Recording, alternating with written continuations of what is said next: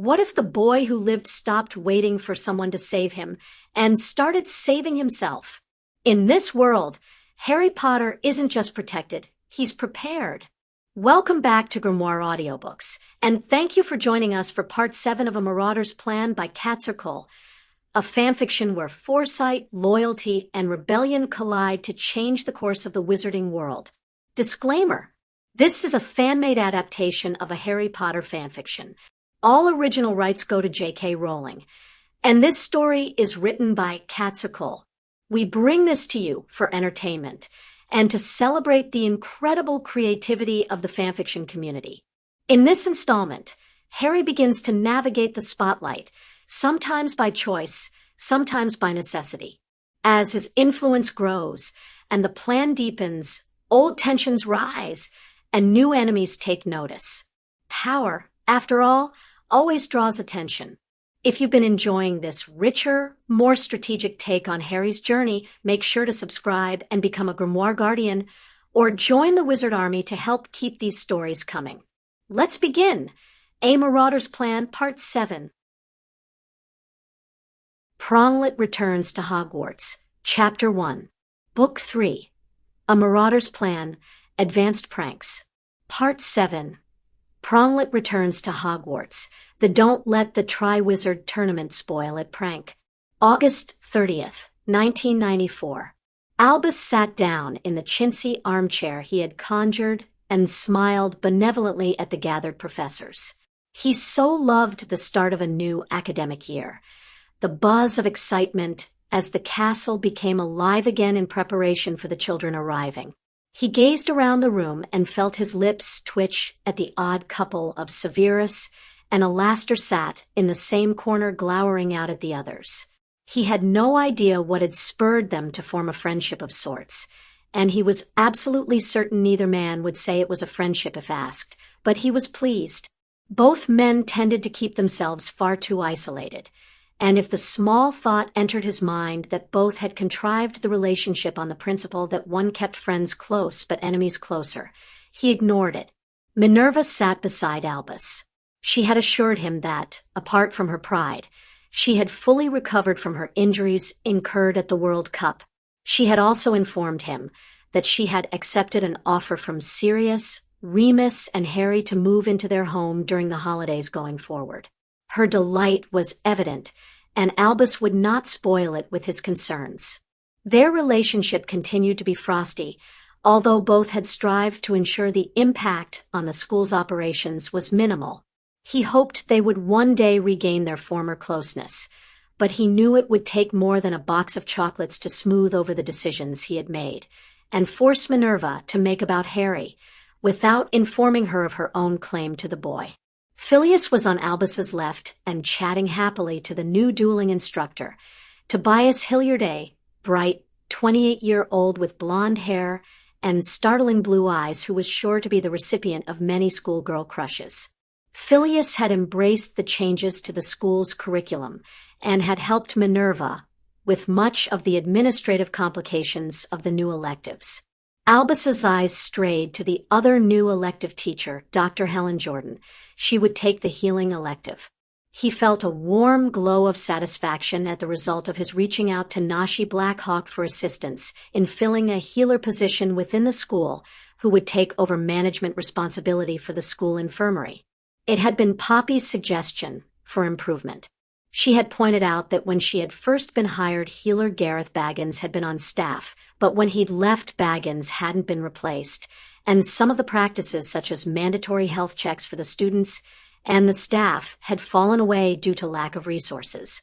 While Poppy's Medawitch credentials were second to none, she admitted that she sometimes felt out of her depth, and the healers at St. Mungo's weren't always readily available for a consult, that with her advancing years she was feeling the strain of always being on call. She was delighted with Helen's appointment, and the two had become fast friends. Poppy had been extremely helpful to their new staff member, who had embraced the opportunity to work abroad for a couple of years.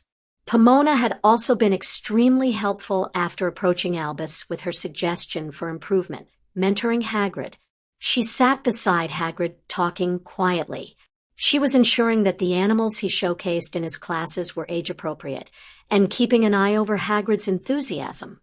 And already he suspected that they had dodged a safety issue over some breeding plans Hagrid had concocted. Pomona had immediately put paid to those.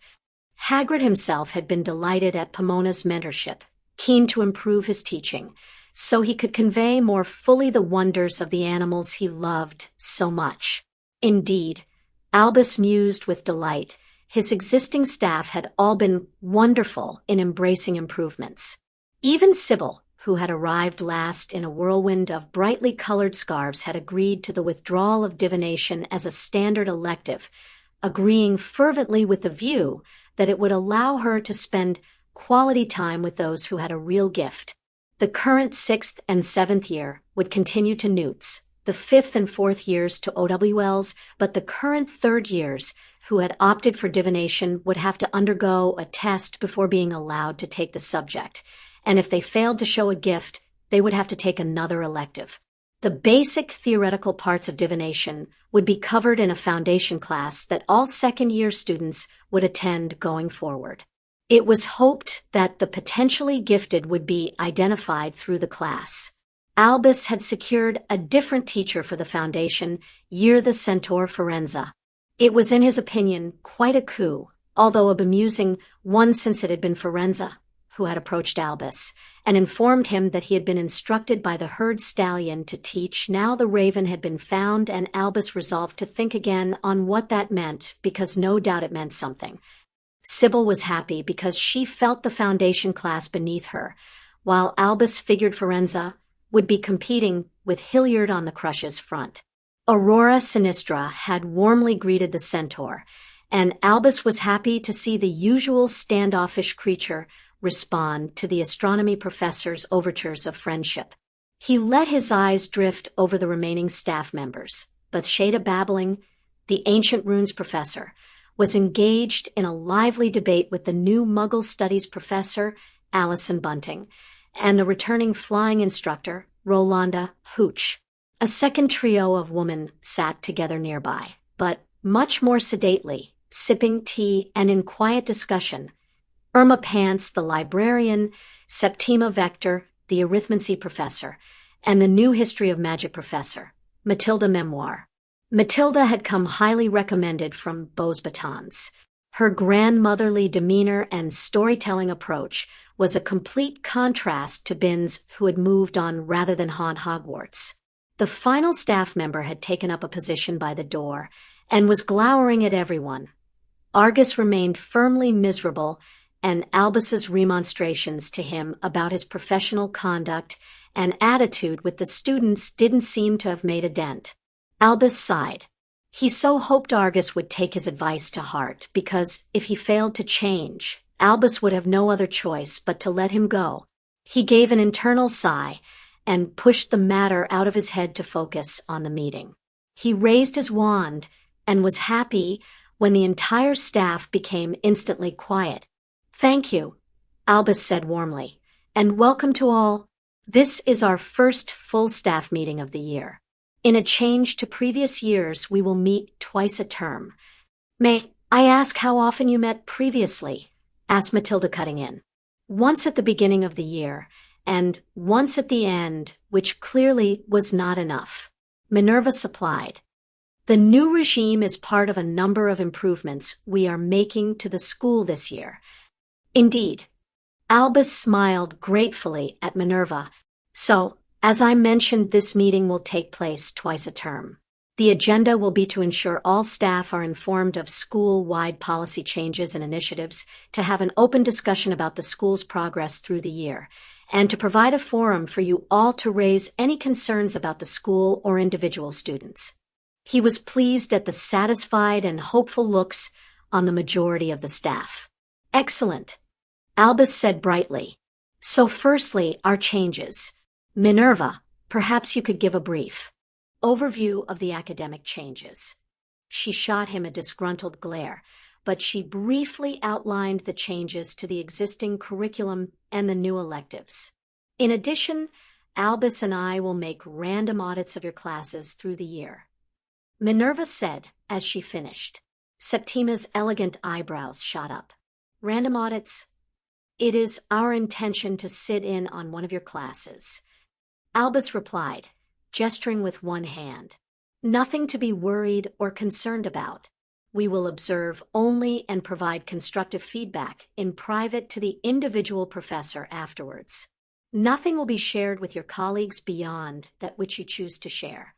There were a lot of unsettled looks from the existing professors, but the new additions to the staff didn't seem perturbed. Any questions, or shall we move to the next item? Albus asked gently. They all shook their heads, and Albus nodded at Minerva, who swished her wand. Instantly, a parchment was delivered to each member of staff. This is a copy of the school guidelines for detentions and points. Minerva explained briskly. I'd like to give my thanks to Phileas for his work in updating the former copy. It details quite explicitly what behavior or actions are worthy of setting a detention and what kind of detentions can be set. Her eyes flickered to Hagrid and to Argus. Detentions that take place in the Forbidden Forest, for example, are disallowed. The guidelines also elucidate what behavior or actions constitute taking of points and how many, and the opposite, what behavior or actions constitute awarding of points, and the suggested number of points to be awarded. I will be monitoring detentions and the point system daily, and will reverse any decisions not in line with these guidelines. Phileas will act as my check in this matter, and will monitor my performance. A stunned silence enveloped the staff room. You are not seriously suggesting we comply to the letter of this? Severus raised his parchment with disgust. We are, Albus confirmed, since it has been noted by our Board of Governors that our disciplinary policies have fallen into disrepair of late, and the staff's interpretation has not been equitable, leading to some students being punished for behavior while others are not, some rewarded for behavior while others are not. I do expect all of you to comply, and these are not new guidelines. As Minerva said, these are simply a revision of our existing guidelines. Well, as someone new to teaching, I appreciate the guidance. Hilliard said cheerily, this will come in very handy. He waved his parchment gaily and ignored Severus's sneer. A copy of these guidelines will be posted in each common room. Phileas added, the students will have full access and can appeal to their head of house for any unfair detentions or points deductions as they could before. They will, however, run the risk of the punishment being doubled for any appeal that is found to be malicious or mischievous in nature. If there are no further questions, asked Albus gently. He didn't wait for the nods before he smiled and swished his own wand. A second piece of parchment appeared. This is our new anti-bullying policy. I would thank Poppy for her input here. Poppy beamed proudly. As per the discipline policy, all bullying behavior is strictly prohibited from name-calling to physical intimidation. Students may confide bullying in any member of staff with assurance of anonymity, and any medical treatment will also be provided under the same assurance. All reports should be forwarded to Dr. Jordan, who will lead a weekly review meeting with the heads of houses to determine the best way forward for the victim and the bully. Albus personally thought it was overkill, but Sirius's admonishments still rang in his ears. Further, Albus continued gravely, any reports of staff bullying the students will be dealt with most harshly. You will receive one verbal warning on a first offense, a written warning for a second, and a third will lead to automatic dismissal. Any physical harm to a student will bypass the warning system and lead to an automatic dismissal. There are obviously caveats for classes where injury may occur in the course of teaching. If any of you has concerns, please discuss them with me. You should also note, Minerva added, that the warning system will also be used with students who are bullying. A student causing deliberate physical harm to another outside of the dueling club or a class where minimal injury may have been expected, such as dada, will automatically be expelled. The Muggles, I believe, call this a no-tolerance policy. Again, the anti-bullying policy will be posted in the common rooms and outside the Great Hall to ensure the students' awareness. Albus added, I would encourage the house heads to explain in face-to-face meetings within the first week of school. Minerva jumped in. This way none of the students can claim that they missed being informed. While there will be some leeway during the first week as older students adjust to the new policy, there will be none beyond it. Phileas nodded happily. An excellent idea, Minerva.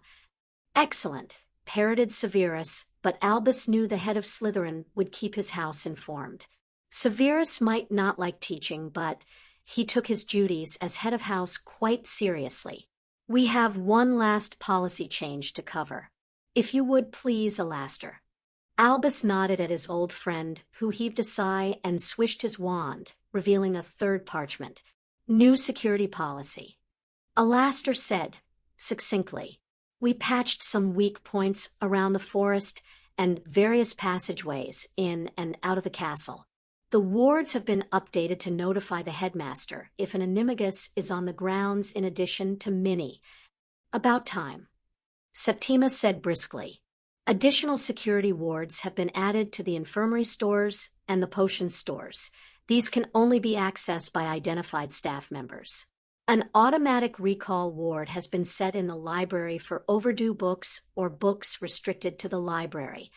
Alastair continued gruffly. The wards on the broom store and Quidditch pitch are acceptable. Rolanda looked vindicated, while Irma smiled pleasantly at Alastair, pleased at the addition of the new ward.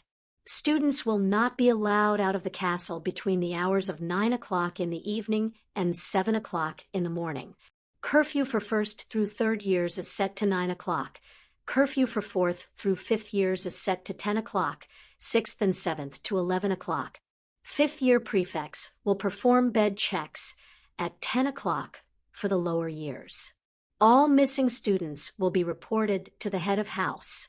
4th through 7th years will not be given a bedtime or a bed check as a privilege. Albus's lips twitched at Alastair's disgusted expression and Minerva's satisfied one. 6th and 7th year prefects will patrol the main corridors and areas between 8 and 10. Alastair said, this should enable them to be within their houses for curfew with plenty of time to spare. Additional prefect duties will involve patrolling on the Hogwarts Express, monitoring their own year and one of the lower years at the house table during meals, providing assistance to any student during the Hogsmeade weekends outside of school grounds, and providing assistance to their head of house as needed in administrative or tutoring duties.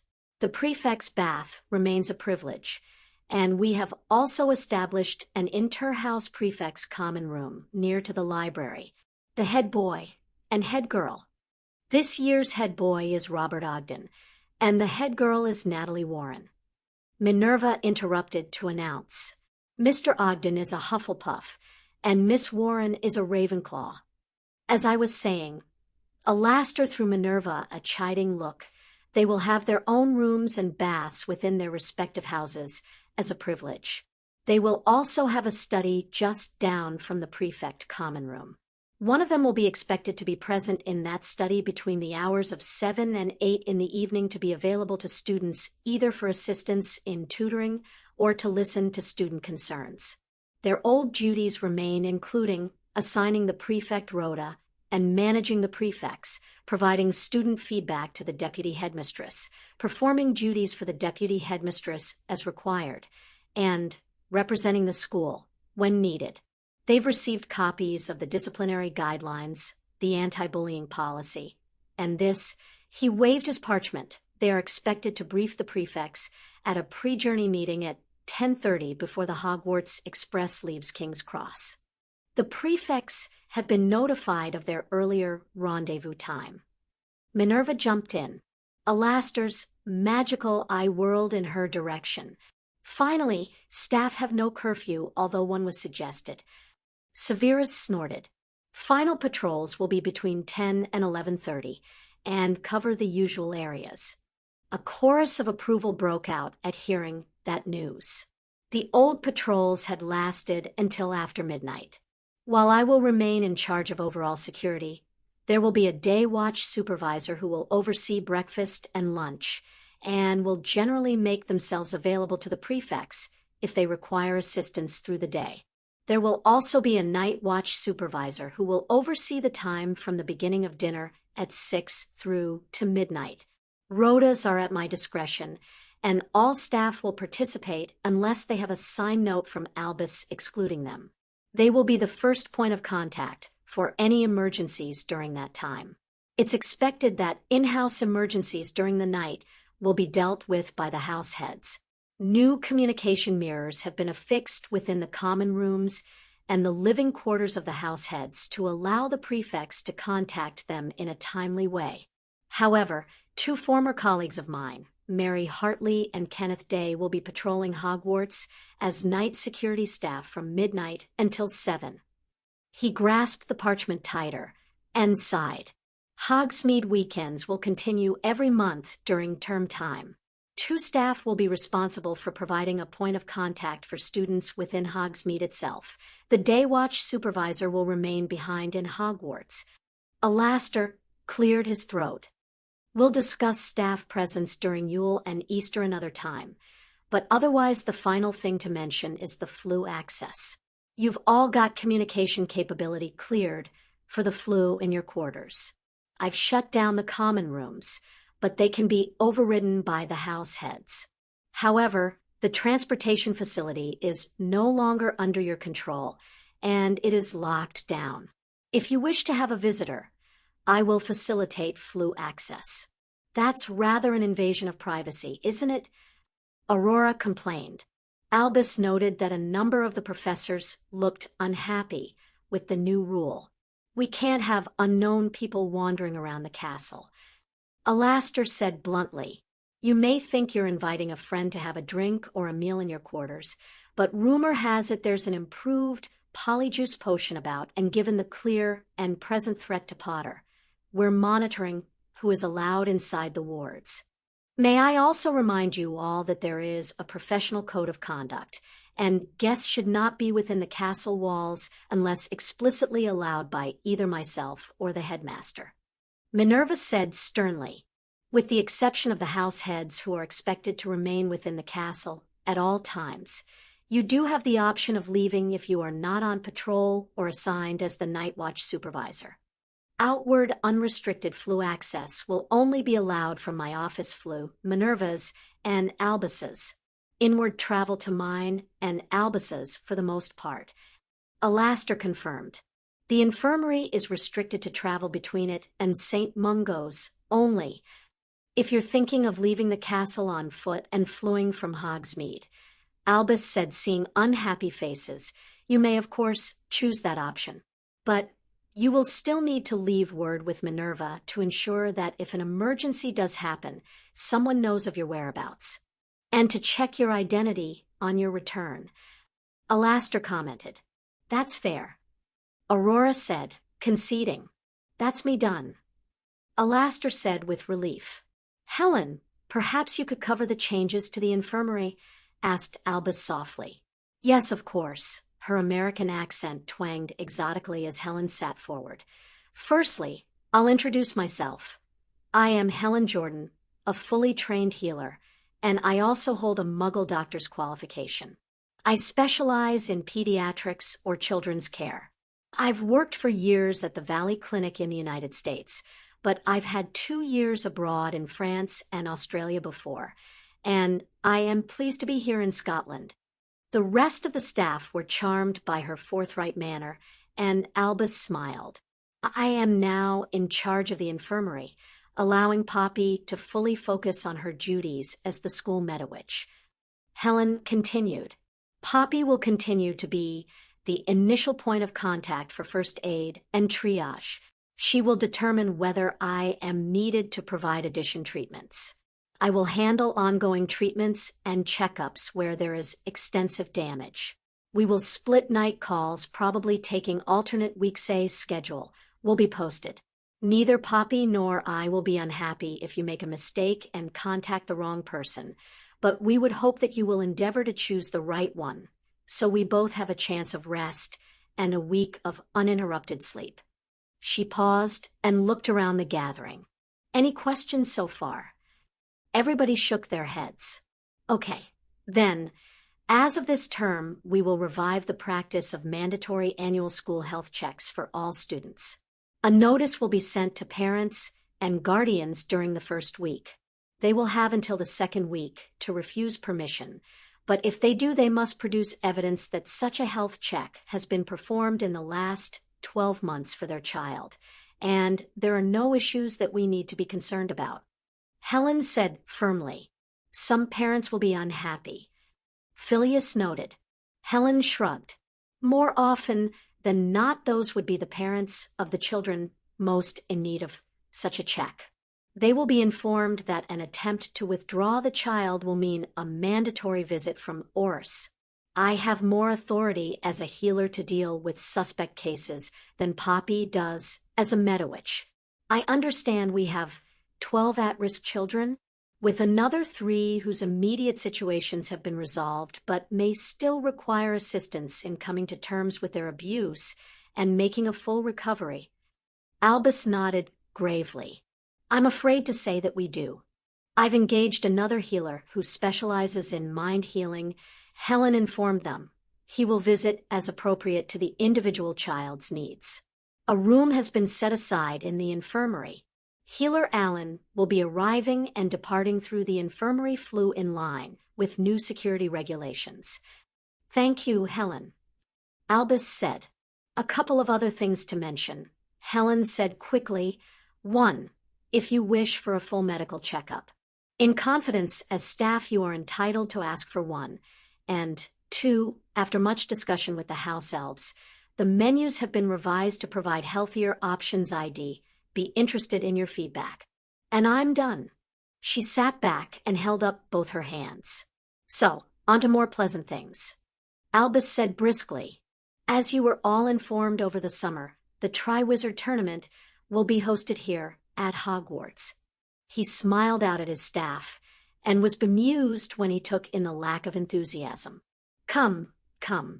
This is marvelous news, and a wonderful honor for Hogwarts. Headmaster, as a historian, I am aware of the number of fatalities that have occurred in previous tournaments. What is being done to prevent a death occurring in this tournament? Matilda prompted. Albus beamed at her. Thank you for your very good question. Matilda, the tournament has been revised. Only those of age by October 31st, 17 will be allowed to enter. The tasks have been discussed and designed to be challenging with a hint of risk to the student, but no danger of imminent death. Additional security measures will be brought in during the tournament. I am sure Alastair will brief us all at the relevant time. While I know it is an honor, Allison offered, I am concerned about whether we're going to get inundated with a large number of students from the other schools in our Newt-level classes. The delegations from Beauxbatons and Durmstrang will number 30 each, with 2 staff members in attendance, including the headmistress or headmaster.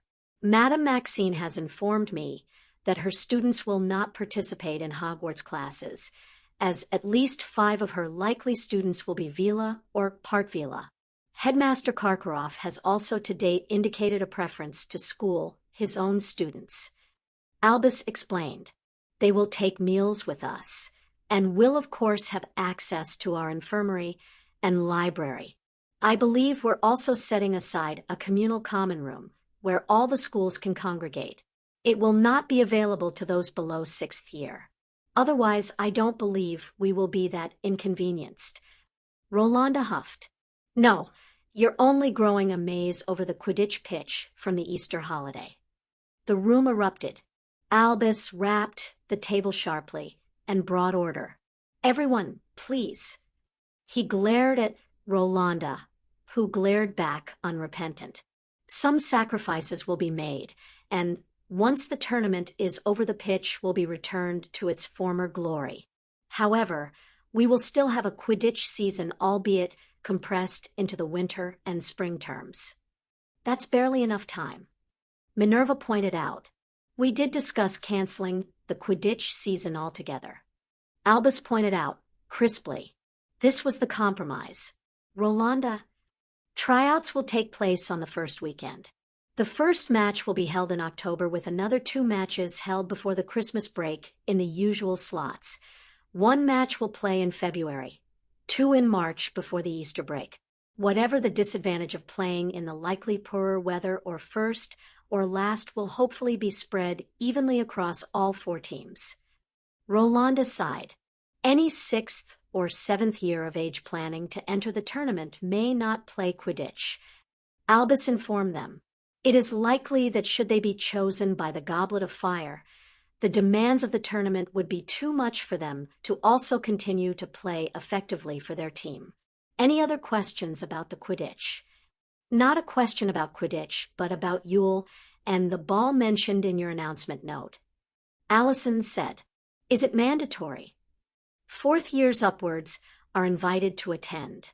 It will be mandatory for the champions and for the delegations from our visiting schools. Albus explained. From a staff perspective, the house heads have generously agreed to give up their holidays to remain within the castle. Minerva gave a small harumph beside him, and Albus knew it was because he hadn't actually given them a choice in the matter. Any other staff member would be welcome to remain for the ball or to volunteer as a day or night watch supervisor during the period. I would ask you let Minerva know by October 31st what your individual plans will be. Albus said briskly, "Would anybody else like to ask something?" Albus, in light of the sanctioning of the dueling club, Professor Hilliard, and I thought we might suggest a tri-school dueling competition. It would only involve those not chosen as champions and be limited to the 6th and 7th years. Perhaps the Quidditch rule would also apply. Phileas said. Hilliard leaned forward eagerly. We're thinking a team of 4 from each school would take part. 3 rounds with the winner awarded a small cup or trophy. Oh, what an excellent idea. Albus said brightly. Please write up the proposal, and I will give it to the other heads immediately for consideration. There seems to be a lot focused on 6th and 7th years with this tournament. Headmaster, although admittedly the ball will be 4th years and up, but Shada spoke up for the first time. However, I wonder, what about our younger years? An excellent point. Albus admitted. Perhaps I can prevail upon you all to think of some way we can make the tournament inclusive for our younger years apart from their obvious role of spectators, and bring me some ideas. The staff exchanged looks amongst them. Well, I believe we are now on the agenda item where I listen to any concerns you may have and open this up for discussion. Albus said, I suggest we simply go around the room. Alastair, why don't you start? You know my thoughts already. Alastair said bluntly, cancel the tournament. The security exposure is enormous. Albus sighed and moved on. Severus, I agree with my colleague. The tournament will be nothing but trouble. Severus said smoothly, your concerns are noted, but let's move on, shall we? Are there any other concerns besides the tournament? I do have one, Septima said, when everyone else remained quiet. The death threats against Harry Potter? The improved security is welcomed, but the attacks at the World Cup were frightening to read about. The suspect is an unknown Death Eater, using a reformed version of Polyjuice Potion to hide his identity. And he owns a house elf, which causes another set of issues. Alastair replied, the house elves are taking care of the latter, and so long as the traffic in and out of the castle is monitored, we shouldn't have a problem.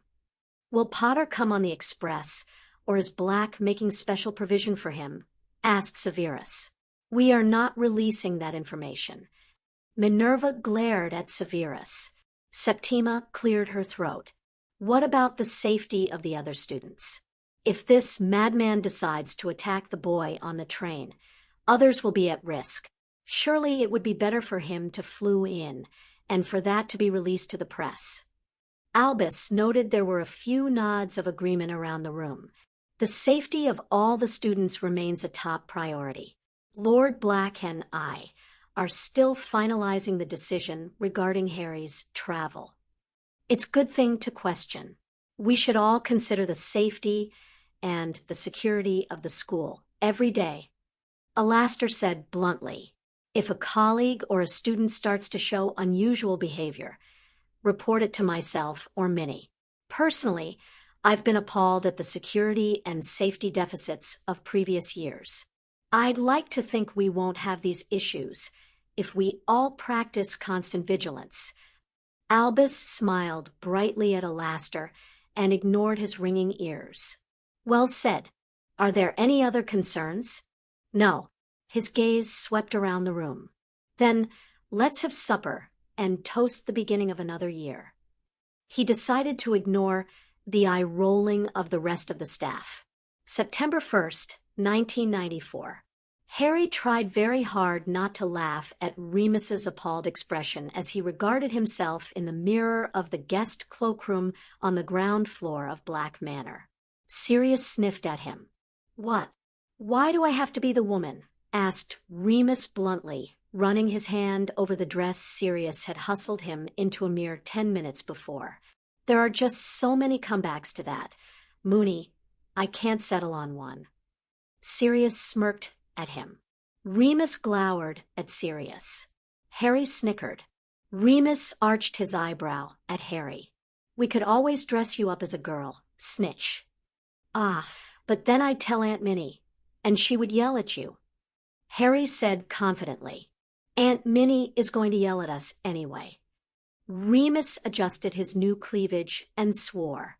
Bras are torture devices. Why the hell do women wear them? And whose bright idea was this anyway? Yours, chorused Sirius and Harry together. And it had been. Remus had stepped in and fixed the issue about how Harry was getting to Hogwarts rather ingeniously. There had first been a leak to the press that Harry would not be on the express, followed by a confirmation to Dumbledore that Sirius would take care of ensuring Harry arrived at Hogwarts. But all the while the Marauders had planned to sneak Harry aboard the express. Going incognito to King's Cross was part of the plan. Remus sighed. Harry took pity on him. I really do appreciate it, Remus. I really want to ride the express, and you've been brilliant thinking this up. He paused. If it helps, the dress really, suits you. That doesn't help, but thank you, Harry. Remus said, smoothing down the folds of the plain navy blue dress. He turned back to the mirror and pointed his wand at his face and hair. It changed slowly. The faint scars of his werewolfism faded away under the glamour, replaced by a peaches and cream complexion. He changed his eyebrows to a plucked, elegant shape, and his nose and chin became more refined. His hair sprouted suddenly, growing and shaping itself into a tidy chignon. He looked like a respectable lady. Nice, Remus. Sirius pushed him away from the mirror. My turn. The glamour took effect immediately as he tapped his head with his wand. His black hair was replaced by a short, nondescript brown cut peppered with gray.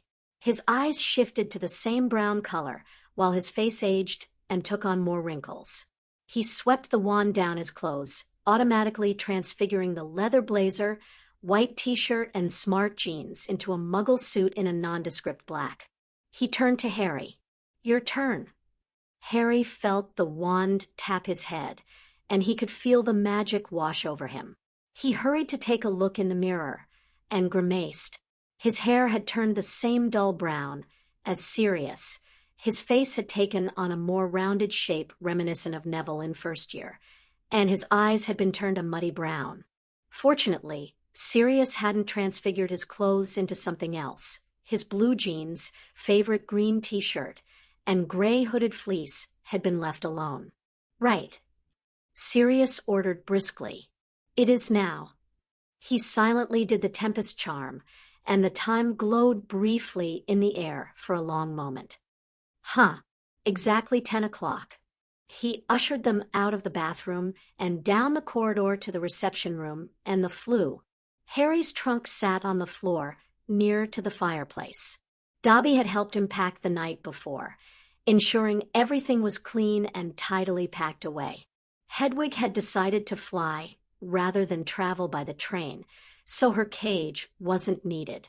Sirius picked up the trunk. "Are you sure you've got everything?" Harry nodded. Dobby was very efficient, and much better at packing than Harry. Dobby had cleaned, pressed, and folded the clothes very carefully, arranged all the books, equipment, and the potion ingredients so that everything would be easily unpacked at the other end. "Okay, I'll go first, you follow. Then Remus," Sirius said briskly. Harry took a deep breath as Sirius went through. He followed with an encouraging look from Remus and emerged out into a flue tucked away into a corner of platform 9 3/4. Sirius nudged him, and he moved away so Remus could flew through easily. The express was already prepped, but there were only a few families already on the platform. Strangely, hardly any families arrived early. Most people arrived within 20 minutes of the departure time, creating a frantic platform. "Come on, let's get you on board," Sirius said, placing a hand on Harry's shoulder. They chose a compartment near to the arriving prefects. Sirius placed Harry's trunk in the luggage rack after Harry had retrieved a picnic basket containing lunch, his school robes, and a book from it. Meanwhile, Remus finished placing a number of charms on the compartment. A notice-me-not which would only allow Harry's friends to find him, and an alarm charm that would create a serious banshee-like sound if someone with intent to harm Harry tried to get into the compartment. "Okay," Sirius said with false cheer. "I guess this is it." Harry met his gaze and nodded. He felt choked up, unable to speak. He moved towards Sirius and got pulled immediately into a fierce hug. "If you want to come home at any time," Sirius began, before he stopped abruptly. When Harry felt Sirius take a shaky breath, he realized Sirius was struggling to keep his own composure. "Thank you, Padfoot," Harry said. His words were partially muffled as they were said into Sirius's shoulder. "For everything. I love you, Pronglet," Sirius whispered. Remus gently cleared his throat. Sirius sniffed loudly and loosened his hold, allowing Harry to inch back enough to look at him. Sirius's eyes were suspiciously wet, but he had a determined smile on his face. "Now, remember, do your best, have lots of fun, kiss lots of girls or boys or both." Harry blushed bright red. "And most importantly, use your dad's cloak for pranking." Harry laughed at the last and gave Sirius another quick hug before stepping back. "I guess it falls to me to be the sensible one," Remus said, opening his own arms in a request for a hug, which Harry complied with speedily. "Stay safe. You see, hear, or otherwise sense anything suspicious, tell Moody or Minnie, or call us. Okay?" "Okay." Harry moved back and made a face. "You know, that hug was kind of weird with your, additions." "The girls?" Remus looked down at his bust. "Yes, I could see how it might be a little disconcerting. And on that disturbing note," Sirius reached over, pulled the blind down on the window, and tapped his wand on Harry's head, returning him to his usual form. "All done." They all looked at each other. "Best summer ever," Harry declared softly. Sirius smiled. "Call me on the mirror once you're back in the dorm after the feast to let me know you're safe." "I will," Harry promised. "Okay," Sirius said firmly. "We're leaving." Neither he nor Remus moved. Harry rolled his eyes. "I'm going to be fine." Sirius sighed, gave him another gentle hug. "Be good. And if you can't be good, don't get caught." He dropped a kiss on the top of Harry's head, and when he stepped away from Harry, Remus caught Sirius's arm and gently dragged him out of the compartment, closing the door softly behind them. Harry threw himself at the nearest bench and worked on not crying for a good minute. It was stupid, Harry thought miserably. He was going back to Hogwarts, he should be happy. But there was an ache in his chest, a desperate urge to pick up his trunk and leave, return home. Home, He had one now, and it was filled with love and banter and belonging. Finally belonging. Merlin, but he missed Sirius already. Remus too. And Dobby. He blinked back tears and told himself to stop being a baby. He was 14, and this was his 4th year. And it wasn't as if he wasn't ever going to see them again. He was seeing them every Wednesday for his usual dueling lesson. He shouldn't be bawling his eyes out like a first year. There was a soft knock on the door, and Harry immediately stood drawing his wand. Hermione opened the door and smiled at him happily. "There you are." Hermione shooed him back while she got her trunk into the compartment, and he sprang forward again to help her, levitating the trunk up to the rack and sheepishly musing he should have done the same with his own. "How did you know I was on the train?" asked Harry once Hermione settled on the bench opposite him. "Dobby popped by and gave us a note from Sirius 10 minutes ago." Hermione explained. "We decided to flew instead of driving because I didn't like the idea of you sitting alone on the train for a whole hour by yourself brooding." Harry frowned as he considered if he was totally predictable in his reactions. Hermione's eyes narrowed on him. "I figured that you would probably feel how I felt in first year." "How's that?" asked Harry, staring at the corner of the compartment. "Like you want to get off the train and go home." Hermione said bluntly. Harry's gaze jerked back to her. Hermione smiled self-deprecatingly. "I'd never been away from home before, and I was nervous, and I missed my parents as soon as I said goodbye to them. And I think I volunteered to go look for Trevor because it meant I had something to do, and I could just stop thinking about home so much." "But I'm not 11, and it's not like this is my first year," argued Harry. "You must think I'm pretty stupid to be homesick." Hermione supplied. "Oh, Harry." She dived across the compartment and hugged him before settling next to him, wrapping her arms around his right arm, snuggling into his side with her head on his shoulder. "This," she said a little hesitantly, "this is the first time you've really had, well, people to miss, isn't it?" Harry nodded, knowing she could feel the movement even if she couldn't see it. "Well, see, it's perfectly normal." Hermione squeezed his arm. For a while, Harry soaked up her comforting empathy as outside of the train, the platform started to fill with families dropping off students. "How?" Harry said eventually. "How did you cope with it?" "Honestly," Hermione answered, "I didn't at first. I cried myself to sleep every night for the first couple of months, composing the letter I was going to write to my parents, begging them to let me come home." Harry felt incredibly guilty. He'd had no idea she'd felt that way. "And after that, I had you," Hermione said simply.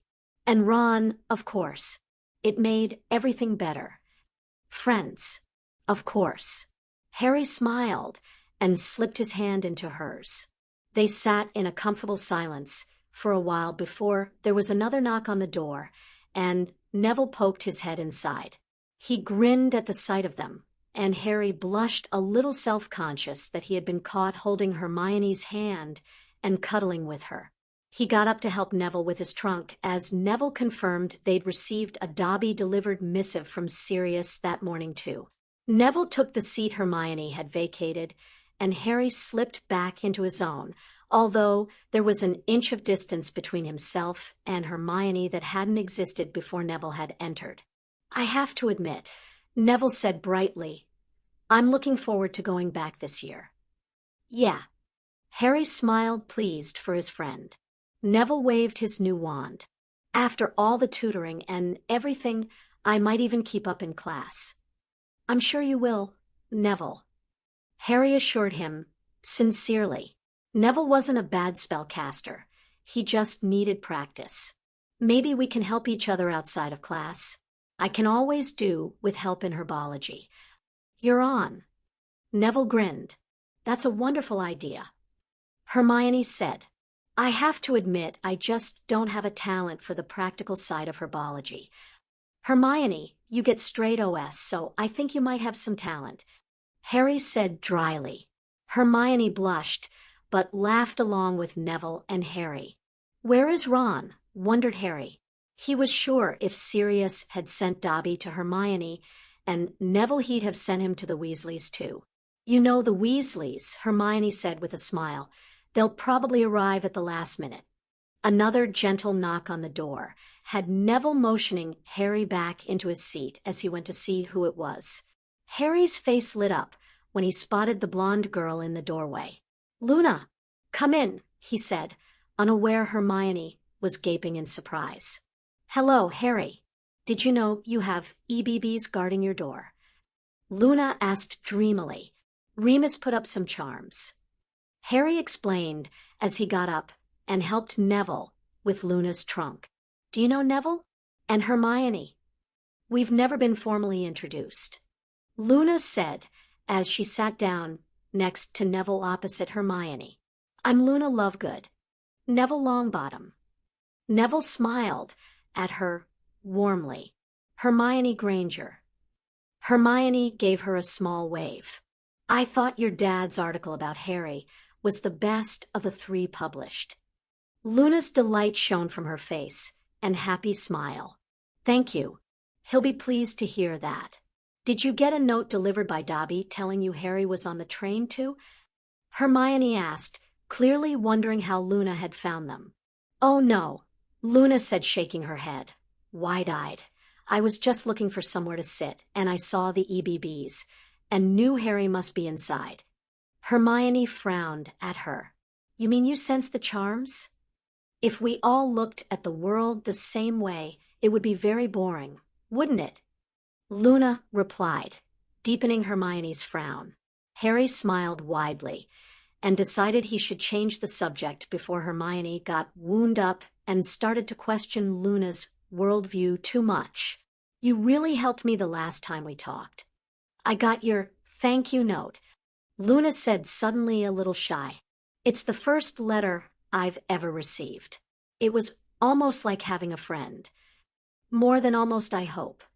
Harry said impulsively. I'd like to be your friend. I'd like that too. Luna said simply.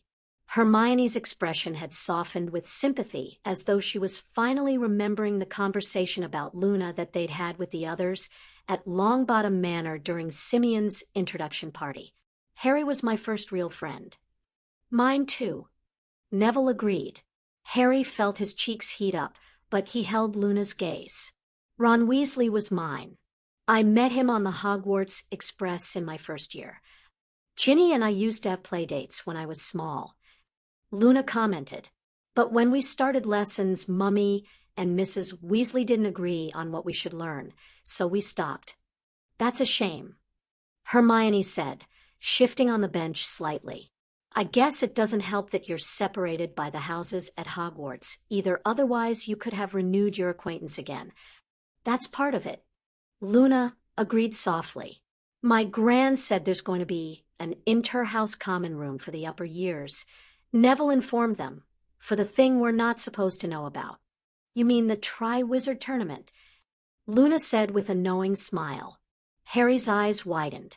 Your dad showed you the press release? Luna nodded, kicking her feet out to stare at her toes. He's very excited. We know about the tournament, but have been told not to say anything, Hermione said, staring at Luna's toes herself as though trying to work out what was so fascinating. The headmaster wants to surprise everyone at the feast tonight. But never mind that. What does the tournament have to do with the lower years not getting a common room? The other schools aren't bringing anyone below 6th year. Harry said, the common room is supposed to encourage international sharing and bonding. I think we should request one common room for 1st through 3rd and another for the 4th and 5th years. Hermione said, taking out her organizer and making a note. We might not be able to do the international sharing, but it should encourage inter-house bonding. But all feet need a big toe, Luna said suddenly. For a moment, they all stared at her. You mean someone to make it work? Right. Robert will see to the upper years, Harry suggested. He's head boy this year. You'll manage the 4th and 5th years, Hermione said, and as much as Harry wanted to argue with her, he knew it would be expected. What about you for the lower years, Luna? Asked Neville gently. Luna looked surprised and shook her head, sending her blonde hair flying. Oh, nobody follows something they can't see. Harry felt his anger stir again at how Luna must have been treated for her to make such a comment. Who would you suggest? He asked instead. Matthew Ingleby. Luna said simply. Lydia's twin, Harry mused. Matthew was a good-humored, likable guy with an easygoing personality. He'd gone into Hufflepuff, but he was smart and ambitious, if a little overshadowed by his more talkative and effusive Gryffindor twin sister. Harry enjoyed talking with him when Lydia wasn't around. Harry nodded. Matt would be a good choice. I think so too. Neville said. He's very popular in his own year. Hermione agreed. I've seen him helping the younger years out in the library. So, Neville and I can talk with him when we get to Hogwarts. Harry said, we still need to get permission. Hermione cautioned him, but her brown eyes were shining with enthusiasm. A petition, maybe? Sounds good. Harry said, we should talk with the prefects, too. If they support it and offer to spend some time in the common rooms, supervising, we'll probably get permission for it. If we organize that in the next couple of days before school starts on Monday, maybe we can have the common rooms up and running by this time next week. Neville said enthusiastically. It's ambitious, Hermione tapped her chin with her quill, but doable. Let me see, we'll need. She bent her head over her organizer's scribbling notes, and Neville shot Harry a smirk as they both looked at her. Are you looking forward to the tournament, Harry? Luna asked, sitting back and folding her hands over her stomach. Harry lifted a shoulder in a half-hearted shrug. It might have been nice to have met some foreign students, but as the ones who are coming are all older than we are, I doubt they'll socialize with us much. I'm with Harry. Neville said, I'll go along to watch the tasks and cheer on the Hogwarts champion, but I'm not really that fussed about it. Hermione sniffed. Personally, I think the tournament's aims are good, but its record is very spotty. 2 of the champions died in the 3rd task last time. My daddy thinks it's a very bad idea. Luna agreed. One of the champions that died was his friend. Oh, how horrible. Hermione exclaimed, looking up. She frowned. Your dad went to Hogwarts, though, didn't he? I thought the 2 who died were from the other schools. Francine was friends with my mummy. She went to Beaux Batons instead of Hogwarts because Grandmere was French. Luna explained. Daddy lived next door to Mummy growing up, so he got to know her friends from school. Hermione finished. How awful that your dad and Mum had to go through something like that. Her gaze drifted to Harry, and he gave her a reassuring smile. Don't worry, Hermione, Harry said firmly. I have no intention of entering the tournament. Sirius says they're putting a whole heap of protections around the artifact, so it'll be impossible for someone underage to enter. It won't stop some people trying. Neville commented, raising his voice to be heard over the clamor of people shouting on the platform outside. Triwizard champions used to be able to write their own futures after winning.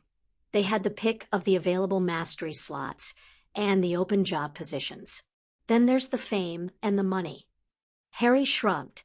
I don't need any more fame, and I'm comfortable. I'm quite happy for someone else to go ahead and get the glory while I have a quiet year for once. He sighed. You know how I was thinking of Quidditch after school? Neville and Hermione nodded, while Luna looked on curiously. Terry started with his team, and he was saying that there's a lot of publicity and talking with the fans, and Harry gave a mock shudder. I just want to play Quidditch. So maybe a Quidditch playing career isn't for you. Hermione said practical as ever. You have a lot of other options. She motioned at Luna across the compartment. What about you, Luna? What are you thinking of doing after school? Are you going to follow your father into journalism? Luna seemed shocked someone had asked her a serious question. Well, I was thinking of writing books about rare magical creatures, perhaps a travelogue where I would write about my adventures trying to find them. She confessed with an easy smile. That sounds like a very good plan.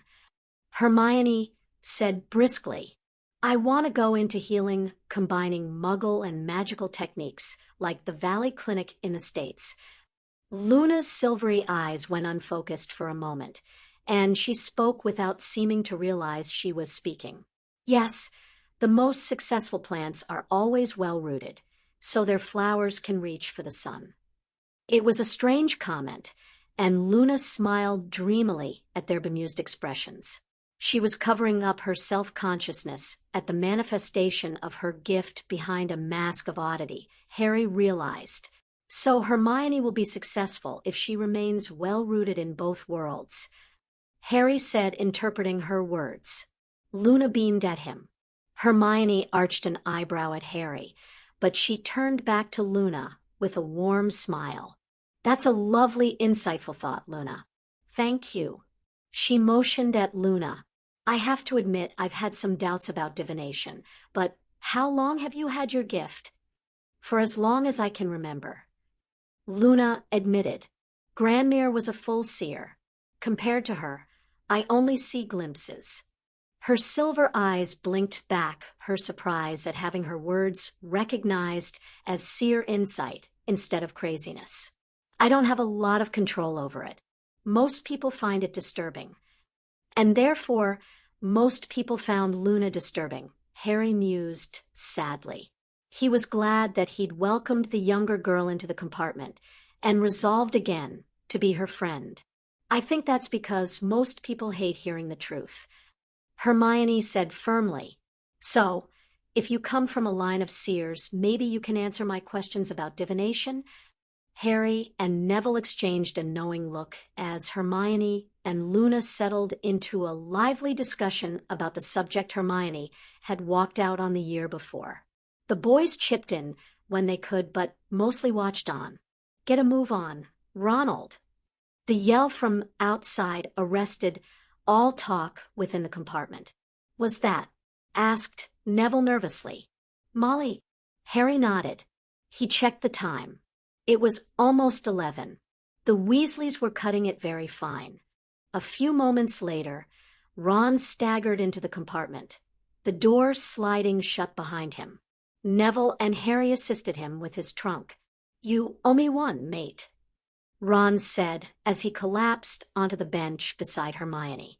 Harry retook his seat with a grin. I do. You should have heard her when Dobby popped in with Sirius's message. How could he leave him there on his own? Ron mimicked his mum's voice. What was he thinking? He snorted. Like Sirius doesn't take every precaution known to a wizard where your safety is concerned. She's going to send him a Howler ID, bet you anything she does. I delayed her as long as I could so she couldn't come aboard and give you an earful. Thanks, Ron. Harry smiled at him as the whistle blew outside. Ron frowned as he looked around the compartment, doing a double take at Luna before giving her a polite nod. Where's Ginny? Harry, Hermione, and Neville looked at each other questioningly and back to Ron. She had a sleepover with Lydia last night. Ron explained. I guess she hasn't found the compartment. Well, not everyone understands the EBBs are guards and would understand why they're here. Luna pointed out. Ron gaped at her in bewilderment. The charms Remus put on the compartment were supposed to turn away those Harry considers a threat or who are a threat, but let any of Harry's friends through, commented Hermione logically. But maybe if Ginny doesn't know Harry's on board, she hasn't looked. True, Ron said. She wouldn't have known. We thought Sirius was going to flew with him until Dobby turned up. Or maybe Harry considers her a threat. Neville teased, smiling at Harry. Well, Ginny and Lydia together are a threat. Ron said with a grin. They're a threat to Harry's virtue. Harry reached around Hermione and whacked Ron on the head as they all laughed. Oi! The train lurched forward. They were on the way back to Hogwarts. Stop sulking, Sirius. Remus threw a sandwich wrapper at him across the train compartment. He'd lost the female form he'd had when they'd hidden themselves away, lost the bra. Sirius never wanted to see Remus go topless ever again. And he transfigured his clothing back to plain wizarding robes. Sirius glared at his friend. I don't know why we couldn't have stayed in the same compartment with Harry. He had also ditched the disguise and was much happier back in his jeans and leather jacket ensemble. Because Harry's experience of traveling on the train with his friends through experience he wanted wouldn't be the same if we were in the compartment with him. Remus stated with more than a little exasperation, which Sirius understood since it wasn't the first time they'd had the discussion since deciding on the plan to get Harry to Hogwarts. You were in his compartment last year. Sirius whined anyway. Remus rolled his eyes. More like he was in mine.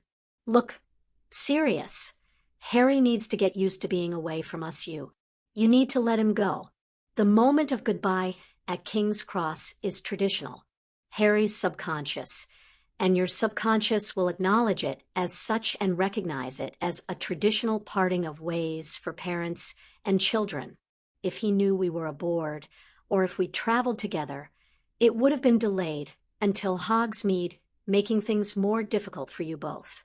He was right, but Sirius wasn't going to give Remus the pleasure of admitting that. He took another bite of his own sandwich and wondered if Harry was enjoying the picnic basket Dobby had made up for him and his friends. He'd been pleased to see Hermione arrive early and followed fairly swiftly by Neville. Luna's entry into Harry's compartment had been a surprise since Sirius hadn't sent her a message, but that she'd found Harry had to mean Harry accepted her as a friend. Ron's late arrival wasn't unexpected. The Weasleys, as a family, ran on their own time. Sirius had hunkered down hearing Molly's strident tones on the platform. He suspected that he had a howler in his future despite the fact that Remus's plan was quite ingenious. They'd arrived early at the platform disguised to ostensibly drop off a child. Check. They then warded Harry's compartment to the hilt and made it so only his friends could enter. Check. They notified a few of his closest friends so they could find him. Check. They took up a position in the next compartment which they made all but invisible to everybody just in case someone had sussed out the rest of the plan. Check.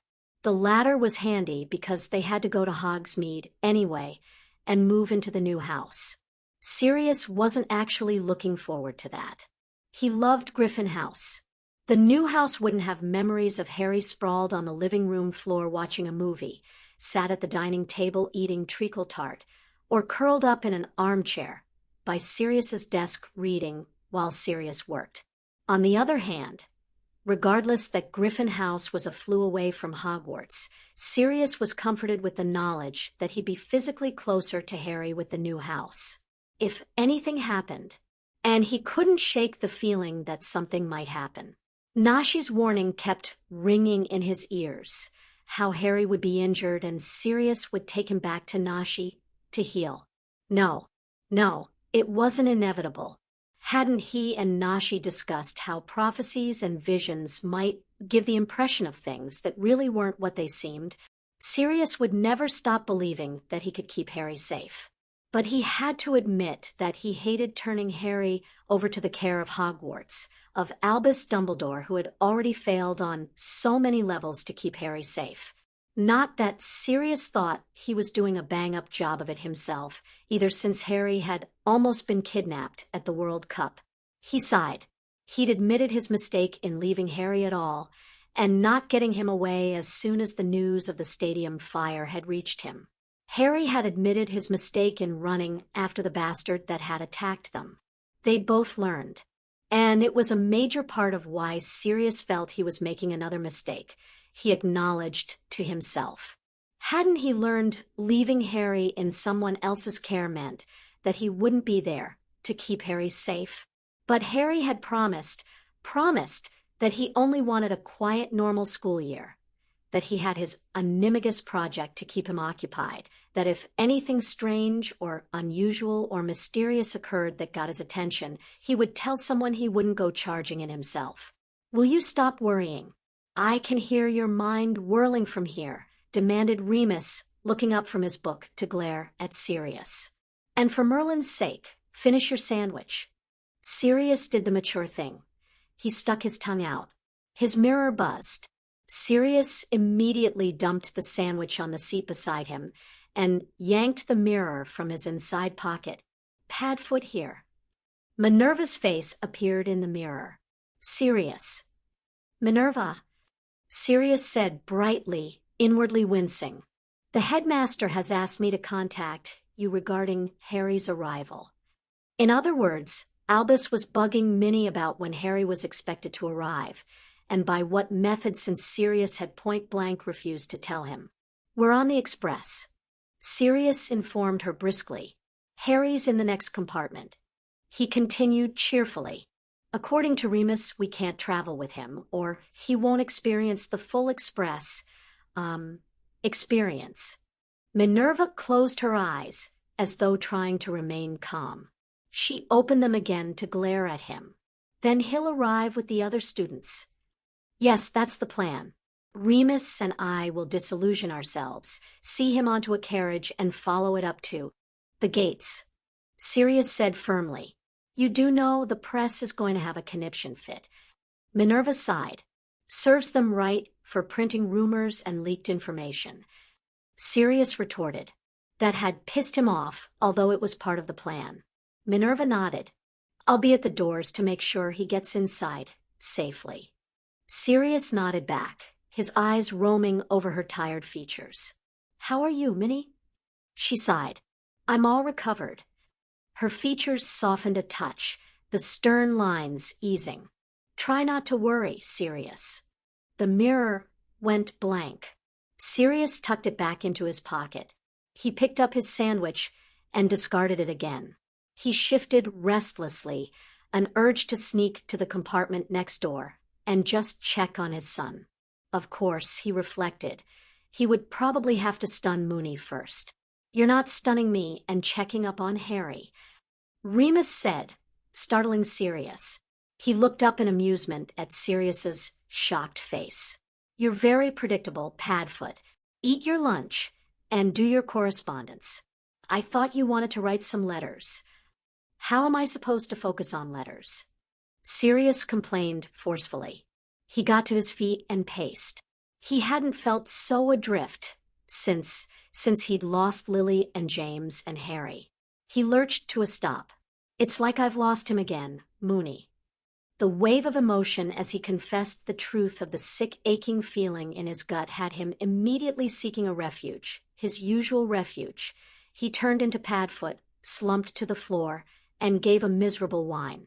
Remus immediately set aside his book and dropped to the floor of the compartment. He patted the floor next to him, and Sirius sidled up to him, eventually settling with his head on Remus's thigh, Remus's strong hand stroking his head gently. "Forgive me, old friend," Remus said softly. "You've been doing so well, I forgot you see. You've hardly done this since you came back from the States." Sirius knew he'd been Padfoot a lot at the beginning of the summer, when he'd had too many painful emotions to cope with despite his wannabe there for Harry. But once he'd been given Harry coupled with the healing he'd needed to be Padfoot a lot less. Moreover, he hadn't wanted to be Padfoot. But right at that moment, Padfoot was safe. "You're doing brilliantly," Remus said firmly. "You've given Harry a home, and he loves you beyond anything, Sirius. He's going to come home. You're not going to lose him. I promise." But Moony couldn't promise that. Nobody could promise that.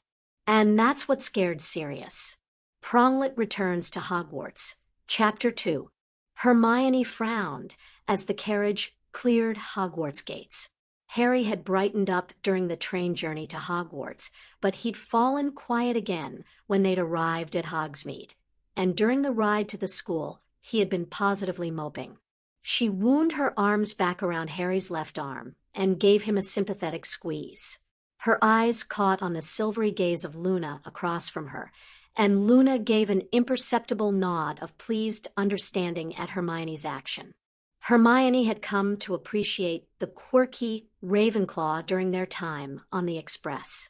Yes, Luna had odd moments, very odd moments, which were disconcerting, and some of the creatures she talked about Hermione was sure Luna had made up, but Luna was otherwise very sweet with a remarkably sharp intellect that Hermione had quickly come to respect. Their discussion on divination had been fascinating, and Hermione thought she might try and look up some of the references Luna had quoted to get a good understanding of the subject. Although she didn't take the subject anymore, but she didn't want her knowledge to be lacking. Ron caught her attention, and he unsubtle looked at how she was holding on to Harry and back up to her with wide questioning eyes. Hermione tried to indicate Harry's state of mind by looking deliberately towards Harry, who was staring out the small window of the carriage with a pensive expression, and gesturing with a subtle jerk of her head. Ron frowned, but nodded in understanding. Hermione sighed heavily. The carriage came to a halt. The noise outside was the usual maelstrom of childish chatter. Neville got out and helped Luna down. Ron clambered down and surprisingly held out a hand to Hermione, who took it with a murmured "thank you." Harry exited last, and his reluctance told in his hesitant glance toward the castle. "Mr. Potter." Professor McGonagall's Scottish burr washed over them as she hurried to the group. "Glad to see you've arrived safely." Harry managed a smile. "Thank you, and I mean Professor. I'll mirror call Lord Black while I wait for Hagrid. You should get yourselves inside for the feast." Professor McGonagall ushered them towards the doors, and they complied swiftly. They'd barely made it past the doors when other students started to converge on them. Malfoy beat everyone else by a mile, and he had regained his minions of Crabbe and Goyle. Weasley, Longbottom, Granger. Malfoy's eyes took in Luna, and a small frown appeared. "Lovegood." He turned his gaze to Harry. "My father said you would arrive with everyone else," he proclaimed grandly. "I thought it best not to seek you out beforehand." "Thank you, Draco," Harry said dryly. "Did you have a good journey?" "Entertaining for the rest of us," Nott said, falling into step beside Malfoy, Goyle dropping back to let him. "Parkinson has a plan to get her arrangement with Malfoy reinstated," he said in a stage whisper. Malfoy blushed bright red. "Thank you for sharing that with the world, Nott." Nott grinned at him. His dark eyes slid over Luna sandwiched between Harry and Neville. He raised an eyebrow. "Protected?" Harry followed his gaze and nodded. The Slytherins peeled off as they crossed the threshold to the great hall. "Harry!" The girlish shriek had them all wincing. They turned to find Lydia and Ginny barreling towards them, along with another third-year girl, Jessica, who was Lydia's best friend. "Save me," whispered Harry urgently. Hermione stifled a giggle and gave Harry a nod. "Harry," she raised her voice a touch, "why don't you and Neville escort Luna over to the Ravenclaw table? Ron and I will save us some seats." Harry shot her a grateful smile. Neville immediately offered his arm to Luna, and Harry hurried to follow his example. The young blonde girl gave a delighted smile and winked at Hermione as they led her away. Hermione saw Harry was aiming for Michael and Anthony. No doubt Luna would be given over to their care. Hermione pushed Ron towards the benches, but their progress was arrested by the arrival of Ron's sister and the two other girls. Hermione felt a surge of irritation with the youngest Weasley.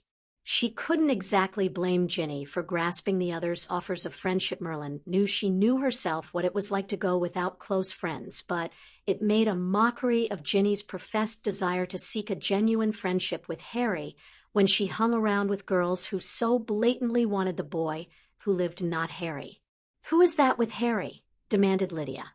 "Luna," replied Ginny absently, tucking a strand of red hair behind an ear. "We used to play together when we were small." "Luna, who?" Lydia frowned. "Lovegood." Hermione supplied. "Is there something you wanted, Ginny? Because we'd like to sit down." Ginny flushed. "When did Harry arrive?" "He was on the train," Ron said, pushing past his sister to get to the table, where he slid onto the end of the bench near to the door. Hermione sat down next to him as he moved up a space, exchanging a quick look with him that confirmed Harry would take the seat in between them when he returned. "What do you mean he was on the train?" Ginny sat down opposite her brother, and her new friends quickly took the spots next to her. "Sirius put him on the train this morning and sent Dobby with a note to let us know so we could find him." Ron said succinctly, "You could have found me on the train and told me." Ginny argued fiercely. Ron shrugged. "Couldn't give Harry's position away, could I? It wouldn't have been safe, and Sirius would have had my head, not to mention Mum." Ginny opened her mouth and snapped it shut again, obviously realizing the validity of Ron's words. "Why's Looney with him?"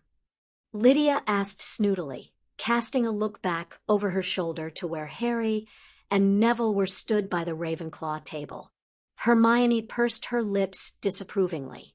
"Luna," she stressed the girl's name, "is Harry's friend." She shot a look at Ginny, who got her meaning immediately if the bright red blush was anything to go by. She ignored her own twinge of jealousy that Luna might fit Harry's criteria for a girlfriend, since it was clear that she saw him for himself and not for his titles. "Ron." Lavender took the seat next to Ron and smiled at him coquettishly as Parvati took the seat beside her. Hermione blinked. Had Lavender just batted her eyelashes at Ron? Lavender ran a hand over Ron's arm. "I love your new robes. Very stylish. Where did you go? This isn't Madame Malkin's work." Ron swallowed hard.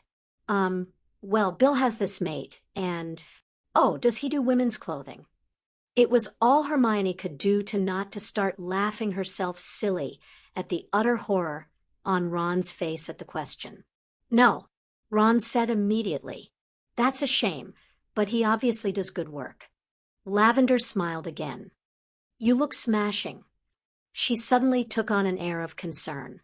"I was really sorry to hear about your family getting attacked, Ron. It looked awful in the papers." Parvati commented, settling her robes around her. "Awful," echoed Lavender. "But you were a real hero rushing into the tent to save your dad. And Neville and Harry are heroes too, of course." Parvati frowned, her lips forming a perfect pout. "Where are they?" "Over there at the Ravenclaw table," Lydia remarked sourly, pointing behind her. "Here, budge up, Jin. Angelina wants to talk with the team over dinner." Fred slid onto the bench, immediately followed by the Chaser girls, and then George. They forced Ginny and the other third-year girl to slide further up the bench and away from where Harry would be sitting. Fred grinned at Hermione, and she mouthed thanks at him.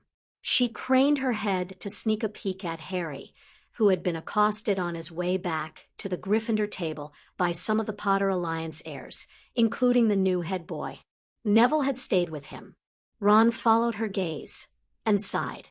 They never give him a minute of peace, do they? Well, politically he is their leader. Hermione murmured unhappily, but she was in agreement with Ron. The Alliance members were great, but they needed to remember Harry was just Harry. Now he was back at school. "Children." Professor Dumbledore's voice rose above the babble and commanded silence. "Please take your seats. Our first years are awaiting their sorting, and I'm sure we are all hungry enough not to wish to delay our welcoming feast any longer than necessary." Everyone not seated immediately scattered for the tables. Harry slid in between Hermione and Ron as Neville took the seat Hermione had left at the end for him with a grateful smile. Hermione gave Harry a quick smile as the side door opened and Professor McGonagall led the first years in. They looked so small and scared. Hermione knew intellectually that she and her peers must have looked the same, but it seemed so unlikely. The stool and the hat were placed solemnly, and the hat opened its mouth. "I am the Sorting Hat. Not a mat, a bat, a cat. I will sort you once tonight, making sure your home hears right. Those with cunning, Slytherin bound. Those with loyalty, Hufflepuff sound. The brave and noble, Gryffindors be. Knowledge and witty, Ravenclaws see. But the cunning need to watch for greed, and the loyal may hide a too trusting side. The brave always fall to the reckless call. Thinkers fail to look further than a book. But you are all these things, and our battle will be won only when this truth is known, and Hogwarts stands as one." Hermione absorbed the words of the sorting song and sighed. It was paradoxical to harp on about sorting people by attributes one moment and to talk about unity in the next. Of course, their idea for an inter-house common room was the same foolishness in some respects, but maybe that was the hat's point, that they should try to see beyond the differences of their house placements and see the similarities of being Hogwarts students. She politely clapped as the first student was sorted into Hufflepuff. Harry fidgeted beside her, and she heard Ron tell him in a loud whisper that the first years were midgets. Hermione shifted against the hard wooden bench and tried to keep her mind on the sorting. It was a traditional part of the school. She berated herself firmly. She should pay attention and be respectful. It was an effort. Ron continued his side whispers to Harry the entire time despite her chiding looks, which were partially because she felt jealous that she couldn't be as sanguine as he in ignoring the sorting. Harry only came alive as a Michael Gilligan was sorted into Ravenclaw, clapping loudly and cheering. She remembered that the boy was the first recipient of the Lily Potter Scholarship. The sorting hat finally finished, and the headmaster made his usual bizarre and eccentric welcome of odd words before food appeared. 10 minutes later, Harry sat beside her, poking at his chicken dinner without enthusiasm. "Eat, Harry." Hermione remonstrated in a whisper. "You can talk with Sirius as soon as the feast is over." "Luna said pudding would cheer me up." Harry muttered, pushing his chicken away and reaching for the treacle tart. "You're going to be starving by breakfast, if that's the only thing you eat." Hermione pointed out, exasperated. "It's just sugar. Save a slice for me," Ron said, waving a forkful of mashed potatoes. Hermione noticed Ron was eating much more neatly than ever before. She wondered if it was Andy's influence or the new robes Ron wore. Perhaps, she considered, having new things had increased his want to keep them nice, whereas he'd never had any respect for his second-hand things, not even his wand. Harry's plate consisted of a huge slice of treacle tart, a large blob of cream, and nothing else, but he was at least eating it. Hermione sighed. "So, I wanted to talk to you about Quidditch, Harry." Angelina spoke up, gaining Harry's attention. "You're my seeker, right?" "I meant to say congrats at getting captain." Harry grinned. "And sure, if you'll have me." Angelina beamed with pride and rubbed the shiny badge that was pinned to her robes. "Course I'll have you. You're the best seeker here. We need a tryout, though. Apparently we're allowed a reserve for each position this year, and we need a keeper." "Ron's going to try out for keeper," Harry said immediately, nudging Ron, who almost dropped his fork. "Yes, me." Ron managed to get out as Angelina pinned him with an interested stare. "Well, you're a Weasley, which is a good start." Angelina nodded sharply.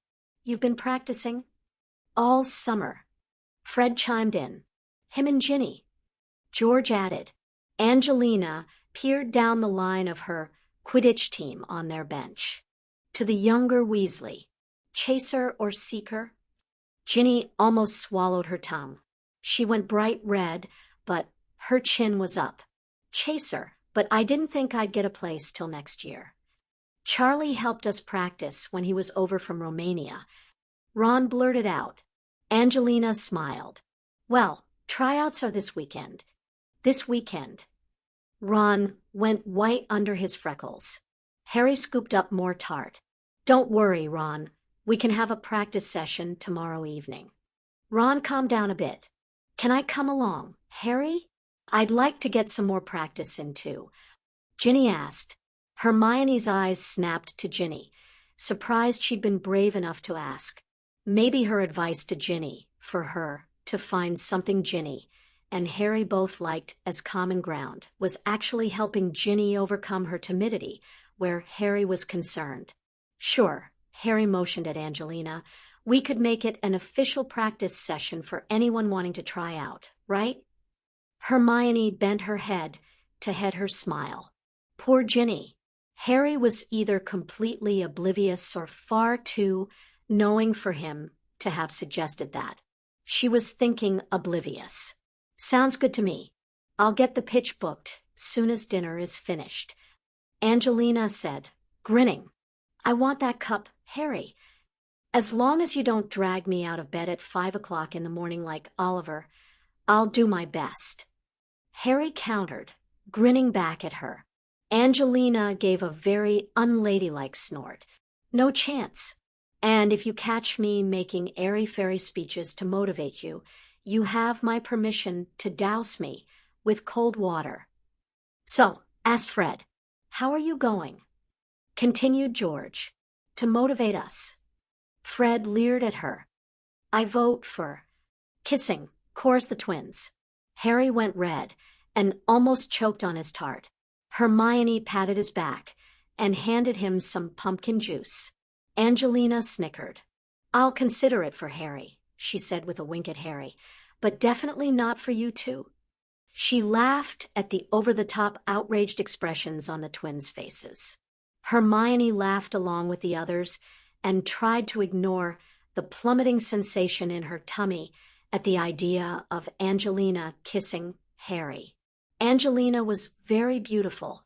This, Hermione reminded herself, was why she had originally decided looking at Harry as a potential boyfriend was a very bad idea. A clinking sound of a goblet drew their attention towards the headmaster. Ah, thank you for letting me interrupt the end of your splendid meals. Professor Dumbledore smiled benevolently around the great hall. I have some announcements. He presented the new members of staff, and everyone politely clapped.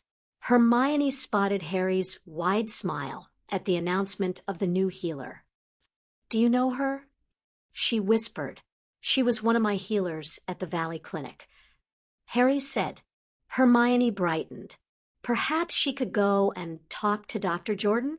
It would be useful to get an idea of what she needed to do from someone who had already attained both a healing mastery and a doctor's qualification. There were yells of approval for Tobias, Hilliard, and Hermione rolled her eyes at how Parvati and Lavender squealed. Great. She mused. No doubt she'd have to listen to endless rambling about Hilliard's eyes and his hair and his perfect dueling body knot that she paid attention to that kind of thing herself. Lockhart prompted her conscience. She mentally stuck her fingers in her ears at the memory of liking that insufferable, obliviating Pratt. She sighed. Now, some serious notices. Professor Dumbledore intoned, regaining her attention. We have a new security policy, which does affect curfews. Please take a moment to read it, as it is there for your safety. It will be posted outside the Great Hall and in your common rooms. There is also a new anti-bullying policy, again posted in areas where you can read it, but the gist of it states that we will not tolerate any kind of bullying behavior. His surprisingly stern gaze swept over the student body. Associated with this, the policy on detentions and points has been updated and republished. Please give it your full consideration. Your heads of houses will hold a house meeting within the next few days to cover the necessary details. Hermione glanced over toward the Slytherin table and bit her lip as she took in the disgusted looks. The anti-bullying policy was going to be a shock to them. Or maybe it wouldn't be. It was one thing to have a policy on paper, another to actually put it into practice. He clapped his hands. On a more cheerful note, I have exciting news. We will be hosting the Triwizard Tournament this year. The hall erupted as students cheered, hollered, and clapped. Hermione applauded politely, but she was more interested in watching everyone's reactions. The teachers had fixed smiles, and were also only clapping politely. Professors Moody and Snape were both glowering. Many of the Muggle-born in the hall were whispering frantically with their wizarding friends, trying to understand why it was a big deal. A lot of the purebloods looked excited. Order, everyone.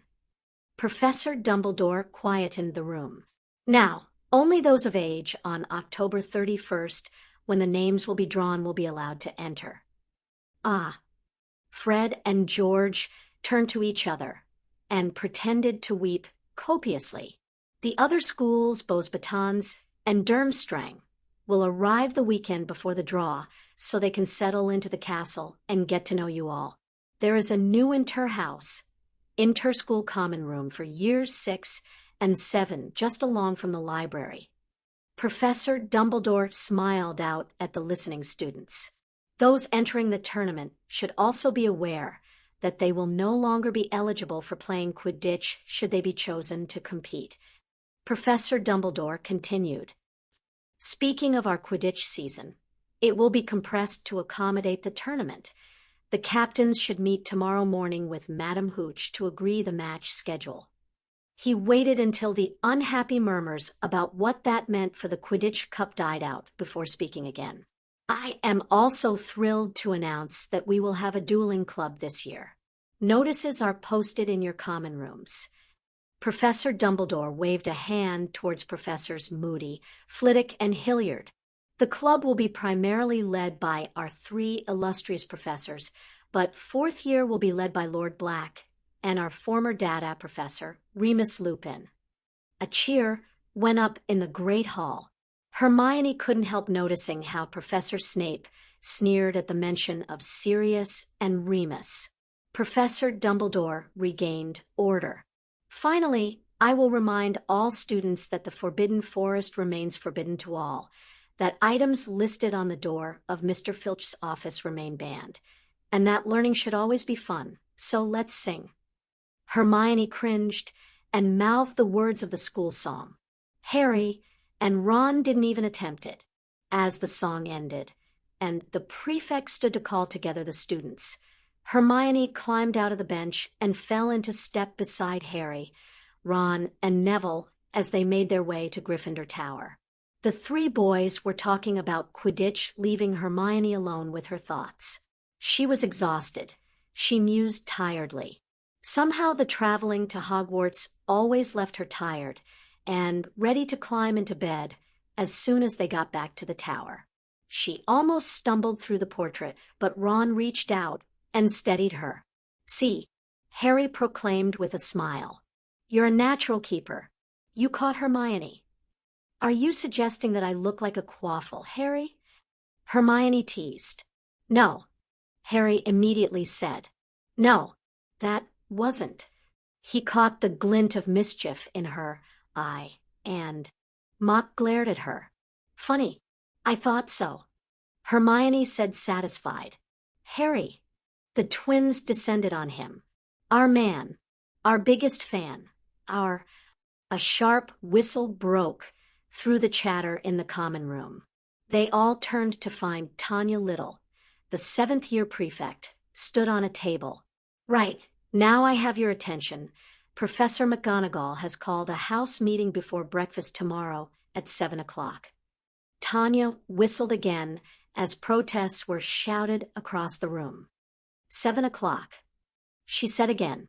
The Gryffindor Lecture Theater will be opened up. This is on the floor below us. The staircases that usually lead to your dorms will also go down another flight tomorrow morning to lead you there. Any questions? No. Good. Hermione yanked her arm down and muttered under her breath, "Why ask for questions if you weren't going to answer any?" The students began to disperse, the fifth-year prefects leading the first years up to their dorms. Hermione covered her mouth with her hand as she yawned. "I'm off to bed," announced Harry, taking a step towards the stairs. Hermione gave him a knowing look. "Say hi to Sirius from me." Harry grinned at her and disappeared up the stairs. "See you in the morning," Ron shouted as he and Neville followed Harry. She shook her head, feeling the bounce of her frizzy brown hair, and made for her own dorm room. Lavender and Parvati were sprawled on Lavender's bed gossiping. Hermione got her nightshirt and toiletry bag out of the trunk and made for the bathroom. A quick change of clothes and her nighttime routine completed, Hermione went back to the dorm room. She drew the curtains around her bed, set an alarm charm, and climbed under the covers gratefully. She closed her eyes and tried to block out the chatter of how good Ron's robes looked, how cute Neville was, how hot Harry looked. Dear Merlin, was she going to have to put up with this prattle all year? Hermione thought, although Harry really did look hot, it was her last thought as she slipped into sleep. September 4th, 1994. But thankfully Ron made this great save, and Angelina put him on the team. Harry finished his tale of the tryouts, laughing. He was so pleased that Ron had made the team. He knew how important it was to Ron and his future aspirations. Sirius grinned at him through the mirror. Sounds like an eventful afternoon between the Slytherins trying to steal the pitch. Although to be fair to Draco, he'd looked completely miserable and hadn't said a word as the rest of the Slytherin team had tried to claim the pitch, only to find out exactly how great an aim Angelina had with a quaffle, and the Harry Stalker's antics. Harry went red, but he nodded. Ron had coined the phrase after Harry's first 3 days at Hogwarts had found him followed everywhere by the trio of Ginny, Lydia, and Jessica. The boys' dorm room was quickly becoming a sanctuary, and Harry thanked Merlin. He had his dad's cloak. "I swear they have a tracking charm on me," complained Harry. Sirius chuckled. "At least they haven't followed you into the showers yet." "Don't say that," Harry protested. "You'll give them ideas." He adjusted his position on the bed. "Anyway, that's it for me. How are you and Remus? Where is Remus anyway?" The werewolf usually said at least hello at some point during the nightly conversations between Harry and Sirius. Harry had to admit that it had helped his feeling of homesickness a lot being able to talk to Sirius, and he felt guilty that the rest of his school mates didn't have the same ability to communicate with their parents. "We had an issue in Russia, which led to us thinking we need to do a review of the overseas properties. He's in Moscow for the rest of the week," Sirius admitted, and Harry saw a flash of loneliness cross Sirius's features before it was pushed away. Did he really need to go now? Worried Harry out loud.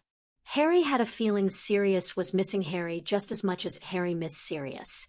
And for Remus to go away now of all times, Hermione had been right that it had been his friends who'd helped Harry. Over the worst of it, they'd helped pull him out of his moping and made him feel better. He was sure Remus was doing the same service for Sirius. Sirius shrugged. "We wanted to make sure he didn't have to go away once the Triwizard Tournament begins. Between the Potter and Black estates, we have enough abroad to keep him gone a month, but he's going to break the trips up home 1 week, abroad the next over the next couple of months. He should be done by Halloween." Harry frowned. It made sense, but he didn't like Sirius being alone so much. Why can't he go after the tournament starts? He could see Sirius debating his answer, and wondered why. "Because we're concerned someone will try and include you in the tournament," Sirius confessed. "Oh." Harry's eyes widened. "Look, it's a concern, but a small one. Like I've said to you before, there'll be plenty of security around the artifact that's being used to decide the champions for each school, but But you think someone will try to make it choose me anyway. Harry sighed. Probably someone was Voldemort. I understand why you're concerned. It'd be just my luck if someone did that. Well, besides that, there's also the fact that security at Hogwarts will be compromised during the tournament. You'll have ministry officials on the grounds. The other schools, the press is being allowed in, not to mention on the days of the tasks, there'll be spectators around. Sirius ranted in a familiar way that made Harry miss him all over again. We want to make sure both of us are around if you need us, so Remus is going now, and then he'll be back for the tournament, and won't have to go again until next summer. Harry nodded, but something of his lingering concern must have shown on his face. Hey, don't worry about me. Sirius reassured him. Penny has me booked up with so many meetings, lunches, and dinners, I'm barely going to be home myself. And you're okay? Pressed Harry. I'm okay, Sirius said firmly. I miss you lots, but like you, I'm continuing to see Healer Allen. And as long as I can talk to you so I can see with my own eyes you're okay. I'm okay. Okay. Okay. Harry shifted against his pillows. I mean, I miss you lots too. He colored rapidly.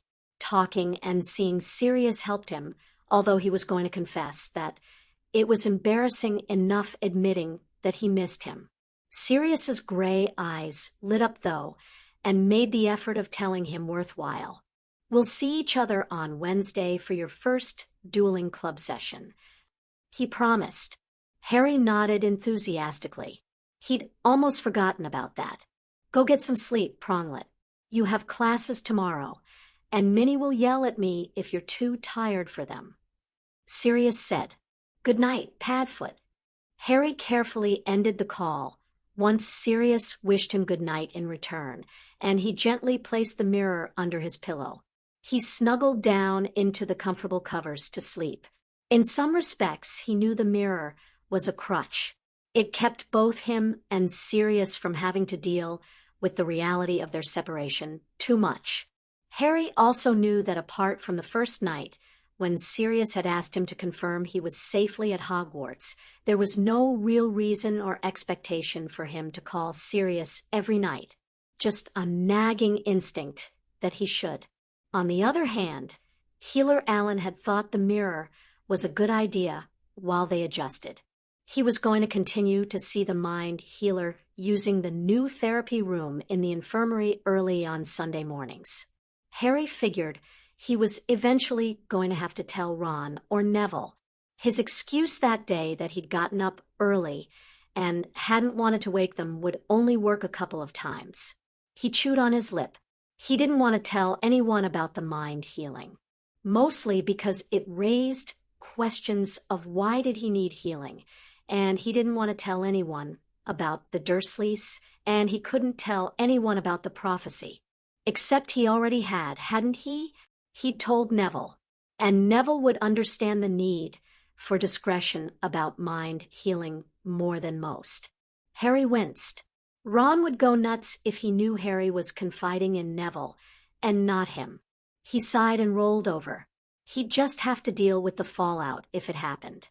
Maybe Ron would understand. Maybe. He either confided in Ron, or he didn't. It wasn't a question of trust, but safety. The more people who knew the prophecy, the more the danger of it getting out, and if Voldemort thought Harry's friends knew the prophecy, it would place them in immense danger. It was bad enough that he had told Neville, but Harry felt deep down that Neville needed to know, deserved to know, why Voldemort's supporters had targeted his family. He fell asleep, still turning the problem over in his head with no resolution. The first Monday dawned bright and early. Harry made it out of bed at 6.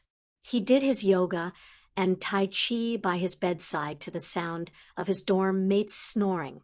It was strangely relaxing.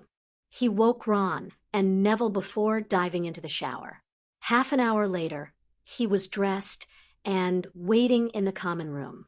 Hermione clattered down the girls' staircase, looking slightly flustered. "Morning, Harry. Have you been up long? Are you worried about the results of the runes exam? we had yesterday? I think I am. I don't think I really answered the essay question at all. And you probably aced it, Hermione. Harry reassured her as he pulled her down to sit on the sofa and wait for Ron. Her brown eyes narrowed on him. Why aren't you worried? I did my best, Harry said simply, and he was really not bothered about whether he skipped ahead to the fifth-year runes class or stayed with the fourth year. It would be an achievement, but if it didn't happen, Harry was content to stay with his own year group. He just hoped that whatever happened, he and Hermione stayed together, which probably meant that he should be rooting for good marks and progression, because there was no way Hermione hadn't gotten through to the fifth-year class. He poked her. I know you did your best, so we'll find out this morning, and we get the reissued schedules if they're needed. Yes? Hermione nodded, her hair cascading over her shoulders. Ron and Neville joined them, and they all trooped out to breakfast. Harry decided on a bacon sandwich, and he assembled it as he watched Ron serve himself a full English. Neville had gone for poached eggs on toast smothered in brown sauce. Hermione had porridge with a side of fruit. Have to admit, I was kind of expecting to see your stalkers by now, Ron admitted as he tucked in. Hermione hummed. I think someone snuck into their dorm and canceled their alarms. The three boys looked at her in shock. I had nothing to do with it. Hermione said quickly, I just overheard Parvati and Lavender giggling about it this morning. Harry shrugged and took a bite of his sandwich. He owed Parvati and Lavender a thank you. It was the first restful breakfast he'd had since he'd gotten back to Hogwarts. I don't have the faintest what's gotten into Ginny, mate, Ron said somewhat apologetically. I mean, I know she, liked you, but not your fault. Harry quickly said, I think it's a mob mentality. Neville offered. She's just going along with Lydia and Jessica, well, mostly Lydia. He frowned. I only hope they're being true friends to her, and not just, using her to get to me, finished Harry grimly. It was a thought. They'd better not, or I'll. Ron searched for a suitable punishment. I'll set Fred and George on them. Set us on who? Asked the twins, joining them. Ron quickly explained, and the dark looks that the twins exchanged sent warning bells ringing for Harry. Hey, he said firmly, we don't know yet that they're doing anything other than being Ginny's friends. We should see how things turn out. If they are friends, that's a good thing for Ginny, isn't it? The timing of the friendship was suspicious, though, and Harry was concerned even as he smoothed the older brother's ruffled feathers. It is. Fred sighed heavily. If they are her friends. For the right reasons. George slipped in. It's a good thing. Fred completed. How do we know? Demanded Ron, who looked very much like he was in favor of trapping the girls in a room and interrogating them. We don't. George admitted. Some things have to be worked out for themselves. George sighed unhappily. Ginny has to be the one to decide whether they are her real friends or not. We'll just have to wait and see how it plays out, Ronnikins. Fred didn't seem any happier about it than Ron, who sported a scowl that could have felled dragons. Why can't she be friends with someone smart like Luna? Hermione said as she placed her napkin down, finished with her breakfast. She loved the healthier options that the house elves had started to provide. Harry snagged an apple to make up for the bacon and rubbed it absently on his robes. Luna had slowly become part of their wider group. He knew the Ravenclaws in the Potter Alliance had befriended her and were looking out for her within their house. But Harry had used the map to track her down during the weekend, and they'd all ended up sitting together by the Black Lake talking about many interesting creatures, much to Hermione's bemusement. Hermione and Luna made an odd friendship, but they were solidly progressing in that direction.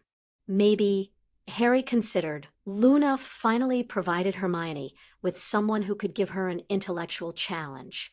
Why did they stop being friends anyway? Luna said they used to play together when they were younger. Hermione asked bluntly. The Weasleys exchanged looks. George was the one evidently elected to answer. He cleared his throat. Luna's mother followed the old religion. Mum didn't want Ginny to pick that up. Fred said, Wiccan magic based on worshipping the goddess. Hermione asked, surprised. I thought it wasn't practiced anymore. It isn't openly. Fred confirmed. A lot of it is blood-based, like the protection his mother had given him. Neville and Ron darted a look in his direction, obviously remembering the blessing ceremony. Harry sighed. It doesn't sound so bad to me. It isn't. Really. Just not done. George finished. He slapped his twin's shoulder. Tabby is on the prowl. We should go. Fred snatched some toast from Ron's plate, but before Ron could do more than bellow a hey, the twins had disappeared. Mr. Weasley, Minerva said, sternly walking up to them. A little decorum, please. Sorry, Professor. Ron mumbled. Hermione practically vibrated off the bench. Professor? She asked hopefully. Minerva's lips pressed together, trying to prevent the smile that made them twitch from emerging. Congratulations to you, Miss Granger, and to you, Mr. Potter. You have both made it through to the 5th year runes class. She produced 2 new schedules as Hermione almost squealed. You will be joining Mr. Goldstein and Miss Greengrass. Oh, Harry. Hermione suddenly hugged him hard for a second before she released him. Isn't this wonderful? What's so wonderful about having to sit in OWL this year? Ron said grumpily as Minerva walked away. Have to agree with you on that.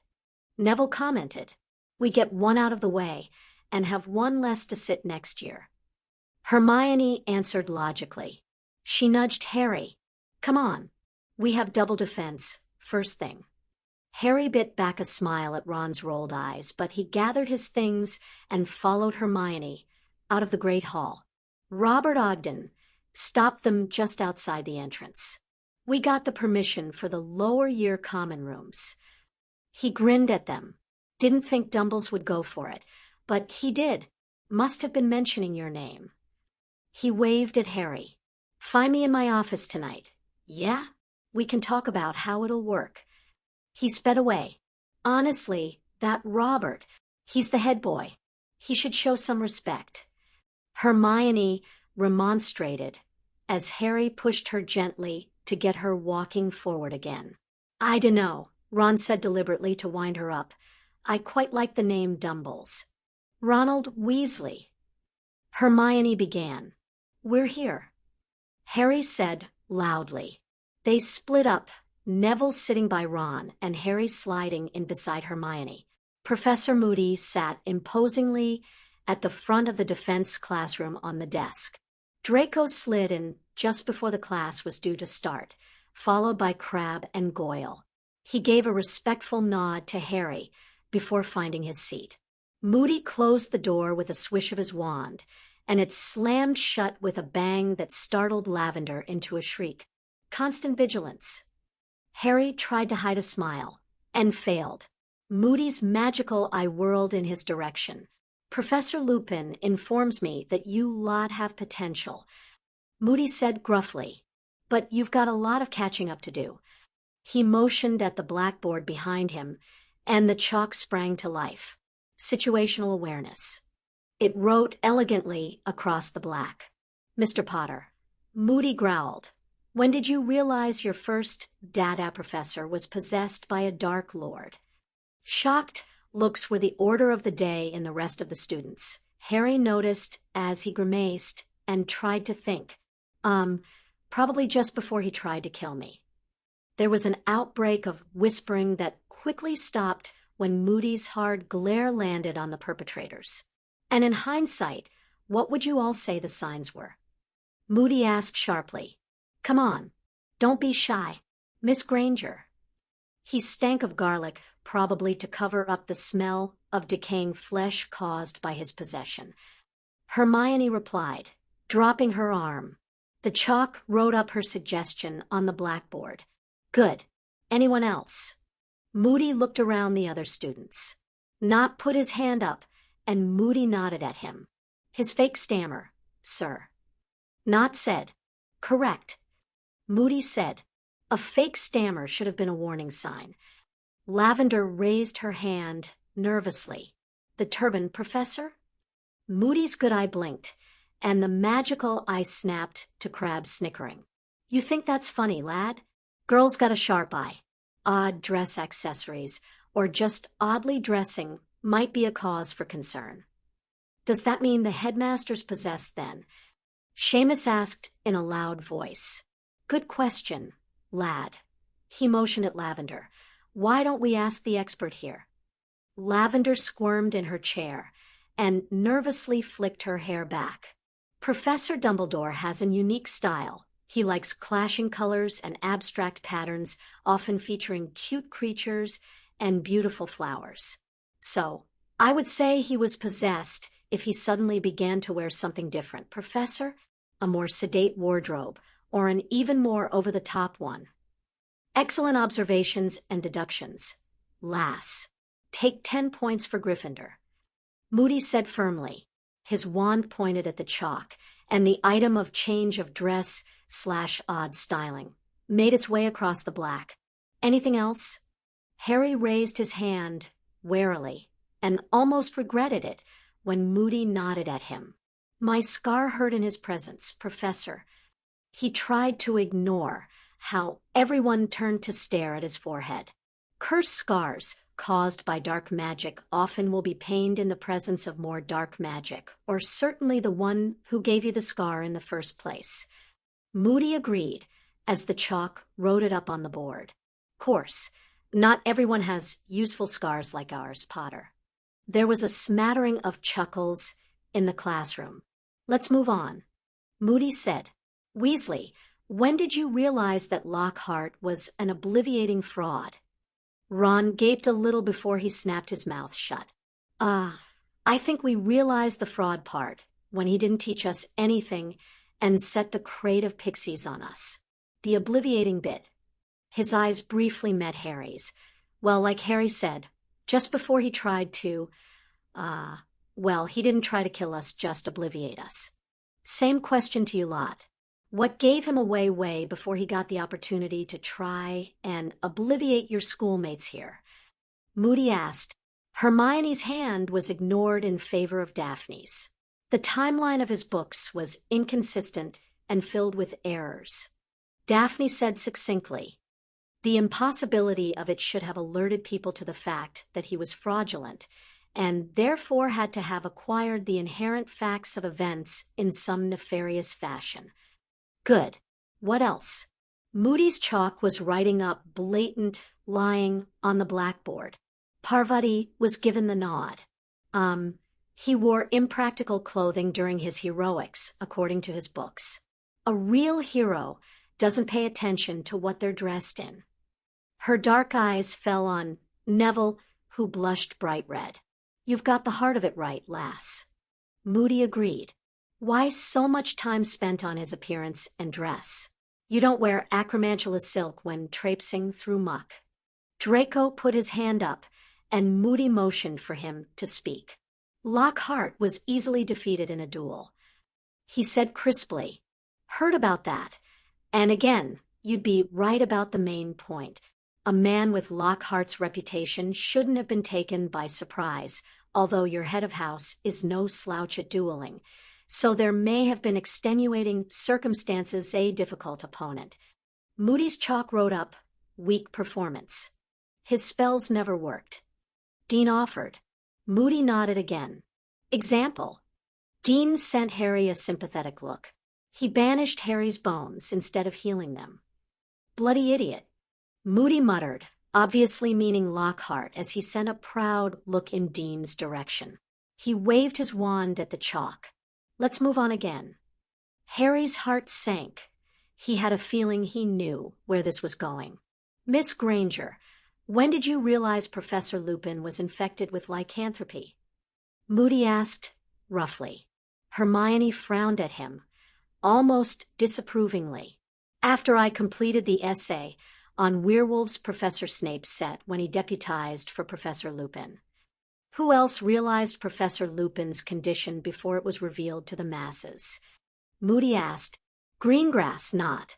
And Zabini put their hands up. What gave him away for you, Greengrass? Moody pressed. Like Granger. It was the essay that prompted it. I did an analysis of the times he was absent with the occurrence of the full moon.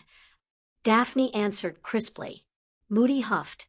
Anyone have a different reason? Zabini threw an apologetic look towards Harry, understanding that Harry was uncomfortable with the discussion revolving around someone he cared about. I put it together during the Boggart lesson when his Boggart turned into the full moon. That, coupled with his distinctive scars, made me conclude he was likely a werewolf or had been marked by one. Parkinson raised her hand and shot Parvati and Lavender a smug look. His shabby clothes also gave it away in hindsight. I suppose they would. Moody said flatly.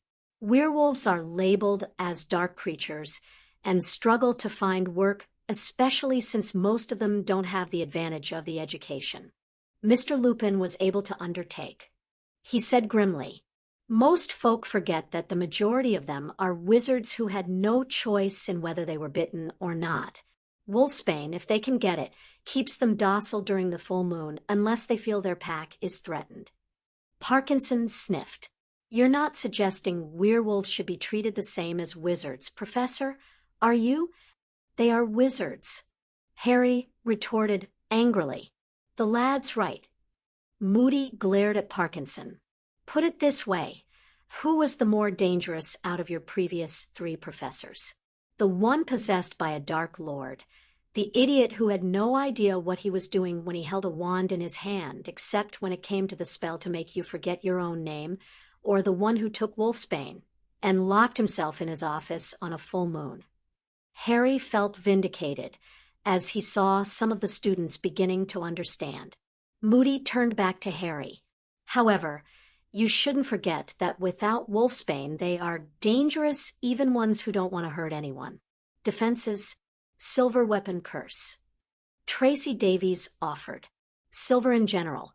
Not added. Neville put his hand up. A plant called aconite. Yes, that's very poisonous to them. Moody agreed. Harry raised his hand. Being an animagus. Moody smiled at him. Yes, if you're animagus. A werewolf's bite won't turn you if you're in your animal form. When bitten, werewolves will also accept an animagus as part of their pack if they recognize them and not attack, but an animagus outside of the pack will sometimes be viewed as prey. The chalk had fallen silent. Right, Moody said. How could you determine if I'm the real me? He gazed around the room. What's to say I'm not a polyjuiced imposter who's got the real me locked up somewhere? We could do a detection spell, offered Not. Standard protocol for Aurors. But the spell has issues with polyjuice. Moody said swiftly. Who knows why? Draco raised his hand. The potion properties distort the detection spell. And there's the issue of genetics. Not added. If someone polyjuices themselves as a member of their own family, the detection spell can't work out, there's a difference. What else could you do to discover if I'm me? Hermione raised her arm. We could trap you into a room, so you couldn't renew the polyjuice, as it has a limited working time. Good, although you may have to wait 24 hours to be certain there isn't an improved version the imposter is using. Moody gestured out at the students. Any other ideas? Blood identification. Zabini offered. Good. Moody agreed.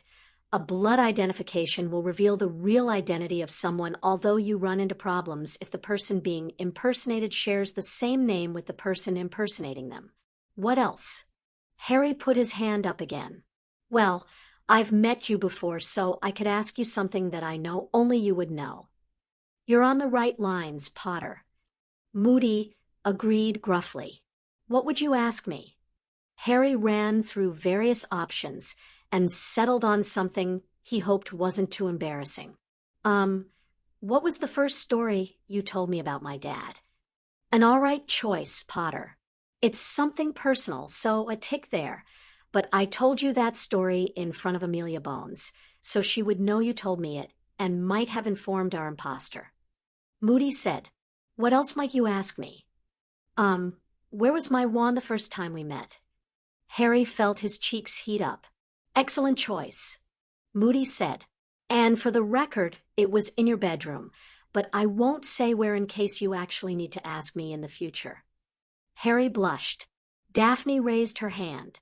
Wouldn't a code word be a better choice as confirmation? Moody nodded. If it's something you've arranged beforehand because you have an expectation of someone trying to be an imposter, that's a grand idea. He pushed himself off the desk. Split into pairs. One Gryffindor, one Slytherin, a boy and a girl to each pair. We tend to see things differently. I want you to spend the rest of the time working out how you would spot if someone was impersonating each member of the staff. So, what are things that would be suspicious for Professor McGonagall? Professor Snape? Madame Pomfrey? Write it up on parchment. You hand them in at the end of the lesson. Harry got up and made his way over to Daphne, who was motioning for him to join her. He absently noted Draco had slipped into a seat by Hermione. Daphne smirked at him. "Shall we get started then, Potter?" Harry nodded, happy with the assignment, and his partner Daphne was snarky and wonderfully free of any kind of awe for him. They wrote out a list of the current staff and started through them methodically. Daphne was a good partner. She was very observant with a fine eye for detail. Harry provided the more off-the-wall suggestions. Harry's previous knowledge of Dr. Jordan and Firenze proved useful. Daphne's family turned out to be related to Hilliard's, which meant they had information on him. Both of them only had political information about Allison Bunting, and nothing on the new history of Magic Professor. With about 5 minutes to go, Moody called a halt and collected the parchments. He sat back on his desk. So, the first part of situational awareness is people. Most murders and violent crimes are not done by strangers, but by someone known to the victim. Why? Because they're the ones that have the most access and opportunity. Be aware of who is around you. Be aware that they might not be all that they seem. Anything suspicious, report it to someone you know is who they say they are. The bell rang. And remember, constant vigilance. Moody dismissed them. They all trooped out. That, Ron declared, was bloody brilliant. And Harry had to agree. Pronglet returns to Hogwarts. Chapter 3. Padfoot. Harry's farm in Russia is in lovely condition. The house elf here Glumpy reminds me a bit of Dobby Keene, and enthusiastic.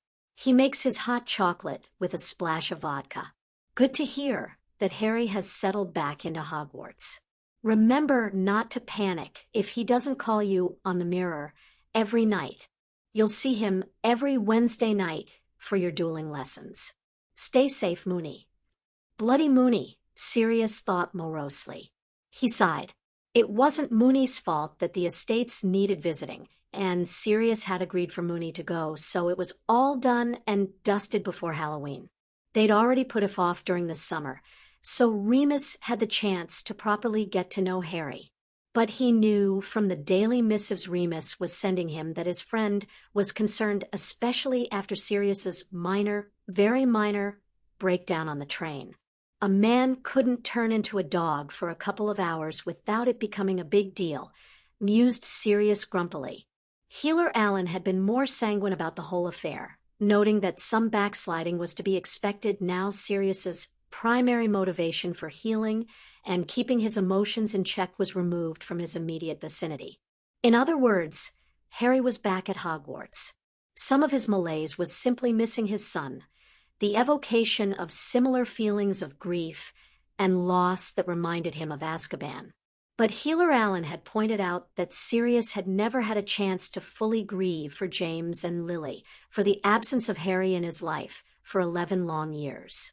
Without having to be a full-time father figure for Harry, Sirius's mind and body were pushing him to finally acknowledge his pain. But Sirius knew lurking underneath that was his fear about not being able to keep Harry safe now. His son wasn't living with Sirius day in, day out.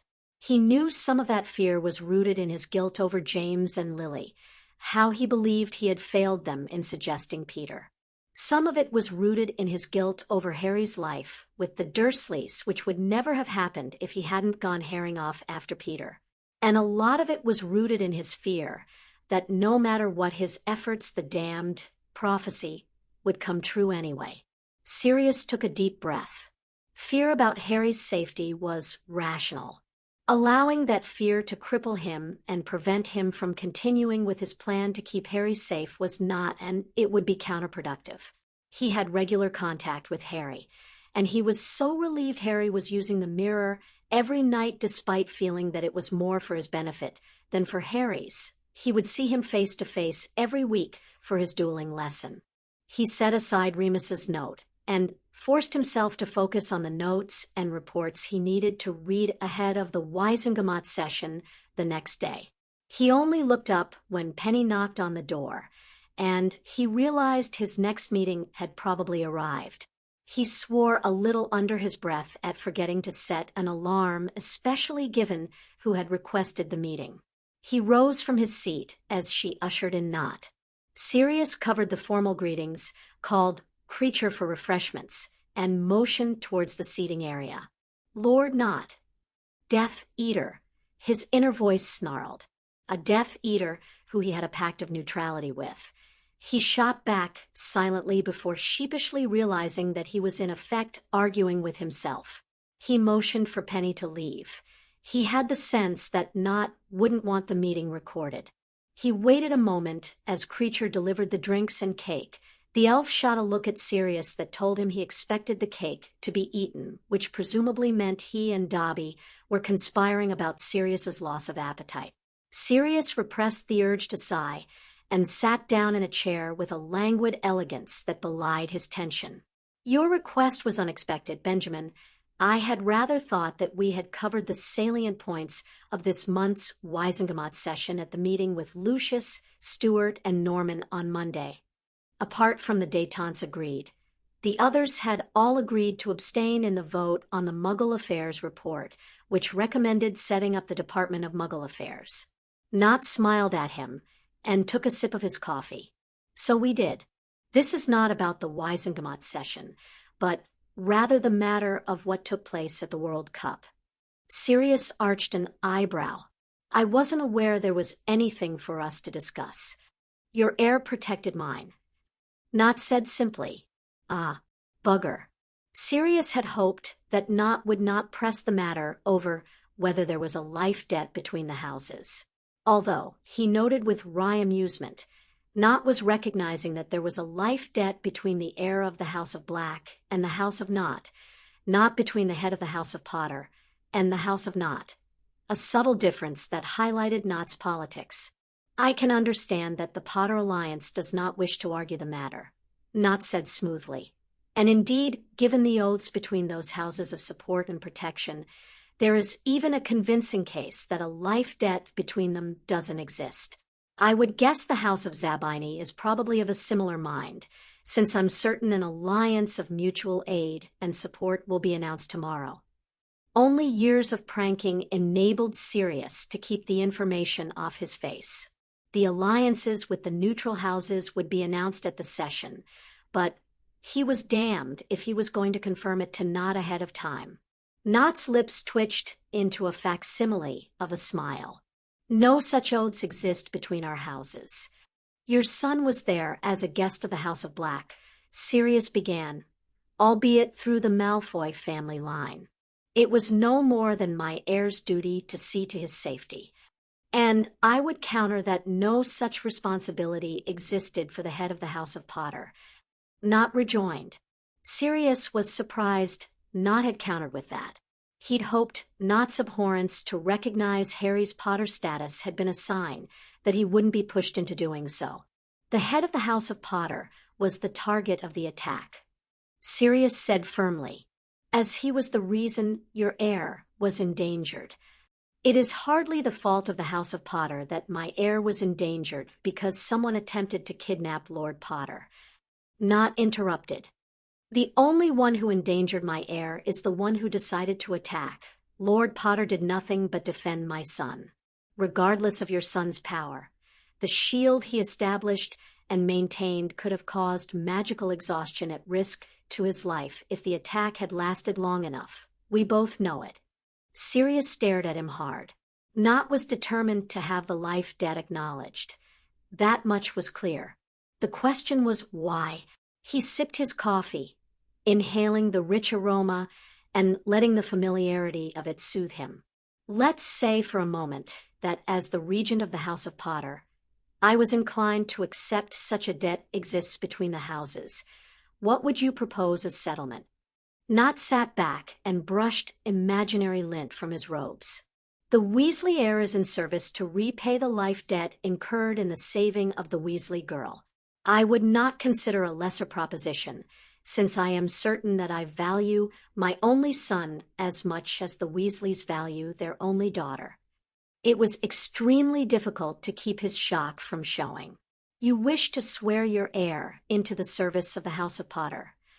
Why would not want to do that? I'd prefer to swear him to the service of the House of Black, but you made a valid point about the duty of a host. Nott said with a sly look over his cup. Oh, Merlin, Nott was good. Sirius had to admire the man's Slytherin talents. If questioned by his pure-blood allies, Nott could legitimately claim he had been pushed by Sirius into accepting the debt was between Potter and Nott. Sirius wanted to pace, but pacing would give away his unease, and so he reached instead for the Battenberg cake creature had left. He took a bite and thought over Nott's insistence and his proposal. Nott had declared a position of neutrality between the houses of Black and not with the détente. It could argue with Voldemort when he returned that neither he nor his son could raise a wand against Harry or Sirius. But it wouldn't stop Voldemort from demanding Nott's son be marked as Nott was himself, from demanding that in all other respects the House of Nott side with Voldemort. True neutrality was something that Voldemort would not countenance from a man branded as his follower. But if Nott Jr. was sworn to service in the House of Potter, he could not be sworn to the service of Voldemort. Theodore Nott would be placed firmly on the side of the light. And done under the guise of the life debt and honor, it would make it hard for anyone to argue with. Was Nott protecting his son from Voldemort? It seemed unlikely, yet Sirius couldn't shake the feeling he deduced Nott's motives correctly. And yet he couldn't also dismiss the possibility that Nott was using his opportunity to place his son as a spy close to Harry. Answer me something truthfully, Benjamin, and I might consider taking you seriously. Sirius said slowly, and ignored how Nott stiffened almost imperceptibly at the challenge. Why do you want this life debt acknowledged so much? It's what Theodore wants. Nott said simply. Sirius's eyebrows shot up. Nott picked up his cup. Theodore's politics are much more closely aligned to Lord Potter's than mine. Most heads would be encouraging their heirs to follow their agenda, not a rival one. Sirius said carefully. For a long moment, Nott remained silent, regarding Sirius intently. Do you remember Sebastian? Nott asked eventually. My brother's son? When Christian and his wife died of dragonpox, I took Sebastian in as my own, and he was a wonderful heir. Sebastian was perfect in every way, a wonderful boy. He was devoted to my agenda, and a devoted supporter of the heir of Slytherin. When Riddle needed a sacrifice for some wretched ritual, Sebastian offered himself. 18 years old, and he died for the cause that I had indoctrinated him into believing. His dark eyes met Sirius's. Sirius was at a loss how to respond. Riddle arranged my marriage to my ill-fated Sophia to compensate me for my loss. so I could replace one heir with another, as though he had sacrificed a puppy, not a person, as though one human life was simply interchangeable with another. Not continued in the same measured tone, his words lacking the bitter edge that Sirius might have expected to hear. I cannot even regret his pitiful and monstrous thinking, because otherwise I would not have Theo. This son I raised to think for himself, to question and challenge, and come to his own conclusions. I will not sacrifice another son to Thomas Marvolo Riddle, especially one who does not want anything to do with him. I'm almost surprised that you still want anything to do with him yourself, Sirius murmured, absorbing not strikingly honest confession. Not harumphed. I know your grandfather taught you to take responsibility for the decisions you make. I made my decision, and I will live with the consequences of it. Tom was once a very charismatic and powerful wizard, and I was once young and foolish and swayed to his side with promises of something new and revolutionary. At the time, he made me feel excited for the future, and not foolish at all, but proud and powerful to be accepted to stand by his side. He raised his cup.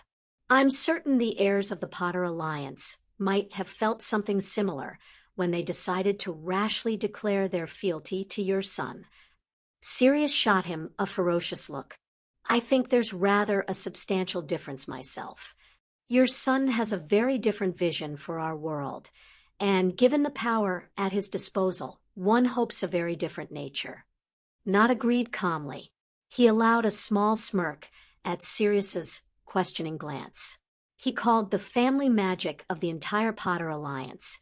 He raised a hand when Sirius went to deny it, and please do not insult my intelligence. No alliance could have coordinated so perfectly. He did it alone. He rearranged his robes. You didn't really think that it was our Dayton alone that brought Wilkes and Selwyn to your door? That prompts Gibbon and Adams to approach you now. No, he hadn't, but it was disconcerting to realize the other ancient and noble houses might know of Harry's affinity for family magic. His skin crawled with unease. We've drifted from the point, Sirius said evenly. Yes, we have. Not murmured. His dark gaze met Sirius's once again. Is it so hard to accept that you are not the only father who wants his son safe, Sirius? Sirius inwardly sighed and stuffed the remaining Battenberg in his mouth while he considered his answer. He set the plate aside and swallowed the last of his coffee. As the regent of the House of Potter, I'll accept the service of the heir to the House of Not for 1 year to actively begin at his graduation from Hogwarts.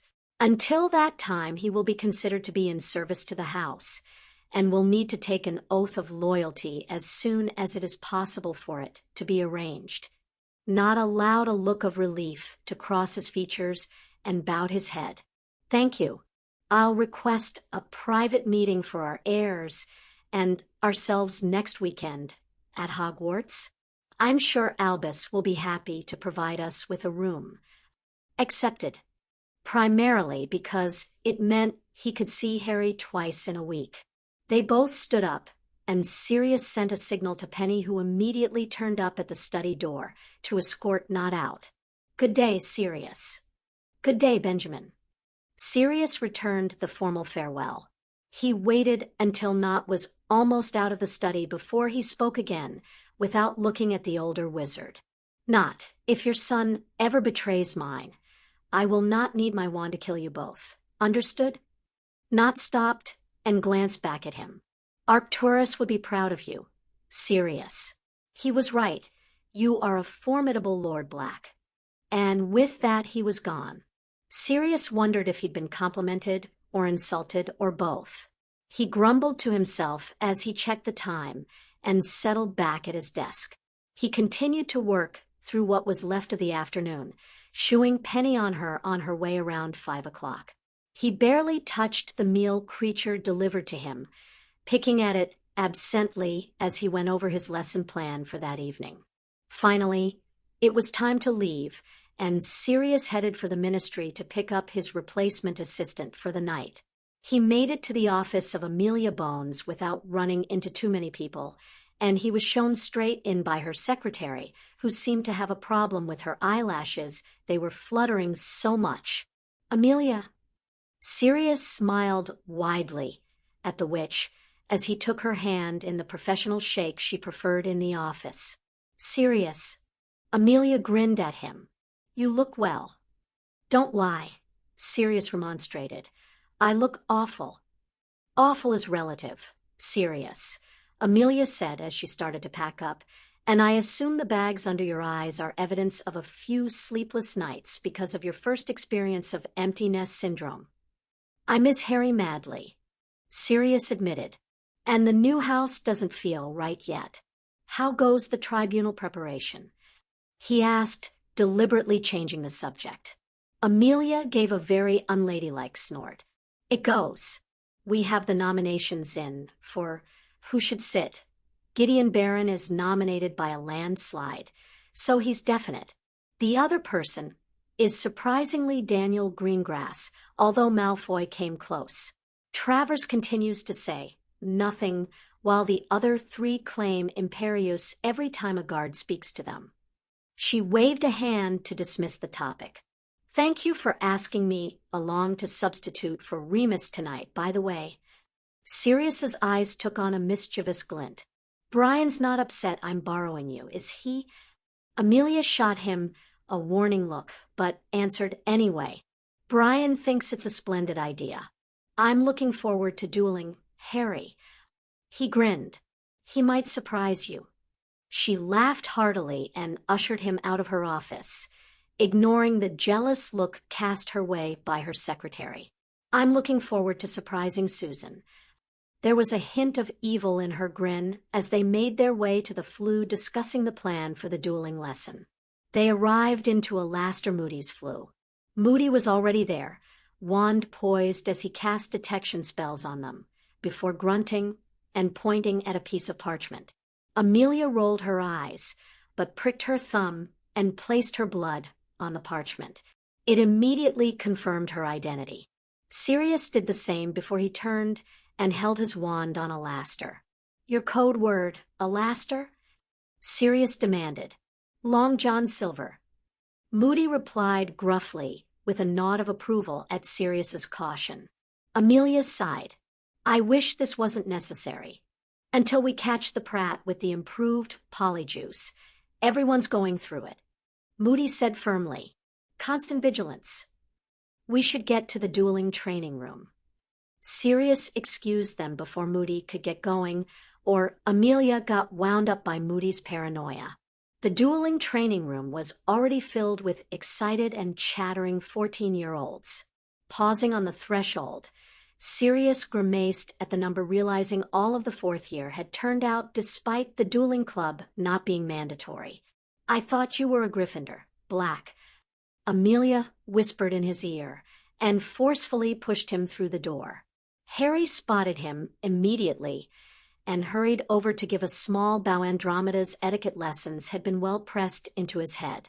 Sirius reached out to take hold of his shoulder, wrestling back the urge to hug him half to death with the internal promise he'd do it at the end of the lesson when they'd gotten rid of an audience. He drank in the sight of Harry, warm, alive, and safe. "Auntie!" Susan's shriek cut through the babble and helped to silence the room as she bounded across for a hug from her aunt. "Well done, Susan," Sirius said loudly, "for introducing the stand-in for Professor Lupin for tonight's dueling lesson. Director of Magical Law Enforcement, Amelia Bones." There was a round of applause as Susan gazed in stunned bewilderment at her aunt, who took a bow and grinned at the fourth years. Sirius whistled and gained everyone's attention. "For those of you who don't know me, I'm Sirius Black. I've been told that you have to call me Professor." He made a face which had a few of them chuckling. "Right. So this is how it's going to work normally. There will be a practice session in the first half where we show you a spell, and you practice casting it with speed and accuracy. Then in the second half, we'll invite those best performing to duel in a demonstration with the aim of using the spell they have been practicing. For today, though, we're going to practice some simple dueling spells to see where everyone's level is at. Neville and Harry, you'll both work together because of our previous lessons. Everyone else, find a partner. He quickly gave the instructions for the disarming and shielding spell, he and Amelia demonstrating both 3 times so that the kids got to see the wand actions in full. He had Amelia check on the rest of the room while he taught Neville and Harry a freezing spell and got them to start practicing it on dummies in a corner of the room. Why do they get to do that? Ernie Macmillan demanded furiously. Sirius raised his eyebrow and banked his irritation with the memory of Minerva warning him to be patient with the students when he was teaching.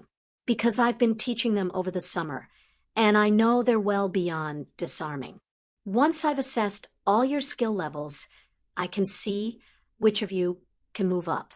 Why don't you show me how you're doing with the disarming? Ernie flushed, but signaled his partner Justin. The pair demonstrated, and Sirius corrected them both, telling them to continue practicing. He moved on. Daphne Greengrass was soon sent to work with Neville and Harry, as was Millicent Bulstrode.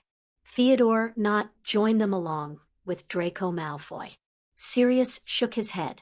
He might have known that the Slytherins would be advanced. He sent Padma Patil, Anthony Goldstein, and Michael Corner from the Ravenclaws. Amelia had sent Terry Boot and Hermione over along with Sally Ann Perks and Susan Bones. All the others needed substantial work. Sirius spared a moment to go over to the advanced group and watched as Harry carefully instructed them, Neville helping him demonstrate. Clearly, Sirius thought with amusement as he took in the captivated students, nodding as Harry spoke. He wasn't needed. Sirius moved back to the struggling students and was pleased to see how they all progressed in a short space of time with some constructive feedback. Half an hour later, Sirius called a halt. He and Amelia quickly set up a dueling platform and seats for the students who would be only spectators. Right. Sirius clapped his hands. So dueling tonight is Daphne Greengrass and Hermione Granger. The 2 girls both looked pleased at being chosen. They took to the dais. Amelia set up the shield dome as Sirius instructed them to keep it to non-harmful spells. The girls bowed to each other. Sirius went to stand beside Harry. He was surprised to overhear Neville placing a bet on Hermione in a teasing exchange with Blaise. Sirius hid his smile and kept his eyes on the dueling students. Hermione shot off an impedimenti jinx, but Daphne spun away from it and shot a disarming spell back at her. The Gryffindor girl dived to the floor to avoid it and shot ice at Daphne's feet, encasing them in a solid block before she disarmed the surprised Slytherin, who couldn't move away from it. Daphne accepted her defeat with a gracious handshake, and Hermione bounded over to Harry with a grin. Sirius winked at her. "Well done, Hermione." He patted Neville on the shoulder. "You're up next. Terry Boot, you're his opponent." Neville smiled sheepishly and took to the dais with the Ravenclaw. Sirius could hear Blaise betting with Draco that Neville would win. The duel was a good one. Both boys were evenly matched, and they managed to evade each other's spells for a good 5 minutes before Boot managed to catch a tiring Neville with a mild tickling hex and followed it up with a disarming spell.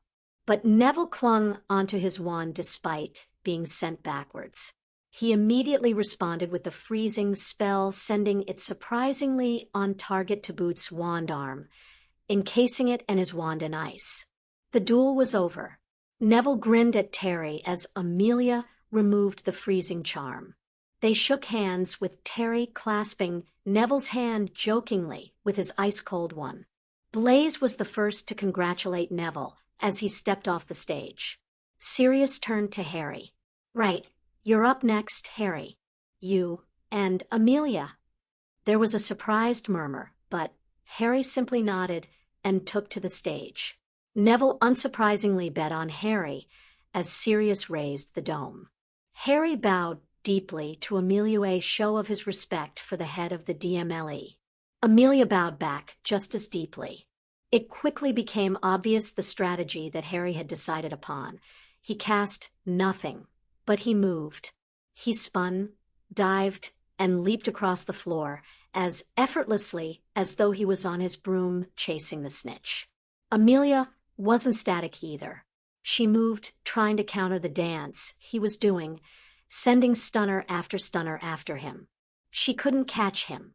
After the first minute, the students were on their feet, shouting encouragement to both participants.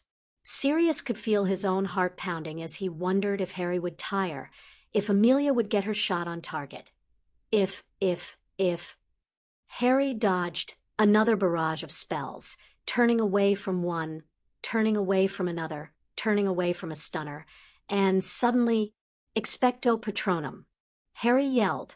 Prongs clattered onto the dais, and went straight for Amelia. She swore and jumped out of the way of the stampeding stag, straight into Harry's freezing spell that forced her to bring up her wand to deflect it. And Harry disarmed her. The crowd went wild. Sirius took down the shielding dome as Harry handed back Amelia's wand. They shook hands as everyone clapped enthusiastically. Prongs nudged Harry's shoulder, and Harry patted his Patronus before dismissing it. Sirius whistled and got everyone's attention. That's it for this week. Harry, stay behind a moment. Everyone else, you should get to your common rooms. Thank you all for coming, and I hope to see you again next week. He watched amused as Neville trooped out, chatting with Blaise and taking his winnings. Hermione and Ron hovered for a moment at the door before Sirius shooed them out. Good use of tactics. Amelia complimented Harry. I did not expect a Patronus. Sirius once said to me he'd used it in duels before, Harry commented, because it can take people off guard. It certainly did that. Amelia gave a rueful smile. That was a good duel. I enjoyed it, and I expect a rematch the next time I stand in. Harry nodded, smiling. Amelia motioned at Sirius. I'll meet you at a Laster's Floor. Thanks, Amelia. Sirius said warmly. He barely waited until Amelia had shut the door before he opened his arms, and was thrilled to pieces when Harry didn't hesitate but immediately took the invitation and hugged him. For a long moment, Sirius reveled in having his son close before he took a deep breath. You were brilliant tonight, Sirius said, stepping back. Harry grinned at him. I think she underestimated me. Well, she won't make that mistake again, Sirius said dryly. He rocked back on his heels. I do have something to tell you. He explained about Nott and the life debt. What do you think? He concluded. I agree. Harry confirmed. Theo's pretty decent. He really doesn't agree with his father's agenda. He frowned. What are we going to get him to do as his service? We'll have that discussion nearer the time, I think. Sirius said. There are plenty of things that would benefit from having another pair of hands. Okay, Harry said, peering at him. You look tired. Not used to the bed in the new house yet, Sirius said lightly, not wanting to worry Harry with his sleeplessness. He threw an arm around his son's shoulders and urged him toward the door. Come on, I'll walk to your dorm. So any pranking yet? Harry rolled his eyes. Fred and George managed to prank the Gryffindor 7th years red and gold all through dinner on Monday. Ah, showing house loyalty, Sirius said, grinning. A wonderful thing. They're planning to get them back. Harry commented with a shrug. Angelina's already warned them if they put Fred and George out of action, she's not going to be pleased. Encouraging creativity. Excellent. She'll be a good captain. Sirius joked. And what about your lessons? How are they going? They're going, Harry said lightly and shrugged. I'm finding the practical side easy. The essays they've assigned us are quite difficult, though. What do you know of Chanker's charm theory? They chatted absently as they walked, both confident of their direction after their years in the school. It seemed like no time at all before they were in front of the fat lady. The fat lady bristled angry at the sight of Sirius. You. Sirius shifted weight as he fidgeted at the sight of the irate portrait. I've been found innocent. And, may I offer my sincere apologies about, attacking your portrait last year? I wasn't quite in my right mind. You were never in your right mind, Sirius Black. The fat lady huffed. She glared at Harry. He's not coming in even if you know the password. I should get back anyway. Sirius said. Harry's face fell. Sirius hugged him goodbye, and for the first time questioned whether it was a good idea for them to see each other every week. It was going to be even harder to let go and step away. No, it might be difficult, but it was better to see Harry every week than not to see him. Sirius dropped a kiss on Harry's head and eased back.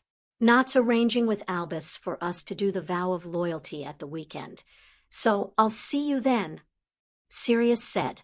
And you'll call me tomorrow? Pressed Harry. I want to know what happens at the Wisengamot. I'll call you, Sirius promised. He ruffled Harry's hair. Go on inside. The fat lady grudgingly allowed Harry in after making him whisper the password. Sirius waved a final time to him as he disappeared behind the portrait. He made his way slowly back to Alastor's office, feeling an all-too-familiar ache of loneliness again. He found Alastor and Amelia sat drinking fire whiskey and talking about the tribunals. Want to join us? Alastor raised his flask. Sirius shook his head. The mood he was in, he'd start and not stop. Sirius thought morosely. His father had been the same way, and he had no wish to tread that path. I should get going. I have a stack of reading still to do for tomorrow. It was a lie, but a good one. Amelia nodded and downed her drink. I should get going too. Brian's expecting me for a late supper. She sighed. And I have to fess up to being beaten by Harry. You've gotten slow behind a desk. Alastor informed her bluntly. Time was you would never have been surprised by a 14-year-old. Thank you for helping to heal my wounded ego, Alastor. Amelia said dryly. That's Cutter's job. Alastor returned with a glint of mischief in his eye. Mine's to keep you alive. The words gave away Moody's sense of responsibility to every one of the Aurors and hit wizards he'd trained. Sirius felt comforted knowing Harry was being trained by Moody. Amelia frowned, suddenly, and reached into her robes, pulling out a communication mirror. Bones. Director. It was Rufus who looked like the lion who'd just caught the antelope. Raoul is singing like a songbird. You'd better call his solicitor on record. Amelia sighed heavily. I'm on my way. Sirius and Alastor said goodbye to her as she fled back to the ministry. Sirius didn't wait around. He said his own goodbye to Alastor and fled to the Hogsmeade home they'd named the schoolhouse, since they'd only ever use it when Harry was in school. Dobby popped in immediately. Dobby has Harry Potter's Patty's supper waiting. I've eaten, Dobby, thank you. Creature informs Dobby that Patty has not eaten. Dobby's ears flapped wildly. Harry Potter being's upset if he learns his Patty not eating. Well, who said house elves couldn't throw guilt trips? Sirius mused as he was ushered to the table where a roast beef sandwich and a mug of tea awaited him. You will best eating, and then going to bed. Dobby instructed fiercely. Sirius gave in and sat down. So, he said to the hovering house elf, do you want to hear about Master Harry Potter's fantastic dueling lesson? Dobby smiled widely and waggled his ears. He climbed into an empty dining chair and looked expectantly at Sirius. And Sirius began talking in between bites of sandwich. The loneliness eked away in the company of the happy elf. Amelia wasn't happy. Janice Mickle had both gone missing the day before. Mickle was an unmarried pureblood who had been reported missing by St. Mungo's after she'd failed to attend a prenatal checkup, and they'd been unable to find her. Her mother had been hysterical when they'd told her, but more about Mickle's unknown pregnancy than at her being missing in Amelia's opinion. The pregnant woman had been seen in the marketplace just off Diagon Alley around 2 o'clock, but nothing after that. The speedy report of Mickle's absence was thanks to the cover story that Amelia and the War Council had worked out, namely a warning issued through the healer community that a Muggle serial killer was known to be targeting pregnant women, and for them to pass the warning along to all expectant parents and report any unusual absences immediately to the Aurors. It had been an attempt to prevent any pregnant witches from being harmed by Riddle, but clearly it had failed. Amelia sighed and placed the report down. She looked up at Bertie, and Rufus sat across the desk from her. Your thoughts? In the normal scheme of things, I would be inclined to think it the usual missing person situation given. The girl's situation, pregnant by a Muggle unmarried, and her family likely to hit the roof when she confessed all. Rufus grimaced. However, with the intelligence we have of this ritual Riddle could be doing, I think it's likely Mickle is dead by now. We can't assume that. Amelia said sharply at his bluntness, and her mother is certainly not going to accept that for an answer. Rufus nodded and gestured across her desk. I suggest we follow protocol as we would normally.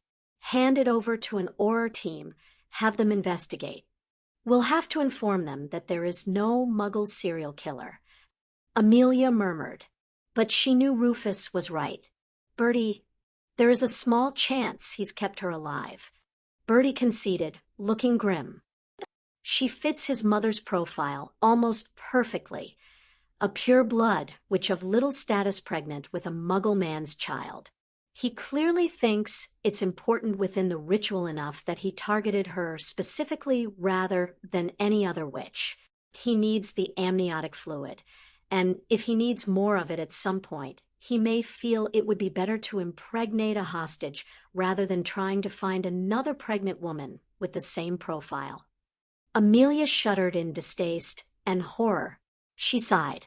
Rufus, hand the case over to 2 of your experienced Aurors. Shacklebolt would be good, he'd got a decent head on his shoulders. Tell them we think Pettigrew could be involved in this thanks to some anonymous information. Rufus nodded. He got to his feet and left the room. Amelia slumped back in her chair. She folded her hands over her stomach, her eyes on the abandoned report. I'm not sure if I should be rooting for Mickle to be alive or dead. Alive, Bertie said gently. Perhaps she will suffer a great deal at Riddle's hands or his followers. It is all too likely that she has already lost the child she carried. But she can be healed of her wounds and her trauma in time if she lives. If. Amelia wasn't so certain of Bertie's assertion that healing was possible. How did someone heal from losing their child, abduction, and potentially torture? Her compassionate soul couldn't help but feel for Mickle. A knock on the door had Amelia straightening and calling "Enter" half-heartedly. Her secretary looked in with a frown. Amelia, Percy Weasley is asking if you have 5 minutes to discuss the tournament security. Bertie got to his feet and waved away Amelia's protest before she even got started. I have to find where I've put my Wisengamot robes. I'll see you at the session. Amila nodded at her secretary. Send Weasley in. Percy Weasley walked in with a layer of nerves visible under his show of confidence. He took the seat she offered with an insincere apology for disturbing her. She knew from the office scuttlebutt that he was a good worker, but rumor had it that his lips were firmly attached to Crouch's arse, and he had none of Arthur's likability. The news that he had worked the day after the World Cup rather than spend time with his injured family hadn't done him any favors. What's this about? She took the parchment he brandished with a raised eyebrow, put on her monocle, and read it with an increasing sense of disbelief. Which moron decided this was a good idea? Percy winced. I believe Mr. Bagman was initially responsible for the idea, but all parties were consulted before it was agreed during the final negotiations this summer. She was so hexing Bagman the next time she saw him. Amelia considered furiously as she reread the parchment. The Goblet of Fire would be removed from its secure vault in the DOM and displayed in the Ministry atrium before it would be delivered to Hogwarts for the initiation ceremony, which would then begin the 24 hours when contestants could enter. Bugger, bugger, bugger. As you know, Mr. Crouch has been on sick leave since the World Cup. He sent me the parchment as he had some concerns about the security that Mr. Bagman has been put in place. Percy began officiously, namely that Bagman hasn't put any security in place. Amelia commented dryly. Well, at least Barty was on the ball about something despite his wizard's flu lingering like the smell of rancid fish. That would be the problem that Mr. Crouch has identified. Percy admitted. His proposal is included. He pointed at the parchment. Amelia nodded absently as she reread the section. Barty's suggestions were good. An escort of aurors at all times while the goblet was in the Ministry. The goblet placed in a glass case for the showing to ensure it couldn't be tampered with, and for him to personally take the goblet to Hogwarts rather than Bagman. Leave it with me, Amelia said. She'd have to confer with Rufus and probably the War Council for a wider view. The whole thing seemed to be a disaster waiting to happen in Amelia's book. They were trying to prevent situations where the goblet could be interfered with, and a public display was the exact opposite of what they were trying to achieve. Percy didn't seem to get the hint. He fidgeted in his chair. Mr. Crouch asked for an immediate response. If Barty wants an immediate response, he can come back to work and arrange things himself. Amelia said brusquely, I have a Wisengamot session and 4 tribunals to prepare for. Inform Barty. He'll be informed of the security arrangements once I've had the chance to work them out with the relevant parties. Understood, Mr. Weasley? Percy nodded quickly. You're dismissed. Amelia stated bluntly. She shook her head at the departing figure of the young man and wondered whether she should have a word with Arthur. In her opinion, the head of the Weasley family was finally getting the acknowledgement he deserved, and he didn't need one of his sons messing that up by being a priggish arse. Her secretary gave her a 10-minute warning for the beginning of the Wisengamot, and Amelia quickly shrugged into her robes and gathered her files. She made it into the chamber with time to spare, and spent a few moments exchanging pleasantries with Arthur while inwardly wondering how to bring up the matter of Percy to him. It didn't surprise her to see Sirius enter with Cornelius. It was a show of strength on Sirius's part, Amelia mused, the visible indicator of who was the power behind the minister. Cornelius didn't view it that way. He positive preened in the reflected power and glory of Lord Black. Sirius gave her and Arthur a warm smile of acknowledgement as he crossed the floor. He took the stairs to his seat, and Amelia watched as not just the ancient and noble houses, but all of the houses who held Wisengamot seats rose as a mark of respect for him, only sitting when he was seated. She almost laughed at Dumbledore's surprised expression as the chief warlock called for order and the chamber to be sealed. Clearly, the old wizard hadn't surmised that one of the implications of Sirius's and Cornelius's power play against Voldemort in the Wisengamot would be a rise in power and status for the incumbent Lord Black, the regent of the House of Potter. Amelia shook her head and tried to get comfortable. It was going to be a long session. The clerk Dullard got to his feet and cleared his throat as he got to the first item on the agenda and announced Lord Black. The alliance with Sabini wasn't a surprise.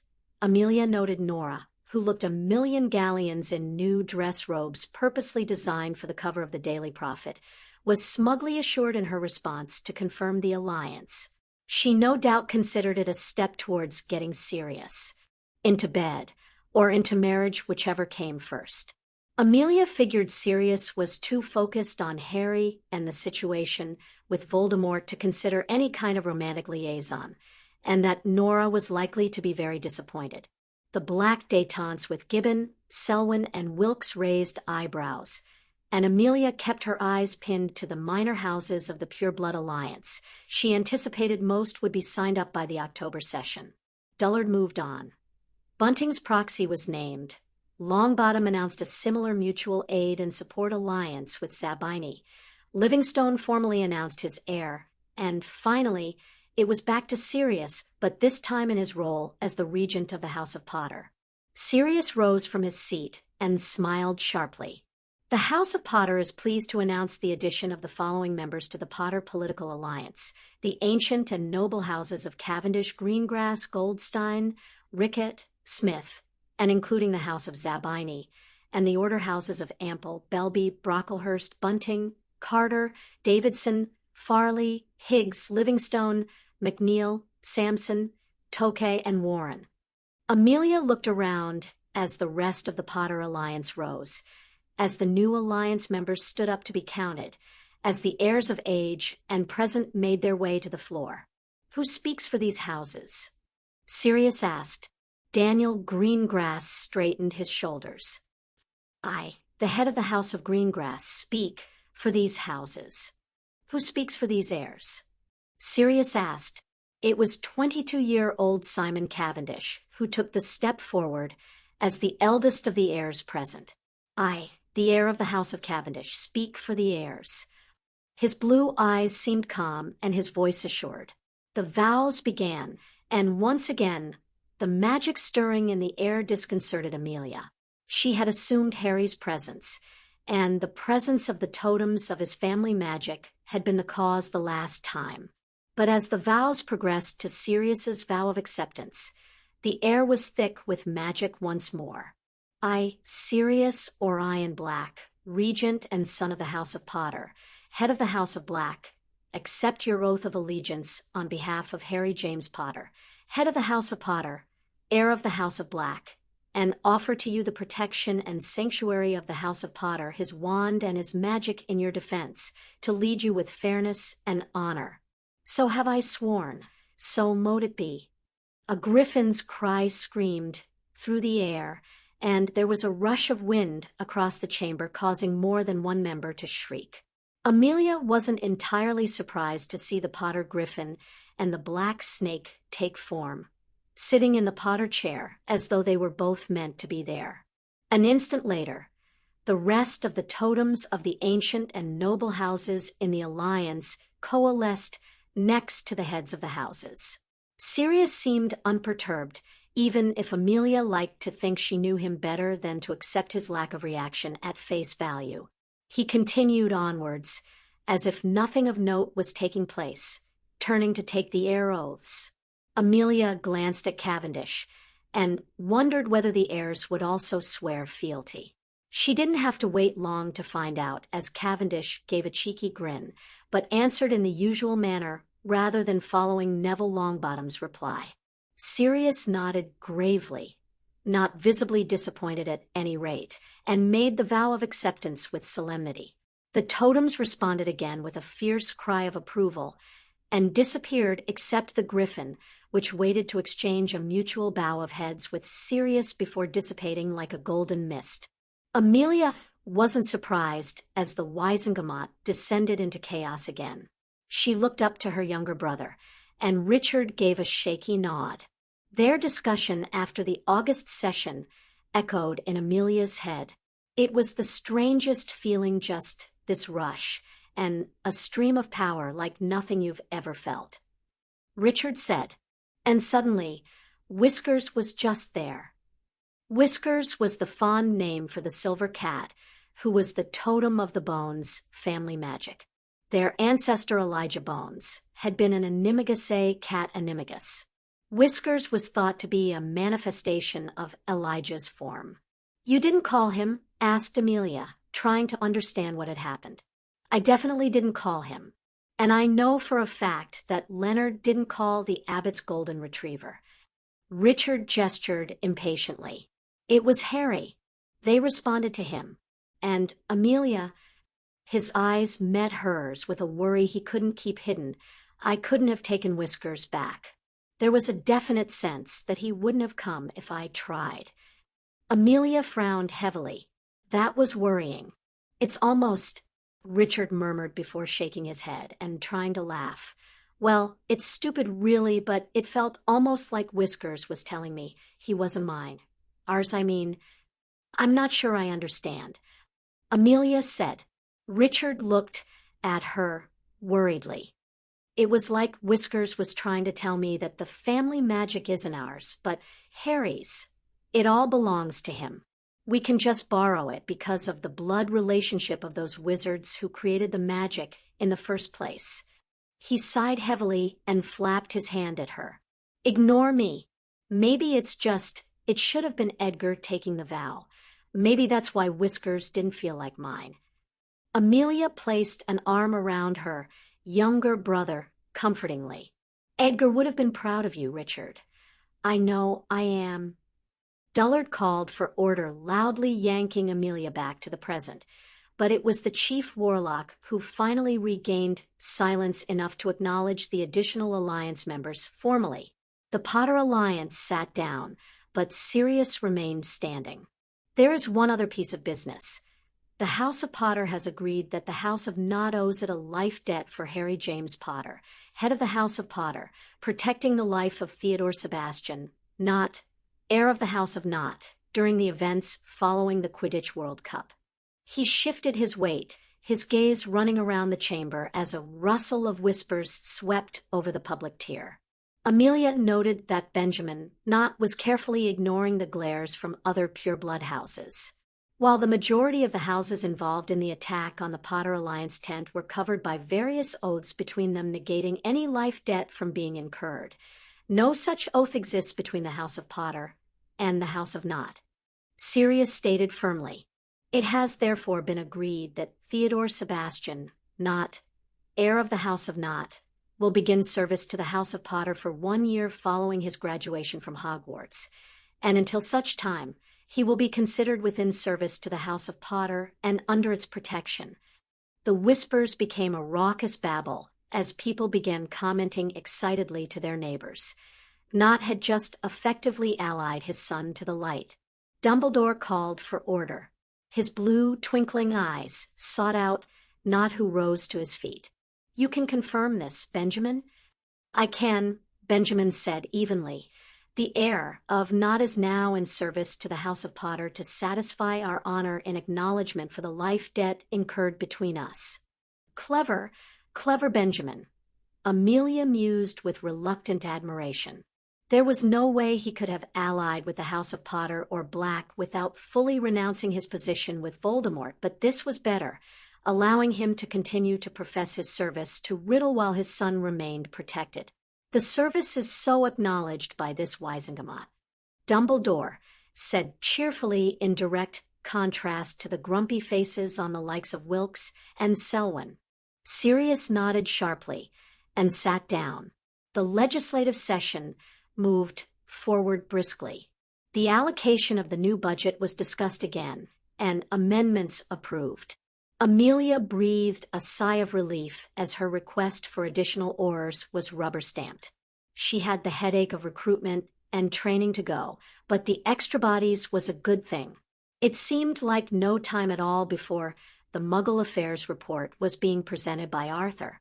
The red-headed patriarch of the Weasley house stood up, and Amelia sensed a new confidence about him. Being attacked at the World Cup had roused his inner Gryffindor. She realized, "You've all seen the report, so I will not repeat it verbatim," Arthur began. "Rather, I will focus on the main findings." He cast a look around the chamber. Finding 1.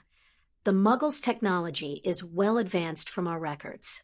3 technologies in particular are a threat to us. The first is this. He waved his wand, and a projected image filled the floor of the chamber. A small box with a lens appeared. Camera technology is something we share with the Muggles, but theirs has taken a different route to our own. Arthur said, "This camera records events constantly, allowing them to be replayed in actual time at a later date. Many of these cameras are affixed to Muggle streets, especially in areas such as shopping precincts. For example, imagine, if you will, that a wizard performs magic on a Muggle in a Muggle street at night. A team of our Aurors appear out of nowhere to deal with the situation, obliviate the Muggle, but do not see or understand the threat of the hidden camera, and leave it. Unfortunately, the entire thing is caught on camera and replayed, so breaking the statute of secrecy. Whispers filled the chamber. Here is our second threat. It was a box with a thin board attached that had blocks with the alphabet written on them like an old Muggle typewriter. Amelia frowned as she recalled the device from Arthur's report. This is a computer. It is linked via Muggle communication technology to all other computers with a simple command. Arthur continued. Simultaneous communication with something they call the World Wide Web. Pictures may be uploaded and viewed all across the world. Imagine that a picture of the night I have just described is uploaded onto this device and shared. Not only would our world be revealed here in Britain, but all across the globe. The Muggles believe this technology will only increase in popularity and improve.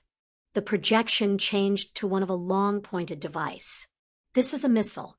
It carries with it an explosive bomb known as a nuclear weapon. Arthur explained solemnly. It can be fired from land in one country or from a Muggle flying machine targeting another country with specific coordinates. On exploding, it will destroy all life in the impact zone. He straightened. The Muggles have already used this on themselves during their last World War.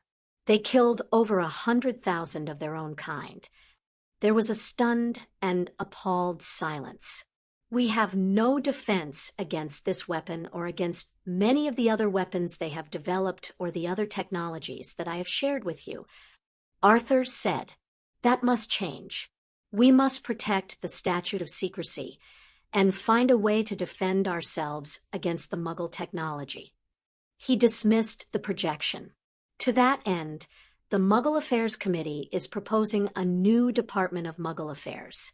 It will have three main objectives. Firstly, to establish better relations with the Muggle government to ensure their scientific and technological knowledge is shared, that they work with us in protecting our secret.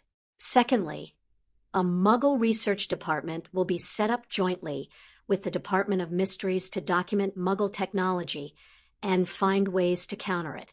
And thirdly, a Muggle law enforcement task force is to be set up in conjunction with the DMLE to focus on dealing with all aspects of Muggle and wizard policing issues, including the misuse of Muggle artifacts. The budget projections for the next year are in your reports, including startup costs. I seek permission today to progress in the setup of the department. Cornelius sprang to his feet. The proposal has the support of the ministry. Bertie rose from his chair. And the Department of Mysteries. Amelia got up. And the DMLE. Dumbledore nodded sagely. Thank you.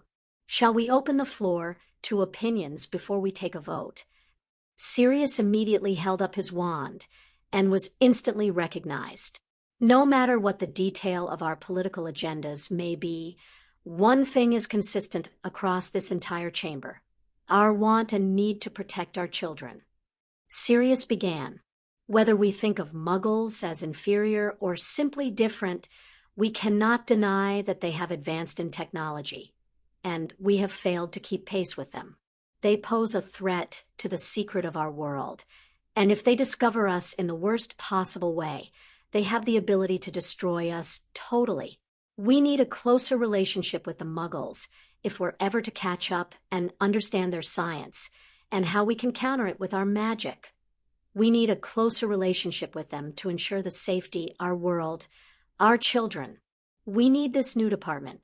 He paused to send another gaze sweeping around the chamber. Amelia's lips twitched as she watched him wordlessly captivate every single person there. Sirius sat down. Any further contributions to the debate? Dumbledore asked. Nobody signaled to say anything. The lack of debate was a thunderous acknowledgement of Sirius's political and personal power, that he had silenced the harshest critic before they'd had the chance to speak, that every corner of the political spectrum bowed to his argument. Dumbledore's thin, white eyebrows rose in surprise. "Then we shall vote." The department was soon officially given the seal of approval. Cornelius rose. "Thank you all. I appoint Arthur Weasley as the head of the new Department of Muggle Affairs, and—" "Objection." Simon Wenlock stood up. He was a known member of the Pure Blood Alliance, but his father had fled to the continent rather than be marked by Voldemort. He was not tagged as a Death Eater. Amelia wondered if he could be the elusive suspect that was tormenting Harry. Wenlock's dark eyes scoured the chamber and settled derisively on Arthur. "We are all agreed that this new department is of vital importance to our security. Are we prepared to risk that by giving its leadership to a wizard who is known for his love of Muggles?" The chamber erupted. Most of the houses on the light side were up on its feet yelling at Wenlock. Others in the Pure Blood Alliance followed Wenlock into an exchange of insults. Amelia, noted Malfoy, was carefully taking note of who was allowing their allegiances to be revealed in such a foolhardy move. Sirius remained seated and unspoken. He was observing the drama with interest, but not taking part in it. He really had grown up, Amelia thought. The stories of his time as a hit wizard often spoke of someone hot-headed and reckless. Eventually, Dumbledore had to create a small bang to regain order. "Please," Dumbledore said forcefully. "We are all adults here. I should not have to step in as though I was standing in the Great Hall at Hogwarts and faced with unruly children." The sharp words were a mark of how annoyed Dumbledore was. It took a lot to irritate him. Cornelius stood up. "With the permission of the Chief Warlock, I believe I have the right of reply to Lord Wenlock's objection." Dumbledore nodded. Cornelius threw Wenlock a disgusted look. "It is the minister's prerogative to assign the heads of department. Arthur Weasley is one of the most honorable men it has been my pleasure to work with. He has led the committee which produced the recommendation for the department and has the most knowledge of the issues and concerns. He has also begun to build relationships with our Muggle counterparts and is well liked by them. He has remained steadfast despite being the target of hatred and violence. No one should question his integrity. You may trust him, but I do not." Wenlock argued back. "His insistence on loving Muggles will doom us. If you show such poor judgment in your appointments, perhaps it is time the Wisengamot should choose the heads of department." Griselda Marchbanks stormed to her feet again. "Pish and tosh nonsense. Lord Wenlock, you are a moron of the highest order." Dullard sprang up. "Lady Marchbanks, I could declare a duel for your insult." Wenlock snarled across the expanse of the chamber. "And I could declare one for your insult to my honor." Arthur's quiet assertion arrested the rising chatter. Wenlock stared at Arthur, along with most of the rest of the Wisengamot. Arthur glared right back at him, his shoulders straight, his chin up, and a glint in his suddenly steely blue eyes that would have had his family running for cover. He rarely lost his temper, but when he did, do not mistake the fact that the seat I hold in this body is ministerial to mean that I do not know the traditions associated with my ancient and noble house. "Wenlock," Arthur stated forcefully, "you're right in that I do like Muggles. I have a lot of respect for their intelligence and creativity. Rightly so, given what we have uncovered. And you're right that I would hope one day we could live in a world where we don't have to hide, and we could live peacefully together." He held up a hand as Wenlock went to interrupt. Amelia looked on in pleasure as Arthur continued. "But that day is not today. That day may not happen in my lifetime. Right now, our concern is to build a foundation of trust and cooperation so that we may be safe and secure, so that our children may be safe and secure." He looked in disgust at Wenlock. "I have 7 children. How dare you insinuate that I would ever place their safety and security at risk? Frankly, I do have half a mind to call you out for the insult. Anyway." Sirius cleared his throat and spoke before Wenlock replied. "Perhaps an apology, Lord Wenlock? We all understand how emotions can run high, and I'm certain in hindsight you didn't mean to insult Mr. Weasley. After all, as the Potter Regent, I would be honor-bound to stand as Arthur's second in a duel under our alliance of friendship, and I so did hope to keep these robes clean of blood." He smiled sharply across the chamber at a furious but rapidly paling Wenlock. Oh, Amelia thought with amusement that threat was very well done. The rest of the chamber looked expectantly at Wenlock. Wenlock bowed his head quickly. "My apologies, Mr. Weasley." Arthur nodded stiffly. "And we are agreed that Cornelius may continue to assign who he wishes," Sirius said smoothly. "After all, I'm fairly certain that all of us would like this body to remain firmly focused on our legislative and judicial duties, rather than eroding ministerial authority in these matters. I know that's my view." Nott spoke up in agreement, sending Wenlock a disgusted look, possibly for the brashness of his attempt to depose Weasley rather than the attempt itself. Wenlock cleared his throat. "I remove my objection entirely." He sat down with the air of a man who was trying not to look like he was in full retreat and failing. "As I was saying," Cornelius said brightly, "I appoint Arthur Weasley as the head of the new Department of Muggle Affairs and leave it in his capable hands to establish the department and staff it appropriately."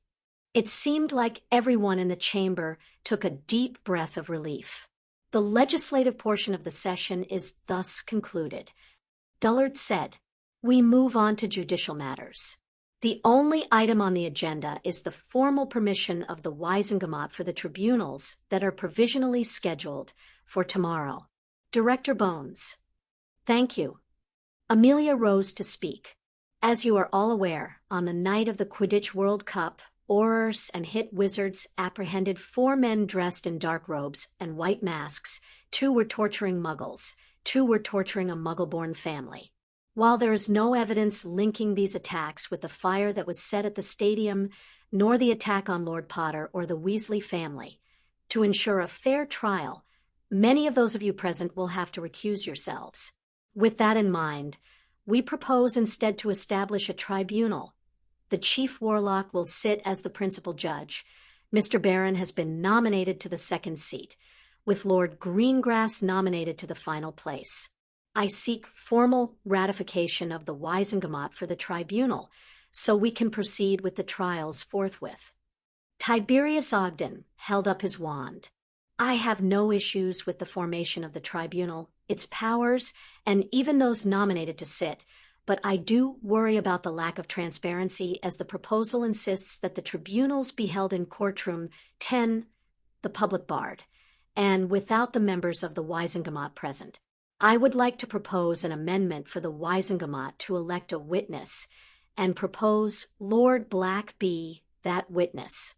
Amelia saw the gleam in the old wizard's eye and somehow wasn't surprised when the motion was seconded by Norman Wilkes. Nobody can argue that Lord Black does not believe in justice. Wilkes barked before he sat down.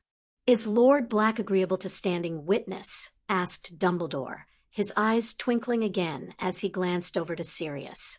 Sirius got up. "I will be happy to stand witness." The motion carried and passed, and the Wisengamot session ended with the tribunals granted the legal authority they needed. Amelia smiled in satisfaction. It was time to deal with the Death Eaters. Pronglet returns to Hogwarts. Chapter 4. Sirius didn't miss the furious look on Wenlock's face as the wizard immediately left the Wisengamot as soon as the doors opened. Sirius stayed in his seat. There would be a 3-ring circus in the atrium as Cornelius had lined up a press conference to announce the new Muggle Affairs Department with Arthur, and Sirius was quite content to miss it. He'd even convinced Cornelius that his presence there would be distracting, coaxing the minister into acceptance by pointing out the publicity should belong to him and Arthur.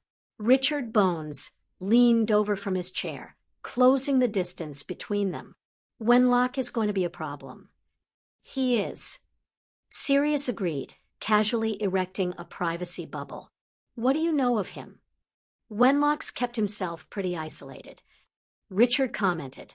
His father went abroad in the early 70s. Simon was educated in Durmstrang and did a mastery in potions. When his father died in 85, Simon returned with his family to England. He has 2 sons and a daughter, all at Durmstrang. Politically, he has aid and support alliances with the ancient and noble houses of Adams, Flint, not Selwyn, Wilkes, and Gibbon, but that's all.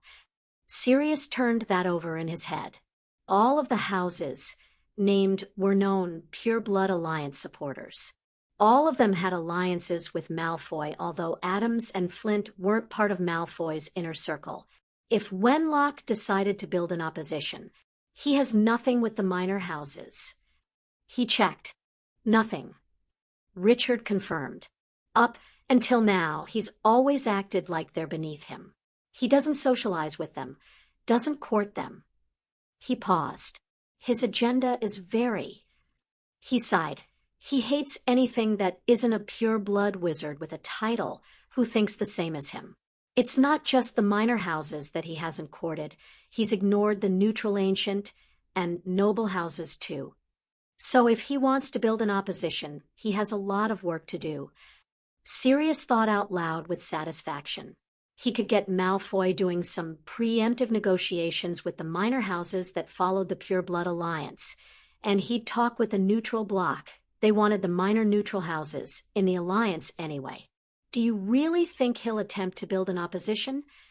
Richard asked seriously. Grandfather used to say that nature abhors a vacuum. She fills it immediately with whatever rubbish she can find. Sirius said dryly. The fact is that we've disturbed the natural order here in the Wisengamot. Wenlock was probably content to sit on the sidelines while Lucius held a strong position with the rest of the pure blood houses. But now, I see what you mean. Richard sighed. Even if he does set up an opposition, we should be able to ensure it remains a minority. Sirius commented. Something for us to discuss at the next Alliance meeting. Richard fidgeted, hesitated, and finally committed himself to asking whatever was on his mind. Something else for us to discuss is whatever is going on with the family magic. He thanked Merlin. He'd had plenty of practice at keeping a straight face during all his years of pranking. Oh, the Griffin and the snake showing up in the Potter's seat as though they're substituting for Harry? All of our family magic responding to the call of the House of Potter. Richard said dryly, Need I go on? Sirius shook his head. His heart was pounding in fear that they knew, that everyone knew about Harry's affinity with family magic. I realize there are secrets, Richard said hesitantly, but the ancient and noble houses of the Alliance deserve an explanation for why our family magic is suddenly responding to someone else. He gestured and looked away to watch the crowds slipping out of the doors. I thought it was me, the last time. The magic took a long time to accept me when I did the ritual. I thought it might be because I was never supposed to sit in this chair. Never thought it would be me. Merlin knows Edgar was twice as powerful as I am, and Amelia could best him in a duel easily. It wasn't until I spoke with Leonard and Augusta that I realized they'd felt the same. Like Harry had more of a right to the magic than any of us, that it wants Harry more than any of us. He turned, and his honest brown gaze met Sirius's guarded gray eyes. We're allies, Sirius. Trust us. Sirius nodded slowly, his heartbeat slowing as Richard's sincerity sank into him. Richard was right. They needed to trust their allies, otherwise they wouldn't be allies for very long. We'll arrange something. Richard nodded. It's probably safe to make a move now. He was right. There were very few left in the chamber. The press conference was probably over. and Sirius would be able to sneak out around the crowds flowing through the atrium. They stood, and Sirius dispelled the privacy bubble with a thoughtless show of the small amount of wandless magic he could do. By the way, Susan wrote to us about the duel Harry won against Amelia.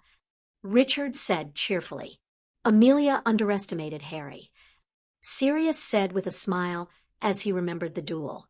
She won't make the same mistake again, but he'll be ready for it. He could easily be a dueling champion. Richard commented as they made their way out of the chamber. Is he planning to enter any tournaments? He's more focused on Quidditch, Sirius replied. Takes after James that way. He doesn't really like dueling for all that he's good at it. Amelia loved dueling. Richard commented. It's just as well she was his opponent, and not me. I would have lasted a minute if he managed to defeat her as easily as Susan made out. Maybe you underestimate yourself, Richard, Sirius said seriously. Whether you ever thought you'd be the head of house or not, the ring wouldn't have accepted you if it didn't find you worthy. He brought them to a gentle halt in the middle of the corridor. I never expected to sit in my seat either. Richard gave a grateful nod, and they started walking again. Sirius's eyes widened at the sight of the redhead coming down the corridor towards him, and Richard patted his shoulder, realizing he was about to be shanghaied. I look forward to our next meeting. Thanks, Richard, Sirius said absently as they drew level with Bill. Richard nodded an acknowledgement to the Weasley heir and continued walking while Sirius stopped to talk with him. What are you doing here? Sirius asked, concerned. I thought you were still confined to bed rest. And he really didn't see how Bill could have sneaked out of the burrow, where he'd been recuperating under Molly's watchful eyes. Bill winced and waved off Sirius's imminent remonstration. I had an appointment at St. Mungo's. Sirius backed down, but he noticed the faint sheen of sweat on Bill's brow and the pale, sickly complexion beneath his freckles. Bill was anything but fine. Besides, Bill said, they say everything's on track. I should be back at work next Monday. I just popped down to tell Caro. He grimaced. You know they've put Lawrence on sick leave. Yeah, Sirius nodded. He's refused to take any more of the potions Snape created for him. Since the third member of the treasure team had purposefully put on a cursed ring to activate the resurrection stone to see his dead daughter, Sirius wasn't surprised. He fully believed that the dead held more attraction to Lawrence than the living. If it wasn't for Harry and Remus, Sirius has a horrible feeling he could relate more than what was considered nominally healthy. They think he won't see Yule. Bill continued sadly before taking a deep breath and shaking his head. Sorry, I think the recent brush with death myself has gotten me maudlin.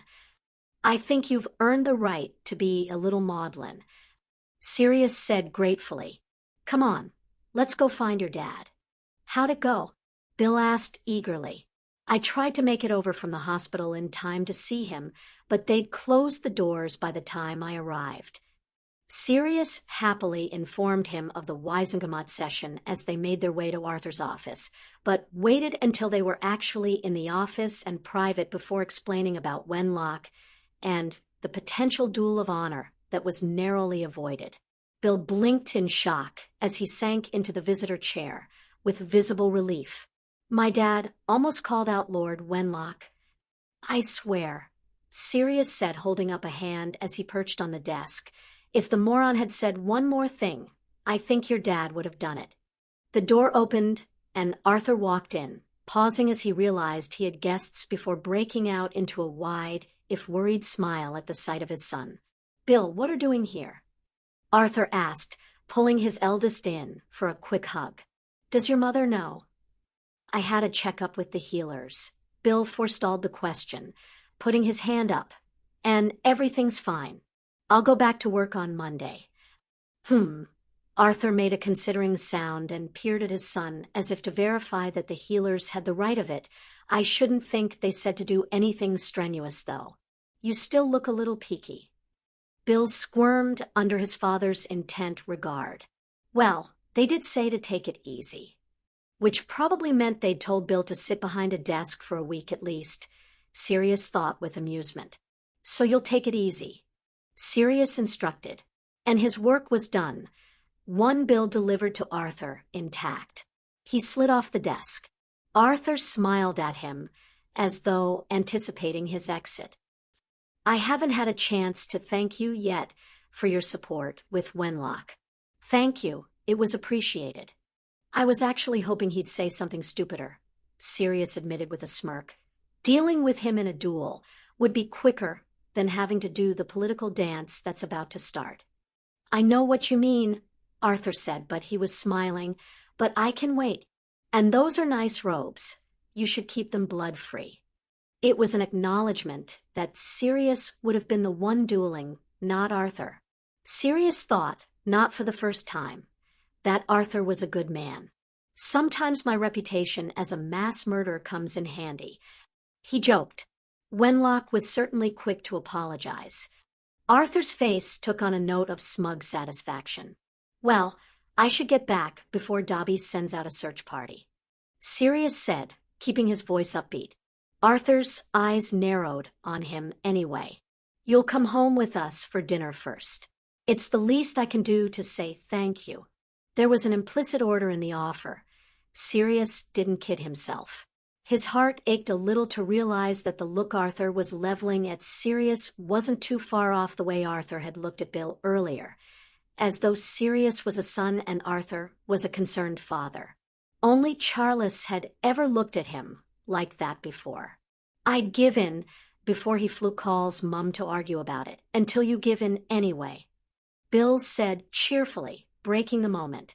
Sirius shot him a grateful look and nodded at Arthur. I would appreciate dinner. Thank you. Within moments, they were back at the burrow.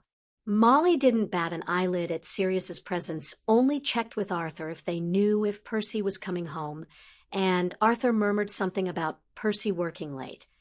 She ushered Sirius into a seat at the table, handed a decent bottle of wine to Arthur to open, and asked after Harry and Remus.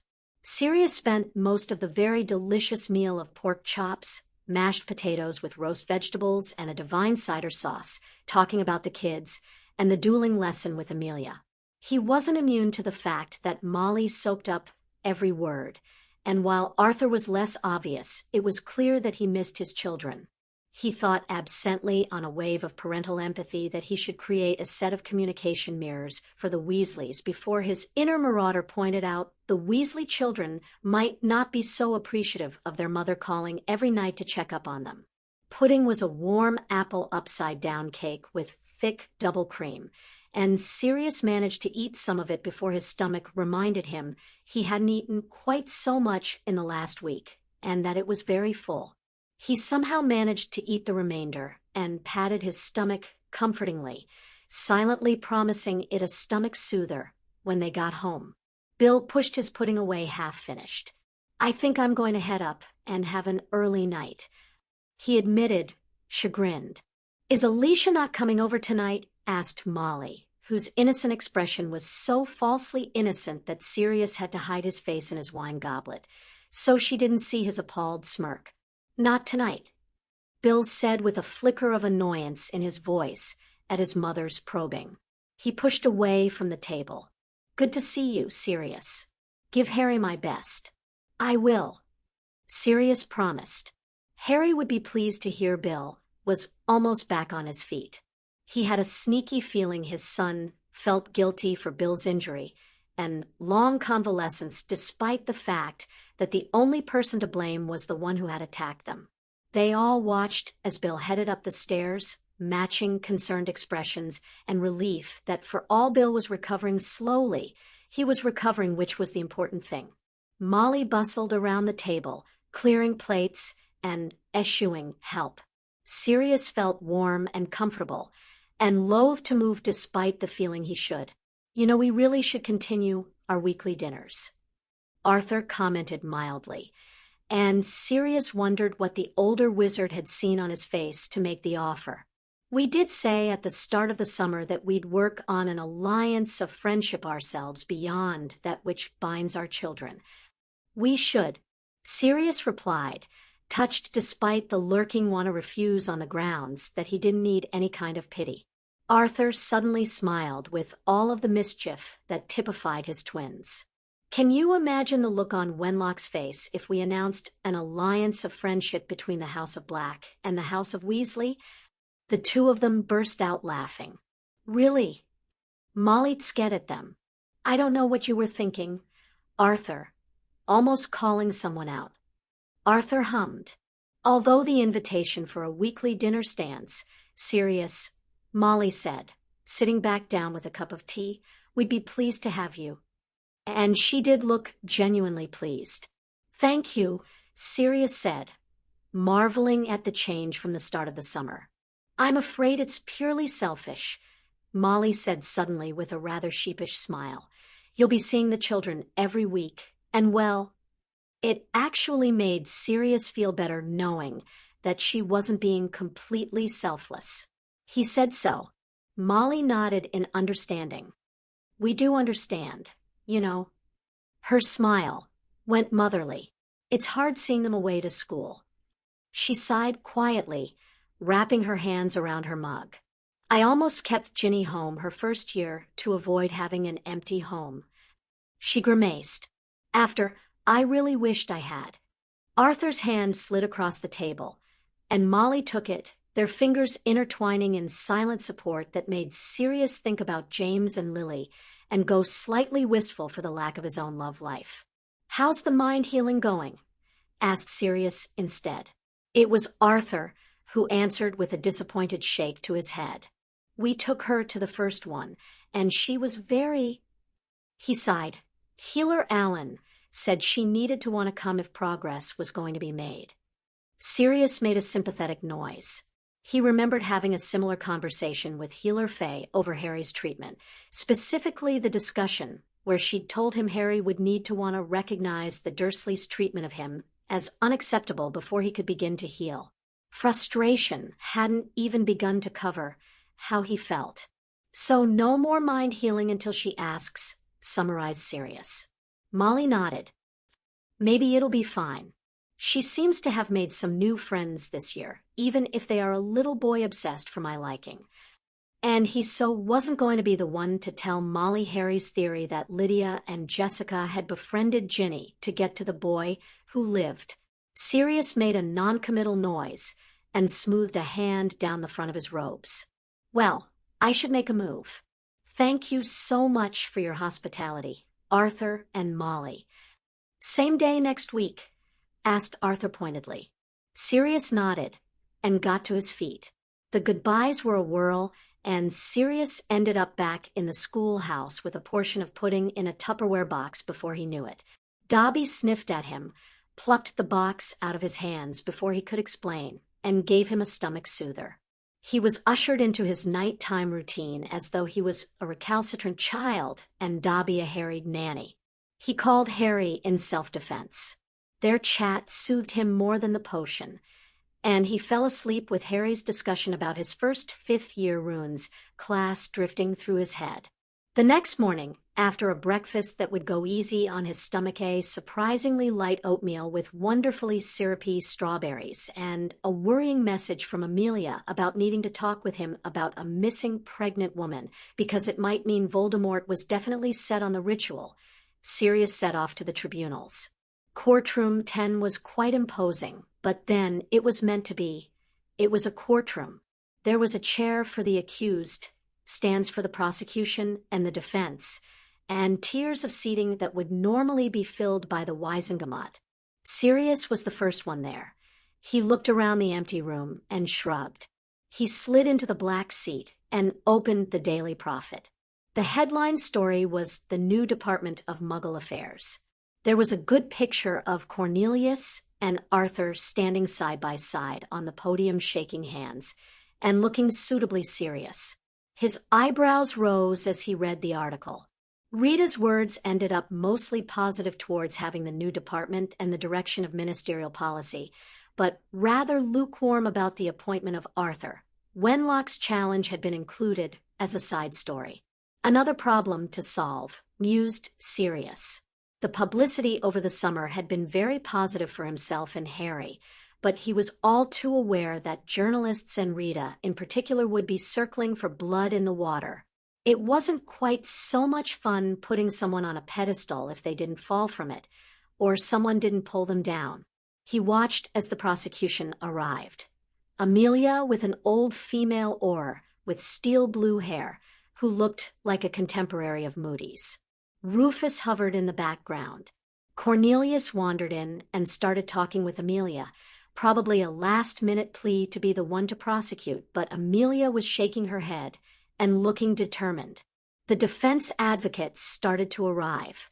Rowles was first, Herman Gelding, a solicitor with dark slicked-back hair and a bulbous nose that looked purple from Sirius's vantage point. Jugsons and McNairs came together. Giles Dotts and Clements Collingworth of Dotts and Collingworth. They were a small firm, but represented many of the pure-blood minor houses. Both were brown-haired and indistinguishable. Travers's advocate arrived last, Barry Boodle. He was polished in his appearance, perfect blonde hair, classically handsome features, good physique adorned in quality robes. He'd been one of Regulus's friends. Sirius's hand clenched on the newspaper, and he carefully smoothed it flat again. Regulus had come to his senses and done the right thing in the end, even if there had been a moment where he had tried to kill Sirius with Barry Boodle standing right beside him, both of them trying to earn their Death Eater stripes. One day, Sirius would take Creature and go back to where Regulus had found the locket and find his body. He would bury his brother. He shivered, suddenly cold, and the world started to blur at the edges as his mind slipped into a memory. James, dead on the floor. Lily, dead in front of the crib. Harry crying and bloody. Hagrid holding Harry and telling Sirius he had his orders. Peter defiant and yelling something. The blast and shock shuddering through him. I said, get those Dementors out of here now. Amelia's voice cut through the fog, and Sirius came back to himself abruptly. He was curled up, hands over his head, rocking. He stopped and took a deep breath. He shivered violently. Sirius. Amelia was suddenly beside him. She held something out, and he took it automatically, recognizing the scent of chocolate. He stuffed it into his mouth. They're gone. Amelia said, as though Sirius, regaining his senses, hadn't already told him that. I'm so sorry. Cornelius was wringing his hands together. I thought it was best to have extra security, and I didn't think. That's right. Amelia snarled at him before she caught herself, but we will talk about this later. Minister. Her eyes went pointedly to the gawping defense advocates. Cornelius nodded, unhappily. Sirius. I'm fine, Cornelius. Sirius said briskly. I just wasn't prepared for them. He attempted a smile. A cup of hot chocolate wouldn't go amiss, though. Cornelius's assistant took off immediately to go get it. My sincere apologies, Sirius. Cornelius said again. Amelia handed Sirius another chunk of chocolate, and he put it in his mouth, letting the sweetness melt on his tongue. He swallowed and motioned back at her table. You should get back to what you were doing, Sirius said firmly. I'm fine. He wasn't too cold, and the ache in his limbs went all the way to the bone, but he wasn't going to give Boodle any more ammunition. He was already betting that the fact that he'd had a bad reaction to the Dementors would make the Prophet's headlines the next day. Amelia's eyes were filled with nothing but understanding, though. She handed him the rest of her chocolate and went back to work, Cornelius following after Sirius had reassured him again that it was fine. 5 minutes later, Cornelius's bright-eyed assistant, Marty? Sirius struggled to remember the name, brought him the hot chocolate, and Sirius held it close, inhaling the warmth and scent as he staved off the urge to turn into Padfoot. The arrival of the judges Albus, Gideon, and Daniel helped. Albus hurried over. My dear boy, I heard what happened. Are you all right? Fine. Sirius lied, uncomfortable more with the knowledge that his reaction had already made the gossip tree within the ministry. He was so going to kill Monty on his way out. Just could have done without the trip back down memory lane. He pressed his lips together. Ignore me, Albus, I'll be fine. Just get this done. Drink your chocolate. Sirius. Albus said gently, before he moved away. Almost unwillingly, Sirius followed the instruction. The hot chocolate was still hot. Murphy had obviously got him a charmed mug when he'd gotten it for him and told the rest of the building about Sirius's unfortunate reaction to Dementors. Seeing Albus reminded Sirius that at some point he needed to talk with his former headmaster about the Elder Wand. The Hallows had to be the power mentioned because Sirius was never going to believe that Harry needed to sacrifice his own life to get rid of Voldemort. Didn't the line, "Neither can live while the other survives," suggest that the survivor would live once it was all over? He slurped down the rest of the chocolate and watched as the mug automatically refilled. Okay, Sirius thought bemused. Perhaps he'd hold off on killing Murray. Everything suddenly came to order. The courtroom door banged shut. A rather cowed Cornelius took a seat by Amelia. The scribe, a young harried-looking administrator with bright yellow hair that had to have come from a potion, slipped into position, and Albus asked if everyone was ready. Amelia stood, wonderfully authoritative in her formal robes. The prosecution is ready. And the defense for our 4 defendants. Albus's gaze strayed to the 4 advocates. There was a chorus of confirmations. Then, Boodle stepped forward. I would like to make an objection on the record about the presence of Lord Black. Sirius wasn't surprised. Albus blinked. He is here to observe and bear witness that justice is done as directed by the ruling of the Wisengamot. Unfortunately, the Lestranges can no longer bear witness to what Lord Black feels is justice. Boodle said snidely. Amelia was the one to get to her feet in response. Objection. Mr. Boodle is so far out of line, he's in a different country. Lord Black's family business is just that, family business. She stared down Boodle across the courtroom. Chief Warlock, as you are aware, the Wisengamot made Lord Black's inclusion mandatory for this tribunal to go ahead. Lord Black is here to bear witness, nothing more. There are no grounds to object to his presence unless he attempts to interfere in judicial process. I agree. Albus said firmly. Let's move on. I believe each defendant will be tried separately. Yes, Chief Warlock. Amelia said politely. The first defendant is Thorfinn Rowell. Bring in the accused. Albus ordered. Rowell had been a few years behind him in Hogwarts. He vaguely remembered a skinny-looking blonde-haired kid who looked half scared of his shadow, and who could name a curse if it killed him. How old had he been when he joined the Death Eaters? Mused Sirius. 15, 16? Rowell was escorted to the accused chair, where he crumpled like a wet tissue, sobbing his heart out as he confirmed he was Rowell and his current address. Amelia began. Thorfinn Rowell, you are accused of being part of a terrorist organization known as the Death Eaters, also known as the Knights of Walpurgis, and of conspiring to commit a terrorist act on the 25th of August of this year.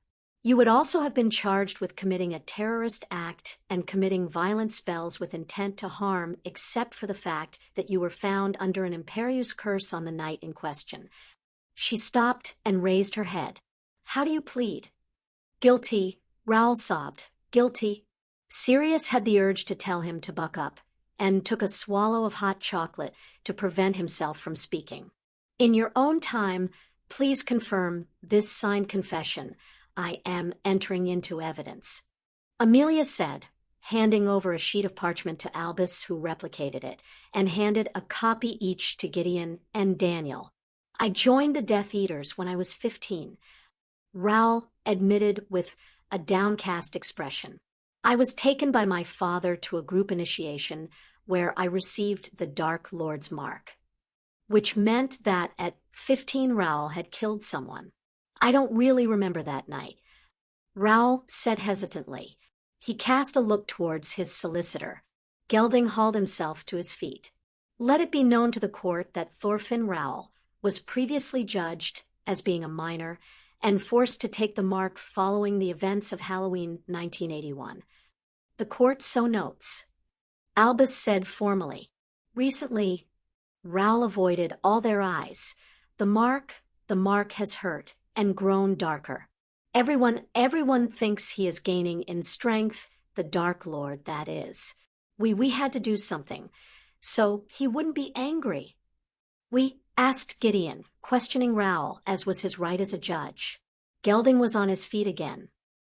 Please note that my client cannot answer that question beyond the other 3 men that were arrested at the same time without violating an unbreakable vow. Sirius raised his eyebrows and wondered if Raoul was lying. Lucius had never indicated that his alliance was subject to such a vow. Very well, Albus said anyway. Let us continue. Eventually, 5 of us volunteered to do something at the Quidditch World Cup. Raoul admitted. We planned to split up. 1 pair would target the Muggles, and 1 would target a Muggle-born family. We discussed torture and killing them. Dennis would then put up the dark mark in the sky to show. The Dennis you refer to is Dennis Travers, who was arrested the same night as yourself. Amelia interjected. Yes, Raoul said. We paired up together on the night, but he was talking, and I'd never done anything before. I couldn't do it. I don't remember very much until the aura was suddenly there. Amelia produced another parchment, the Auror's report, and handed it to Albus. Please note that Mr. Raoul was found at the scene of a crime.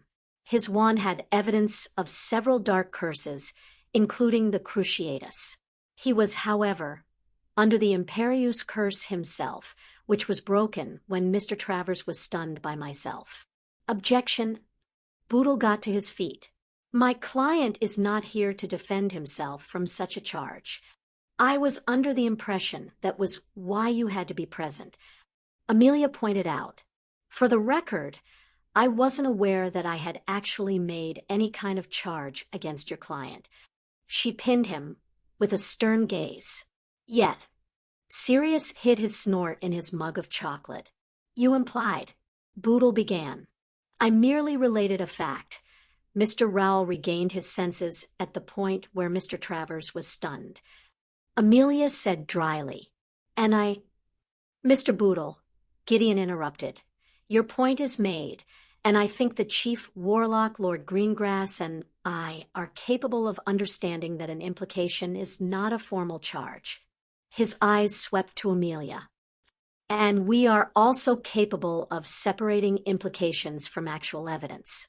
I suggest we move on. Amelia nodded briskly. Mr. Raoul, you mentioned that you were paired with Mr. Travers. Who formed the other pair? Arnold Jugson and Walden McNair. Raoul stuttered out. Objection. Dots and Collingworth were on their feet. Sit down, gentlemen. Gideon said firmly, you have no cause to object to an identification, and you can challenge in cross-examination. Amelia looked as pleased as Punch as she sat down. Mr. Gelding, your defense may begin. Albus instructed. Mr. Raoul, Gelding began gently. Why did you volunteer to take part in demonstrating loyalty to the Dark Lord? My father. Raoul swallowed hard. My father failed a mission, once back then. His stricken face looked up suddenly. The Dark Lord killed my mother to teach my father a lesson. When the mark grew dark, I was scared. I have a wife and a son. I thought if we were to prove ourselves to the Dark Lord, if I could prove my loyalty, then perhaps my family, they wouldn't pay for my sin. Sirius winced. It was hard not to feel sympathetic. On the night of the World Cup, Mr. Raoul, why did you change your mind? Gelding said softly, the family that Dennis picked out. Raoul blinked hard against another onslaught of tears. The boy is the same age as mine, and Dennis he said we had to kill him. I couldn't, a child. He was just a child. Objection, Boodle said again. Gideon stared him down, visibly perplexed. On what grounds? Boodle shifted his weight. This is hearsay against my client, which we will get to when we get to your client. Daniel pointed out. As Gideon has already said in much politer terms, we are not idiots. Sit down. Boodle shot him a furious look, but sat. Gelding cleared his throat. After the suggestion was made, what did you do? Refused to go through with it. Raoul said clearly. But then, I don't understand what happened because I was suddenly standing in front of the tent and the boy. He choked and had to take a breath. The boy was on the ground in front of me, and my wand was pointing at him, and the Aurors were there, yelling at me to drop my wand. Gelding nodded and produced a parchment that went to the 3 judges. You will see from this independent healer's report of the night my client was arrested that he was suffering from the after effects of the Imperius curse. He turned back to Raoul. Do you regret your actions? Yes, Raoul stated baldly. I regret ever agreeing to take part in it. I should have stayed out of it. Gelding tapped the table in front of him. The defense rests, gentlemen. Albus thanked him. Mr. Dots, do you wish to cross-examine on any part to do with your client? Dots leaped to his feet. Without wishing to strain the vow you took. How can you be sure that those who volunteered on the same day that you did, Mr. Raoul, continued to be the same individuals involved with the unfortunate events on the night of the 25th of August? Raoul looked at him, confused. You mean apart from them getting arrested? Dots had walked into that one. Sirius thought amused. Exactly. Dots said, brazening it out. Did you speak to Mr. Jugson at all between the meeting where there was an agreement something should take place and the World Cup? No, I only met with Dennis, admitted Raoul, who continued to look confused. And on the night of the World Cup, did you speak to Mr. Jugson then? Dots persisted. I think so. Raoul's uncertainty bled from his every pore. Why only think so, Mr. Raoul? Shouldn't you know who you spoke to? Dots asked. We were all wearing masks. Raoul said defensively. Dots grinned in satisfaction. Thank you, Mr. Raoul. Collingworth asked the same questions, and Sirius decided their defense was going to be lousy if they were going for a they didn't really do it tactic when they'd been caught red-handed. Sirius shifted in his seat as Boodle stood up and declined to question Raoul with a sneer at the quivering wreck in the defendant's chair. Albus nodded. Do either of my fellow judges have anything they would like to ask the defendant? Gideon and Daniel shook their heads. Then, as the defendant has pled guilty, my fellow judges and I will deliberate the sentence. Albus raised a powerful privacy bubble which obscured the judges from watching eyes as well as listening ears. It was an impressive bit of magic. Sirius felt himself being watched and turned with a frown to see Boodle glaring at him. He glared back and was happy to see Boodle drop his gaze. The deliberation didn't take long. Albus dropped the privacy bubble and turned to Raoul with a compassionate, grandfatherly expression. Mr. Raoul, you have pled guilty and confessed to conspiring to commit a terrorist act and being part of a terrorist organization. The last war took many lives, and we cannot allow this terrorism to take hold again. As a society, we cannot tolerate such outright attacks on our government and the peace so many fought so hard to achieve. Yet your defense has offered some mitigation for both charges, and you have expressed regret. Keeping this in mind, this tribunal sentences you to 10 years imprisonment in Azkaban's minimum security wing. Albus said gravely. Raoul burst into noisy tears as the Aurors were ordered to take him from the courtroom.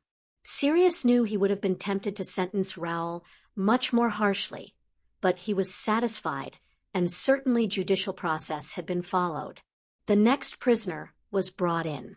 Arnold Jugson showed none of the hysterics of Rowell. Instead, he remained stoically grim-faced through the confirmation of identity. Amelia's prosecution was swift. She called Wood to testify that he had arrested both Jugson and McNair at the World Cup and submitted the forensic tests of both wands and the Muggle victims, which supported the written statements from Harry and Ron, and their accounts of coming across two robed and masked figures torturing Muggles. It was at that point that Dots got to his feet and objected to the absence of Harry and Ron. Sirius noticed the surreptitious look his way that the solicitor threw him, and figured he was expected to leap to his feet and protest loudly at the idea of having Harry testify, voiding the trial with his non-sanctioned interference.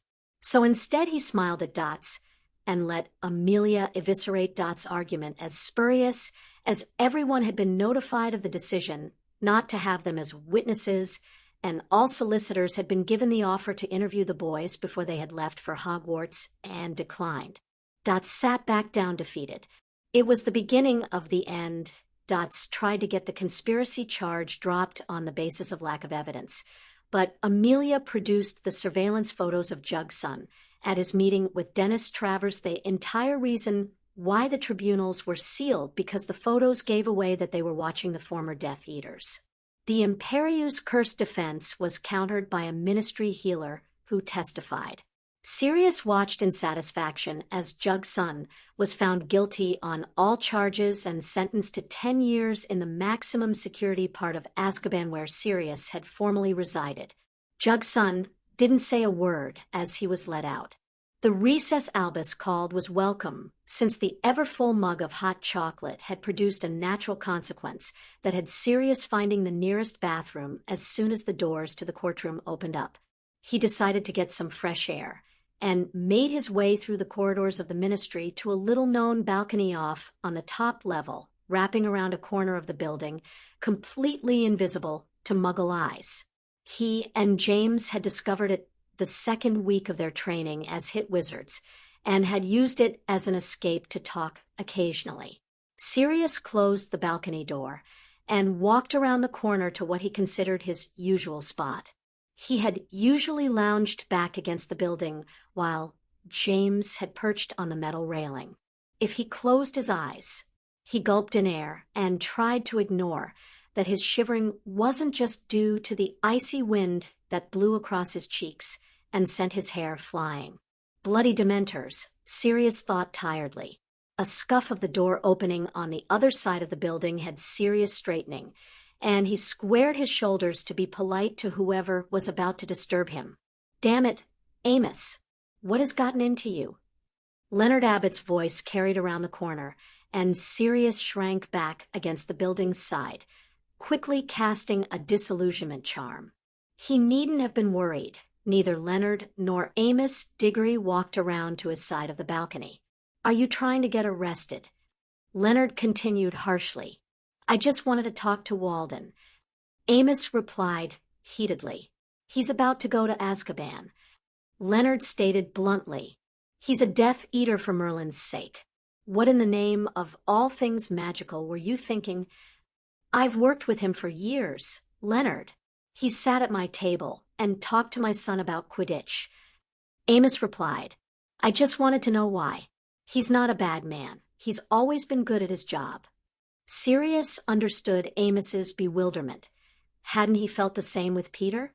The need to know why had been a nagging constancy of Sirius's thinking on Peter ever since he'd realized Peter's betrayal. And now we know why. He's a murdering bastard. Leonard snarled. "We don't know what he's done beyond attacking the Muggle-born family." Amos said defensively. Leonard made a scoffing sound. "You must be kidding me, Amos. You forget I've seen some of the creature executions McNair has carried out. I saw him put down a 16-year-old wizard without pause. A 16-year-old werewolf." Amos corrected. Sirius shuddered, unable to do anything but picture a 16-year-old Remus in the place of the unnamed executed boy. "I will never agree on your agenda there, Amos," Leonard said, firmly. Amos snorted. Well, of course not. Not now Black with his pet werewolf has your balls in the palm of his hands. Amos. Leonard snapped. We have been friends for too many years to count, but you go too far. There was a tense silence. I apologize, Leonard, Amos said gruffly. Leonard's sigh was heavy and loud enough to travel to Sirius. What is going on with you, Amos? You haven't been right since you didn't get the Wisengamot seat. I was the best candidate, Leonard. The only reason why I didn't get it was because of Black.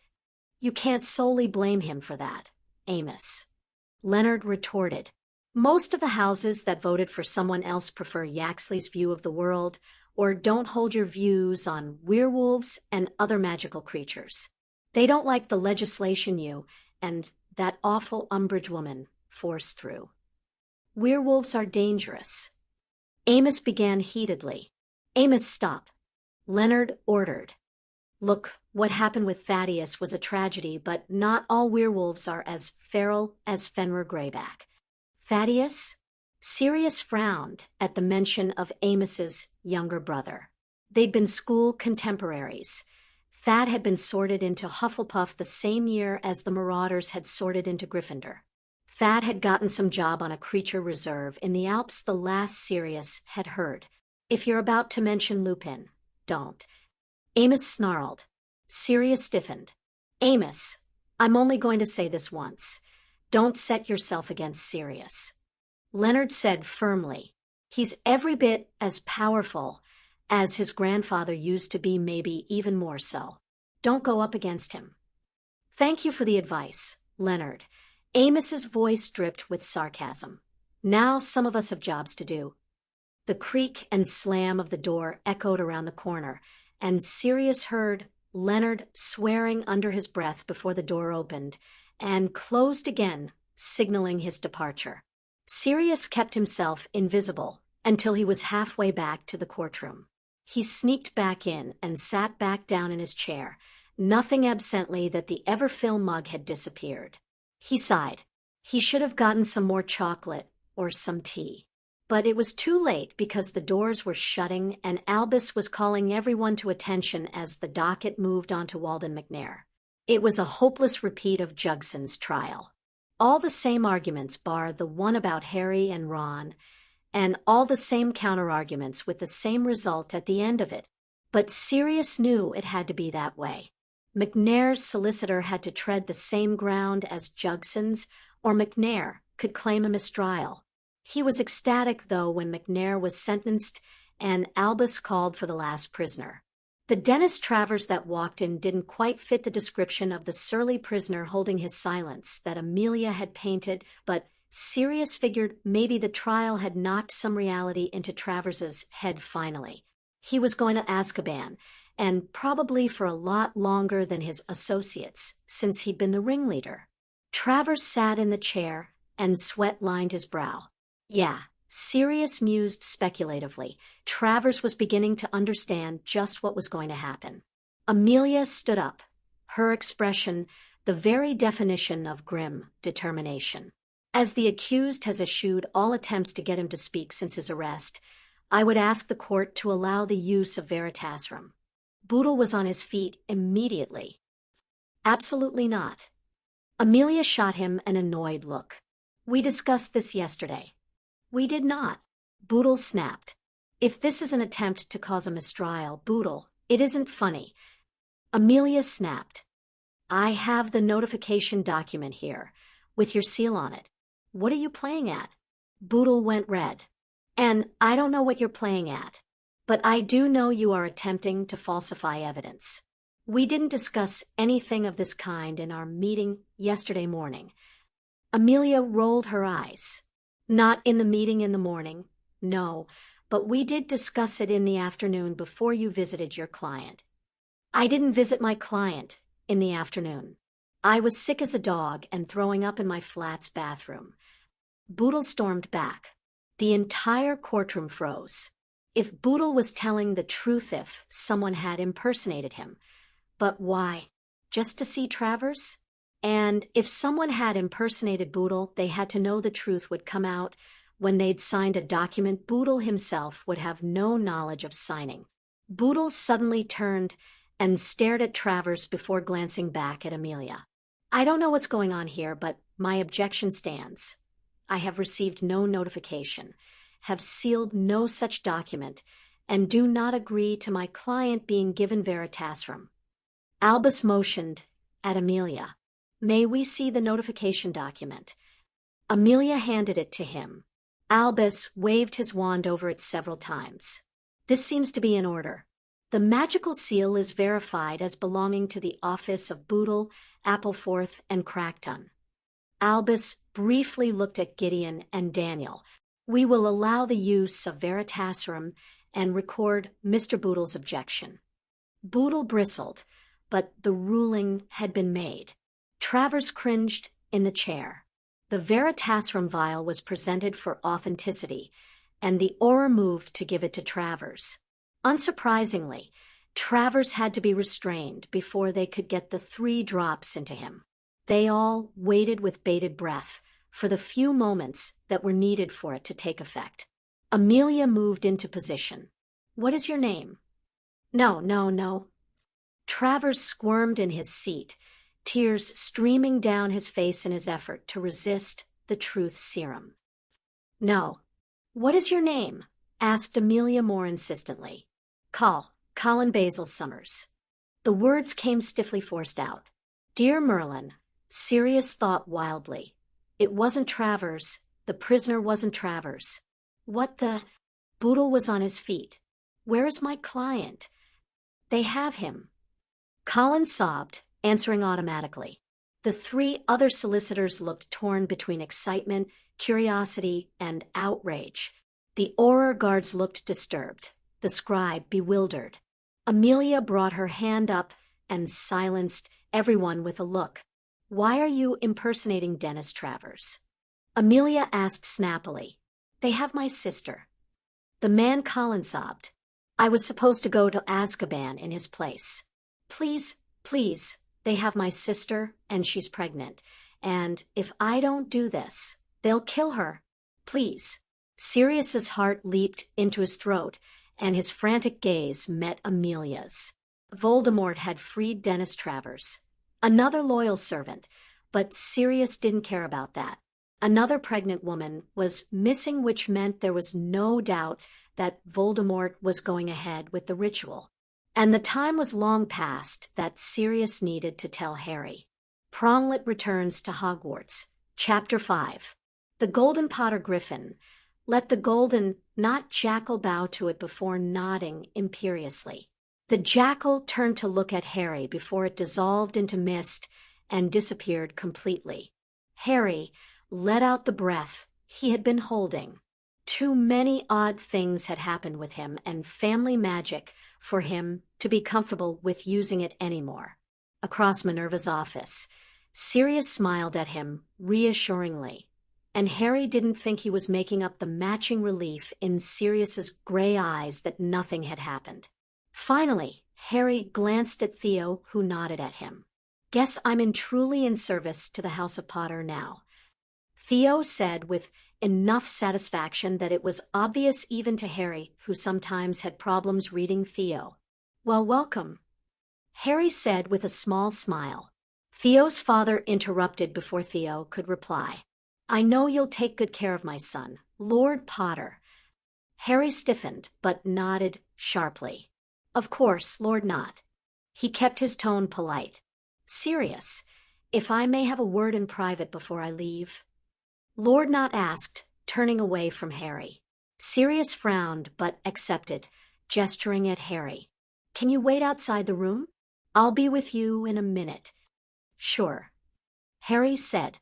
He was eager to be alone with Sirius. He had so much to ask him, since Sirius had refused to tell him about the tribunals until they were face to face. "I'll write to you soon, Theo." Lord Not placed a hand on his son's shoulder. "Be good." "Of course, Father," Theo said warmly. Harry led the way out of the room, shutting the door behind Theo once he'd stepped out. Theo hovered, and Harry motioned at the nearby stairs. You don't have to wait with me. Theo shrugged and leaned against the wall. It's Sunday. It was enough of an explanation. Nothing happened much on Sundays.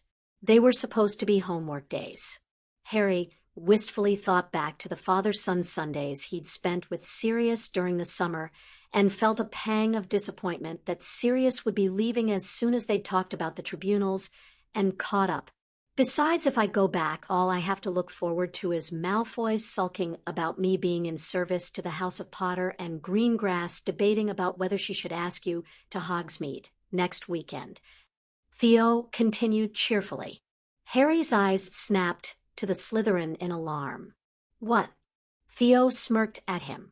You do realize everybody is discussing who you're planning to go with? Are you planning to ask someone? I'm not. Harry replied automatically. Great, Theo commented with genuine cheer. Sabini owes me a galleon. Harry glared at him and folded his arms. I'm going to see Sirius. He paused. Actually, a bunch of us are going if you want to come along. Theo blinked at him. You want me to come along? You're part of my house now, Theo. Harry shrugged. Ron, Hermione, and Neville are all coming along too. Theo nodded slowly. Thanks, but I have. He shifted as though he was suddenly uncertain. I'm going to Hogsmeade with Jeremy. Harry's eyes widened momentarily in surprise before he realized it was kind of rude to act shocked about it, and Theo was braced as though he expected something bad. Jeremy's a nice guy. Theo's expression smoothed, and he nodded again. He is. He bit his lip. I would bet money Daphne is going to ask you. Her dad is keen for her to make a good match, and you're the one they all want to date. I'm not. Harry stumbled over his words. I don't really want a girlfriend right now. He settled on. So, you may want to say that, but you might want to think about dating a few of the girls you trust anyway. Theo advised. Otherwise, the others will think there's hope for them. Really? Asked Harry worriedly. Theo looked at him. You're kind of clueless. Harry bristled, but he couldn't really argue with Theo's comment. I just don't get why they're so interested in me. Theo's eyebrows shot up. Potter, setting aside the whole boy who lived thing, and I know you don't think like this, but you're head of your house and you're the heir to another really powerful house. If that wasn't enough, you're a genuinely nice guy, hero to the rescue type. He waved at him. And you're not a totally bad seeker either, although if anyone in Slytherin ever hears that I said that, I will deny it. Harry felt the heat in his cheeks and wished the ground would open him up. Look, my advice? Just ask Granger and Lovegood, maybe Bones, to go on pretend dates with you, so people think you're dating Greengrass. Probably would do it too if you asked. I don't think she's interested in you so much as she's interested in keeping her dad off her back about making an appropriate match. Theo said. Harry frowned. He disliked the idea, but he guessed it might work to deflect attention from his non-dating and complete inexperience. He'd talked to his friends about Theo's idea. Maybe it wouldn't hurt to go on pretend dates, or maybe they could call them practice dates, so Harry wouldn't be totally horrible on a real date. The door behind Harry suddenly opened. Sirius poked his head out. He paused, seeing Theo, but nodded an acknowledgement at him before motioning for Harry to enter the office again. Harry waved a goodbye at Theo and headed straight into the room. Sirius shut the door, perched on the desk, and put up a privacy bubble as Harry made for one of the comfy chairs. Sorry about that, Sirius said as Harry got comfortable. Benjamin wanted to give me a heads up that Wenlock's beginning to organize an opposition, as though I couldn't work that out for myself. Harry nodded because Sirius had already talked with him about Wenlock and the likely political shift. So what happened at the tribunal that you couldn't tell me over the mirror? Sirius grimaced and changed position to fully look at Harry. Do you remember just before the World Cup when I told you that there had been a sighting of the rat and Voldemort at Little Hangleton? Harry wondered why Sirius was mentioning that, as he confirmed, he did with a nod. While they were there, they took the bones of Thomas Riddle. Tom's dad, checked Harry, surprised. Tom's dad, Sirius repeated. Bertie and Albus suggested that it pointed at a specific ritual to create a body for Voldemort, one that involves the bones of his father and 2 other ingredients.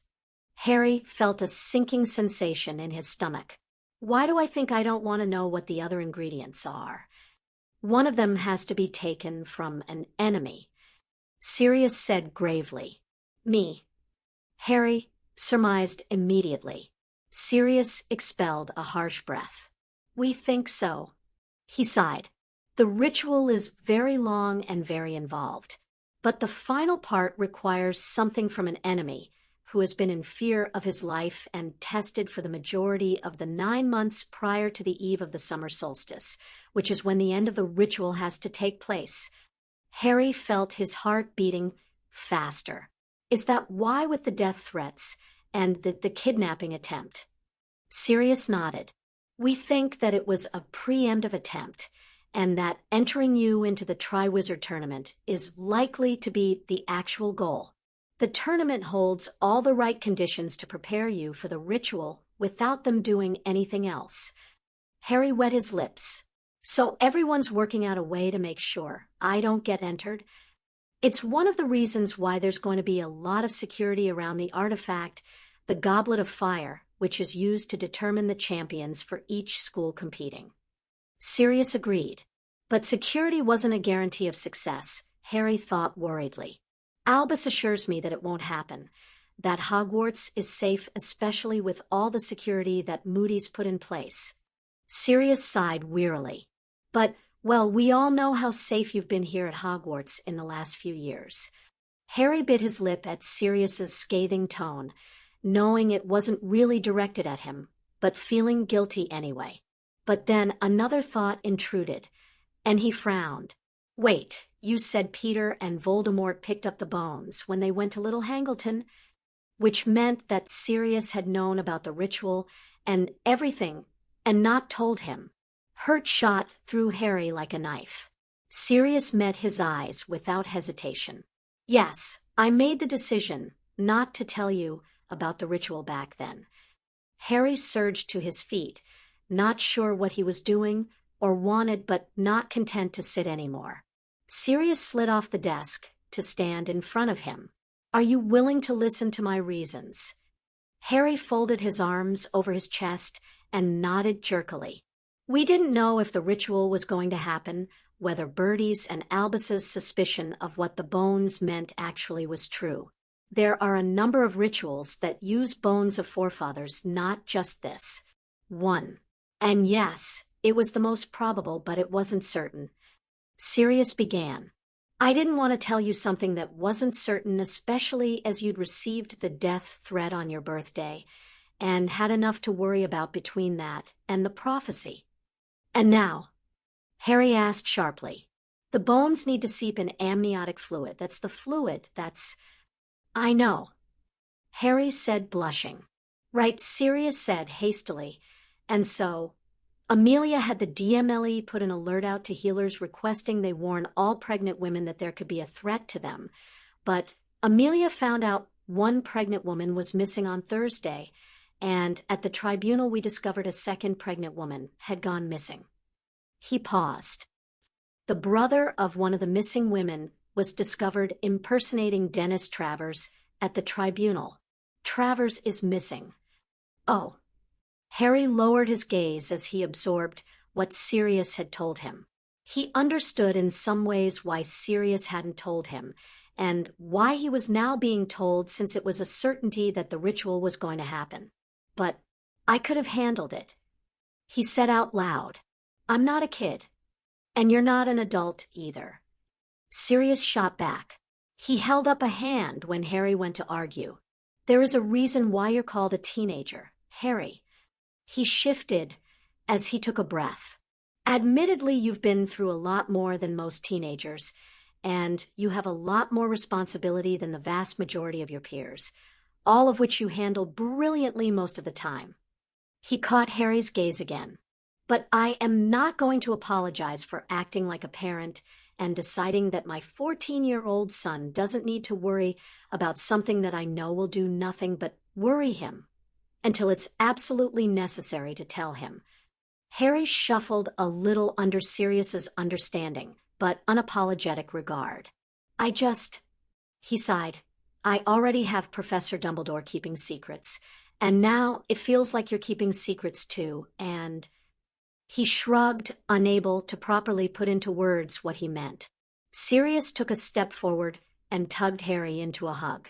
Harry went a little stiffly, but he wasn't immune to Sirius's caring, and he slowly put his arms his father and sank into the comfort. I know it feels like people are keeping secrets from you, and, well, Albus is at least until he and I have our little chat about the matter, but my intention here, and every time I make a similar decision, isn't to keep something secret so much as to protect you as much as I can from the craziness. Sirius murmured. You have to know I debate everything a million times before I decide to tell you, or not. It drives Moony bonkers. Harry gave a muffled huff of laughter as he imagined Remus's face after being subjected to Sirius's debating. I thought about telling you when we got the second death threat, but... Sirius sighed heavily. Everyone still thought getting you into the tournament was the goal, and I wanted you to enjoy the rest of your holiday and have some fun without having something else to worry about. And truthfully, would it have changed anything you did at the World Cup? Harry wanted to say that it would have done, that he would have stopped and thought about chasing after Ron to check on the Weasleys, or that he definitely wouldn't have charged after the guy who'd targeted them, but his conscience wouldn't let him lie about it. Even if he'd known, he would probably have still acted the way he'd acted. I'm not always going to get it right, Harry, Sirius admitted. Sometimes I'm going to decide something and get it wrong, but I just hope that I get enough right that one day we both might not need to keep seeing a mind healer.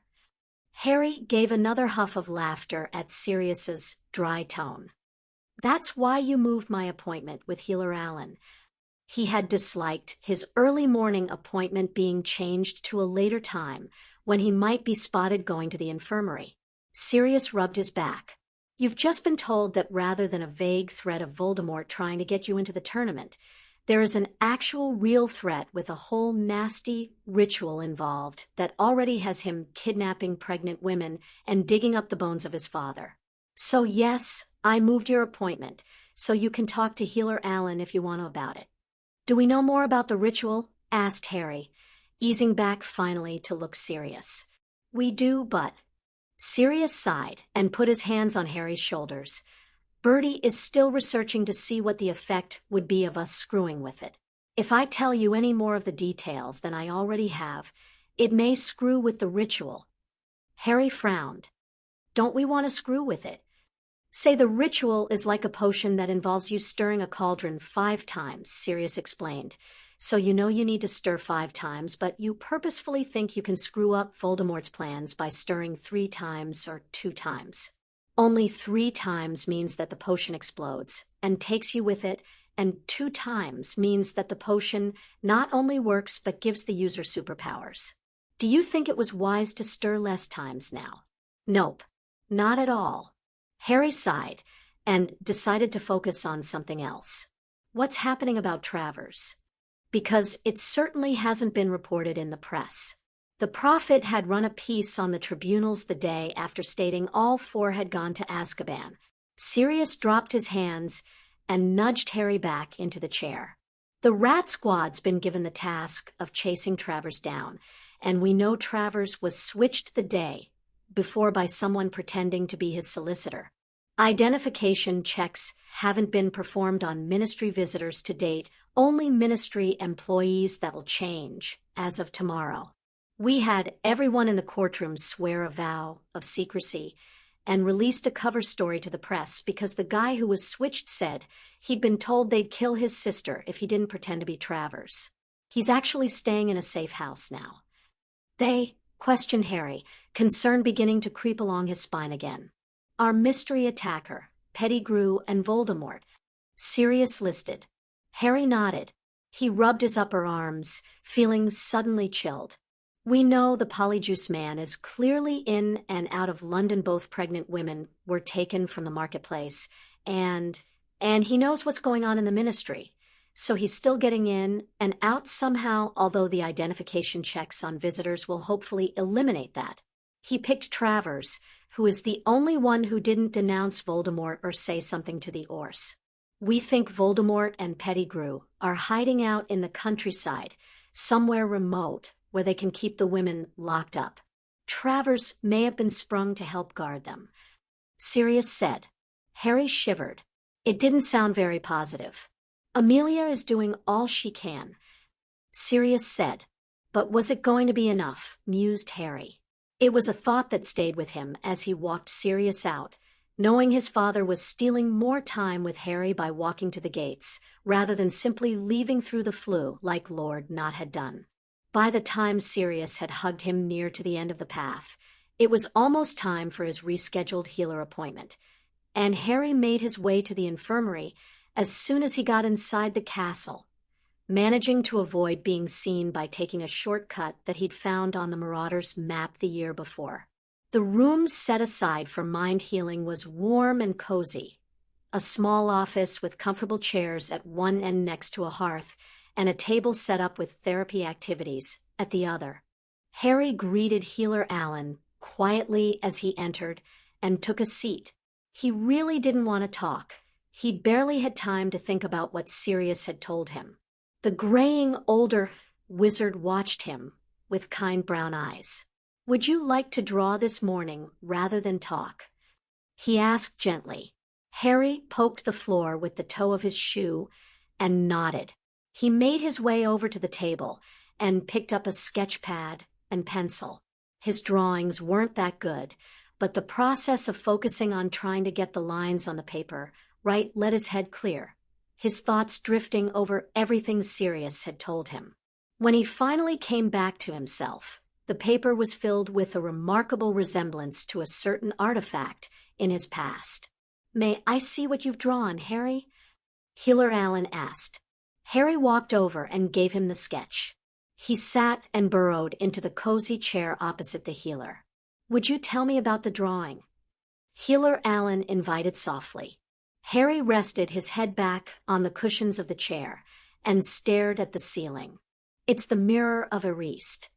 What do you think prompted you to draw it? Harry sighed. What do you think prompted me to draw it? Healer Allen hummed in agreement, ignoring Harry's surliness because it was fairly obvious that Voldemort threatening his life was the easy connection between what Sirius had told him and the mirror. All my first year, here Voldemort tried to kill me. Harry said out loud. And now he's doing it again. Healer Allen stated gently. What did you see in the mirror when you looked the first time? My parents. Harry said with a lump in his throat. It always hurt to think about the nights he'd spent in front of the mirror, just looking. What do you think you'd see now? It was a good question, though Harry taken aback a bit. He'd wanted so desperately to have a family back then, and his parents had been mythical creatures that he wished would ride to the rescue and save him from the Dursleys. But he hadn't known about Padfoot then, or Moony. Hadn't realized his stern head of house had once changed his nappy and babysat him when he'd been a few months old. Harry didn't yearn for his parents anymore, and while he was sad about that, he knew it was because Padfoot loved him, and Padfoot was who his parents had wanted to take care of him. He had a family. He might wish occasionally that his parents were alive to be part of it, but he loved Padfoot. But despite the fact that he had a family now, one thing hadn't changed. I want to be able to have a life without thinking about Voldemort, without him trying to kill me. Harry said out loud. He shifted position to look at Healer Allen. Every time something good happens to me, he's there screwing it all up again. Neither can live while the other survives. It feels inevitable. Harry said slowly. The prophecy, prompted Healer Allen. Like I can't stop it, and I can't get what I want until he vanquished Voldemort for good, with some power that Harry didn't even know about, but which might or might not be the Hallows, or might not be the family magic. And everything had a price, Harry thought again, tiredly. The prophecy didn't actually say he would live in the aftermath. Wasn't that part of the reason why he'd drawn the mirror? Because, in the end, the mirror had been destroyed. And what you want is to live without Voldemort constantly threatening you. And the people he loved because his parents had died to protect him from Voldemort. And he didn't want that to happen to Padfoot. And Padfoot would do it. He'd step in front of Harry to protect him, and Harry couldn't bear the thought of losing Padfoot. The session ended, and Harry made his way back to Gryffindor Tower with his thoughts still churning. He walked through the portrait and into the common room and paused when the conversation stopped dead at his arrival. He felt his cheeks heat a touch, but there was nobody who he knew to explain what he had supposedly done to become the center of gossip, so he quickly strode across to the staircase and went up to the dorm, trying to convince himself he wasn't really running away from the strangeness in the common room. He came to a halt just inside the dorm room at the sight of Hermione, and Neville in front of Harry's trunk, carefully repacking it, Dean and Seamus hovering beside them and occasionally handing them something. "I can't believe Ron did that," Hermione complained. "He had no right to just—" "What's going on?" Harry asked bluntly. All four of them froze. It was almost comical. Dean looked at Seamus, who looked at Neville, who looked at Hermione, who sighed, and closed her eyes. Dean pushed Seamus towards the door. We have that." Yes, that thing," Seamus said emphatically. He pushed the bundle he was holding Harry's spare robes into Hermione's arms and dragged Dean the rest of the way, past Harry, out of the room and down the stairs. Harry folded his arms and stared at Hermione and Neville. "Okay," Hermione began, "but you have to promise me you won't freak out." "You know, you saying that kind of makes me want to freak out," Harry said. Hermione glared at him. Harry waved a hand at her. "So, Ron thought you'd come straight back to the tower after the loyalty vow with Nott," Hermione started to explain. "And when you didn't, he started to think maybe Lord Nott had done something, or Theo had done something, or—" She gestured weakly in Harry's direction. Someone had done something. Harry walked over to them and sat down on the bed. Ron getting worried wasn't unusual. "I guess he took my trunk apart, trying to find the map then." He pointed at the parchment by Hermione's knee. "So he could find me?" Hermione and Neville nodded. "And he realized I was in the infirmary." Harry continued and sighed, falling back on his bed with a groan. This was bad, Harry thought frantically. This was very bad. "He, thought you'd been injured," offered Neville. "Neville worked out why you were in the infirmary since the map showed you with Healer Allen," Hermione said gently, and tried to stop Ron from leaving the dorm, but he wouldn't listen. Neville finished with a sigh. "So I tried talking to him too, but I think I made everything worse," Hermione said in a small voice that made Harry sit back up and look at her. She looked chagrined, her bushy hair falling all around her face to hide her embarrassment. "Basically, Ron then thought you'd told us about seeing your, healer, but not him, and—" Hermione continued. "And he stormed out," Neville completed, after hitting Neville and accusing him of trying to steal his best friend. Hermione added, outrage stealing back across her face. Neville flushed. "He just kind of pushed me. I'm fine." Harry frowned at him, but he did seem fine. "I fell on my bed," Neville said, pointing across to his bed. "The thing is, Harry," Hermione began nervously, "well, the thing is—" Ron was kind of yelling, Neville said with a visible wince and pointed at the open door. Harry quickly added up the strange looks he'd gotten in the common room and the fight, and the yelling, and groaned, slumping back again. "Everyone thinks I'm crazy." "Yes." "No, of course not." Harry peeked at his two friends as Neville and Hermione glared at each other. Hermione turned back to Harry with a chagrined look. It's not that people think you're crazy. Hermione cast another stern look at Neville. But just, I'm nuttier than a fruitcake, Harry said dryly. Neville snorted. There's nothing wrong with seeing a mind healer, she offered in a small voice, brushing her hair back. Out of her face. Some people can't appreciate that it doesn't mean that there's something wrong with you. They just don't understand why. There was a hint of curiosity in her voice, which meant Hermione wanted to know why Harry was seeing the mind healer. He felt irritation skate across his nerves. You'd think the fact that I've received death threats would be some clue as to why. Hermione. She grimaced and lowered her gaze. Bugger. Harry sat up again and rubbed a hand over his face. What was he supposed to do? What he wanted to do was close the curtains on his bed, hide, and hope the whole thing went away. But he knew that was not going to happen. He needed to deal with Ron too. Ron was stubborn as a mule when he got something into his head, and Harry was very tempted just to let his friend stew since he was primarily responsible for everyone now knowing he saw the mind healer. Ron probably wasn't talking to him anyway, but they did have an alliance of friendship, and Ron's initial motivations had been good. He should probably go and sort it out with him.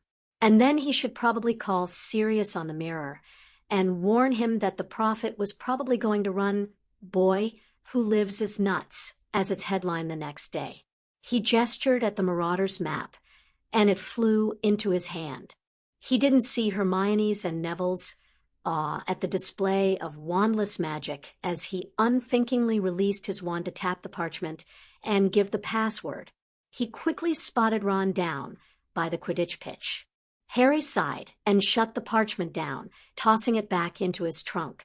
You guys don't need to keep repacking my trunk. I'll do it when I get back from talking with Ron. Hermione and Neville exchanged a look and shook their heads. We'll do it, Hermione said firmly. I mean, we are partially responsible for the whole. Her hand made a circular gesture, which Harry took to mean letting the world know Harry Potter is crazy debacle. Harry shuffled off the bed and out of the door. He flushed brightly as everyone stopped talking again as he walked through the common room. He hurried out and down the stairs. He was halfway to the Quidditch pitch when he ran into Draco, Crabbe, and Goyle. He gave a nod and went to move past them, but Draco moved to block his path. He glared at the Slytherin. He had thought they were past that. Malfoy, I thought you'd like to know that Weasley told everyone that you were crazy. Draco's sharp features seemed more pointed than usual. If this had been last year, I would no doubt have reveled in the easy material of Potty is Dotty, but as this isn't last year. Thank you for your restraint, Draco, and I was aware of the latest news to hit the Hogwarts gossip network, but thank you for making sure I was fully informed. Harry said dryly, No problem. Draco smiled sunnily and moved off. Harry adjusted his glasses and continued onto the Quidditch pitch. Ron sat in the Gryffindor stand. His demeanor wasn't inviting. He was hunched over, folded arms, and his lips were set in a thin, unhappy line. Harry sat down beside him and put a privacy bubble. I'm not talking to you, Ron said loudly. You just did, Harry pointed out tersely. And if anybody should be not talking to somebody, it should be me. You managed to tell the whole world that I'm seeing a mind healer. Well, maybe if you'd told me rather than everyone else. Ron started back heatedly. I didn't tell anyone. Harry yelled. You told Neville. And Hermione. Ron waved a hand back towards the school. They both knew. I didn't tell them. Harry insisted, anger stirring at Ron's dismissal of his words. Did he really think Harry was a liar? So they just miraculously guessed. Ron sneered angrily. Harry was tempted to get up and walk away. If Ron really thought he was lying about it. Neville said he recognized the healer's name And Hermione. He gestured vaguely. Well, she's Hermione. And maybe in hindsight he'd given her enough to work it out when he'd talked to her about his time in the States. As if that's... Ron broke off suddenly and grimaced, swiping a hand over his face and leaving a streak of dirt on his forehead. Well, that probably does explain Hermione. He glanced at Harry quickly before looking away shamefacedly. You really didn't tell them? I'm not in the habit of lying, Ron. Harry snapped. Ron flinched, but nodded. I know. I'm sorry, mate. He stared down at his trainers. And really sorry about the whole, telling the world, sniped Harry, because he was a little irked. More than a little, maybe. Ron flushed and nodded. I was just, you didn't come back. And, Moody said to watch for strange behavior, and Sirius is the closest person to you. So if you were going to be kidnapped by anyone. I get it, Ron. Harry sighed and pushed his glasses up his nose. I thought about telling you last week about, Healer Allen, because I knew I was going to need cover eventually, but I hadn't gotten round to deciding about it because, I didn't really want to have to tell anyone. And then Sirius changed my appointment time today because he thought I would need to speak to Healer Allen afterwards. And he shrugged.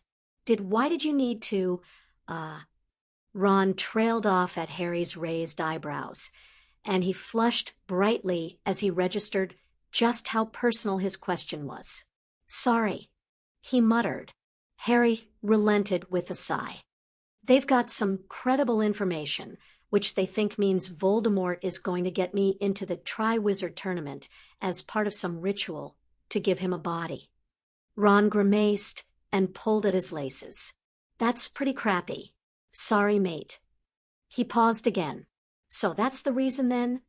It was hard to keep hold of his want to keep it all secret when he heard the concern in Ron's voice.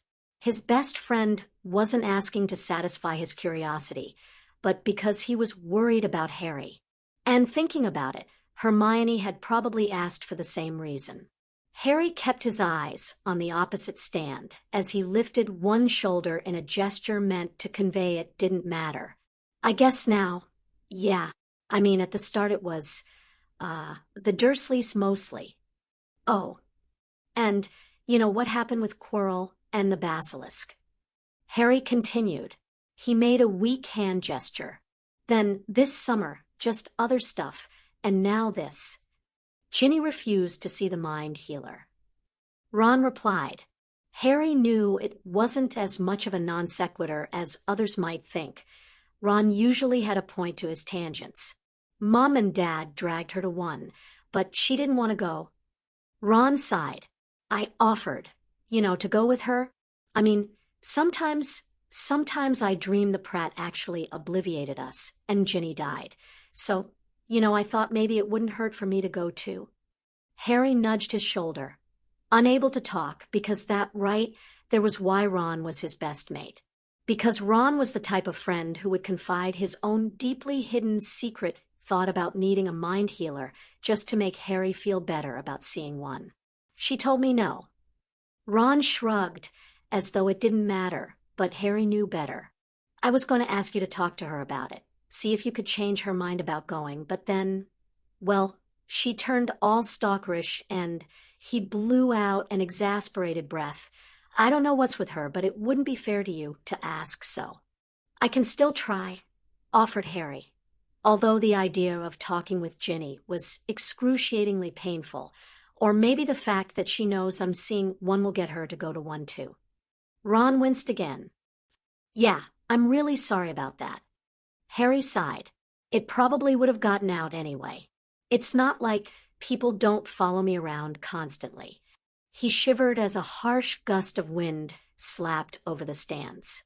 Come on, let's go inside and see if we can get lunch from the kitchen. Yeah. Ron stood up eagerly. We can get Hermione to come along too.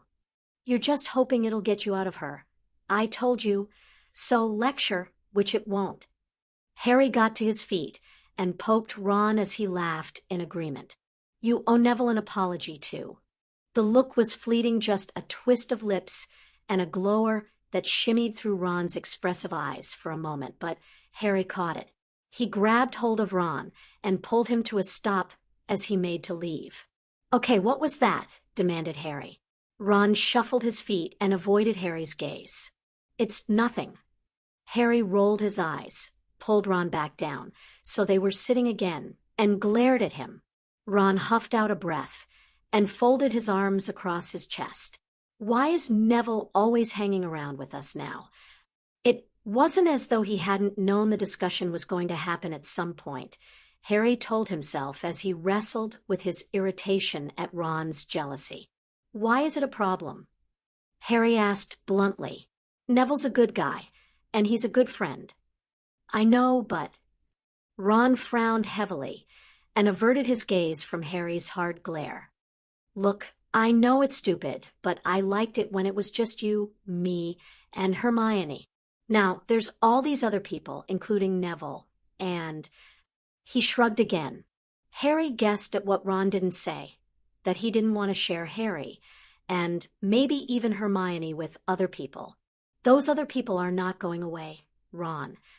Harry pointed out, crisply, I have alliances and responsibilities, and you're my best friend, and that's never going to change. He saw Ron's face brighten. But I also like having more friends than just you, me, and Hermione. He sensed Ron's confusion.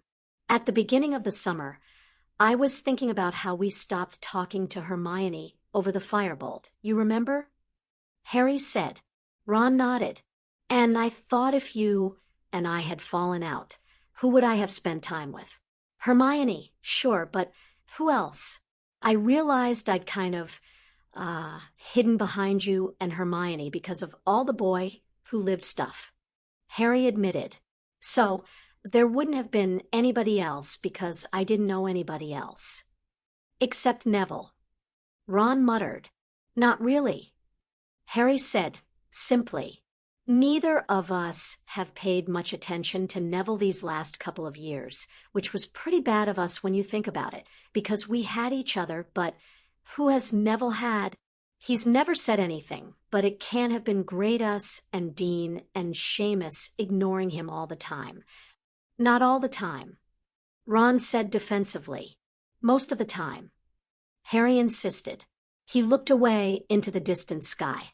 I sometimes think it could so easily have been me who ended up without a close friend in our dorm. If you had sat with him instead of me. Weird, mate, Ron commented.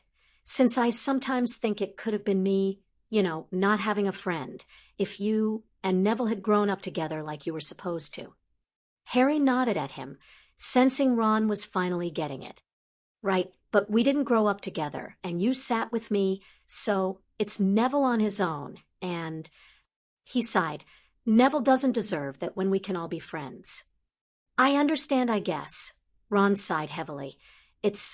I hate the godbrother stuff. You two go on about it. You're my best friend. I am, Harry agreed fervently. But Neville's mom and my mom were best friends. His dad and my dad were like brothers. If Neville's parents hadn't been attacked, I would have grown up with Neville as my brother, so I'm not going to ignore that we were supposed to be family. He stopped Ron with a look when he went to argue. You have your family. Ron. You have your brothers and Ginny. I'm happy to share them with you. Ron said quickly, and I really appreciate the sentiment, but you can't, not really. They're yours. Harry pointed out, and you don't get what it's like to not have them, Ron. Not to have them or your parents. You've never had to open presents at Christmas, and no, there isn't one from your parents, and seriously, I hope you never do. He waited a beat. But Neville knows what that feels like, so if he and I can be family for each other. Well, I think that's what our parents wanted. Ron nodded slowly and heaved another sigh. I've been a bit of a prat, haven't I? Yeah, but you're my prat. Harry said with a small smile. Come on, it's lunchtime. I'm voting we eat in the kitchen, so I can avoid the masses and everyone thinking I'm crazy. On the plus side, I haven't seen any stalkers yet," Ron offered cheerfully as they started the climb back down the stairs. Harry brightened. That was true. Nobody had stalked him at all when he'd left the tower. Maybe his craziness would put off the horde of girls wondering if he was going to date them. Maybe every cloud did have a silver lining. As they stepped into Albus's office at Hogwarts, Sirius considered again whether he should have had Albus stay back in Black Manor after the War Council for their discussion. It might have been better to have talked to him about the whole problematic issue of Albus keeping secrets on Sirius's home ground, and with the officialdom of the War Council providing a backdrop. But Sirius figured he could sneak a visit to Harry on his way out of the school, and in truth, he wasn't too intimidated by the headmaster's office he found himself in. Fawkes cried out a greeting and swooped over as Sirius took his seat. Sirius patted him and accepted Albus's offer of refreshments. A house elf popped in immediately with a pot of tea and some English muffins. Albus played mum and poured the tea, handing over the delicate china cup with an openly curious expression. "I have to admit that I thought you might want to talk to me about the fallout from the discovery of Harry's mind healing. I was impressed that you managed to keep it out of the Prophet except for some minor hints in Miss Skeeter's article. Or rather Brian, reminded the editor that Harry is a minor and any details about his medical treatment appearing in a newspaper would definitely result in legal action," Sirius said. "When Harry alerted me to the potential problem yesterday, he mentioned that everyone was staring at him." Well, it is not the first time he has been the center of attention," Albus allowed. "Although in this instance, I believe our new bullying policy has made it difficult for anyone to be deliberately cruel to him." He smiled briefly, his eyes twinkling. That, and the fact that Mr. Malfoy, and possibly much of the student body, is attempting to remain within Harry's good graces, thanks to the political power he now knows he wields. Sirius hummed in agreement. On a positive note, Dr. Jordan reports that 5 other students have requested mind healing since the news leaked of Harry's treatment. Albus commented. "How many of them require it?" asked Sirius dryly. Albus beamed at him. 3 of the 5. Sirius nodded slowly. Well, at least some good had come of it. On a serious note, Harry has quietly let it be known that the mind healing is primarily to do with the death threats. Albus continued, "I believe that has been accepted as an understandable reason why a caring parent has insisted upon him seeing a mind healer." Clever little raven, Sirius thought admiringly. Harry had indicated he had come up with a plan when they'd talked. Blaming his getting treatment on Sirius was a good way to go. "I have to admit I continue to have my doubts that his knowing about the ritual is a good thing," Albus said. The comment arrested Sirius's attention, the implicit criticism tensing Sirius's gut. He picked up his tea and took a sip to calm himself. "According to Harry, I should have told him much sooner." He began. He pointed out he wasn't a child. "Do you feel you should have told him sooner?" Albus asked. Sirius's lips twitched because he had a feeling Albus thought he was comforting him or guiding him. He shook his head. "I'm comfortable that I told him soon enough." He gazed over the desk at Albus. "But this conversation does segue nicely into what I actually wanted to talk to you about in the first place." Oh, it wasn't very often that Albus Dumbledore looked confused, and the Marauder part of Sirius took pride in the achievement, although the adult part of his brain, the part that sounded remarkably like Remus, remonstrated with him, lightly that he needed to focus. He ran over the strategy he and Remus had discussed again in his head. It was a good strategy. It would work to get through to Albus. Sirius was sure of it. Sirius sipped his tea and set it aside. "Why haven't you offered to tell me the details of the prophecy yet, Albus?" Albus paused mid-chew of his English muffin, and he finished rapidly, patting his mouth with a bright green napkin that matched his robes. Do you really need to know the details of the prophecy? I'm not sure. Sirius lied lightly. Do I? The older wizard picked up his tea and sipped it, evidently disconcerted by Sirius's request and playing for time. After all, Albus, Sirius pointed out dryly, it's rather hard to make that determination when I don't know the details. Sirius, did you tell James? Asked Sirius sharply. How about Lily? His gray eyes darkened at Albus's chagrined face.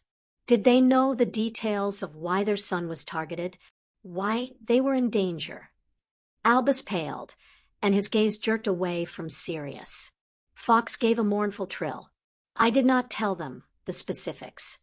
Albus admitted when Sirius refused to fill the silence. I told them that there was a prophecy that related to Harry or Neville, that either boy could be the one to vanquish Voldemort, that there was more, but that what I had told them was as much as Voldemort himself knew. He raised his eyes. It was a war, and I could not risk even them knowing more than that. Sirius sighed heavily and clasped his hands on his lap. And now, the risk of Voldemort finding out. Albus began. Do you honestly believe that I would tell Voldemort anything if he captured me? Sirius asked incredulously. He is a master Legolamens. Albus countered. And my head is protected. Sirius shot back. It is not an acceptable risk. That isn't your decision to make this time round, Albus. Sirius snorted. It's arguable whether it was your decision alone to make back then. They both looked at each other. The fire crackled, breaking the tense silence. Albus sat back, defeated.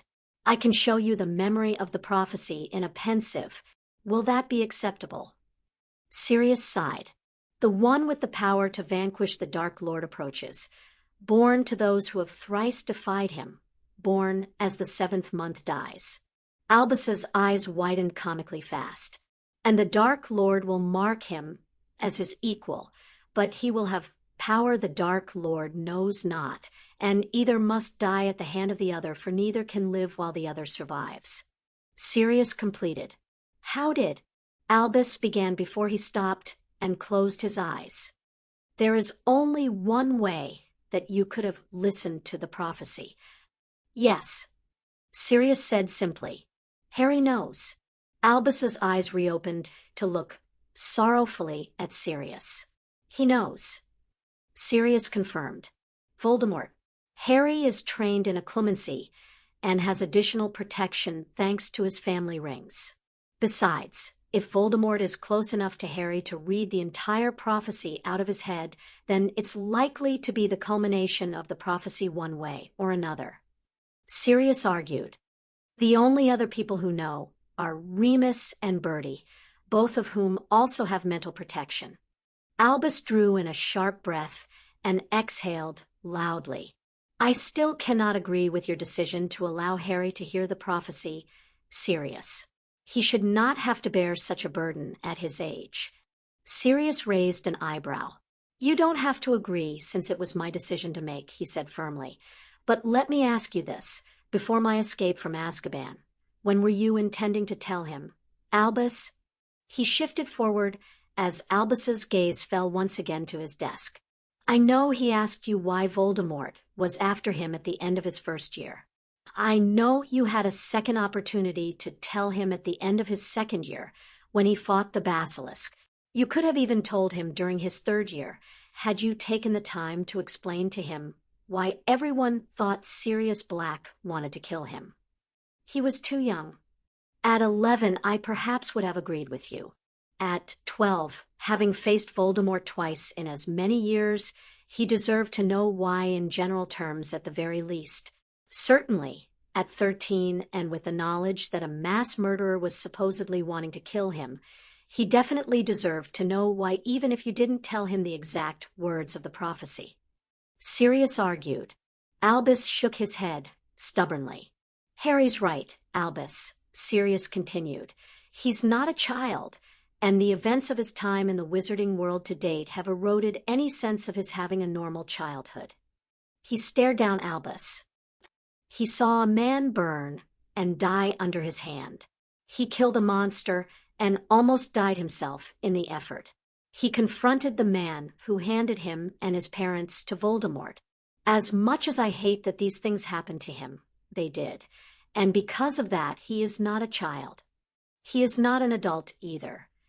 Albus countered, his hands holding tightly to the edge of his desk.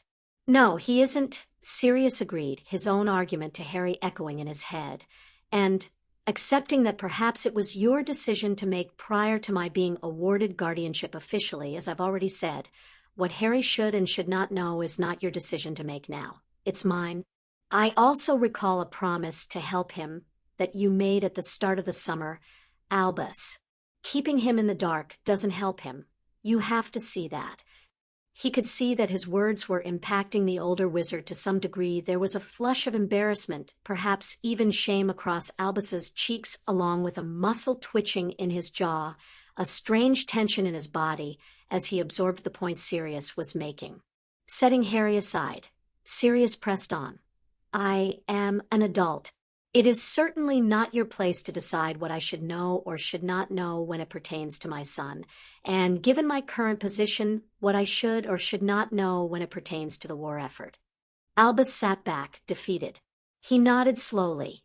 I confess that I had not considered my silence about the prophecy in the light of our changed positions. He made a small tsking sound. I forget that I am part of a team, suggested Sirius when Albus failed to complete his sentence. Albus gave a huff of what might have been agreement. Sirius took a deep breath. Let's talk about the prophecy.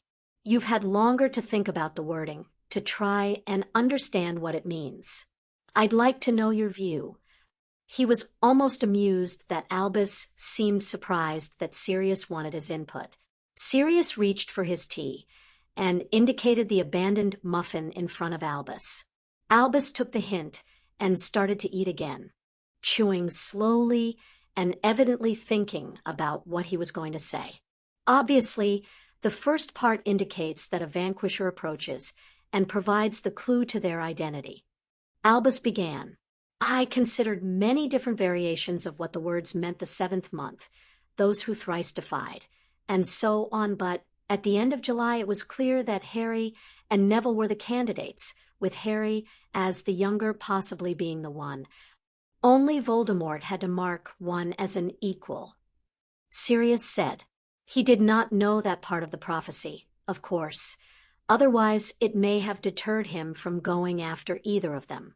But he marked Harry as an equal the moment he chose to eliminate Harry as the potential threat, to make Harry the sacrifice for his next Horcrux.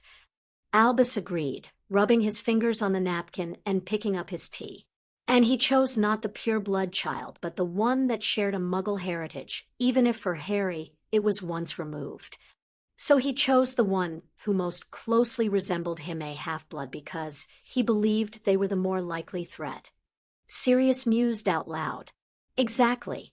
Albus confirmed, wrapping his hands around the teacup. I suppose others might point at the literal scar that Harry received, but for me it was the moment the choice was made that marked Harry.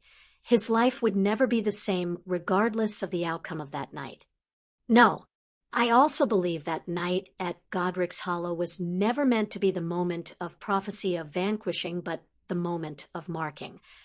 Albus continued. Tom stood in front of Harry that night believing he would eliminate his prophesized vanquisher, and instead created him, literally making Harry his equal in the accidental transference of a shard of his soul. And you believe the vanquishing that day wasn't the prophesized vanquishing?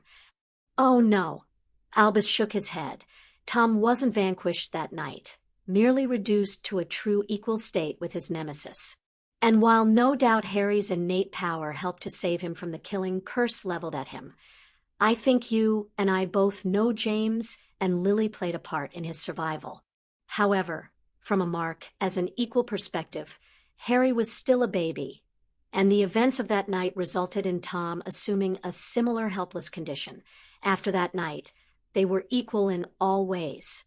And as Harry grows in strength and ability, so too does Voldemort. Sirius thought out loud. It wasn't something he and Remus had explicitly debated. Yes, Albus agreed. So as Harry returns to the wizarding world, so too does Tom. And then this year, Harry gains allies and support, and so too does Tom. Destiny has kept a balance between them. But neither can live while the other survives, murmured Sirius, his hand clenching around the teacup with enough force that he thought it might crack the china. Indeed, Albus replied softly. Metaphorical more than literal, as both are living as in alive. But to fully live their lives without the threat of the other? No. Until the prophecy is resolved, neither will have the life they want. They will merely survive, eke out an existence. He frowned. Unfortunately, the prophecy is also open-ended as to who will be the victor between them. Harry has the power to defeat Tom, but either may die at the hand of the other, and thus the outcome is uncertain. It was the part of the prophecy that Sirius hated. He wanted it to say Harry would be the one to live, to defeat Voldemort. Sirius sighed. It was time, he mused, for him to address the main reason for their discussion. And the power he knows not. Well, I rather thought it had something to do with the ancient magic Lily had invoked, Albus admitted ruefully, stroking his beard, but I had forgotten the Potter family magic. He raised his eyes to meet Sirius's. Harry seems to have an affinity for using it and the other family magics allied to him. Sirius nodded, unable to deny it after the Wisengamot sessions. I recall a tale that suggests the most powerful wizard of a generation could call upon all of the family magic. Albus asked tentatively. We've heard the same tale, and Harry thinks it's a possibility that he could in dire circumstances call all the family magic to him. Sirius admitted bluntly, but he believes that he would forfeit his own life in the calling of it. Oh. Albus's face fell. Well, then, as you can imagine, both Remus and I have discouraged Harry from thinking that the family magic is therefore the power Voldemort knows not. Sirius stated briskly. Albus looked at him understandingly. Do you think there is another option? It was the perfect opening. What about the Hallows? Prompted Sirius. Harry is the last of the Peverils. The Hallows are also a power that Voldemort wouldn't know or have personal experience with. I thought we had agreed that the Resurrection Stone should be locked away. There was a sharpness in Albus's tone that gave away his concern at the subject. Did you know my grandfather spent his final days searching for how Harry could ultimately defeat Voldemort? Sirius asked idly. Albus's eyes widened. Arcturus? Yes. Sirius placed his teacup down. Lily and he were friends. She confided in him before they went into hiding. The blood wards around Privet Drive came out of a book my grandfather gave her. The spell for Harry's protection came out of another book he gave her that used to belong to my grandmother. Oh my, Albus murmured. He came across a source about the Hallows. Remus is trying to track it down anyway. It mentioned that the Hallows were created with the Peveril family magic to help defeat the Dark Lord Severn. Sirius continued, all three items acting in concert. Albus remained silent. Sirius stared him down. I'm certain your studies into the Hallows must have revealed something similar. Uniting the Hallows, began Albus with an unhappy frown, is meant to convey the wizard holding all three with the power of death. It is why the child's tale says the wizard becomes master of death. But there is no evidence to substantiate that. Apart from the source my grandfather found, Sirius decided that Albus didn't need to know that his grandfather had gotten the information from Ollivander. It apparently made it very clear that all three enabled the defeat of this Dark Lord. His gaze settled on Albus. We know where the cloak and the stone are. And the wand's location is best kept secret to ensure Tom does not attempt to procure it. Albus interrupted. You agreed with me that it was for the best when we found the stone. I didn't agree. I just didn't pursue the topic. and that was before I had information that the Hallows could be the power he knows not that Harry needs in order to defeat Voldemort. Sirius countered calmly. Sirius? Secrets, Albus. Sirius said pointedly. Haven't we just had this conversation?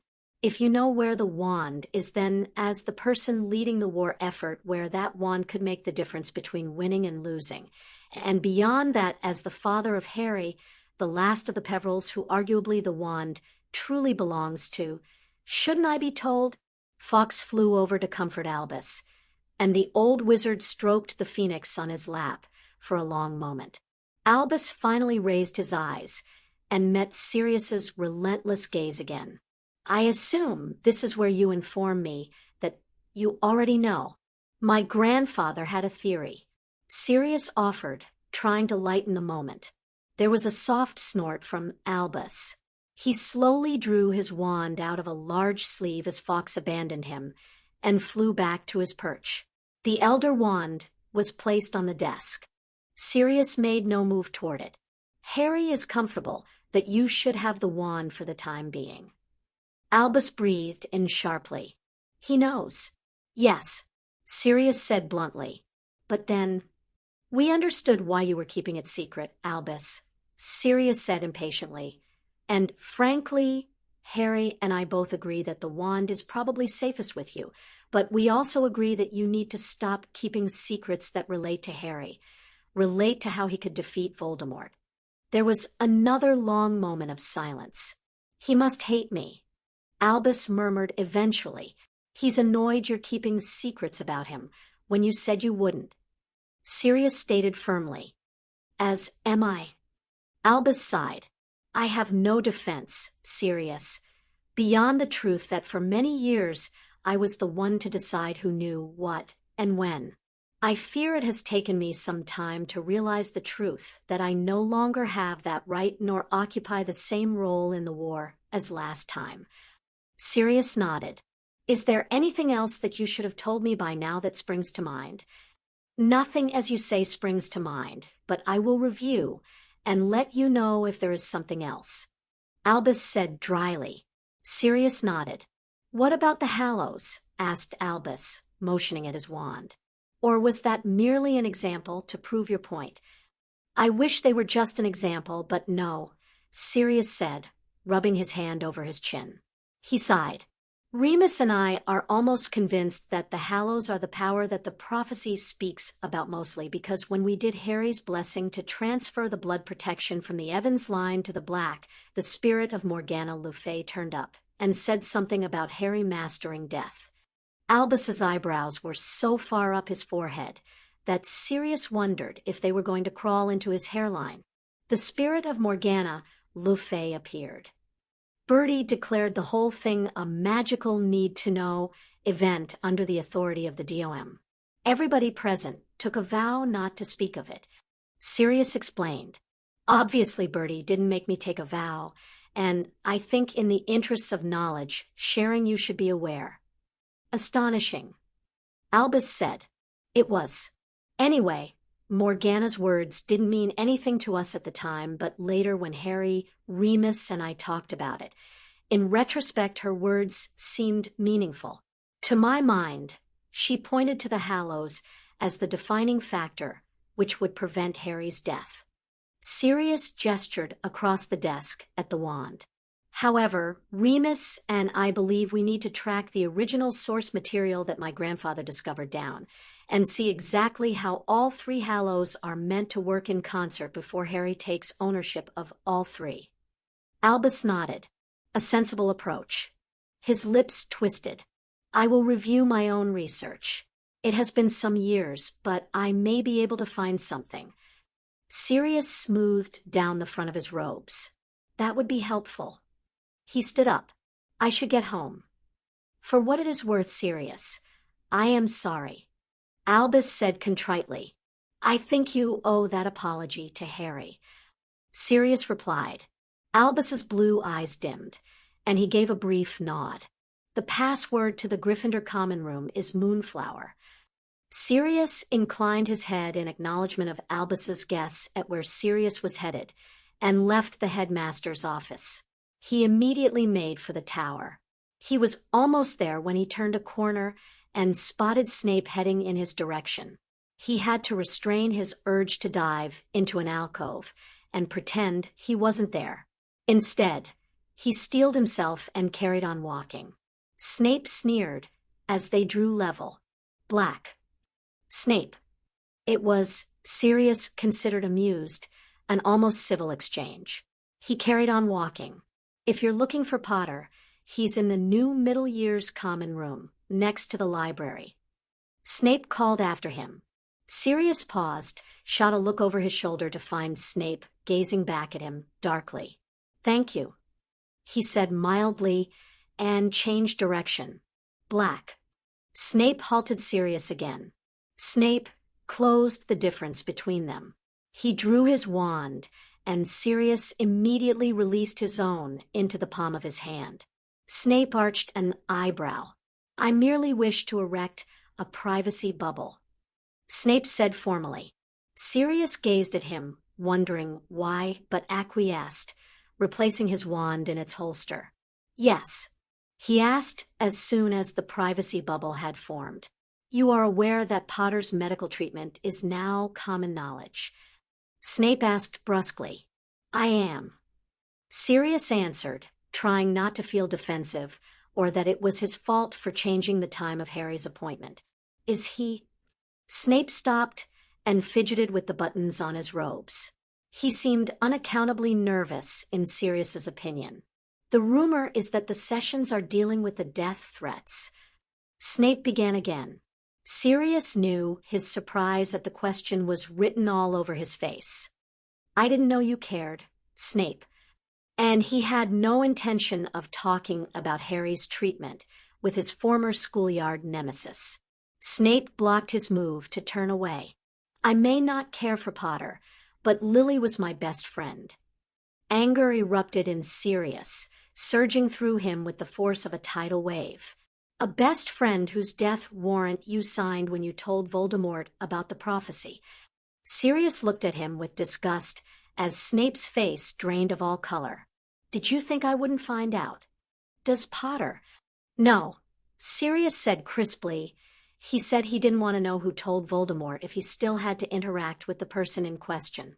I wish I hadn't found out because, frankly, every time I see you, I want to hit you and keep hitting you until you're too bloody to move. Snape's eyes remained affixed on the floor. You couldn't possibly hate me more than I hate myself. Please save me the false regret. If you had any true remorse, you wouldn't have spent the last 3 years making Harry's life miserable. Sirius shot back, taking a step toward Snape. He is Lily's son. If you cared at all about her, you would have done everything you could have to make up for the fact that you are the reason why he doesn't know her, why the only memory of her he has is of her dying to save him. Snape went red then white, but he remained silent. Sirius took a deep breath and reminded himself he couldn't kill Snape. Now, since my son's medical treatment is none of your business, I think the death threats have something to do with Bellatrix and the Lestranges, Snape said as Sirius took a step away from him. Sirius raised a questioning eyebrow at him. Your cousin taught me a clemency, and I stayed in the Lestrange mansion for a month. Snape explained. She placed a notice-me-not on the memories, and I discovered it when I felt there was something familiar about the first death threat note. So far my reconstruction has only shown Bartemius Crouch Jr. in the mansion, but is it possible she or Rodolphus had a lover? Maybe. Sirius grimaced. I'll look into it. He refused to thank Snape. He'd grovel before Voldemort first. Snape bowed his head and stepped away, taking down the privacy bubble. He disappeared around a corner in a billow of black robes. Sirius walked away with alacrity, wanting to get away from Snape and the words they'd exchanged as fast as possible. He paused at the entrance to the common room to catch his breath and calm down. He didn't want to alarm Harry. He spotted him quickly. Harry sat at a large table flanked by Hermione and Ron with Neville, Hannah, and Susan on the other side. The table beside him was filled with Slytherin's. Blaise was passing notes back and forth with Neville, while Draco and Theo seemed involved in some discussion. A seating arrangement behind Neville was filled with girls of various houses, all trying to bat their eyelids at the boys rather do any work. Sirius wandered in and pulled up a spare chair to budge in between Harry and Ron. "Well, this is very industrious." "I know," Ron said sorrowfully, casting a look at Hermione, who sniffed and carried on reading. "Getting your homework out of the way is good practice, Ron, especially now you have Quidditch." Hermione lectured briskly. "Transfiguration essay," Harry explained in reply to Sirius, pulling the parchment closer towards him. "I'm just done." "What are you doing here?" "I was just talking with Professor Dumbledore."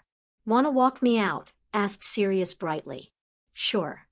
Ron grabbed hold of Harry's arm. "Hold up. How do we know it's Sirius?" He smiled apologetically at Sirius, but didn't relent. Harry rolled his eyes, but explained. "Moody says we should check every time we're asked to go somewhere alone with someone else." "Constant vigilance," Sirius echoed cheerfully. "Okay, so ask me something only I would know." He trusted that Harry wouldn't ask him to change into his animagus form in front of people who didn't know. "Where did you say Remus was going next in our last communication?" Harry asked immediately. "Germany," Sirius replied promptly. They'd had that conversation the night before through the mirrors.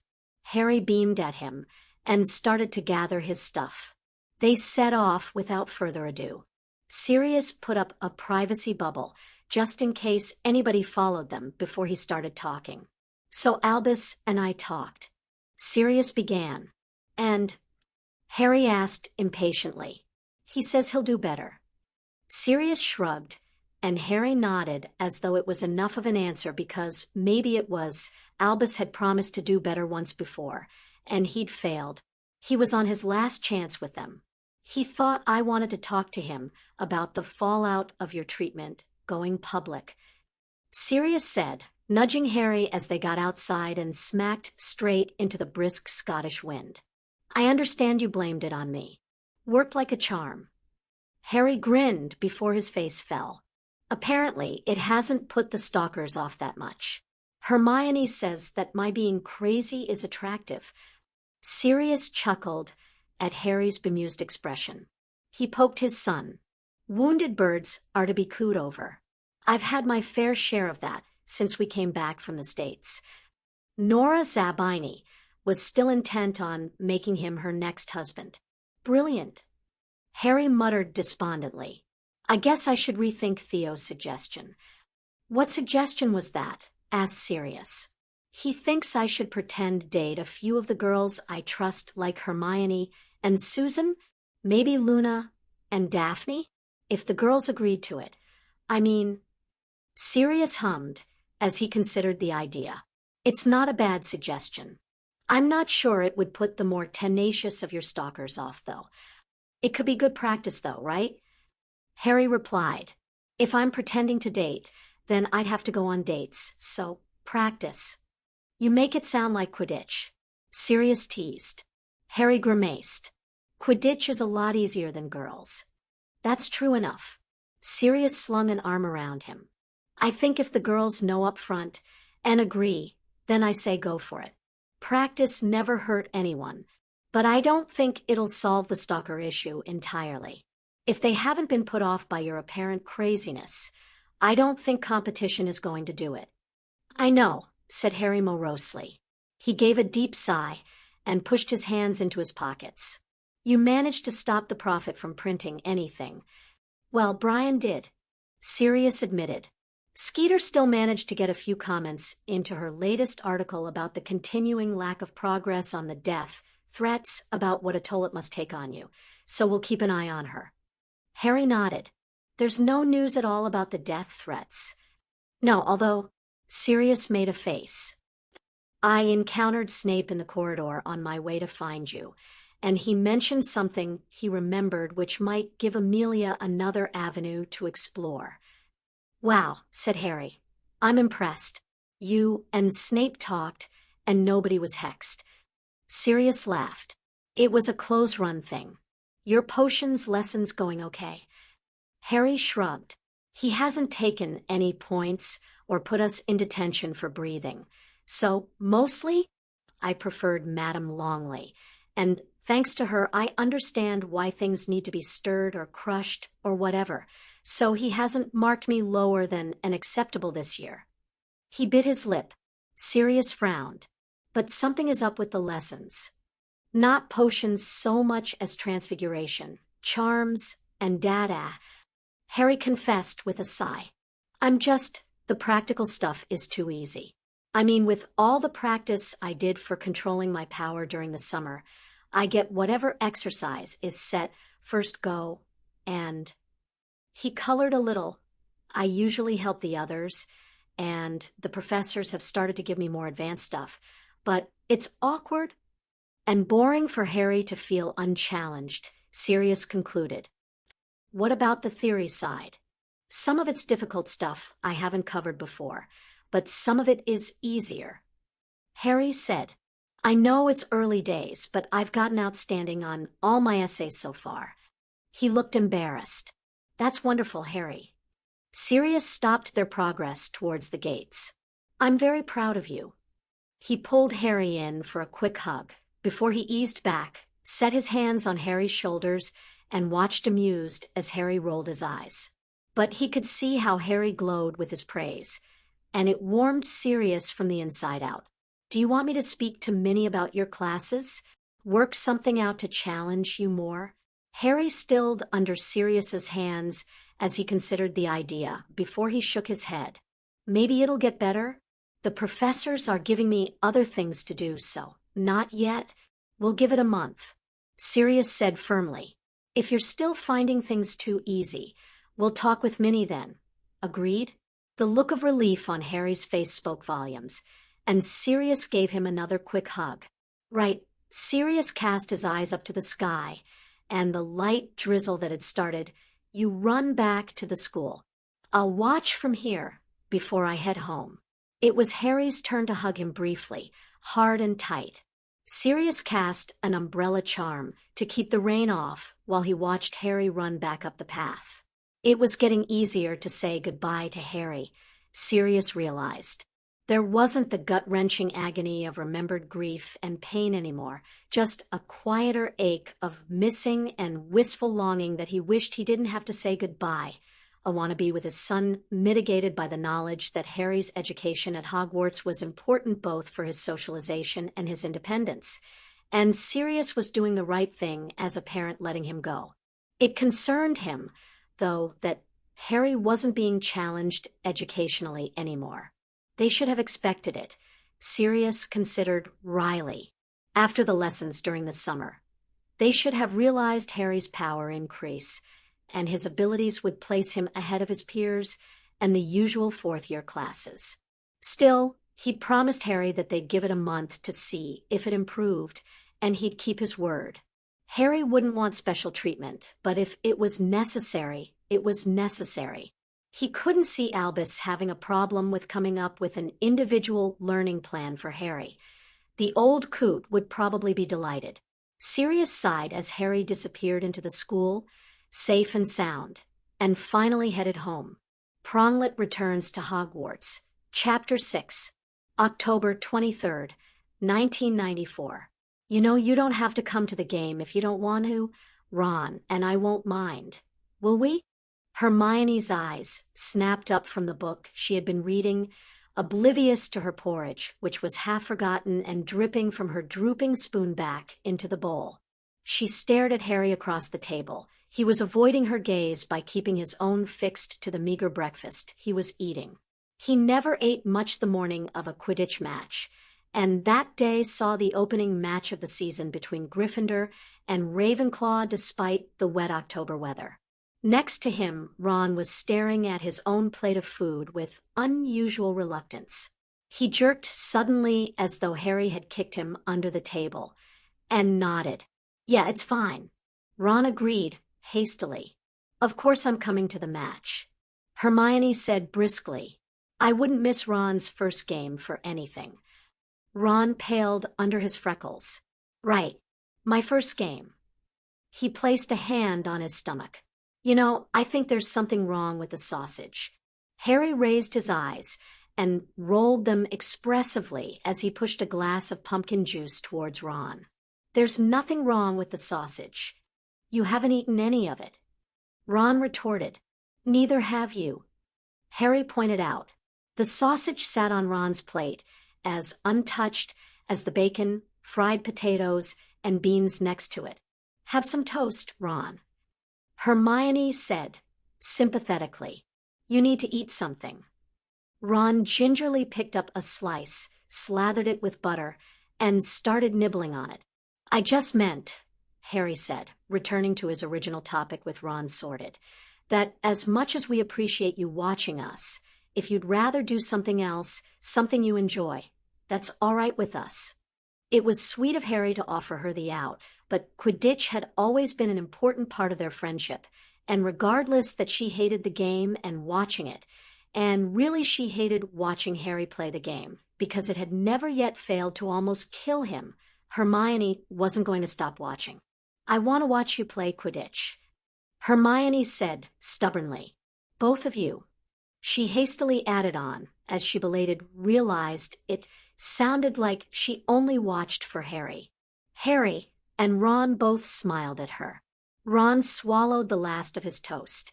You could read a book, though, if you wanted while you watched. Right, Harry? Harry nodded. What are you reading anyway? Farrington's Theory of Magical Meditation. Hermione said. Professor McGonagall recommended it. She said it helped her, so maybe it would help me. Her animagus training was all held up because Hermione couldn't switch her brain off. Ron was having more success achieving a meditative state than she was, although he'd yet failed to find the lucid dreaming that would lead to the revelation of his available forms. I wouldn't mind reading it when you're done. Harry said. Ron sighed. I swear if you could read a book on a broomstick, you would these days. Harry shrugged, although there was a faint hint of red in cheeks that signaled his embarrassment. I think it's a good thing. Hermione declared.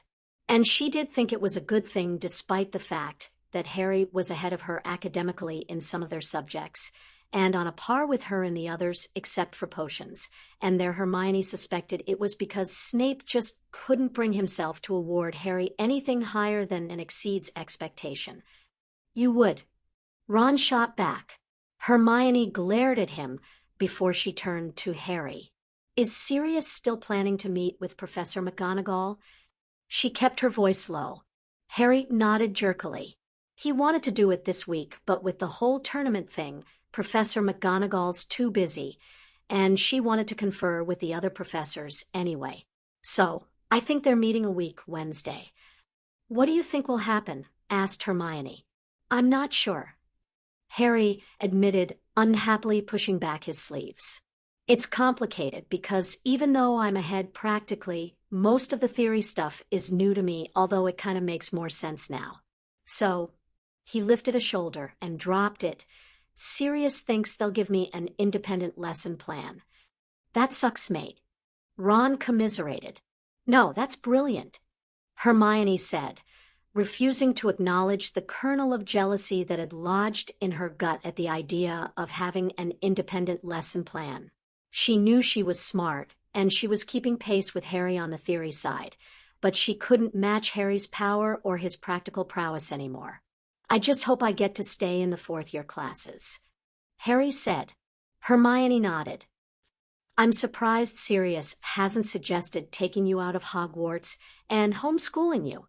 We talked about it, but I don't want to leave you guys, so... Harry admitted with a blush. Ron slung an arm around his shoulders. We don't want you to go either. You're our star seeker. Hermione and Harry simply looked at him. Ron caved. Well, not just because you're our star seeker. All three of them laughed. Speaking of, Harry poked Ron. We should head to the changing rooms and start getting ready for the match. Right. Ron's face lost its color again. The match. I'll see you out there. Hermione said cheerfully. Bring a book. Harry ordered as he dragged Ron away. Hermione shook her head, her hair spilling over her shoulders. She pushed it away absently as she turned back to her book. Gathering May's theory of the active mind would be better. Luna slipped into the seat next to Hermione and started helping herself to the remaining platters of breakfast. Hermione glanced up, shot a look at a third-year boy who was looking at Luna with ill-disguised contempt, and turned to her friend. Why do you say that? Your mind is too busy for the exercises that Farrington recommends. Luna said serenely, tucking into an enormous stack of pancakes that she had liberally drizzled in syrup. You'll go mad thinking of nothing. But isn't that the point of meditation? Questioned Hermione. To get to that point where your mind is clear and still? For normal people, Luna said, twirling her fork at Hermione, but you're not normal. To make your mind happy, it needs to be busy. It's not going to be happy if you make it shut up, and that means it won't give you what you want. Hermione sighed and closed her book. She had a feeling Luna was right. Are you planning on going to the Quidditch match? Luna cocked her head as though listening to something. No, but you are. I am, agreed Hermione morosely, because she was a good friend who would go and support her friends even if they said she didn't have to be there. Where's Neville? Asked Luna brightly. He and Hannah are on a practice breakfast date. Hermione explained with a small grimace. She had actually been in favor of the idea when Harry had raised it. Theo's original suggestion of fake dating was pragmatic and useful for giving Harry some needed cover, especially when the revelation of his sessions with the mind healer increased his attractiveness rather than diminished it. The fact that it would also provide some practice at dating was also a practical advantage that Hermione appreciated. Maybe a part of her had been disappointed that Harry would only want to date her as practice and to avoid his stalkers, but Hermione wasn't above taking what she could get. A date with Harry was still a date with Harry. But unfortunately, Hannah and Susan had been overheard by Ernie and Justin, who had talked with Terry, and Michael, who'd been overheard by Lisa and Padma, and within a day the whole of the fourth year knew about it. A day later the whole school knew about it. Practice dating was suddenly all the rage, except with the person who it had originally been intended for, Harry, and, well, Hermione. Nobody had asked her to go on a practice date, especially not Harry. She tried hard not to feel discouraged by that. Other girls hadn't been asked out by anyone either, she reminded herself briskly. As far as she knew, Morag and Lisa hadn't. And Harry wasn't the only boy who was shying away from the whole thing. Ron had so far ignored all the hints Lavender had dropped in his path. Hermione was waiting for her just to jump him. And Draco had avoided Pansy like she was the carrier of some fatal plague. Isn't this the third practice date Neville and Hannah have had? Hummed Luna with an innocent expression that was completely faked. Hermione smiled. Fourth, if you include the last Hogsmeade weekend.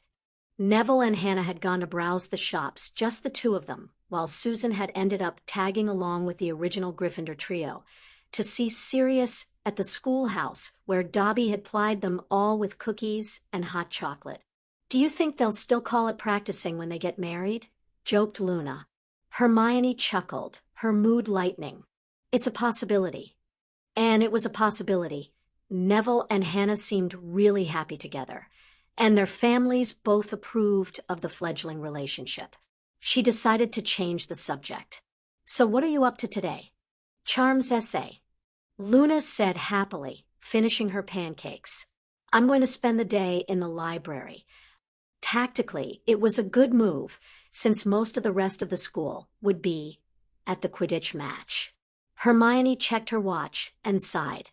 I'll walk with you and pick up that book you recommended. You really think it'll make a difference?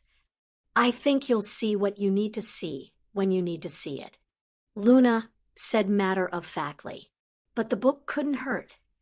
They chatted all the way to the library. The book turned out to be a hefty volume, and Hermione tucked it in her satchel under the watchful eyes of Madame Pants. She said goodbye to Luna and raced to the tower to get her outdoor cloak. She was surging down the steps of the Gryffindor girls' stairwell when she heard crying in the third-year dormitory. She paused, torn between the urge to get to the match and the sense of obligation to check nobody was injured or truly upset. She hovered for a long moment on the landing before she sighed and tapped on the door. There was no answer, but Hermione pushed the door open and peered into the room. It was empty save for Ginny curled up on her bed, crying. "Ginny!" Hermione hurried over to the younger girl. "Are you okay?" Ginny hunched away from the touch of Hermione's hand on her shoulder. "I'm fine." Hermione debated whether to leave the younger girl to it, but Ginny was clearly not fine, and Hermione's compassion stirred. She sat down tentatively next to Ginny, ignoring the vibe of "leave me alone" emanating from Ginny in waves. "What's happened?" asked Hermione softly. "You wouldn't understand." Ginny sobbed, not looking at her. Hermione resisted the urge to sigh. "I understand you were supposed to be pitch side as a reserve for the team, so I'm assuming something happened to stop that." Ginny swiped a hand at her face and nodded. "What happened?" Hermione pressed with a sinking sensation that whatever it was, she wasn't going to like it. "You're going to yell at me, like Angelina did," Ginny said simply, sniffling. Hermione stayed silent and waited her out. "It was stupid," Ginny admitted. "I mean, I know it was stupid, but Lydia and Jessica wouldn't stop asking, and prompted Hermione impatiently, although truthfully she could see where Ginny's confession was heading. "I let them into the changing rooms," Ginny blurted out, wiping her hand over her wet cheeks. Of course she had. "There are separate areas, aren't there?" Hermione asked. What did they think they were going to see? "It works like the stairs here," Ginny explained with a huff. "The boys can't get into the girls' changing rooms, but the girls can get into the boys." Hermione sighed heavily and pinched the brow of her nose. "You tried to sneak Lydia and Jessica into the boys' changing room. We didn't actually see anything," Ginny complained with a sniff. "Fred spotted us, and George chased us out." She gave a hitching little sob. Angelina went ballistic. Completely understandable, Hermione thought dryly. She would have gone ballistic in Angelina's place. "She told me that I was banned from playing as reserve today, and Ginny started crying again. "She's going to talk to me later about my place on the team. She's going to drop me. I know she is." If Angelina did, Hermione wouldn't blame her. Ginny's lack of regard for Harry's all the boys' privacy was appalling. "She'll give you a second chance," Hermione said to Ginny confidently. "You made a mistake, but as long as you sincerely apologize and don't even think of doing it again, it'll be fine." At least Hermione thought Angelina would be okay with it, although if she had any hint that Ginny's interest in Quidditch was primarily to get closer to Harry, she'd probably not give Ginny a second chance. It could be worse, Hermione reminded herself. Ginny hadn't followed Romilda Vane's example and headed to a mind healer to have something in common with Harry, although after the events in the Chamber of Secrets with the basilisk, Ginny really did need to see one in everyone's opinion except for Ginny's, it seemed, and Ginny was genuinely interested in Quidditch beyond Harry. "Harry hates me," Ginny sobbed. Hermione rolled her eyes. "Harry doesn't hate you. He barely talks to me," Ginny argued angrily. "He avoids me. You and your friends are basically stalking him everywhere," Hermione retorted. Ginny turned over and glared at her. "We do not stalk him. Ginny, you've just tried to get you and your friends into the boys' changing rooms to spy on him," Hermione pointed out. "You're hardly in a position to argue the matter." She held up a hand. Do you remember our conversation at the end of the last school year? If you want to be Harry's friend, then you need to start acting like his friend, and not some obsessed girl who doesn't know he wouldn't appreciate being gawked at in the changing rooms. You don't understand. Ginny snapped, her eyes flashing stormily at Hermione. It's all right for you share classes with him, and you're always with him. That's an exaggeration, and you're the one he's most likely to ask on a practice date. Ginny brushed away another set of angry tears. Or a real date. Everyone says so. Hermione's heart started to race at that. What did Ginny mean? Did everyone know Hermione liked Harry? And why was everyone so sure Harry would date her? Did they think he liked her? A flicker of hope sprung up before Hermione could stop it. She ruthlessly suppressed it again. Well, if everyone thinks that, Hermione began officiously, it's only because Harry and I are friends. Ginny turned away from her again, crossing her arms over her chest, her chin sticking up stubbornly in a manner that reminded Hermione of Ron.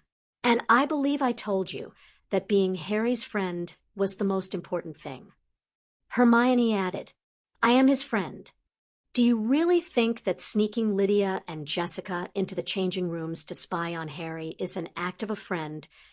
Hermione shot back. Lydia and Jessica asked me to help them. What was I supposed to say? They're my friends.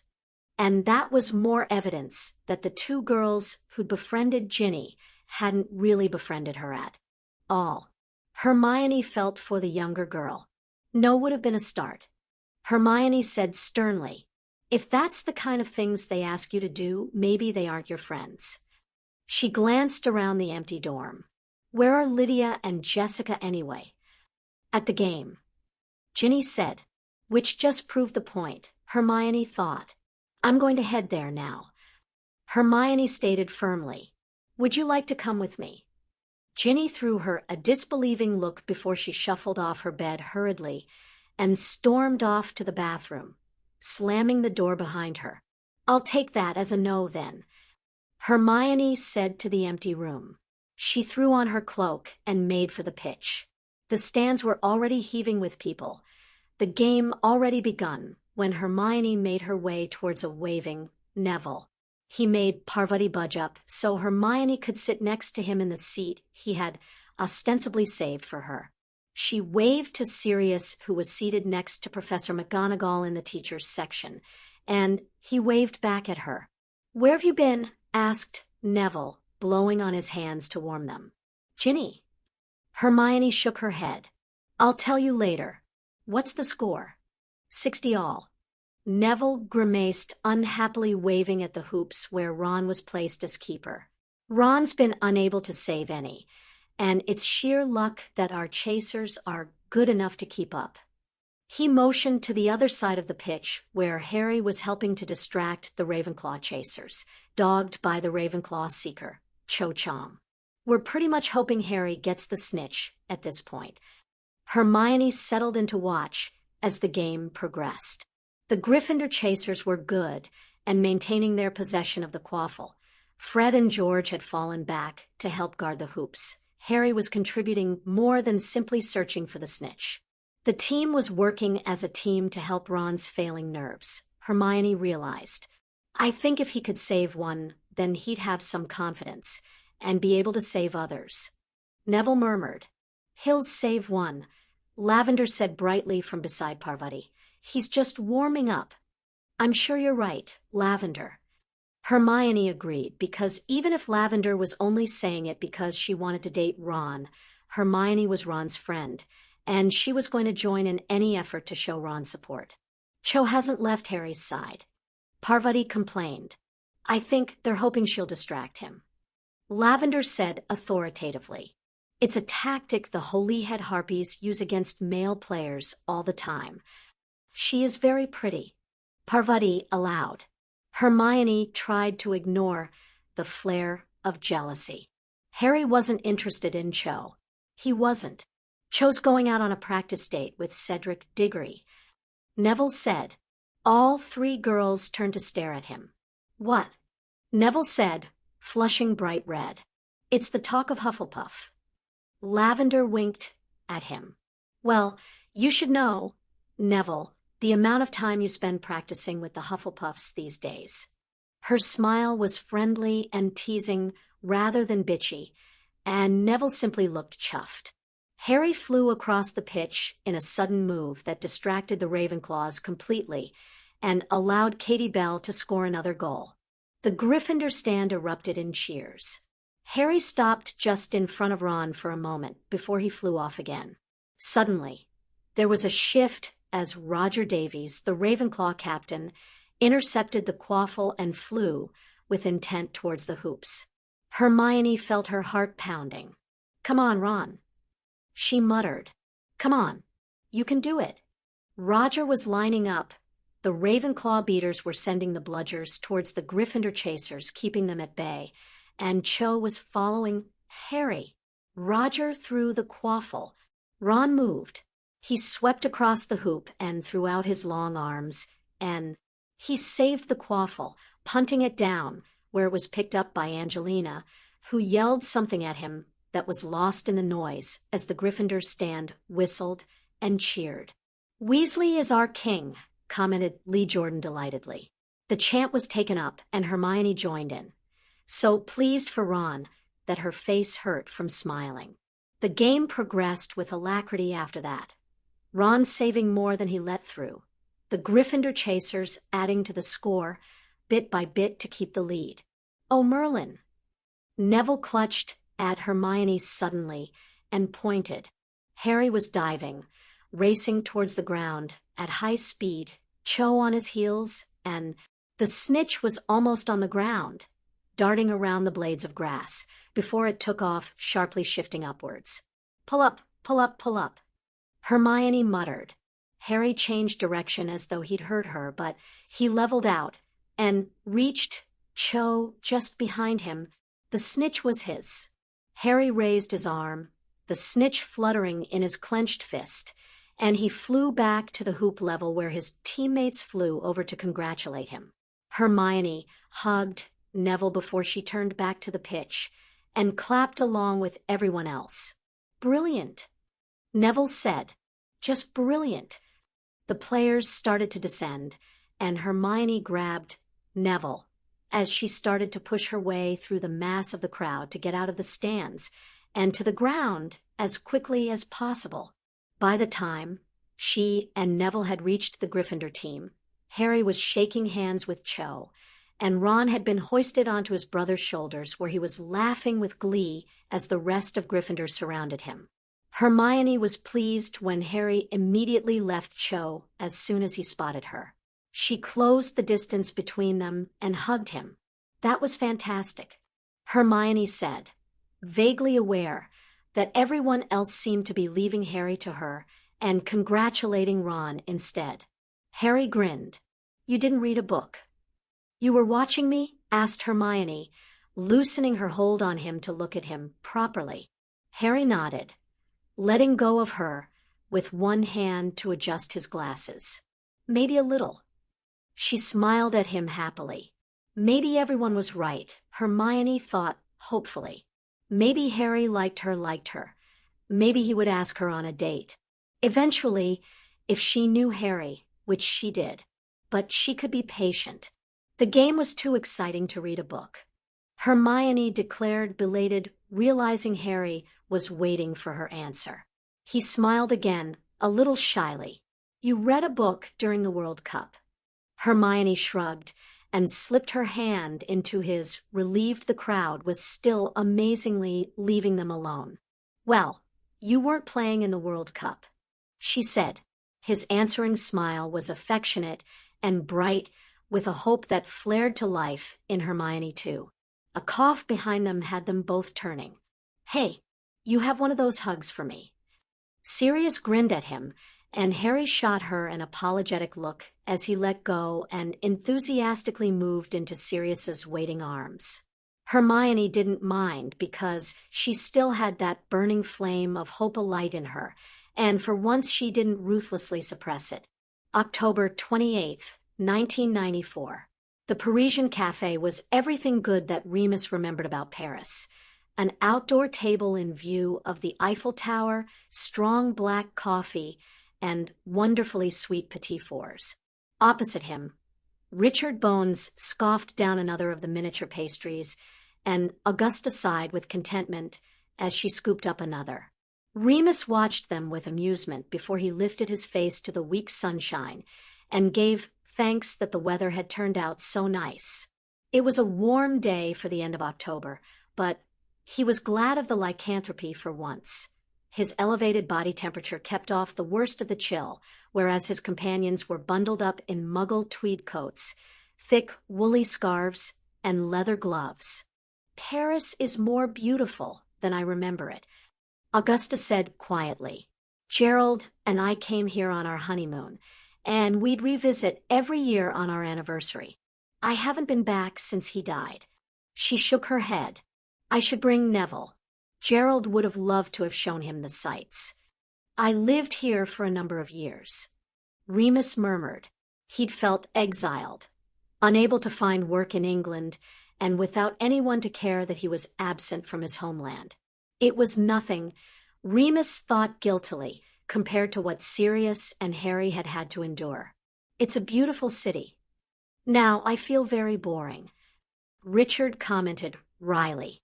"We usually holiday in our place in Spain, so we've rarely gone anywhere else." "It was the fashion when I married to travel through Europe," Augusta commented, picking up her tea and wincing at the taste.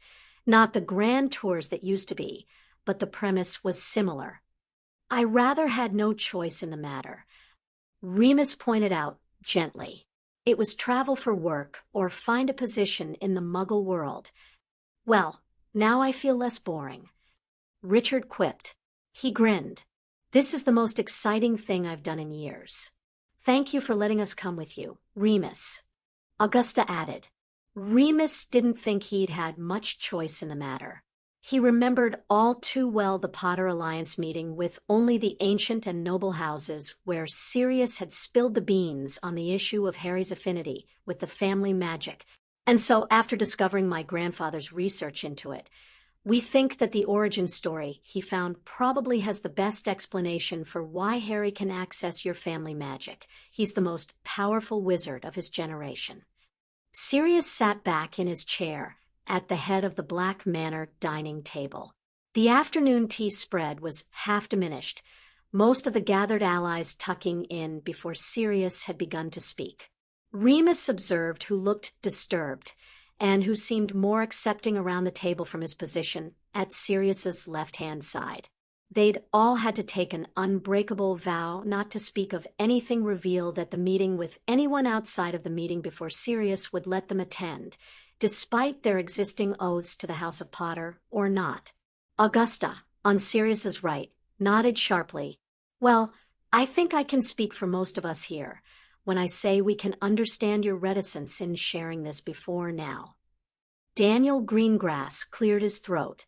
There was a half-eaten and completely forgotten scone on the plate in front of him. "How powerful is Harry?" "As powerful as Voldemort," Sirius stated simply. Some of the allies flinched at the mention of the evil wizard.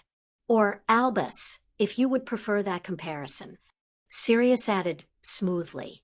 Daniel leaned forward.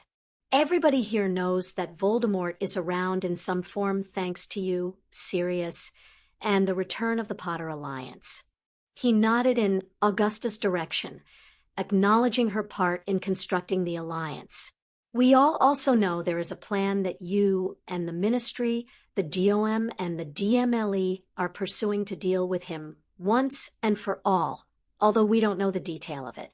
Helping you by creating a strong Wizengamot politically is one of the reasons I know I agreed to the alliance."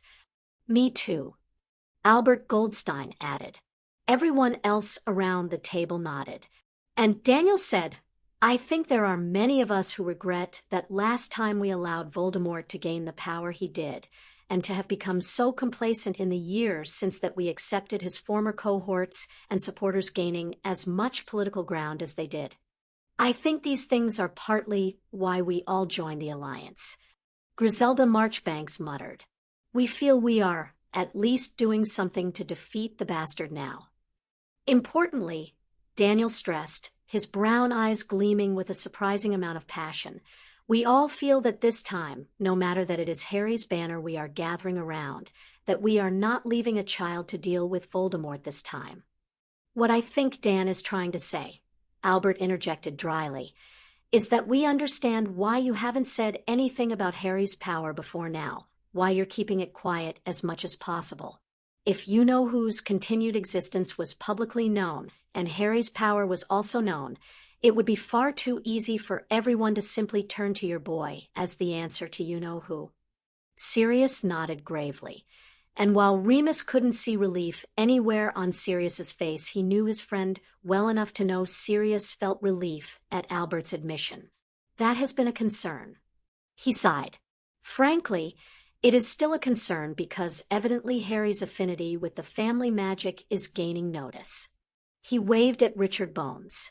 Not just from you guys, but Benjamin Knott was kind enough to point out why Selwyn and Wilkes had agreed to a détente with the House of Black. It's rather hard for it not to gain notice when the totems keep showing up for Wisengamot sessions. Richard said dryly, Here. Griselda said, So, Arcturus found this origin story. Tiberius Ogden looked over at Sirius curiously. He knew about the lad's power. There was an incident ruled by the DOM as need to know when Harry was, well, very young, shall we say? Sirius gestured toward the older man. Harry managed to call the Black family magic and the Potter family magic. Arcturus and Charles both witnessed it. I forget Harry has black blood. Daniel commented. His grandmother was a Black, wasn't she? Sirius nodded. One thing I don't understand. Carl Branstone cleared his throat. Why, if he is so powerful, has the scuttlebutt from Hogwarts been that he's, forgive me for stating it so bluntly, serious, but average? Honestly, Carl has a point. We all expected Harry to be powerful, said Julian Sapworthy, but after the general rumor mill said that he was average academically, I think most of us thought that the incident with Voldemort when he was a baby was some kind of accidental magic rather than real power. Sirius frowned. There are a number of reasons, but the main one is that after Halloween in 81, Albus placed a binding on Harry's power because he was concerned about the nature of Harry's scar, the one he received when Voldemort cast the killing curse at him. He waved his hand at the collective gasp of horror. Placing a binding in such a way was very frowned upon. Albus had his reasons, and he's apologized to Harry. You resolved the concern and had the binding removed? Daniel inquired. Yes to both. Sirius agreed. As most of you already know, Harry and I spent some time at the Valley Clinic in the States at the beginning of the summer. And rather than that time being primarily dealing with your healing as we've assumed, Harry received healing alongside you. Griselda concluded briskly. The majority of the time we spent there involved retraining Harry's control of his magic. Sirius conceded. What was Albus thinking? Elphia's doge commented, banging his fist on the table. To restrict the lad's power that way. It's unthinkable. It didn't surprise me. Augustus said tartly. Albus always thinks he knows best. It also explains why my daughter wrote to me that Harry's academic performance has changed. Daniel commented, reaching for his napkin.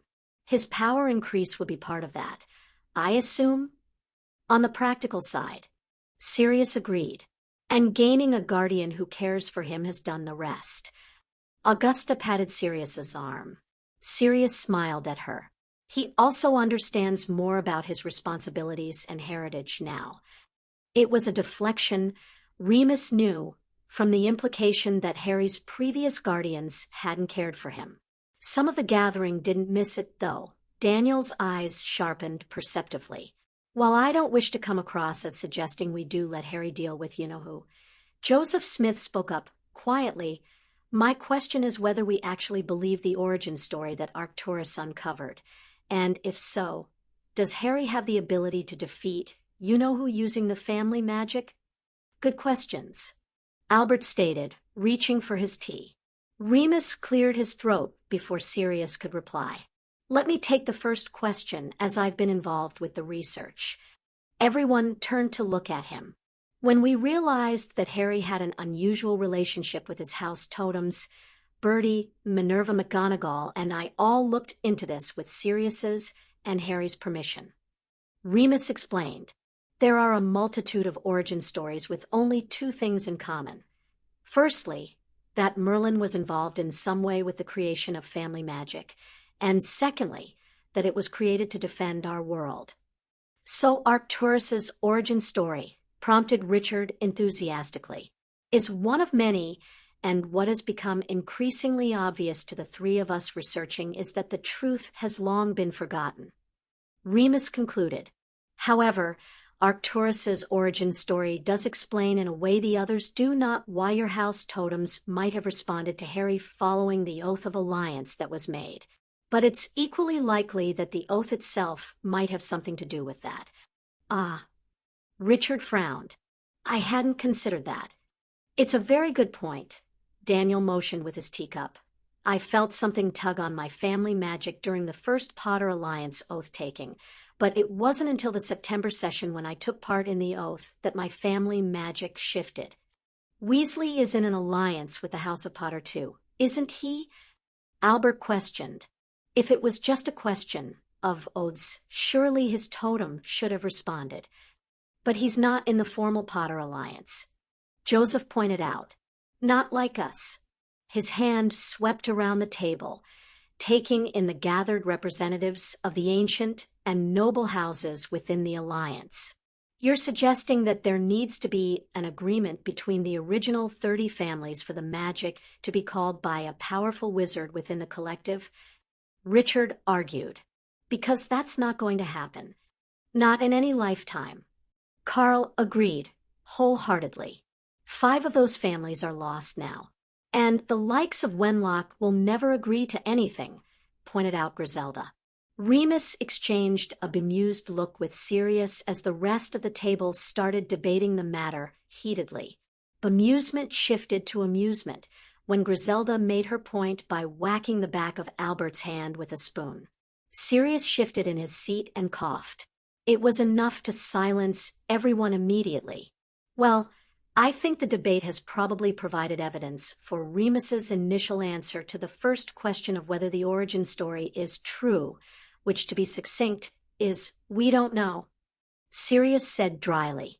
There were a few chuckles as everyone conceded the point. Has Harry used any of our family magic outside of the Wisengamot session, Sirius? Asked Daniel. He used the Longbottom magic to save Neville from a curse at the World Cup. Sirius revealed. He held up his hand at the eager faces. But again, Neville swore his magic was Harry's in his fealty oath. We don't know whether the fact that he called it is related to the origin story or not. What does the lad say? Asked Tiberius with characteristic bluntness. Remus could see from the tension in Sirius's face that he was debating whether to answer honestly or not. Sirius sighed heavily and reached for his abandoned coffee. Harry said that when he went to protect Neville using our family magic, the Longbottom Bear was just there waiting for him, that he just knew he could call it. And what does he say about calling the rest of the magic? Pressed Tiberius. Sirius shifted in his seat. He has the sense that he could call it all if the situation was bad enough, but it would have to be very, very bad. His lips thinned. He also thinks that in such a circumstance he would pay for calling it with his own life and magic. He wouldn't survive it. The revelation sobered the group. And that answers the second question. Albert muttered quietly. But he could use it to defeat, you know who. Carl sighed at Sirius's hard look. I'm sorry, Sirius. I'm not suggesting that we ask that of him. Good, because that will only be happening over my dead body. Sirius snapped. I can't blame you, Sirius. And well, After that ill-considered remark, it's even more understandable to me why you wanted to keep this quiet," Griselda said, glaring at Carl herself. Carl held up his hands. "For the record, I don't believe asking a 14-year-old boy to sacrifice himself is the answer to getting rid of Voldemort. I happen to very much agree with Daniel's comments from earlier that our apathy last time was disgraceful, and one of the reasons why I joined this alliance was to do my part this time in defeating you-know-who. For what it's worth, I don't think further research will help in this matter of the family magic." Tiberius's fist banged sharply on the top of the table, punctuating his point. "I'm inclined to go with the lad's view of what he can and cannot call the price he feels he would pay for using it." Sirius glanced at Remus. Remus sighed. "Unfortunately, we agree with you." Daniel motioned across the table. "I think we all know there's a lot you can't share with us about the official plan beyond the political side, but I'm assuming other avenues of defeating Voldemort are being pursued." "Yes," Sirius confirmed briskly. "So, we know what's going on with the family magic, and no, it's probably not the answer."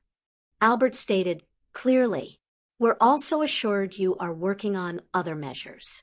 Is there anything you need from us beyond political support? Because, suddenly, I don't think I'm doing enough." "I echo Albert here," Richard said. "Knowing that our families might have been chosen by Merlin to help defend the wizarding world, I'm not sure just sitting back and providing political support is enough anymore." "Me either," Daniel said with a sigh. "I'm old," Elphias said bluntly, "but I also feel the same." A chorus of agreement rang out. I gave Jeremy hell over the fealty, but perhaps we should take an oath ourselves," Carl said. "I don't think that's necessary." Sirius held up his hands. "Honestly, while we are honored by the fealty of your heirs, we would never have asked for it. So it's great that you feel that way, but truly political support is what we most need from you. I'm afraid from an age perspective, it's probably all you'll get from me," Griselda remarked. "I won't last long in a duel these days. There's also the question of too many people knowing too much." Sirius sighed. "As much as I hate keeping secrets from allies and friends, there's a necessity, or rather a balance, to be kept between us knowing too much or too little, especially when you have an evil wizard tormenting your son." Daniel finished with a sharp nod. "We understand." Remus was reminded he'd been present for Travers not being Travers in the courtroom. Daniel motioned around the table. "Perhaps there's a compromise? You delegate more of the political side to us. Wenlock is building his opposition. We can help there." "Damn right we can," Griselda remarked, her eyes shining with glee. "And we can help formulate and get the legislation organized," Leonard Abbott said loudly above the clamor of agreement. "You remain the leader and in charge, but let the rest of us do the legwork." "I agree," Augusta said, turning to Sirius. "And you should let us help you with research. You don't necessarily need to disclose why you need something researched. We can simply research any given topic without you having to explain it." "I would be up for that," Richard said. "Any help you need to protect Harry," Carl offered. "You only have to ask." Everyone turned to look at the head of the table. "What say you, Sirius?" Augusta asked with a smirk. "Will you accept our help?" Sirius's expression melted into one of confidence, complete with a marauderish smirk, and Remus knew his friend was already plotting how to work all the ancient and noble houses present, offering additional and unconditional help to his advantage, just as Arcturus had taught him. How can I possibly say no? And so Sirius hadn't said no, which was how Remus found himself a month later in Paris with Richard and Augusta tracking down the Lumiere source Ollivander had mentioned in Arcturus's memory. It had worked out, though, since the rare antiquities dealer Remus had insisted on dealing with the head of a house, not with a lowly steward. Unsurprisingly, Sirius had no intentions of leaving England with the Triwizard Tournament only a couple of days away. Richard and Augusta had both been told by Remus and Sirius that the Lumiere document they were after had mention of the deathly Hallows, which were being considered as one potential way of defeating Voldemort, but nothing about the location of the Hallows. Remus checked the time. "We should make our way to the Plaza Magique." Richard sighed, but obediently drank down his coffee. Augusta left the remainder of her tea sign that she hadn't enjoyed the taste at all. The entrance to the plaza wasn't far from the cafe. A small bar provided a cover in much the same way the Leaky Cauldron did for Diagon Alley.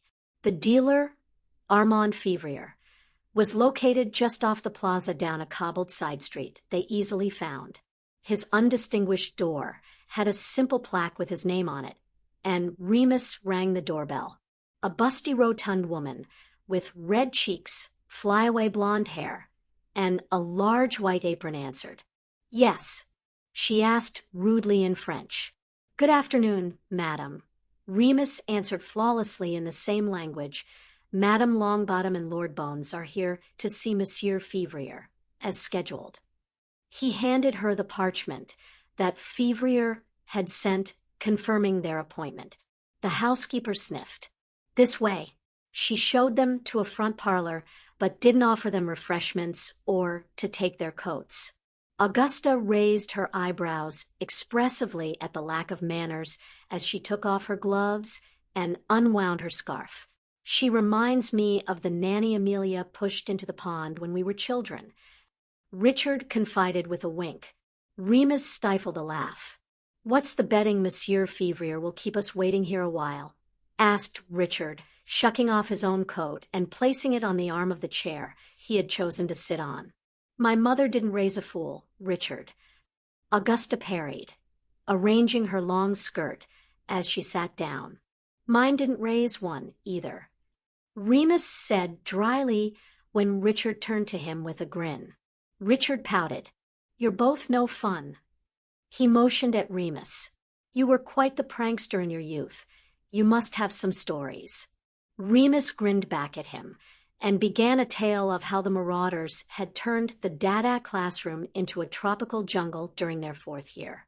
He had segued into a slightly different story of pranking the professors for the leaving feast in their 5th year by the time Fevrier showed up. The tall, thin man looked as though a stiff breeze would blow him over. His bald head was as chalk white as the rest of his complexion. His hooded black eyes gave little away. "My apologies for keeping you waiting," Fevrier began as he took Augusta's hand and kissed her knuckles. "I hope the wait was worth it," Augusta said in flawless French. "I am Madame Longbottom, Regent of the House of Longbottom." She waved a hand at Richard. "This is Lord Bones, head of the House of Bones." Fevrier shook hands with him. "We are here in Lord Black's stead. You have already corresponded with Remus Lupin, his steward." "The werewolf, yes." Fevrier dismissed Remus as unimportant without so much a look in his direction. Augusta bristled, and Remus shook his head minutely. There was no point getting upset about it. France might have had better working regulations for werewolves, but discrimination was still rife. "Perhaps we can speak English, as Lord Bones does not speak a great deal of French," Augusta said, as Fevrier sat in an uncomfortable chair opposite her. Remus and Richard retook their seats. "Of course," Fevrier said in heavily accented English. "My apologies, Lord Bones." "Quite all right," Richard said politely. "Shall we get down to business?" "You indicated that you had knowledge of the document Lord Black seeks to purchase," Augusta added. Fevrier smiled superiorly at them, clasping his hands together lightly. "The Lumiere parchment is a rare document. It has been many years since it was last sought. Lord Black has an interest in rare things," Augusta said. Fevrier tilted his head. "Do not think me an idiot, madam. I am well aware of why Lord Black would be interested in this parchment." He smiled again. His ward is the last of the Peverils. None? Augusta smiled sharply in return. Then you need no explanation as to why Lord Black is keen to secure this document for Lord Potter's family vault. And perhaps to learn of the secrets of the Hallows. Nay, Pa? Fevrier rejoined, not losing his smile in the face of Augusta's lack of reaction. It was Richard who chuckled wryly. I'm fairly sure that Sirius knows that learning the secrets of the Hallows is pointless unless he finds out where they are. He grinned at Fevrier. I don't suppose you have any leads on where the Hallows might be? They are rare antiquities after all. Fevrier hung on to his smile, but only just. I suspect that Lord Black may know more than you think. I'm certain he does, Richard agreed happily, but why he wants the document isn't pertinent to our discussion. You either have information for us or you don't. If you have it, we'll pay a fair price as already agreed. If you don't, then you have wasted our time and yours. It was the first time Remus had heard an underlying hint of steel in Richard's voice. Augusta sent Richard a look of approval. Very well, Fevrier conceded. There are 3 known copies of the Lumiere document. The original resides in the French Ministry of Magic within the archives, as it was seized during the Revolution from the king. He gave a small shrug. It will not be easy to locate given the state of the archives. The other copies, prompted Augusta impatiently. The second copy, a duplicate of the first, is held by Lumiere's remaining descendant, Vivian Vert. Fevrier waved a hand in an expressive gesture. Vivian is part Vila. She lives in a protected enclave in Alsace. She has allowed no one to see the document in over 50 years. Protected enclaves meant that a Vila would be required to make contact. Remus struggled to think of a Vila that they knew well enough to entrust with such a task and came up empty. The last copy is a translation from the original Latin into Italian and is owned by the Italian wand maker Cavietti. He once tried to sell it to me some years ago, but we disagreed on the price. Fevrier's long fingers tapped the arm of his chair. Richard and Remus exchanged a look. Can you provide proof of Cavietti's document? Richard asked. Fevrier huffed. Do any of you speak Italian? Remus did, but he wasn't about to tell Fevrier that. He shook his head along with Richard and Augusta. I have a memory of his showing me the document in Rome when we met last. Fevrier said, I am uncertain whether it would be useful to show it to you, as you do not speak the language. Is there a moment where the document is shown? Asked Remus. Italian is close to Latin. We should be able to make out enough of the written version to make a determination. For a long moment, Fevrier looked as though he was going to ignore the question as Remus had asked it, but when Richard stared at the dealer pointedly, Fevrier nodded. Richard waved his hand. Bring on the memory, then. I agree. Augusta concurred. The dealer regarded them thoughtfully and unfolded himself from the chair. A pensive was produced in short order, and they all entered along with the dealer. The memory began with Fevrier at the door of Cavietti's shop being greeted by the wand maker himself. Cavietti was a short, stout man with black, greased-back hair and a small handlebar mustache. He wore simple plain robes. As he led Fevrier through the shop, Remus noted it was surprisingly minimalistic with only a small counter, a waiting area, and a room where matches between customers and wands were evidently made. The back room was equally tidy. A large workbench took up the center with cabinets filled with materials covering all the walls. A door to the side led to a storage room, which was where Remus assumed Cavietti kept his wands. The memory showed a framed parchment covered in a cloth lying on the workbench. Cavietti stopped in front of it. Here it is, Cavietti said in Italian. Memory Fevrier nodded. Let me see it then. The cloth was removed. Remus stared at the parchment eagerly. The seal at the bottom looked authentic. This is very clever, no? Fevrier said. Just enough of the original translated to be believable, but not enough to give away the secrets contained within that document. It is said that Albert Lumiere was wise to create this deception to divert attention from his ancestors' original parchment. How much? Cavietti said. The memory ended, and Remus came back to himself with a start. He kept his expression blank, but caught Richard's eye and gave a minute shake of his head. I propose that you place me on retainer and allow me to make the initial approach to Cavietti. Fevrier announced. I am certain I can negotiate a good deal for Lord Black. Richard smiled.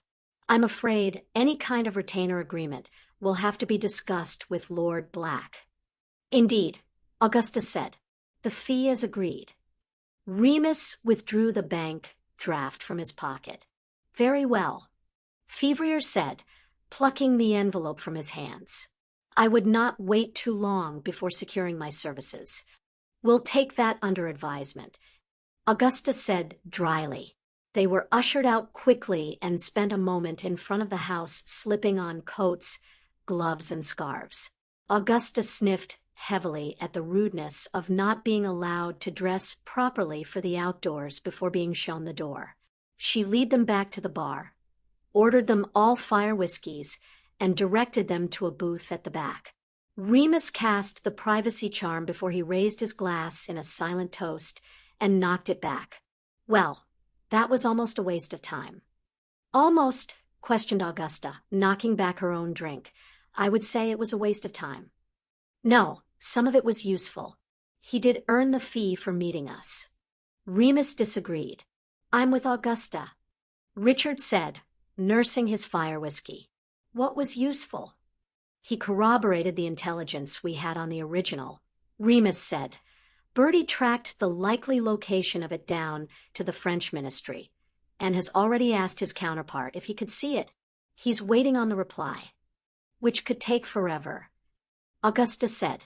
Exactly, Remus said, but that Fevrier confirmed it was with the French ministry. Confirms that Bertie's tracking is probably on target, Richard said with a smile. And I assume the other useful information is Vivianvert. Yes, Remus said. Minerva suggested a while ago that we track down Lumiere's family. She managed to find a genealogy book that listed Madame Vert as the last living descendant. He sighed. But we were unable to locate her. Until now. Richard completed. I don't suppose either of you know a trustworthy villa who we could ask to approach her. Remus asked, hopefully. I'm afraid I don't know any villa. Augusta said. I recall Doria had a pen pal for a number of years, a Marguerite Lim1. I think they were vaguely related through Doria's mother, cousins several times removed. Minerva may know her better. I'll ask her. Remus said. What about that whole thing with Cavietti? Richard asked, curiosity all over his face. You were quick to say no. Fevrier confirmed in his discussion with Cavietti in the memory that the translation is incomplete. Remus said simply, You speak Italian. Richard stated with glee. Enough. Remus said. Really, once you've learned Latin, stumbling through any of the Romantic languages is quite easy. For you maybe. Richard laughed. So Cavietti's parchment is of no use. Augusta said with a sharp nod. I thought so.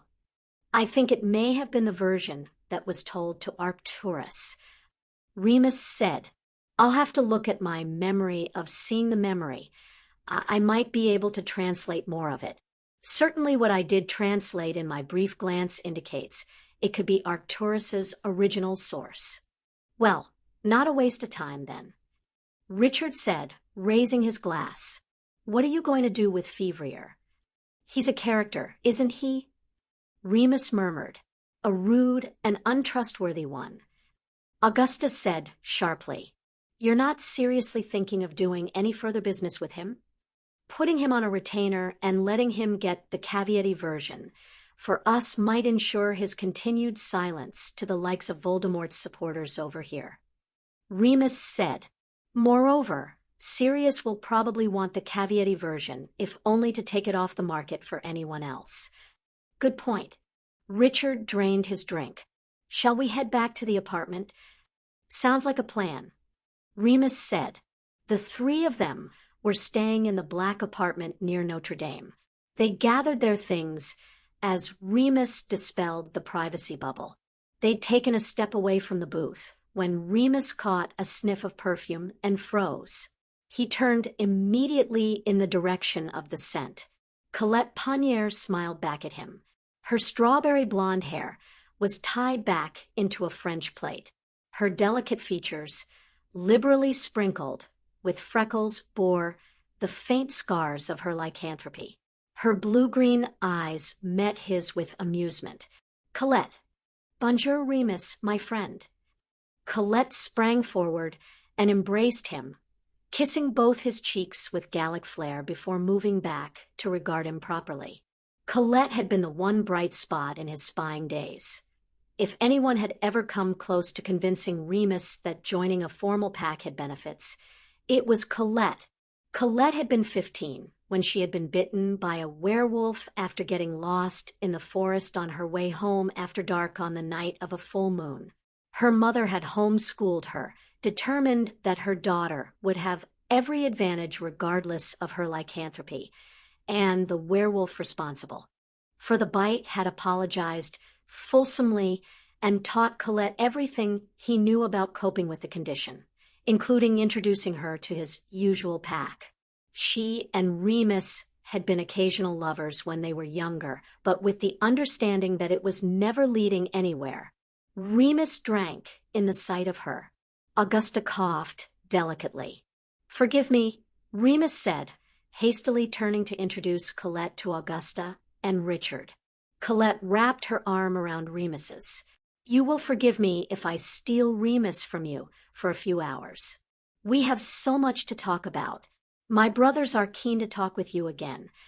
And that was enough to start a flurry of nerves within Remus's gut because the only brothers Colette had were part of the pack she ran with. Richard evidently guessed enough from Remus's sharp look to be concerned. Remus took a breath. If the pack wanted to talk with him, he should probably at least listen to what they wanted to say. I'll meet you back at the apartment for dinner. If you're sure. Augusta pressed. Remus nodded.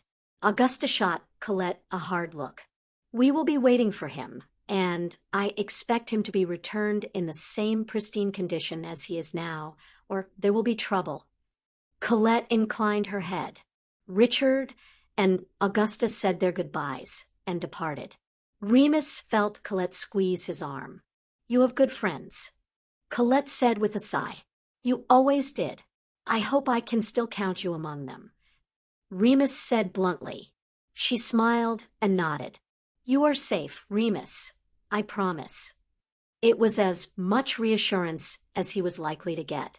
He realized he fell into step beside her as she headed back to the plaza and an apparition point. The side-along finished in front of a rustic-looking bar on the other side of Paris. The rundown outside screamed, locals only, but Remus set aside his unease and followed Colette inside. The dark interior was cozy rather than threatening. One side of the room had a long, scarred wooden bar in front of a veritable treasure trove of alcoholic beverages and an old-fashioned coffee machine. Two old wizards, their hands gnarled with age, sat playing dominoes with glasses of fire whiskey in front of them. The other side of the room was filled with small wooden tables whose surfaces looked sticky, old and non-matching chairs piled around them in odd numbers. They were all empty. Colette grinned at him and pulled him through to the back room. The small space was filled with a card table and more mismatched chairs. It was already filled with 5 men and another woman. Remus identified one of the men immediately. Tomas. The Bulgarian orer stood and shook his hand. Let me introduce you. This is Gregor, my pack alpha. The pack alpha of the Slavic werewolves Remus determined, shaking hands and trying to appear unaffected as his heart raced. Gregor took over the introductions as Tomas stepped back. Giovanni Lippet. He waved at the brown-haired man next to him. Giovanni had been the pack leader of the Italian pack for more years than Remus had been born. Remus was very respectful as he shook hands with him. Otto Klein. Gregor continued around the table. The German werewolf Alpha. Remus noted as the blonde Aryan bowed his head in acknowledgement rather than offering his hand. And you already know Robert Martin. Gregor waved at the man who had pulled Colette into a hug, and Sion Kelly. Robert must have taken over as the leader of the pack in France. Remus mused, taking in the comfortable familiarity of affection between him and Colette. He and Robert hadn't interacted much during Remus's time with the pack, but he had a vague recollection of a fair and intelligent wizard who had been a fisherman before he'd been turned. Sion, all dark hair and flashing blue eyes, smiled at him sharply. She was part of Fenrir's pack, the pack, that ostensibly was based in England, but she disliked Fenrir. They'd been friends of a sort when Remus had tentatively started his spying, but they had clashed over Remus's refusal to depose Fenrir and take the pack for himself.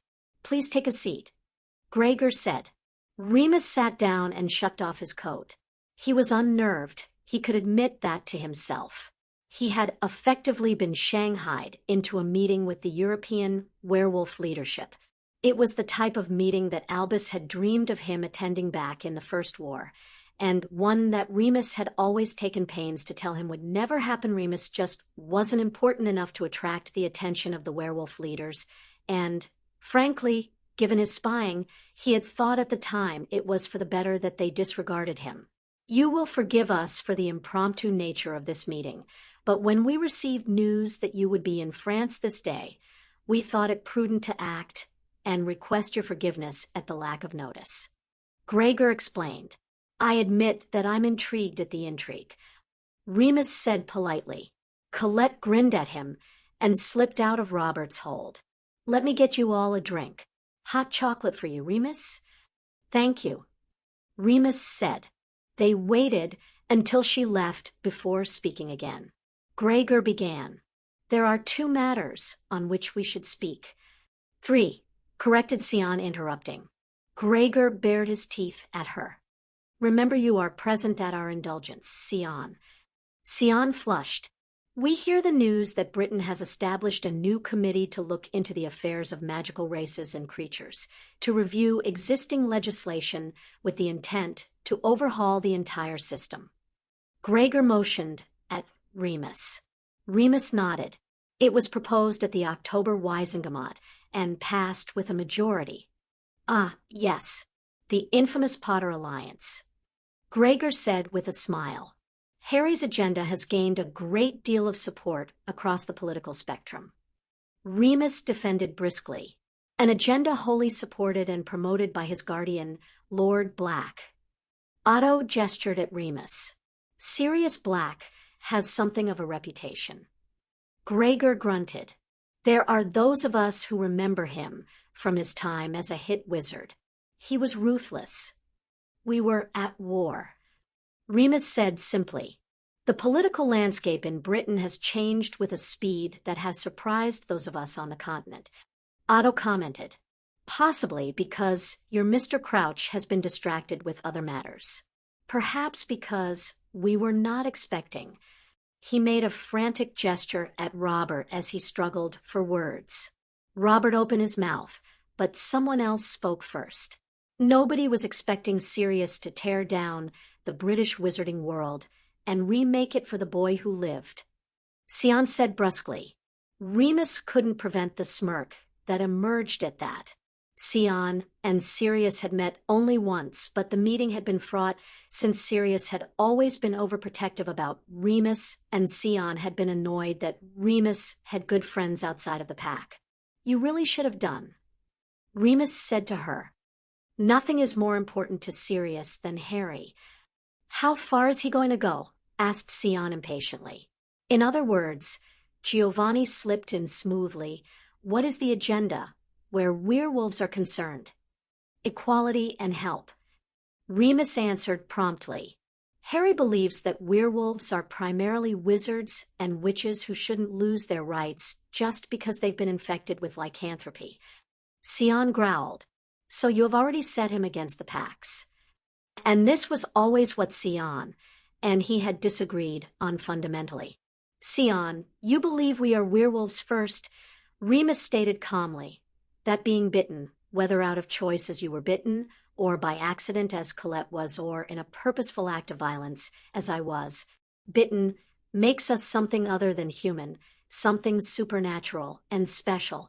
You believe that we should all embrace the wolf and the pack, that they provide us with a society and belonging that we won't find anywhere else. He paused. I can appreciate why you and everyone within the Pax feels that way, why the Pax evolved in the first place. The prejudice against us is harsh even in countries like Bulgaria, where the laws are certainly fairer on paper than many other countries. But, prompted Giovanni with interest. But, Remus replied, accepting the true shifter communities in Africa and the Americas, werewolves are made, not born. We all start out as human. Some of us want to remain human, have the same opportunities as other wizards and witches, have the same lives as much as we can as those we had before we were bitten. He shrugged. The only way for that to happen is if the prejudice within our society is tackled and one day eradicated. Harry wants that. He had to work to keep the tears out of his eyes and the emotion out of his voice. Harry wants that for me. And what does he think of the Pax? Gregor asked, shooting Sion a look that told her to remain quiet. He knows they exist, and we've talked how most of them provide werewolves with a community and support system. Remus explained. We've also talked about why some of the Pax sided with Voldemort in the last war, and why most stayed neutral. He rubbed his chin. If Harry has any view, it's that so long as nobody sides with Voldemort in the way Fenrir did in the past, he's fine with the Pax. And your Lord Black? Otto pressed. Will he be fine with us on that basis, also? Yes. Remus said with conviction. As long as you don't intend to hurt Harry in any way, Sirius is a live and let live kind of guy. If you intend to set yourself against Harry in any way, he shot Sion a look, then Sirius will tear down the entire world to eliminate you and every single member of your pack. He paused for a beat. And I would be right beside him. Gregor laughed, delighted apparently with the bluntness. And this is why we wish to speak with you. The moment was broken by Colette arriving back with the drinks. Espresso coffee for Otto, Giovanni, and Robert, a bottled beer for Sion, a glass with clear liquid that Remus decided was probably vodka for Gregor, and hot chocolate for himself. Sion huffed out an exasperated breath as she gestured with her beer at him. Sirius hated the Pax. Sirius hated my spying on the Pax and putting myself at risk. Remus corrected. He also hated that some werewolves did side with Voldemort and went around terrorizing people. You could have stopped that if you challenged Fenrir for the pack. Sion declared. We are not getting into that argument again. Remus said firmly. I am not an alpha. The others around the table exchanged amused looks. My dear Remus, Gregor said with laughter coloring his words, you would not be sat at this table if you were not an alpha. Oh. Remus had no idea what to say to that. Tomas informed me that you do not think as a wolf, Gregor continued, and thus you do not see that you are the most powerful wolf in your country. You occupy a place of authority within society. You can influence those who are reshaping the laws and public opinion. Within the pack you have created for yourself, you are the only true wolf and therefore the alpha. If you declared your pack open to others, others would flock to join you. Otto picked up where Gregor stopped. This actually is the second thing we wish to speak to you about. Remus felt breathless and wondered if it was shock or panic. He took a long sip of comforting hot chocolate. And the third reason is the reason why Sion is here, because the majority of Fenrir's pack no longer wishes to follow him. Robert said. Sion glared at him, but nodded as she turned to Remus. Fenrir has gone back to his master like a dog with a wagging tail. Remus stiffened. He's rejoined Voldemort. Over a month ago. Sion waved her bottle at him. We didn't know at first. He just disappeared for days without word of where he had gone or what he was doing. Then he came back and broke the news last week at a pack meeting, before disappearing again. Damn it. Remus swore furiously. Voldemort was gathering quite the inner circle. The missing Travers, the unknown Polyjuice guy who everyone agreed must have had some connection to the Lestranges, Peter, and now Fenrir. And they all posed a threat to Harry.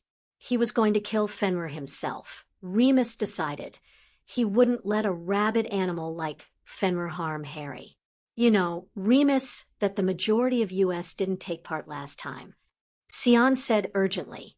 Fenrir was our alpha, but only those who were stupid followed him into the raids. Most of them are dead now, or have gained some maturity to realize that Fenrir's leadership made things worse for us, not better. She sat back, an air of defeat on her face. We all recognize that this time we won't survive it if he embroils us in a war, either because he himself will beat us into submission, or because Sirius will come after us. She looked up at him, blue eyes hard with determination. Which is why we need a new leader. It was a variation of the same argument they'd had in the last war, but with the acknowledgement that apparently he held some kind of alpha status. Remus felt his wolf's sense of responsibility surge. He took another sip of chocolate to steady himself. Why don't we tackle this in order? He waved around the table at Gregor and the other leaders. I assume your packs wish to negotiate some kind of neutrality between them and Sirius? We wish to negotiate some kind of neutrality between us and you as the alpha of your pack. Gregor corrected gently. Remus harumphed. Fine, then. You all stay away from Voldemort, keep your packs neutral, and do not help him in any way. My pack won't come after you, and yours. Excellent. Giovanni declared as Otto and Robert beamed. Gregor saluted Remus with his glass and knocked back the spirit. And what about us? Sion snarled. I will discuss with Sirius and Harry opening up our pack to give sanctuary to other werewolves. Remus said, You don't need to discuss it. Sion argued, You are the alpha, and I will do nothing to hurt my pack, snapped Remus right back at her. We need to consider the politics and how we can offer sanctuary without looking like we're creating a werewolf army to threaten those that oppose us into doing what we want. I won't have Sirius or Harry put in that position. Sion, if you accept he is alpha, then you accept his position on this. Robert said calmly. Sion grimaced, but she subsided. Robert gestured at Remus. The Potters own a chateau in the south of France. Why not offer a werewolf sanctuary there for any in England who wish to seek your protection? I will agree to your pack occupying my territory on those terms under the neutrality. There are 2 farms in the Balkans, I believe one that Black owns, and another Potter has.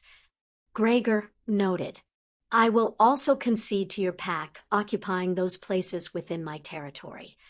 Otto and Giovanni added their agreement.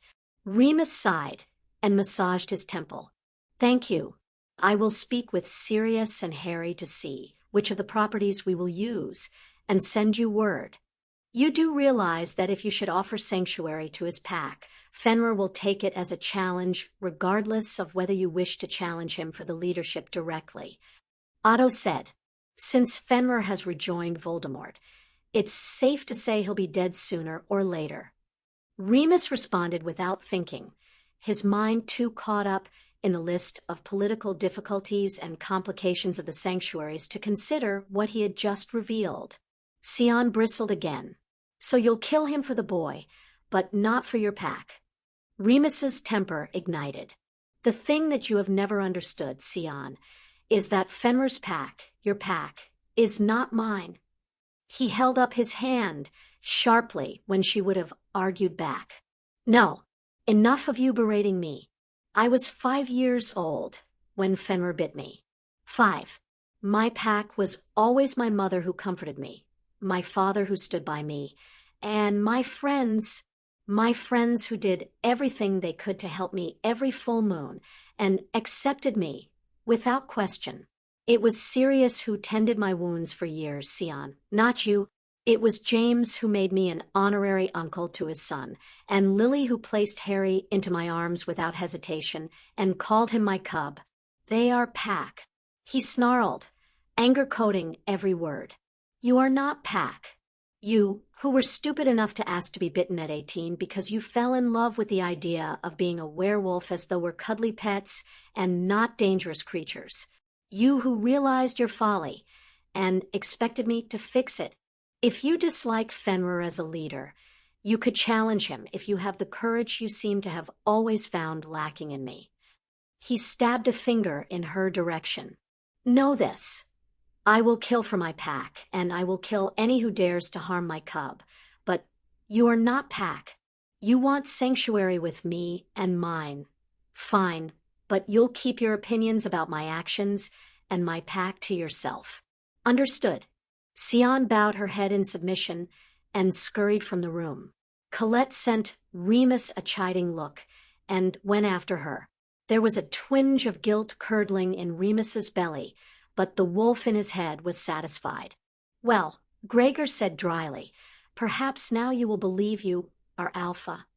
Remus stared at him for a moment before he burst out laughing. A round of drinks. We should celebrate. Gregor said with a grin. It was another hour before Remus was able to extract himself from the gathering. A somewhat abashed Sion had turned up with Colette midway through. She had joined in the discussion on how they were going to get word into Fenrir's pack of the sanctuary sites. Robert agreed to pass word to Sion, but otherwise remained quiet. Colette offered to escort him out, and Sion followed them as Remus was ushered back through the bar, which had filled somewhat in the hours he had been ensconced in the back room. They hovered outside in the cold, Remus hurriedly pulling on his gloves as Sion and Colette shivered beside him. Sion hesitated but hugged him goodbye, and he hugged her back, remembering the young girl she had been. I'm sorry for pushing. Remus. We're just scared. Remus tightened his hold for a moment. I'll send word as soon as I can. Sion nodded. She moved out of his arms and hurried back into the warmth of the bar. Colette smiled softly at Remus and took Sion's place, wrapping her arms around him. Next time you come to Paris, old friend, you will have dinner with Robert and I, and we will talk of nothing but our lives and loves since the last time we met. I'd like that, Remus said cautiously. He indicated the bar with a flick of his head in its direction. You and Robert married, Colette confirmed. 3 years. We are happy. She patted his chest as she stepped away. You should try it, Remus. She tossed her own head back towards the building. Sion would make a good mate. We'd kill each other, Remus joked. And besides, I'm too busy right now for love and romance. Colette teased. There is always time for love and romance, Remus. That's very French of you, Colette. He waved a hand at her as she laughed. Maybe when I meet the right girl. He smiled wistfully. Robert is a lucky man. Colette's smile widened. I make sure to remind him every day. He laughed at that and pushed her gently toward the bar. She disappeared inside with a final wave. Remus shook his head and apparat to the plaza, hurrying toward his hotel as soon as he got his bearings. His mirror call with Sirius was going to take a while. They had a lot to discuss. Pronglet returns to Hogwarts, Chapter 7, October 29th, 1994. It was freezing. But then the end of October in Scotland was typically cold, wet, and dreary. And just because that Saturday heralded the arrival of the Durmstrang and Bosbaton students for the imminent Triwizard Tournament, it didn't mean the weather was going to accommodate them with a sunny, warm day. Harry pulled his outdoor cloak tighter around him. He noted he wasn't the only one huddling into his outerwear as he looked around the gathered Hogwarts students.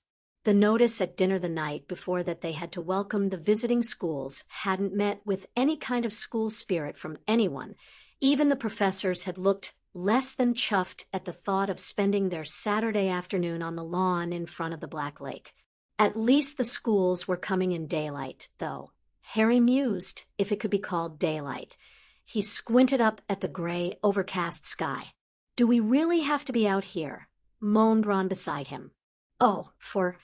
Hermione tapped them both with her wand as she muttered the spell, and instantly Harry felt warmer. She grinned at him. Her brown eyes sparkled, and Harry found himself smiling back at her. "Thanks," he said, nudging her. Hermione nudged him back.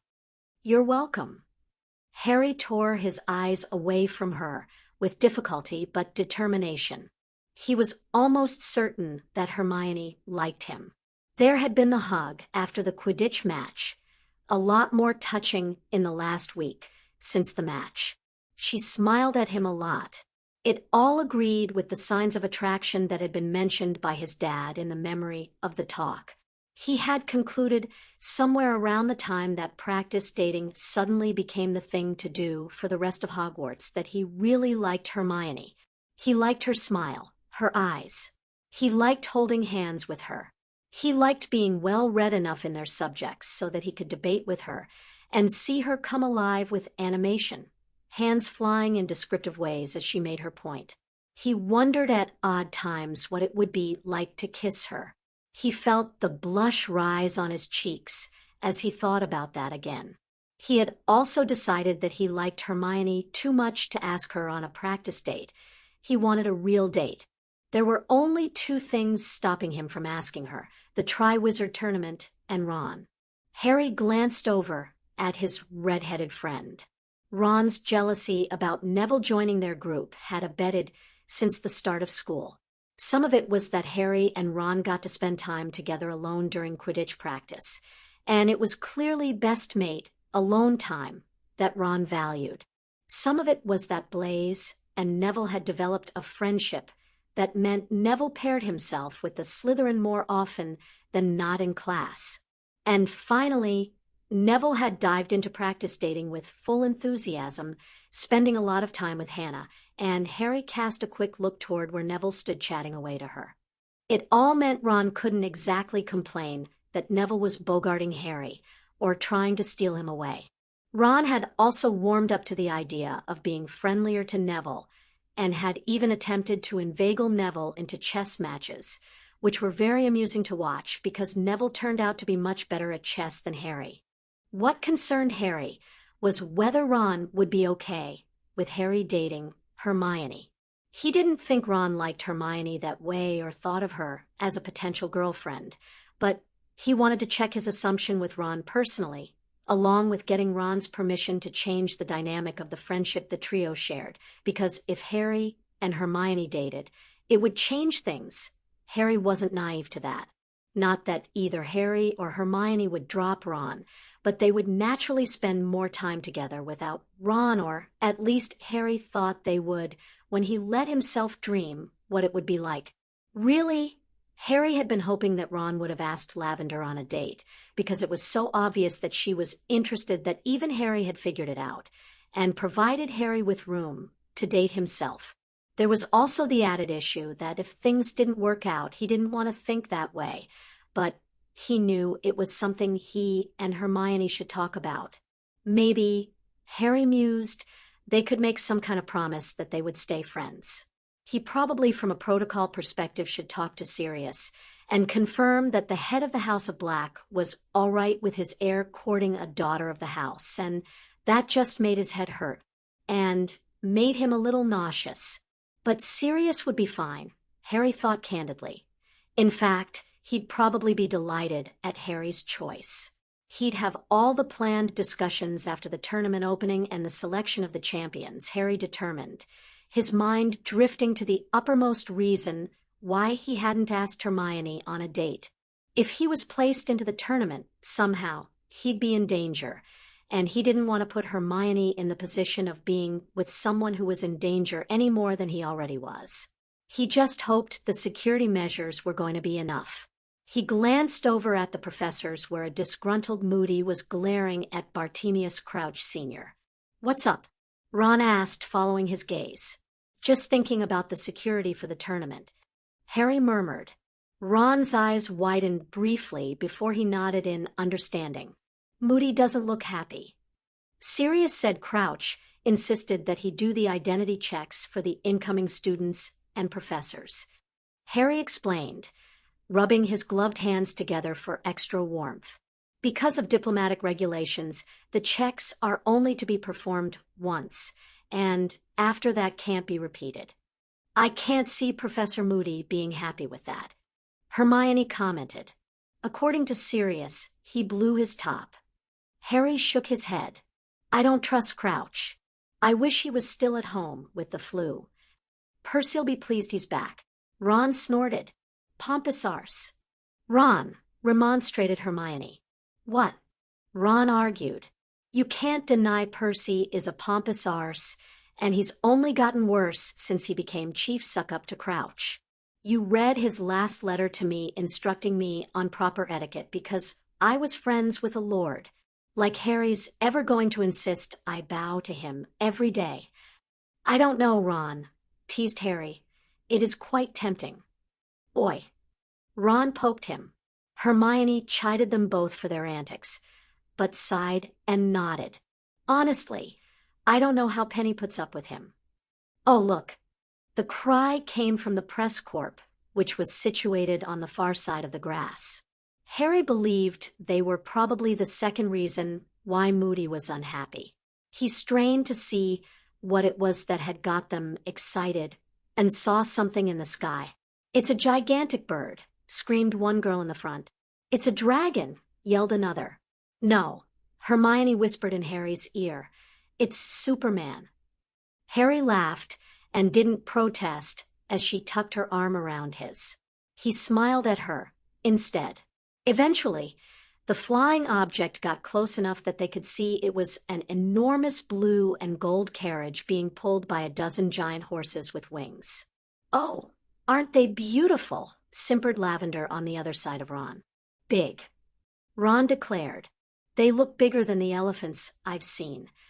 Hermione added, something that was verified a moment later as the horses and carriage landed with a thump. A boy jumped out of the carriage and arranged a set of gold steps. As soon as they were in place, a woman, almost as large as one of the horses, emerged. She was large, olive in complexion, with dark hair tied back. She reminded Harry of the pictures of traditional Italian women he'd seen somewhere only much, much, much bigger, almost Hagrid-sized, he realized. Dumbledore immediately moved forward to greet her. "Madame Maxime." "Dumbledore." Madame Maxime extended her hand, and Dumbledore kissed it. Their conversational tone lowered, and Harry struggled to make out the words through the noise of the wind and the distance. He thought they were talking about the horses, but since he'd also thought he'd overheard the word whiskey, maybe he was wrong. He focused instead on the gathering students pouring out of the carriage. "Oh, wow." A murmur went through the Hogwarts students as they assessed the new arrivals. "What?" asked Harry, irritated. "Vila." Ron elbowed him. "Vila, Harry." Harry sighed and pushed his glasses back on his nose. All he could make out was a mass of blonde hair. "Great," Lavender said bitchily, "like we need their sort here." "Why don't we wait till we get to know them before we pass judgment?" said Harry crossly. "And it's only a couple by the looks of it," Hermione said. Across the lawn, Madame Maxine had been introduced to Natalie Warren, the head girl, and she was escorting them toward the castle with Crouch, who was presumably going to do the identity checks. Some of the boys' gazes remained fixed on the Beauxbatons group until it disappeared from view. "Do you think Durmstrang are coming the same way?" asked Ron, stamping his feet and clapping his hands. Hermione redid the warming charm. "I doubt it." As though the universe had heard her, a cry went up from the press corps again, and someone pointed at the lake. A mast slowly rose from the silvery water, and before long an old-fashioned wooden ship emerged that reminded Harry of the pictures he'd seen in pirate books he'd read in primary school. All it needed was the skull and crossbones, he mused. The Durmstrang headmaster, Igor Karkaroff, clattered down a plank that acted as a gangway. He was tall and thin like Dumbledore, but with sleek silver hair and a matching goatee beard. He greeted Dumbledore with a jovial bonhomie that seemed entirely false to Harry. In short order, the Durmstrang students were handed off to Robert Ogden, who led them back towards the castle. Ron suddenly clutched at Harry's arm. "Look, it's Crumb." Harry gently extracted his arm and mused there would be bruises. "I didn't realize he was still at school." "Crumb," Ron said again. "He's just a Quidditch player, Ron." Hermione said, exasperated. Ron spluttered. "Can we go inside?" begged Harry, already moving back towards the school. "It's freezing out here." They fell into the flow of the other students. Harry tuned out of the argument between Ron and Hermione over the brilliance of Crumb and whether it was a good thing or a bad thing that he was at Hogwarts. Harry's thoughts were more occupied with Karkaroff. Sirius had warned him that the man was an ex-Death Eater, one who had turned on his fellow Death Eaters in exchange for a minimal sentence. After they'd stowed outerwear back in the tower, it was time for dinner. They made their way to the great hall bubbling over with curiosity about the likely decorations and the visitors. Harry ignored the bright banners and shining hall, leaving others to ooh and ah over them. He sat down and reached for the napkin in front of him. He gave Hermione a pleased smile when she slipped into the seat next to him. Ron sat on his other side. Neville took the seat across from him, flanked by Dean and Seamus. "Nice of you to return to Gryffindor." Dean teased Neville lightly. "Hufflepuff must be thinking about making you an honorary member." Seamus joked. Neville simply smiled. "It's a shame we can't eat at any of the tables. You can accept for feasts like this one." Hermione said. Everyone looked at her. "What?" she demanded, tossing her hair back. "It's in Hogwarts. A history." She gestured at them. "Haven't you noticed Luna eats with us regularly now, and she's a Ravenclaw?" Harry had a suspicion it was probably Luna who had informed Hermione of the rule, or lack thereof. "Well, good to know." Neville said diplomatically. "Maybe I'll join Hannah at breakfast tomorrow." "Breakfast? Huh?" Dean winked at him. "Oh, grow up." Neville said, laughing. "It's not like that." "Yet," declared Seamus. "Ignore them, Neville," Hermione said firmly. "They're just jealous." "Yeah, she's right, mate," Dean admitted. "I still can't get Hestia Wainwright to go out with me, even on a practice date. She's in 6th year." Hermione said with a frown. "And therein lies the problem." Seamus laughed. Ron nudged Harry. "Heads up. Snakes are approaching." Harry looked up and found Blaise, Theo, and Draco, who had just entered the Great Hall, all heading to the Gryffindor table, Crabbe and Goyle scurrying away to the Slytherin table without them. "Wonderful," he muttered under his breath. "What now?" He shifted so his body was turned away from the table, so he could face them. Draco stopped just in front of him. "Cousin." Harry's eyes narrowed at the familial term. "Cousin. May I not and Zabini request an audience tonight after dinner?" Draco asked formally. "About," asked Harry bluntly, aware they were drawing attention. Draco smiled sharply. I don't think you want us to raise the matter in quite such a public forum. Harry rolled his eyes. Hermione, Neville, and Ron, you're all free tonight, right? Yes. They chorused. You don't need to bring them along. Draco protested. Like we'd let him go alone, retorted Ron, huffily. He's right, Neville said, gesturing with his napkin at Draco. You know, he's right. Harry knows it too, which is why he asked. Fine, but not Granger. Draco said. Why can't I come along? Hermione asked tartly. Harry raised an eyebrow. Yes, why can't she come along? It's... Draco struggled to find an acceptable reason and darted a look for help at Theo. It's a sensitive subject for Draco. Theo inserted. It is not.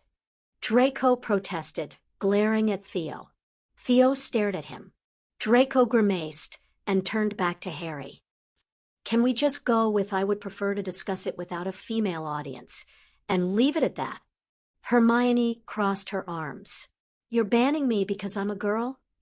There was a dangerous quality to her tone that Harry knew well. Ron apparently heard it too, because he jumped in. We need someone sensible left behind anyway to raise the alarm if we don't return. And that can't be you, because... Hermione pressed with a stubborn tilt to her chin.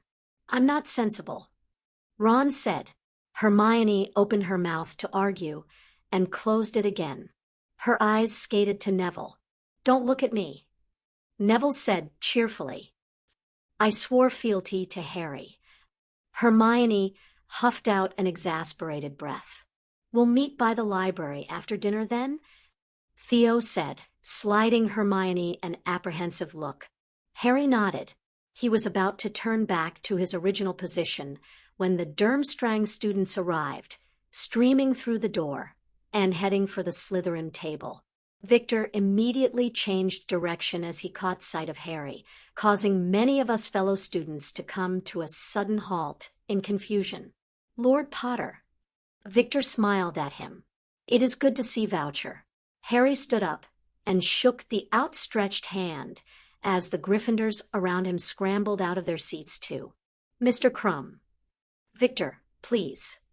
Victor said. Call me Harry then. Harry gestured around him.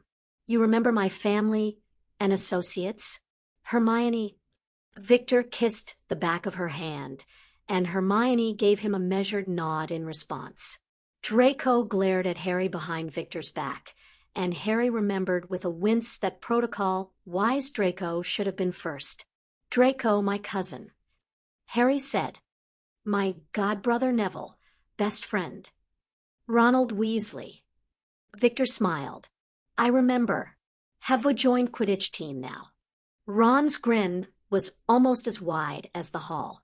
Yes, I play keeper now. You remember Theo and Blaise from before. Harry continued a little desperately as he took in how much attention they were gaining. And these are my other friends, Dean and Seamus. Victor gestured at the one student that had followed him over. May I introduce my cousin, Eric Juggen. There was another round of handshakes, and Harry tried not to squirm as Eric stared at his forehead, trying to see the scar. I hope we can further our friendship while I am here at Hogwarts. Victor said. I would like that. Harry replied. We have a training session tomorrow at 11, if you'd like to join us on the Quidditch pitch. Excellent. Victor said. Look. Victor. Karkaroff appeared behind his celebrity pupil and shot Harry a coolly displeased look. Do you wish to sit here with Lord Potter? I'm sure it could be. I will be fine with the others at the Slytherin table, as has already been arranged. Victor said testily. Draco will be happy to host you there. He, Theo, and Blaise are all in Slytherin. Harry offered. Draco beamed at him, happily as Ron's smile dimmed. I would be delighted. Victor nodded. My thanks, Lord Potter. It is good to know that I can be with friends. He gave a short bow and allowed Draco to lead him and Eric away, Theo and Blaise going with him. Karkaroff sent Harry another cool glare and walked away. Harry slid back into his seat, and the rest of the Gryffindors retook theirs. Ron immediately began a spirited conversation with Seamus and Dean about meeting Victor at the World Cup. Harry focused on his meal, trying to ignore the stares from the Beauxbatons and Durmstrang students as they realized who he was. Hermione coaxed him into a discussion about runes eventually, and with her distracting him, he managed to eat something. Dumbledore stood up at the end of the meal as the desserts disappeared from the tables. Thank you all. Firstly, a warm welcome to our visitors. We hope you have a marvelous time here at Hogwarts. Please do take advantage of the interschool common room available near the library. Part of what we hope to accomplish is to build lasting ties and friendships among us all. He smiled at them. Now, on to the matter of the Triwizard Tournament. Tomorrow, after being displayed in the atrium of the Ministry of Magic, the artifact that will be used to select the champions, the Goblet of Fire, will be brought to Hogwarts by Mr. Crouch, the head of the Department of International Cooperation. There was a polite round of applause. We will formally open the tournament at that point and request eligible students of age enter their names if they wish to be considered for selection as a champion. I will reiterate to you all that such an undertaking is a serious matter. The goblet will enact a formal binding on each champion, which essentially creates a magical contract, so please do not enter if you are not certain of your courage and ability to face the 3 tremendous tasks that will constitute the tournament itself. He smiled benevolently around the hall. And now, I believe we should all enjoy the rest of the evening. Harry remained seated until the Beauxbatons and the Durmstrang students had gone. He didn't catch sight of Draco, but figured he should show up for the meeting.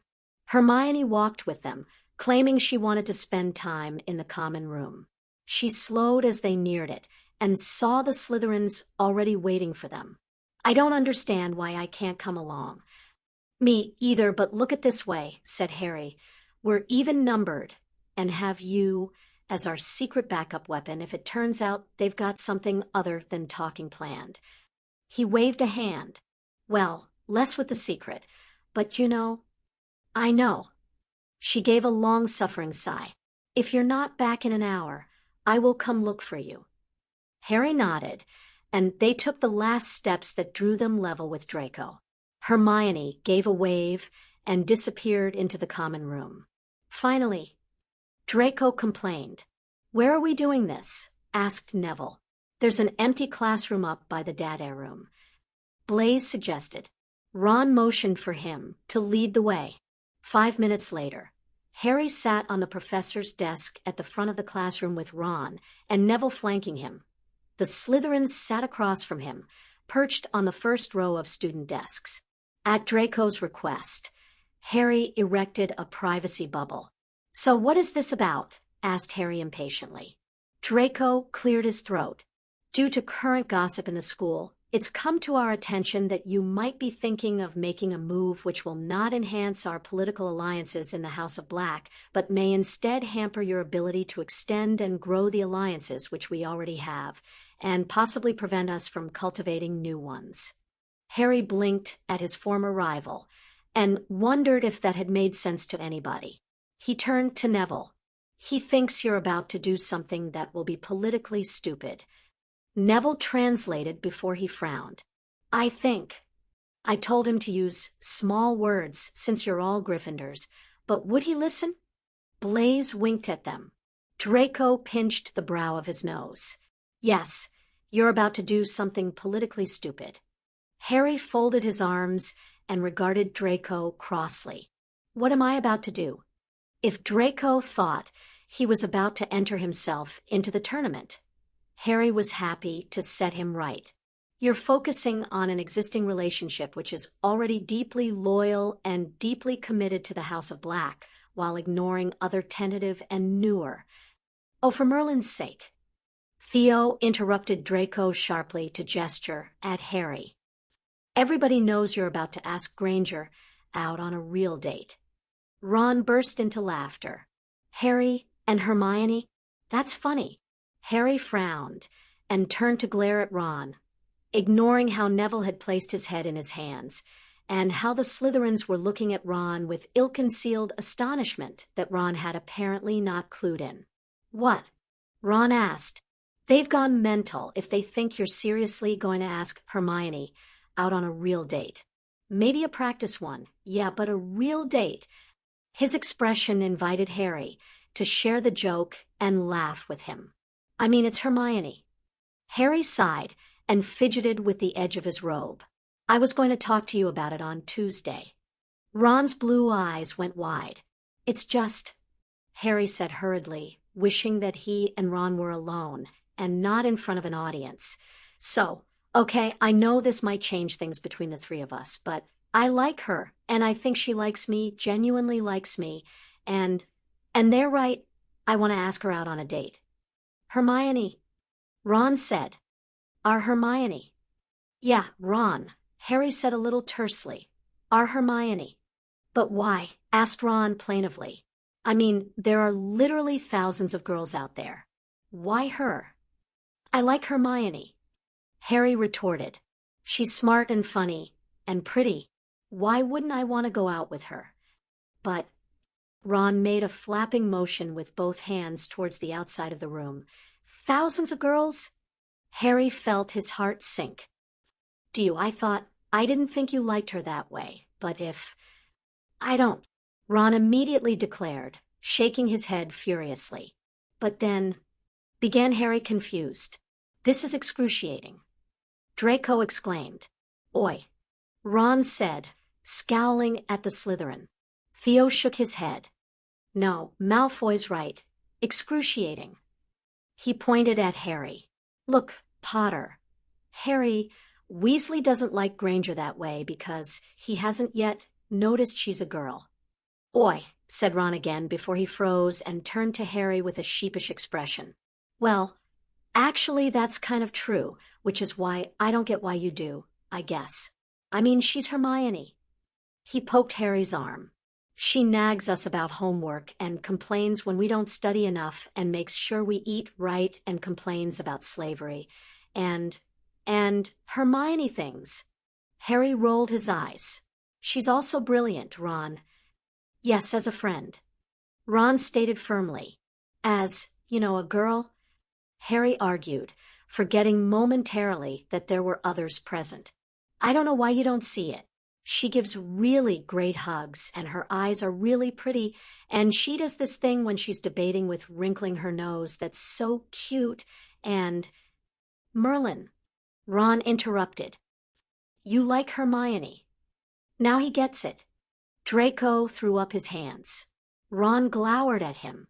"Shut it, Malfoy. So, are you okay with me asking her out?" Harry asked nervously. "I mean, you and I would still spend time together, and we'd still spend time, all of us, as friends. It's just, you'd be dating Hermione, and she would be dating you." Ron completed, a small frown on his face that Harry knew meant he was unhappy. "Well, she still has to say yes when I ask her," Harry said, trying not to show how uncertain he was that she was going to say yes. "Like she's going to say no," scoffed Draco. They all looked at him. "What?" Draco said, flinging his hands out. "It's perfectly obvious to anyone with eyes and a modicum of sense," he threw Ron a sneering look, "that Granger is going to say yes." He made another flappy hand gesture. "Which is why, getting back to the point of this meeting, you shouldn't ask her." "Huh?" asked Ron, patently as bewildered as Harry felt. "This isn't going to go well." Neville predicted with a sigh. "Why shouldn't Harry ask Hermione out if he wants to?" Ron snapped at the blonde Slytherin. He turned back to Harry. "You go for it, mate." "No," Draco said, standing up. "He can't go for it." He waved a hand at the door. "Not with Granger, anyway." Harry felt his anger start to stir. Just where do you get off telling Harry who he can go for it with? Ron retorted furiously, always quicker to anger than Harry. "I'm a member of the House of Black." Draco said just as snootily as he'd always proclaimed to be a Malfoy. I'm perfectly entitled to raise my concerns with the heir. But he's the heir, declared Ron. He outranks you. Harry glanced at Neville, who sent him. I knew this was going to disintegrate into a Ron and Draco shouting match. Look of sympathy. Harry sighed and stood up, which immediately brought a halt to the shouting match. Right, Harry said, irritated. Someone not you, Malfoy. He stopped Draco with a look. Is going to explain why I shouldn't ask Hermione out. Politics. Blaise said succinctly in an altogether too cheerful voice. Look, Theo held his hands up in a placating gesture. You're the head of your house, the heir of another. Hermione is a member of the House of Black. She's completely loyal to you already and is never going to be anything other than an ally for you. And this is bad for Harry how? Demanded Ron crossly. It takes him off the market. Blaise said bluntly. In trying to finesse a closer relationship with some of the other important families, it would be good if Harry was available. Theo expanded. He met Harry's furious gaze. If you dated a few eligible girls, it would do wonders to help foster goodwill and bring people into your corner. Keeping people thinking you're available is a good way to draw them in. Girls want to go out with you, Potter. Draco drawled. Why is a mystery, but it presents an opportunity, which is lost if you take up with Granger. Blaise added, everyone will consider you naive because you've focused on your inner circle, and there'll be resentment and hurt feelings among the other girls. He caught Neville's disapproving glare and sighed. Don't look at me like that. You know, I'm right. Harry cast a questioning glance in Neville's direction. Neville grimaced and nodded. They have a point. He shot the Slytherins another disapproving look. Although how they've made it is not exactly brilliant and hasn't considered everything. Harry pressed his lips together. Well, he asked impatiently, because he knew Neville would be honest with him. If you date Hermione, it takes you off the market, Neville explained. They're right about that. Even I get that. Harry muttered. He wasn't quite that dense. Right, Neville said hurriedly. What you're missing is that currently within the many, many admirers you have there are a number of girls who would like to date you because it would benefit them politically, all from prestigious families, all who are in families where an alliance would be useful and advantageous to your houses, either Black or Potter. His expression turned considering. I'm guessing that as it's this lot who've raised the issue, probably more advantageous to Black, probably pure blood and traditional families.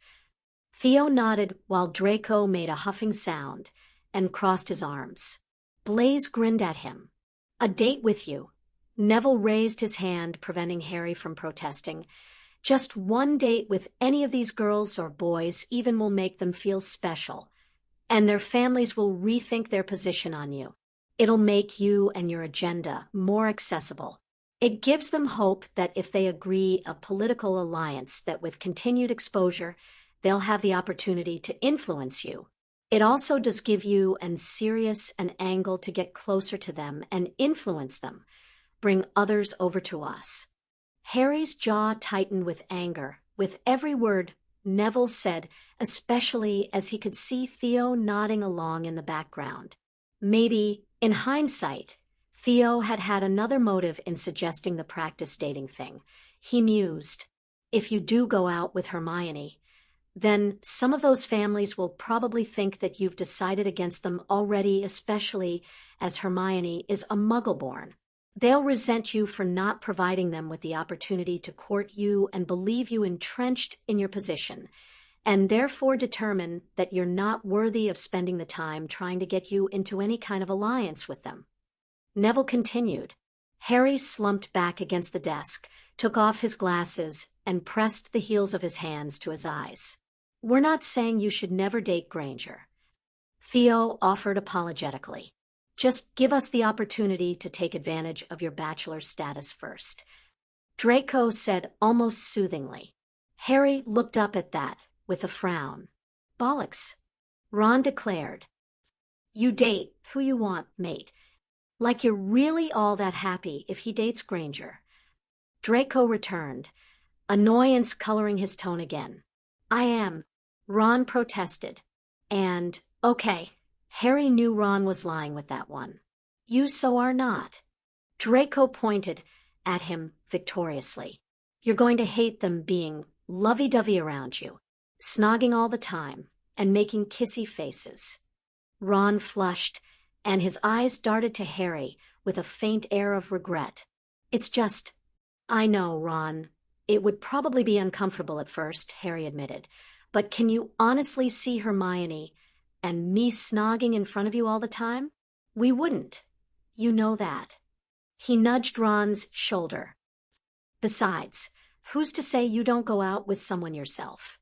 Like Lavender. Well, I guess. Ron conceded, glared again at Draco. So I'm going to go with the notion that you still want to date Granger, Potter. Blaise commented, idly picking off lint from his robes. Yes, I still want to date Hermione. Harry retorted. He folded his arms and tried hard to see past the knee-jerk reaction of them simply doing this to annoy him. He could believe that of Draco, maybe of Blaise, but not really of Theo. And Neville had pretty much confirmed that there was a real issue under the posturing. Okay, so thank you for bringing this to my attention, Harry said formally, and his words caused everyone to shift position, realizing that the discussion part of the meeting was definitely over. And I appreciate your concern. However, I think the head of the House of Black has already made his position on this quite clear when he declared that we can find our own life partners. He looked at Draco. If he wanted us to broker alliance deals in that way, you'd still be arranged with Pansy Parkinson instead of being free to choose who you wish. Draco winced. Good point. Blaise declared with a grin, ignoring the sneer Draco cast in his direction. An interesting point. Theo said suddenly, standing and staring at Draco with a renewed spark in his eye. Why are you looking at me like that? Draco demanded. Neville's face brightened with realization. Of course. Draco's head snapped to him. What? We need a single unattached male associated with the House of Black to offer up for potential future alliances. Theo pointed at him. We have you. Me. Draco whirled around to glower at Theo. You. Theo confirmed. I am not being pimped out like some cheap floozy. Draco snarled. Harry raised an eyebrow and folded his arms over his chest. So, it's all right if I'm pimped out, but not you? He has a point. Ron said cheerfully. Draco sent him a disgruntled look. Actually, it's a much more believable move to offer up Malfoy. Neville said calmly, you're a pure-blood, traditional, and much closer to their politics. You have the whole, I know your way is best, but I'm subject to primacy thing to placate them with, and yet you can still get them close to Harry and Sirius for potential influencing purposes. He made a circular gesture. Nobody is going to believe I'm close enough with Potter, with our history for it, to be believable. Draco pointed out, derisively. So, spend an hour every Sunday together discussing house business or debating politics or something that you can both say you were ordered to do to build a closer relationship. Blaise suggested. Somewhere public, but private like the new common room. You can also always say that a date comes with at least an introduction to Harry. Neville added, your idea may have some merit. Draco allowed and sneaked a look towards Harry. If it gets me out of dating a whole bunch of girls who just see me as a meal ticket, I'm all for it. Harry said, not that he looked forward to the whole spending an hour thing, but maybe it would be useful if for no other reason to quiz Draco on how the things Sirius was putting in place were going down with the pure blood families in Slytherin. On the plus side, Theo said to Draco, if you're dating a whole bunch of other girls, Pansy may actually get the message that you're not with her anymore. I was never with her to start with. Draco said tersely. He took a moment to think it over, his jaw working as he reviewed the idea. "You'll owe me, Potter." "I don't owe you anything," Harry rejoined briskly. "You're supposed to be a loyal and contributing member of the House of Black. We'll consider this your contribution." Draco's eyes blazed. "Fine, but we do the first Sunday meet tomorrow." "Well, it is Sunday." Harry sighed. He figured Draco had agreed because it benefited Draco to agree rather than any because it benefited the House of Black, or Harry really, but that was fine. At least he knew where he stood with Draco. Speaking of which, Ron said suddenly, "Why Tuesday?" "What?" asked Draco, bewildered, turning to stare at Ron like he thought the Gryffindor was crazy. "Not you." Ron dismissed him with a flappy hand gesture. "Harry, why were you going to talk to me about Hermione on Tuesday?" Harry sighed heavily and shot Ron. You couldn't wait until we were alone. Look, because of the tournament." He sent Ron a, "Please remember what I told you about someone trying to get me into the tournament. Look," and was pleased when Ron got it and went red and white in order under his freckles. "You do know we're Slytherins and caught that really not very subtle get a clue look, right?" Blaise pointed out dryly. Harry blushed and rubbed the back of his neck, aware that he and Ron were now looking completely guilty. "It's nothing, it's just—" He sighed again and caved when Neville stared at him in confusion. "Sirius has reason to believe that Voldemort is trying to get me into the tournament." Everyone fell silent for a long moment as they absorbed that. "Well, it will be an easy way to kill you without him lifting a finger, or whatever he has as a finger these days," Draco said bluntly. "Thank you, Draco, for summarizing the situation so well," Harry said sarcastically. Neville nodded slowly. "It makes sense." He sighed. "The tasks are constructed for students of 17. He has to think you're going to struggle with them at 14, no matter how powerful you are. So, you were going to wait until Tuesday before having the conversation with Ron, because you're waiting until after Monday night to see if you're being entered into the competition," Theo stated with far too much understanding for Harry's liking. "What does that mean?" asked Ron tersely. Theo looked at Harry. "Well, if I'm in the tournament, I can hardly ask Hermione to go out with me." Harry pointed out with enough briskness that he hoped they'd drop the subject. "Why not?" Neville questioned with genuine bemusement written across his sturdy features. "It's not like you're not already in danger." "Because it's not fair on her," Harry protested.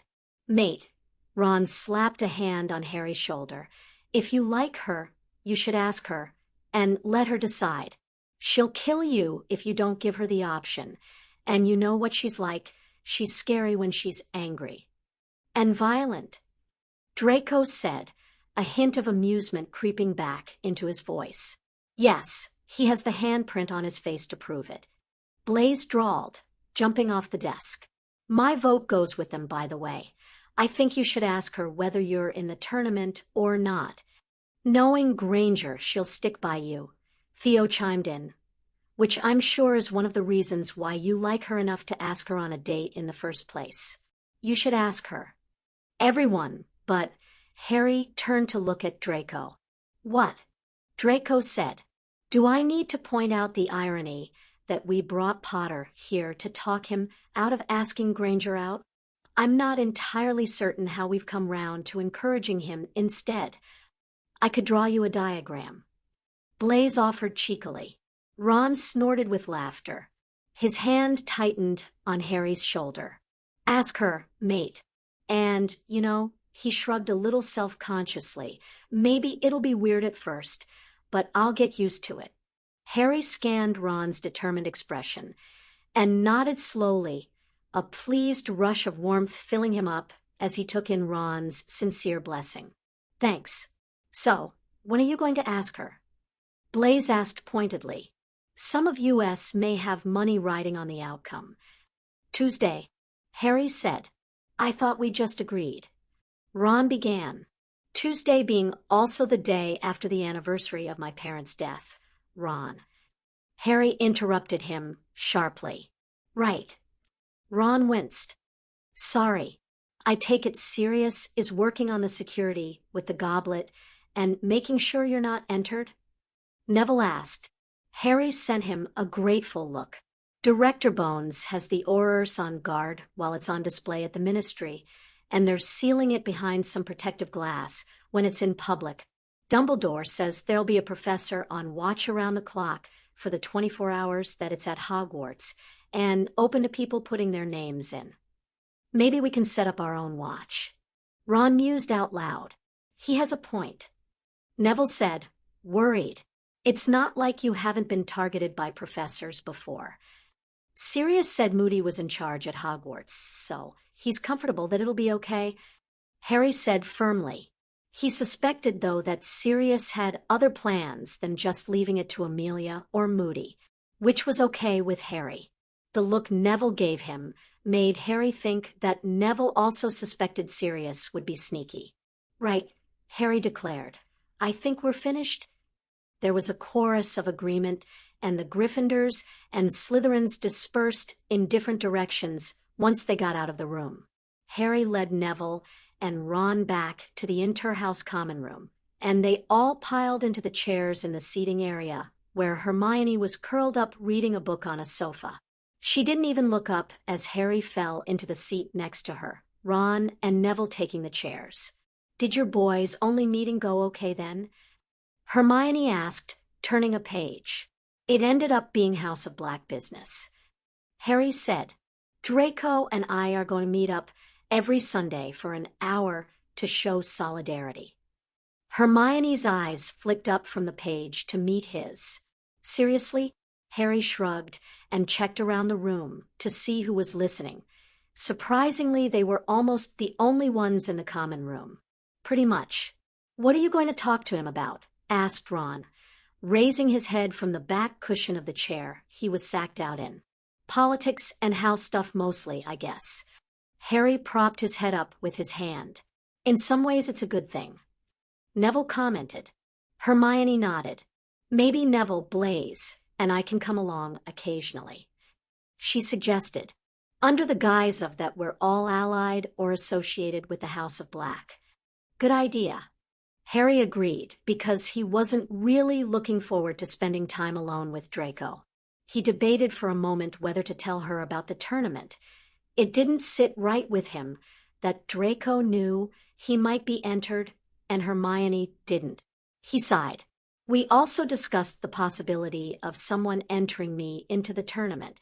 Her brown eyes widened momentarily before she nodded briskly. Well, with the death threats, I guess it isn't a surprise that someone would attempt it. She flipped her book shut. I assume Sirius is trying to make sure it doesn't happen. Harry nodded. But you're still worried? Guessed Hermione, scanning his face carefully. The guy who attacked us at the World Cup is. Harry searched for the right words. Scarily nuts, offered Ron bluntly. Powerful, Neville suggested with a grimace. And smart. Hermione mused, her nose scrunching up as she came to the same conclusion as Harry. That's quite a dangerous combination.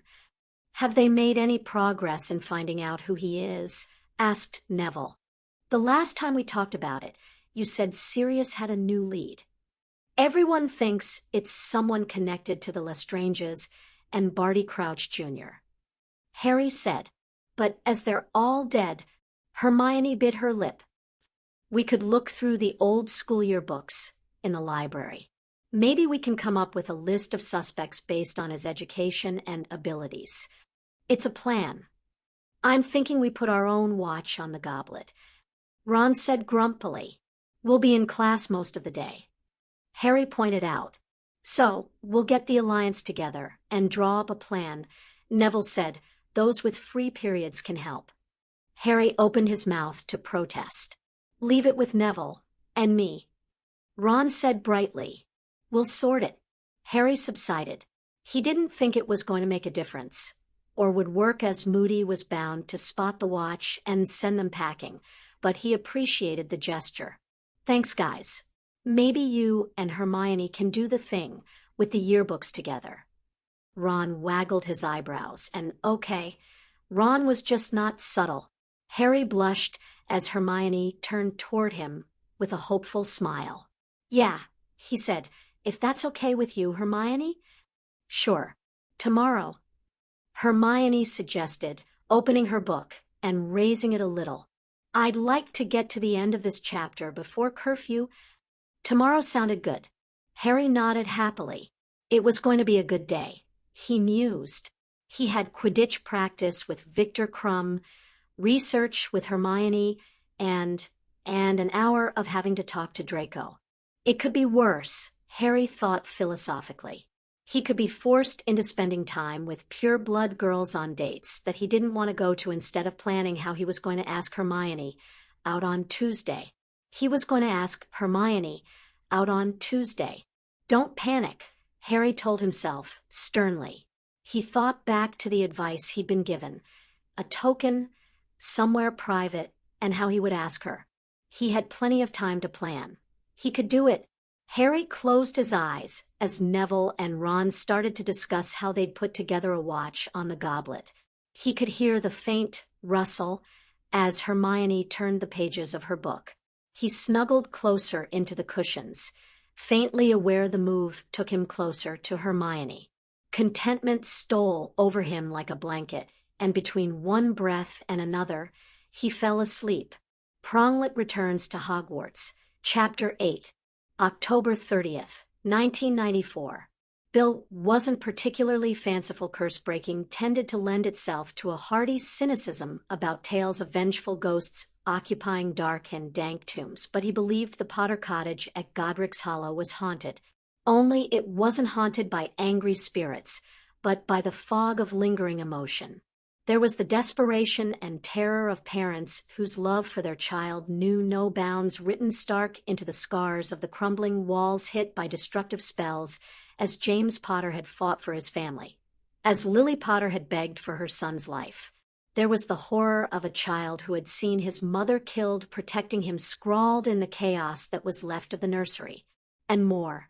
There was the devastating loss of the young family evident in the preserved remnants of the Potters' last day, as a family, the dinner plates stacked in the drainer, the day's newspaper folded casually on the arm of the sofa, the baby toys that cluttered the floor in front of the hearth. It was heartbreaking. Like many of the wizarding world, Bill remembered the celebrations that had followed the night Voldemort had been defeated by Harry with a hazy fondness blunted by distance and childhood.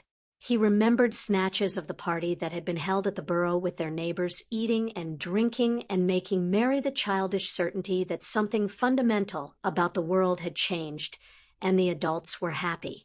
He remembered not giving a thought to the Potters, not even in passing, that day. He had thought about them later in his life, in an abstract kind of way, when he'd gotten old enough to understand how the change he'd observed had come about, when he had heard his mother lull Ginny to sleep with tales of the boy who lived, when the first Halloween he had spent outside of Hogwarts had his dad pulling out the fire whiskey after dinner and making a toast to those who had lost their lives in the war. Bill also knew the next year he hadn't repeated that toast, and not just because he'd been in Egypt, but because he hadn't thought to do it. He hadn't thought. In retrospect, one miserly toast day toast that hadn't even recognized the Potter's sacrifice alone was so bloody inadequate that Bill was hard-pressed to find the words that expressed just how bloody inadequate. If Harry's plea in the article in The Prophet that he wished the wizarding world would honor his parents had felt like an uncomfortable kick in the arse, the cottage was a punch in the gut. Bill was so ashamed he couldn't stand it. They had been at the cottage for 2 weeks, systematically packing up each room after careful checks of every item to make sure nothing was a Horcrux. They'd started from the kitchen door and moved their way through the house.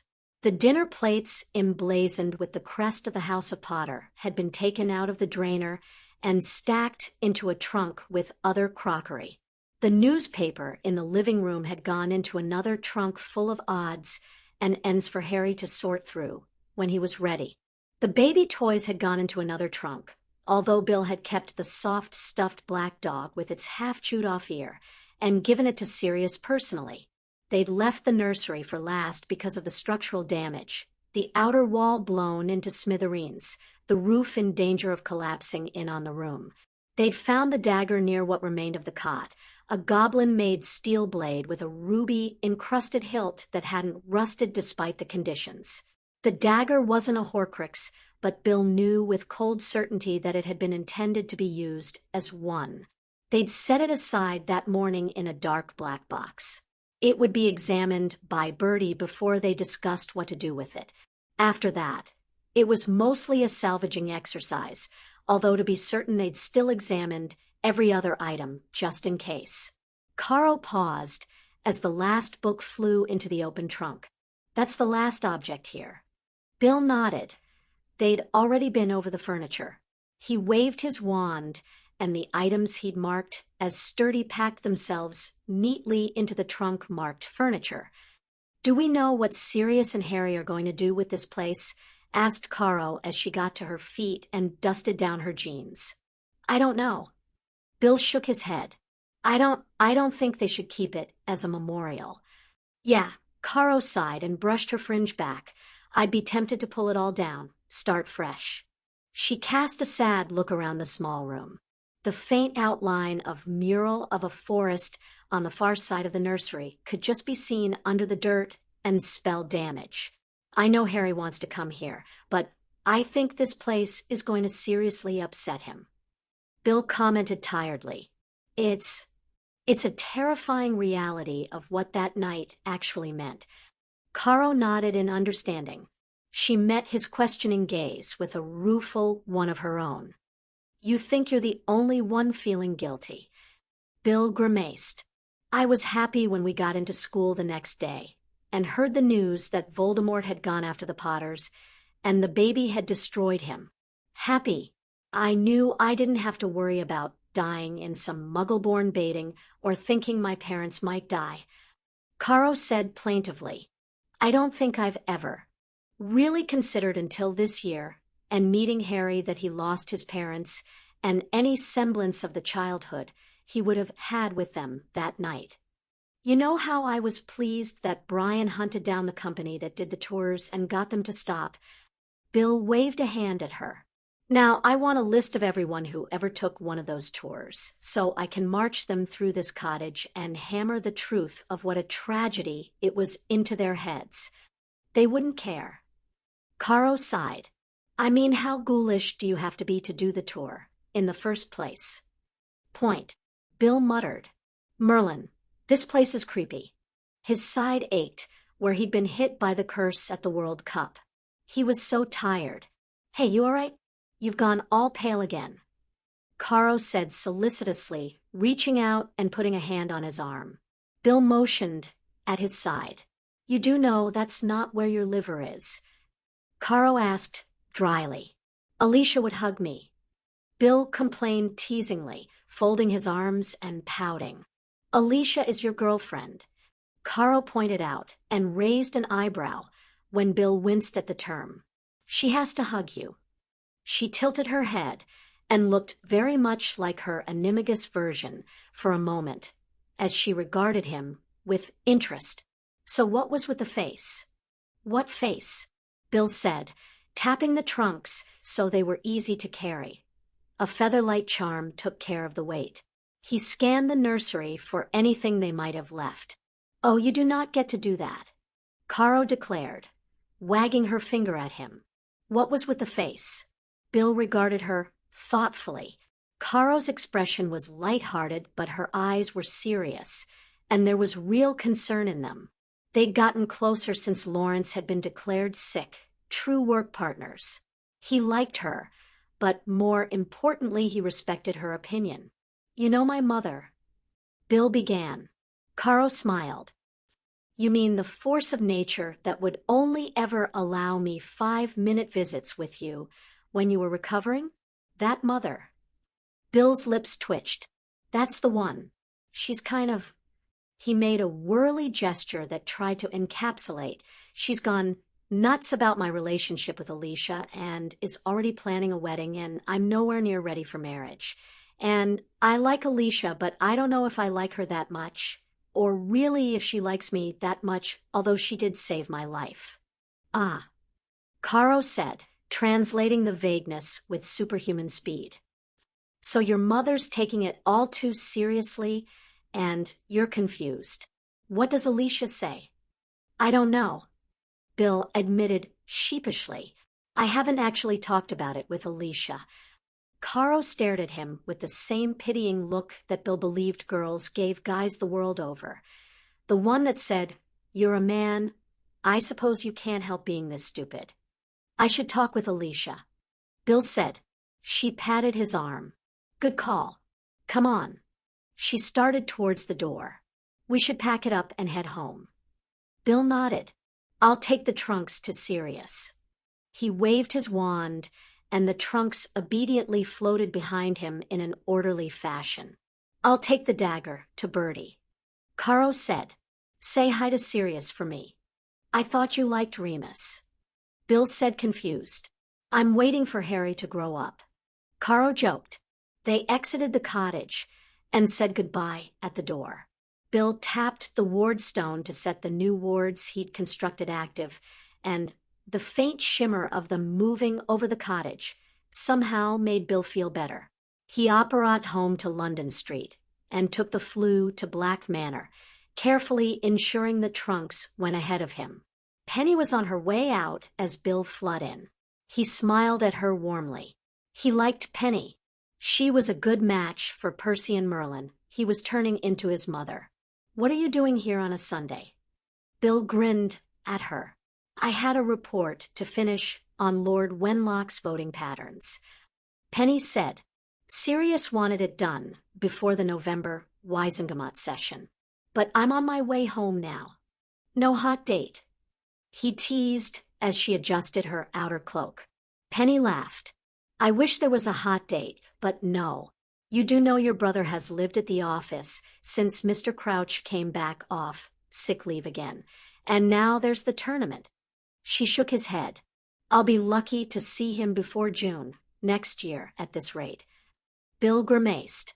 He wondered if anyone thought the resurrection of the Triwizard Tournament was a good idea anymore. But I do have a date with a glass of wine, some Chinese takeout, and an episode of The X-Files. That's a television thing, right?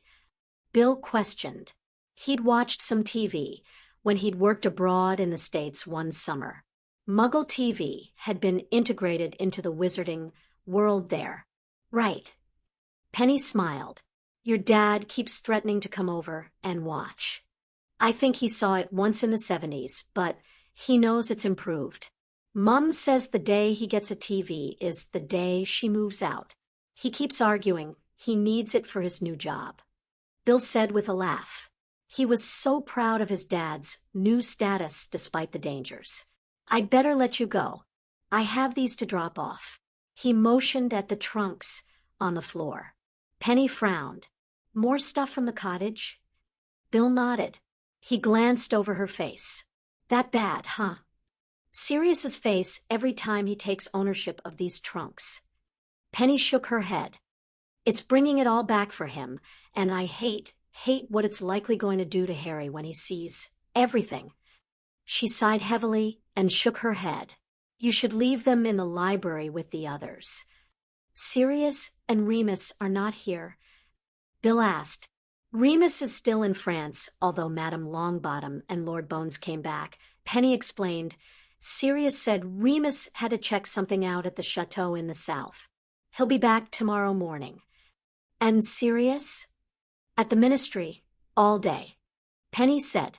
He arranged with Director Bones to be part of the security detail on the goblet while it's being displayed in the atrium. Bill understood. Sirius didn't trust anyone else to guard the goblet to ensure it couldn't be tampered with in some way, so Harry would be entered. After what had happened at the World Cup, Bill didn't blame him. He felt a twinge of guilt over how he'd failed to protect Harry.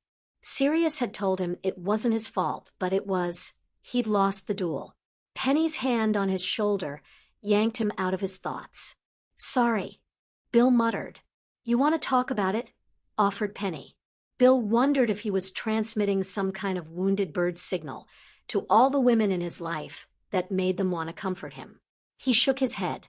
I have to work it out for myself. If Penny had been Caro, she wouldn't have backed off. And if Bill had been Percy, he suspected Penny would have pressed the issue. But she wasn't, and he wasn't, so Penny nodded and shared a small smile instead. Once you've dropped the trunks, go home and get some rest, Bill. Or I'll tell your mom you're looking peaky. Merlin. Bill stared at her, horrified. You're evil. That's me, Penny said cheerfully. She gave him a wave, shouted her destination, and disappeared into the flue. Bill wandered down to the library. He could see the stack of trunks piled up by Remus's desk, and placed those he held on the pile gently. He could see some of the older trunks had been opened and reclosed. He didn't want to think about how Sirius must have felt going through them. He rubbed a hand over his face. Weirdly, he had an urge to go and see his mom, see his dad, wrap them both up in his arms, and tell them that he loved them. Maybe that wasn't a bad idea, for all he'd joked with Penny about his mom. He headed for the flue and shouted for the burrow before he could change. His mom hurried into the living room as he stepped out, alerted by the chimes. Her face brightened as soon as she saw him. Bill, I thought you were working today. I was, Bill said, accepting her hug and holding on to her when she would have pulled away. She angled her head to look at him properly and frowned. What's wrong? He avoided her eyes. Just, it's been a hard day. Difficult. His mom held more tightly for a long moment before she rubbed his back and moved away. A good cup of tea and a chat will help. Her look stopped his protest before it was made. You can tell me as much as you can. It wasn't long before Bill sat at the dining table, a strong cup of tea in his hand and a plate of homemade biscuits on the table in front of him. His mom sat beside him at the head of the table, waiting patiently. Where's Dad? Bill asked, procrastinating. He went to meet up with Leonard Abbott for a drink. His mom said. He tapped the side of the heavy ceramic mug. Do you ever think about the Potters? His mom frowned. How do you mean? I vaguely remember the party the night after Halloween in '81, and I don't remember any mention of the Potters. And I know Dad made that toast. That year I was here for Halloween, but he didn't mention the Potters by name, and I understand what you're asking. His mom interrupted and sighed heavily. And the answer is no, not really. Back then, I think part of it was because it felt right, you see, that they died protecting their child. Her eyes met his sadly. Any parent worth their salt would do the same. She would do the same, Bill knew. If his mother had been in the Potter Alliance tent with him on the night of the World Cup, she would have stepped in front of him and taken every curse the attacker threw at him without hesitation. She wrapped her hands around her mug. So when the news came, it wasn't a surprise or a shock to me that they were dead. It was what was expected. Frankly, the fact that you-know-who was gone and baby Harry had survived swamped everything else. I think everybody reacted the same. And since, prompted Bill. His mom took a sip of tea. Your dad does the toast every year to remember the fallen, but it's your uncles that I think about. I think that's human nature. We remember the people we've lost who were close to us the most. I didn't really know the Potters. I'd met Lily a couple of times through various mother and baby groups, and James through Fabian and Gideon, but the Potters were very young and had their own friends. She grimaced. I thought about them a little when I met Harry, of course, mostly that it was such a shame they hadn't lived to see what a wonderful boy he'd become. But not in the way you mean. When I read Harry's words in The Prophet, I have to admit that I was stunned to realize that I hadn't ever acknowledged their part in what happened that night, their sacrifice. She raised her eyes and looked at Bill. What's this about, Bill? We've spent the last couple of weeks at Godric's Hollow. Bill admitted. I can't say anything about why, but it got me thinking about them. I can understand that if you've been there, his mum said. There was something in her tone, and Bill's eyes sharpened on her guilty expression. You went on one of those awful tours, didn't you? His mum bristled, but subsided with an unhappy nod. Years ago, as a present for Ginny. She wanted to see where the boy who lived where it had happened. I told myself I was doing it as a way of paying tribute to him, but as soon as I saw the place, I knew it was wrong. Bill knew it was pointless to berate her, since she'd already come to the right conclusion. I don't think Harry should see it. Ever.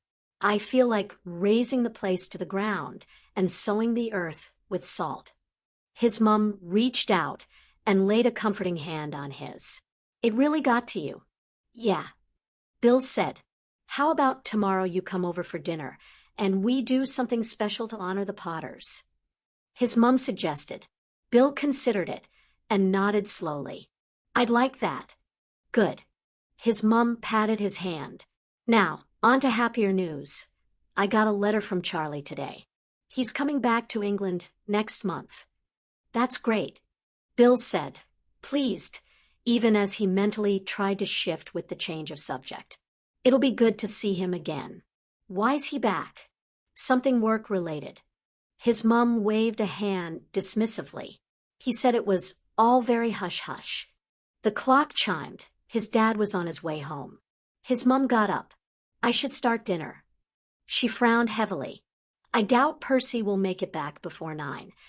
What's going on with Percy? Bill asked curiously. Penny said she's hardly seen him. Percy is working too hard. He's been out of the door first thing in the morning and back last thing at night for weeks, including weekends. His mum said briskly, if you ask me, Barty Crouch is taking advantage, but Percy won't listen to any of us. Not even Dad? Bill asked half-teasingly. He told your father that it wasn't any of his business. Bill stared at her as she turned away in mortification of having blurted out something he realized his parents had clearly meant to keep from the rest of the family. He did what? His mum stopped bustling around the kitchen and looked at him, shamefaced. Your dad didn't want the rest of you knowing he and Percy are not getting along. She must have spotted his intent to head straight over to the ministry and yell at his brother because her face changed to her. I am your mother, and this is serious. Look.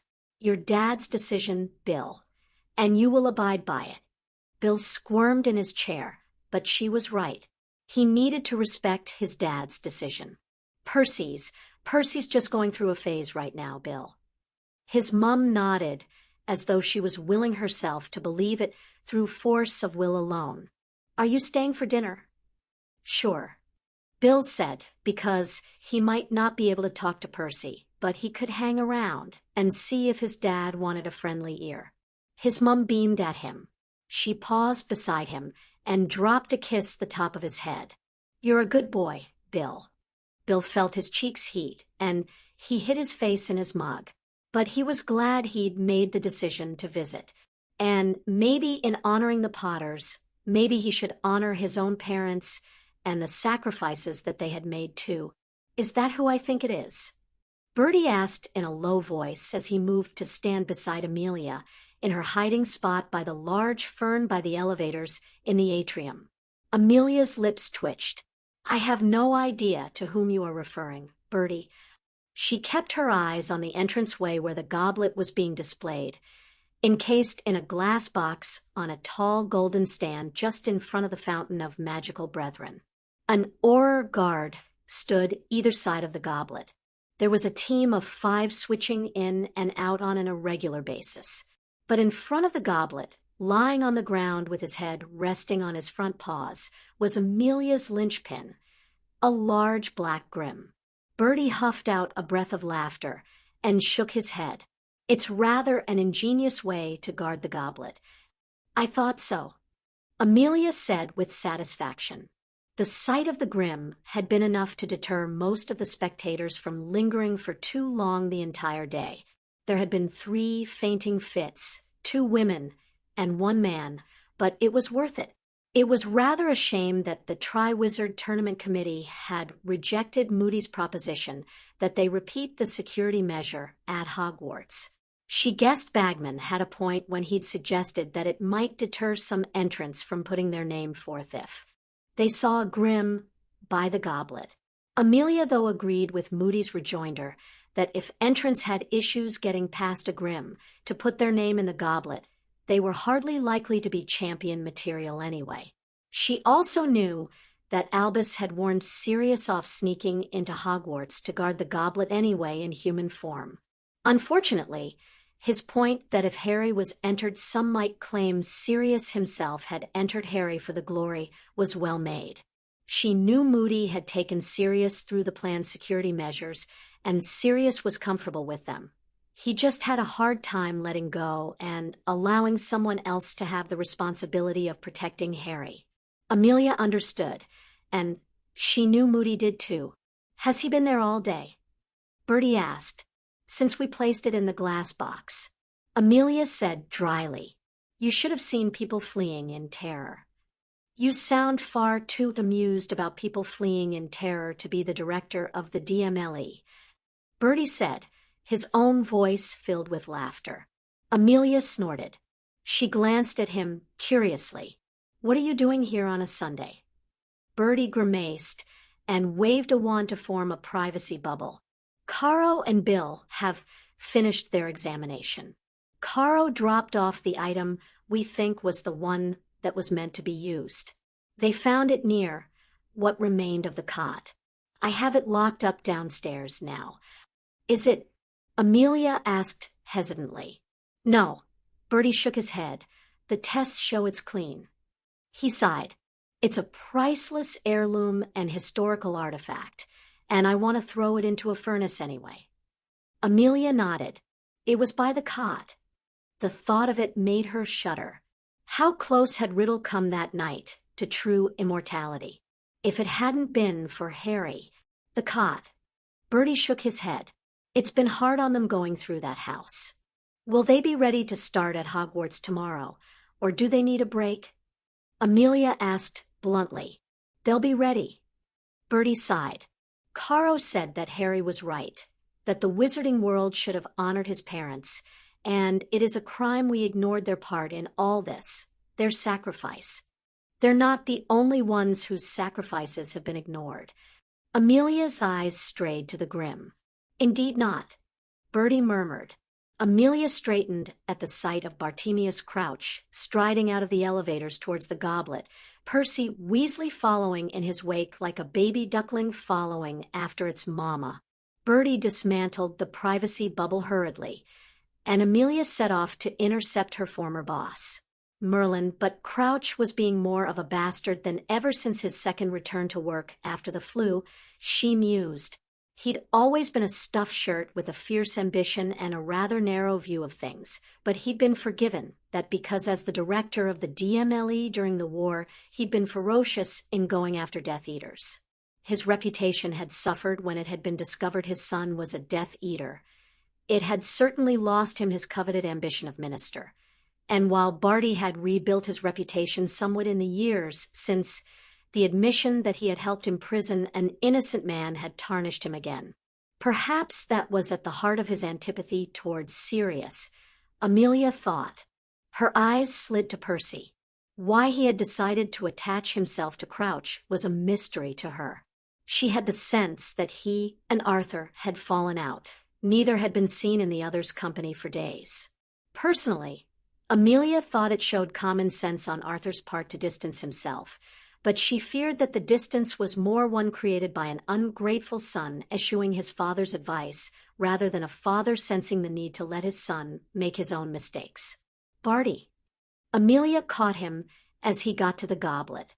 "It's time for it to be transported to Hogwarts," Barty said impatiently, straightening his already pristinely straight robes. Amelia nodded at Auror Pollock. "Fetch the box." The Grim got to its feet and stretched. On the far side of the atrium, someone shrieked. Barty stared at it with distaste. "Should that beast be loose?" Amelia placed a hand on the Grim's head. "Snuffles is fine." Snuffles. Or Tonks chuckled, and Amelia shot her a look. She sobered quickly. Sorry, ma'am. As you were, Tonks. Amelia wondered for a moment if Tonks actually knew it was Sirius. She was under the impression that not many actually knew Sirius was an animagus. It had certainly been a surprise to her when Sirius had come to her with the idea and a belated request to have his animagus registration done and sealed as confidential under the DMLE authority. Pollock arrived back with the box, and Amelia tapped the glass in specific places to get it to release without setting off the wards she had cast earlier. She carefully picked up the goblet with its everlasting blue flames and placed it gently into the box Pollock held open. She closed the box. Crouch nodded crisply. Excellent. I'll take this to my office. You're not going to flew from here to Hogwarts immediately? Amelia pointed at the waiting fireplaces. I thought they were waiting for you to begin the initiation ceremony. The ceremony was the official beginning of the tournament. A piece of paper detailing the latest tournament, its dates, and the tasks involved would be fed to the flames. It primed the goblet to accept the names that would be entered thereafter as candidates and to choose the champions. I have a few things to finish up in my office, and I prefer to flew from there. Crouch stated authoritatively. Why didn't you finish before you came for the goblet? Asked Amelia, irritated. Crouch raised his eyebrows. I wasn't aware that I had to clear my work schedule with you. Amelia, the goblet was due to be transferred to my custody at 5 o'clock. It is now 5 o'clock. The goblet has been transferred to my custody. It will sit on my desk while I finish my work, and I will flew to Hogwarts shortly thereafter. If you need any help, Mr. Crouch, I would be honored to assist. Percy said obsequiously. Amelia refrained from rolling her eyes at him. Barty, Hogwarts is expecting the goblet as soon as it is placed in your custody. Percy flew to Hogwarts and informed Dumbledore of the delay.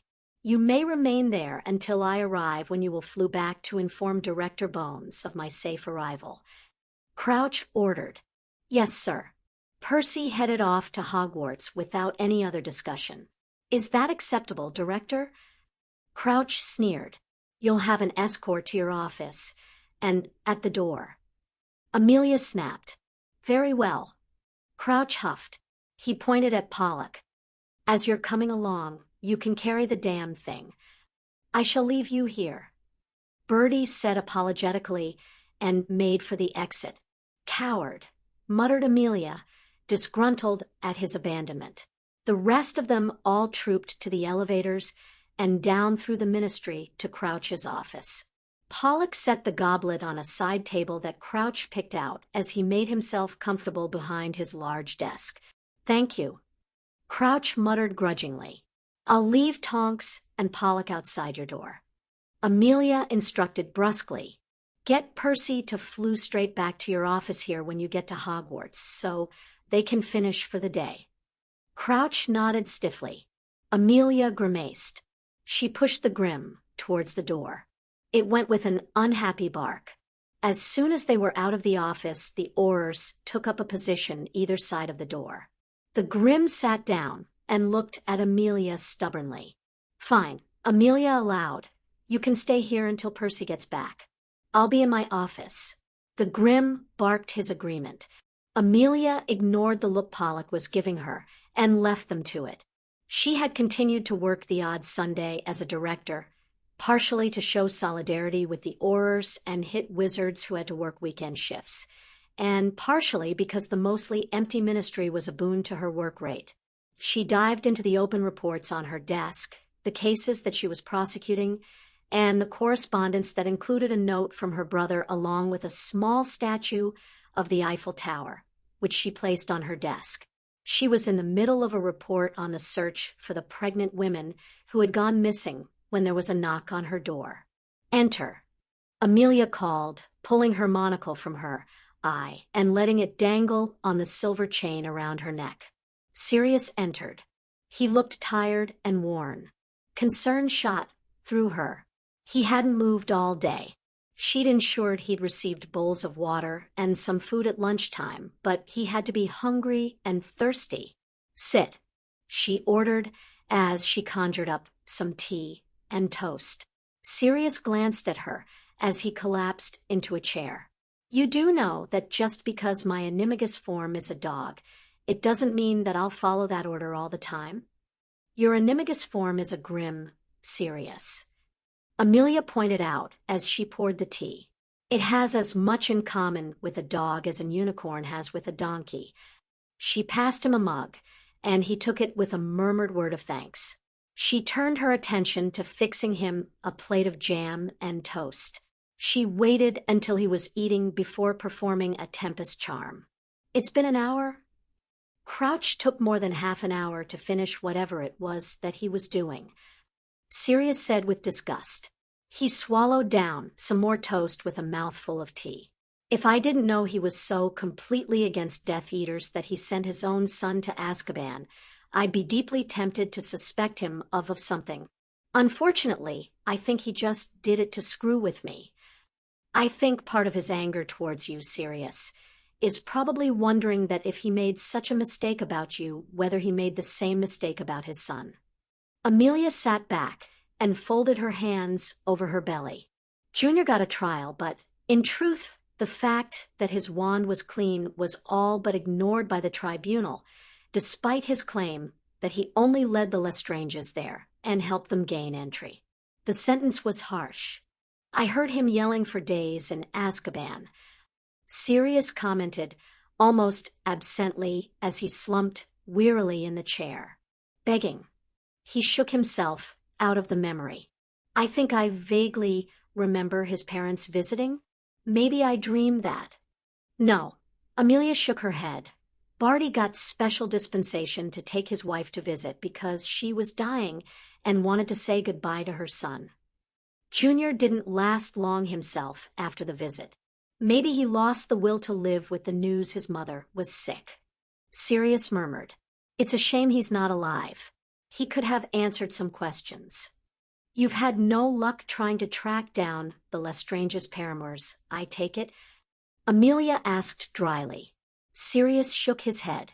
"Everyone agrees that Crouch Jr. and Rabaston were lovers, apparently devoted.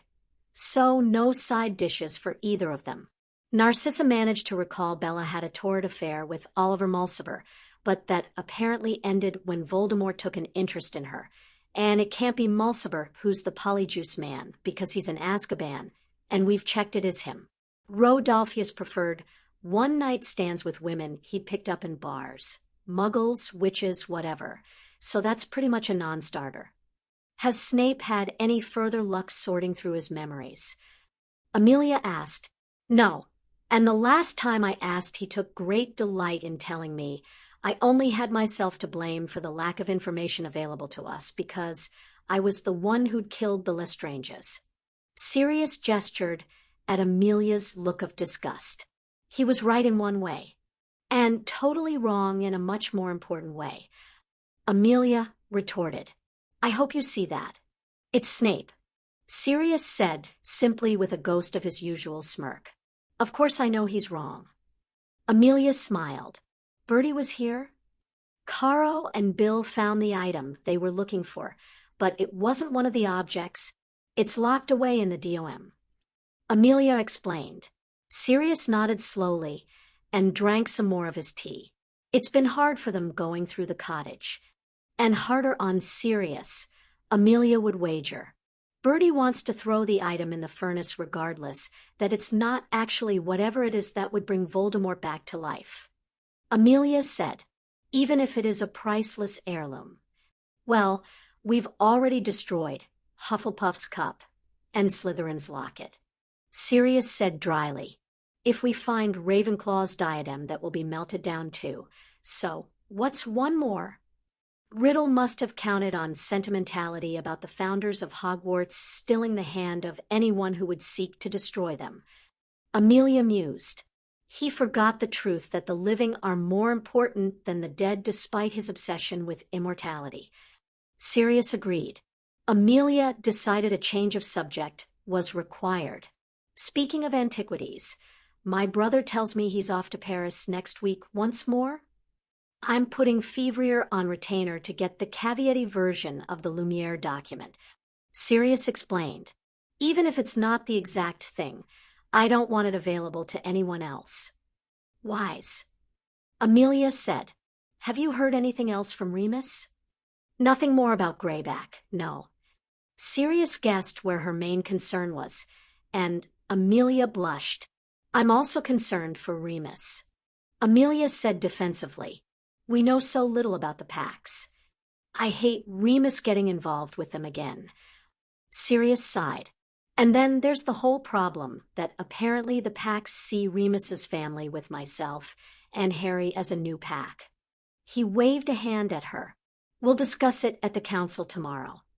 Amelia nodded. It was late. She regarded Sirius critically. His color had improved, but there were shadows in his eyes, and if Remus was away, all he had at home was a slightly crazy house elf. Why don't you come back to Brian's with me for supper? She said impulsively. I'm sure Brian won't mind. I'm sure Brian will mind. Sirius countered with a faint grin. I'll be fine. She saw the thought flitter through his brain. Do not go to Hogwarts. Amelia instructed briskly. Go home, take a bath, and go to bed. Sirius glared at her, without any heat. I wasn't thinking. Please. Amelia peered at him, evenly. I'm not stupid. Sirius sighed heavily. Okay, so maybe I was contemplating that I'd sleep a whole lot easier if I just sneaked into Hogwarts and stole the damn goblet. I'm not sure that's something you should admit to the director of the DMLE, Sirius. It's not possible either. Sirius laughed weakly. I helped Moody close the gaps that I used in the security last year. See, Alastair has it covered. Amelia said gently. You have to trust that it's going to be okay. I thought that at the World Cup, and look what happened. Minnie was injured, Bill was almost killed, and Harry, I almost lost Harry. Sirius pointed out. You have to stop beating yourself up about it. Sirius. Amelia waved at him. The majority of the decisions made by adults that day were well-intentioned and reasonable at the time they were made. I'm also fairly certain that Harry has learned his own lesson about running off alone after formidable opponents. In the 2 duels I've had with him in his lessons since, he's never once let himself underestimate me. Although she was pleased that she had managed a victory in the second, it had been close. But she had managed to get him off balance and take his wand. I should have sent Harry home after the Quidditch match. You're trying to do your best to give him a balanced life, and you thought any threat or danger would happen much later based on our intel. Amelia said softly, I'm not certain that I wouldn't have made the same decision if it had been Susan. Sirius nodded slowly and got to his feet. Home, bath and bed. I think I'll follow your instructions, Amelia. And thanks. He gestured at her. For letting me guard the goblet today. Amelia watched him leave, worried.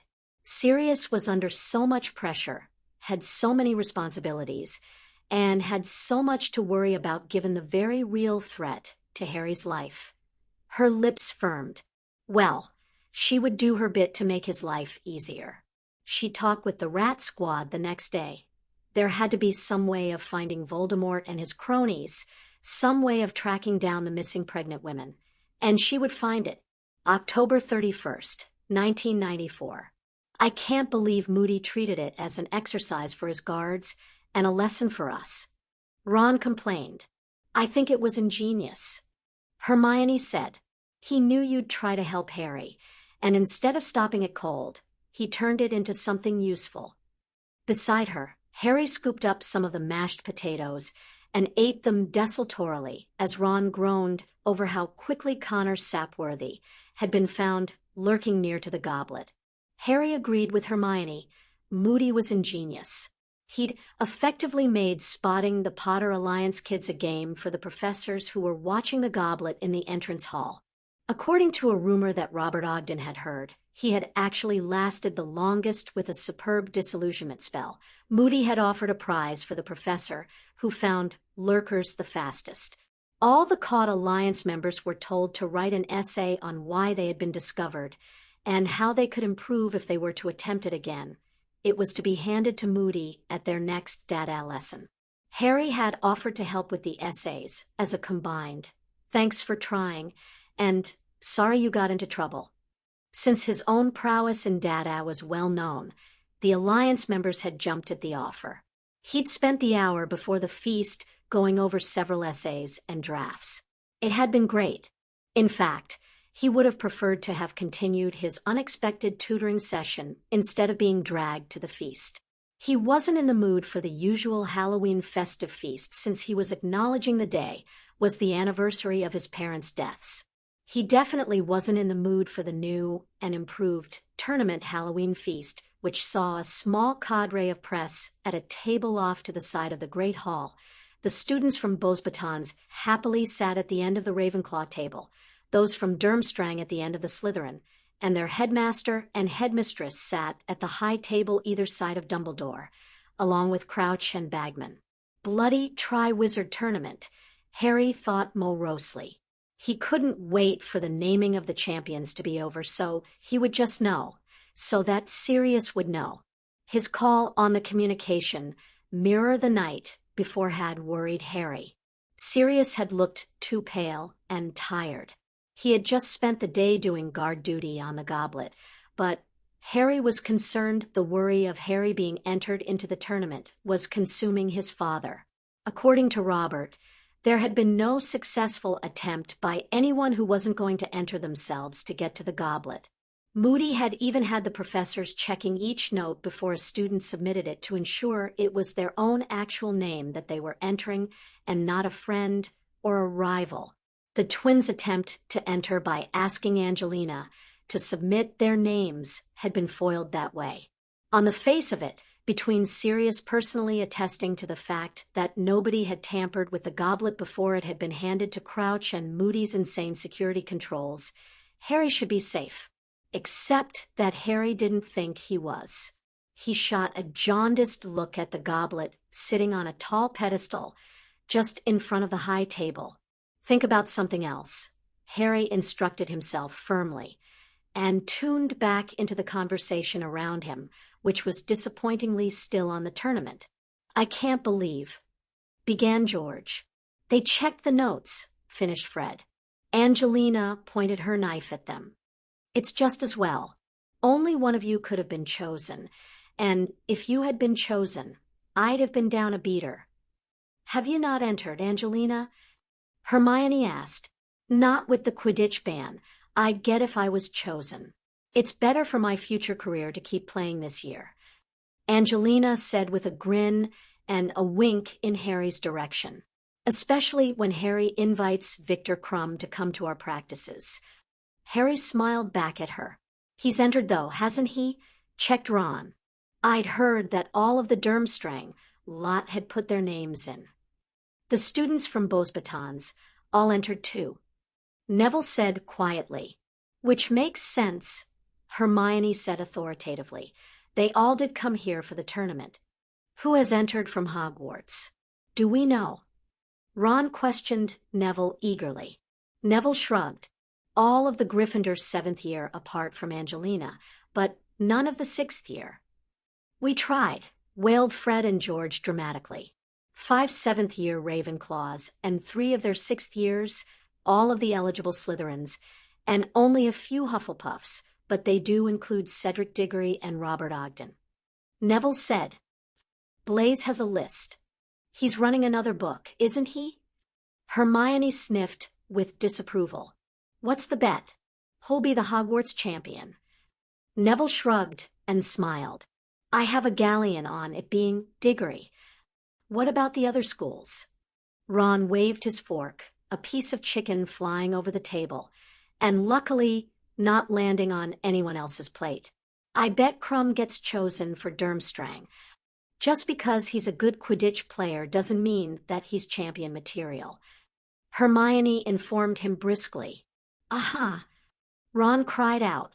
"So You admit that Crumb's a good player. I never said he wasn't, Hermione proclaimed, raising her eyebrow as though to suggest Ron was wrong to even suggest that she had. Harry pushed his dinner away as they fell into a familiar argument. He wasn't hungry. He cast a look around and caught Ginny looking at him. She immediately went bright red and stared down at her half-finished meal. Harry averted his eyes, staring at his own plate. Ginny was on probation with the Quidditch team after trying to sneak Lydia and Jessica into the boys' changing rooms. Angelina had given all 3 girls a dressing down and threatened to report them to Professor McGonagall if they did anything similar again. Harry was glad because it meant that the stalking had finally stopped, even if heartfelt looks cast in his direction at meals were still on. On the positive side, his plan to ask Hermione out was finished and ready to be executed the next day. They had runes just before lunch, and thanks to the kitchen house elves who were very, very helpful, Harry had sorted out a private table in the kitchen where he could take Hermione and ask her if she would do him the honor of accompanying him to the November Hogsmeade weekend. For his token, Neville was supplying Harry with a flower from the greenhouses that Harry would charm with an ever-fresh spell, so it was as lovely as the moment it was picked. Ron and Neville would guard the kitchen and make sure nobody interrupted Harry. It was a good plan. Treacle tart. Hermione nudged his elbow with hers. Harry glanced at the table and saw that it had switched to desserts. He shook his head. It's kind of like the morning of a Quidditch match, he whispered, noticing her concern at his refusal. Hermione nodded understandingly. It'll be over soon. She cut a small slice of lemon cheesecake for herself and spooned some vanilla ice cream on her plate to go with it. Harry smiled inwardly at that. He knew Hermione secretly loved desserts because they were the only sweet treat that her parents had occasionally allowed. She still didn't like chocolate all that much, finding most of the candy oversweet for her tastes. It was the reason why he had decided against chocolate as his token. Shall we finish going through the year books tonight? Hermione asked softly, once she'd almost finished eating. Or would you prefer to call it a night? Tomorrow, suggested Harry. Sirius wants me to call him right after the feast is over, and... He grimaced. Truthfully, I think I just want to go to bed after. Maybe look at his photo album. Think about his parents. It's okay with me, Hermione assured him. I have the Transfiguration essay to start. You're not starting that already, are you? Ron said, overhearing Hermione. If you do it as soon as you get it, it's done. Hermione said firmly. There was a sudden clinking sound that interrupted the babble of conversation, and the noise in the great hall fell away gradually until silence descended. Dumbledore smiled at them all happily.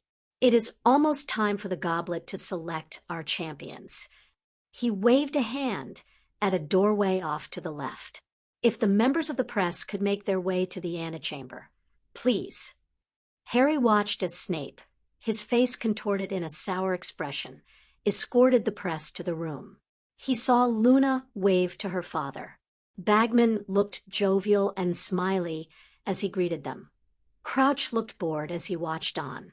As our champions are chosen, they will make their way to the antechamber to receive instructions and a copy of the rules from one of the judges from the ministry, Mr. Bagman.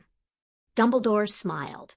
If my fellow headmaster and headmistress will follow me to the goblet, he invited them to move with a sweep of his arm, sending the bats on his pumpkin orange sleeve into flight across the fabric. They walked around the table to the goblet. Dumbledore waved his wand, and the candles around the hall were extinguished except for those within the carved pumpkins that adorned every table. The semi-dark was dramatic, and there was a collective intake of breath. A hush that fell over everyone as their eyes were drawn to the glow of the blue-white flames of the goblet. Harry heard his heart pounding and felt Hermione creep closer to him. He reached for her hand blindly, and she quickly intertwined their fingers. Suddenly, the goblet's flames flared upwards, turning red and orange and sending a piece of parchment upwards. Dumbledore plucked it out of the air and read it quickly. His face broke into a broad grin. The champion for Durmstrang is Victor Krum.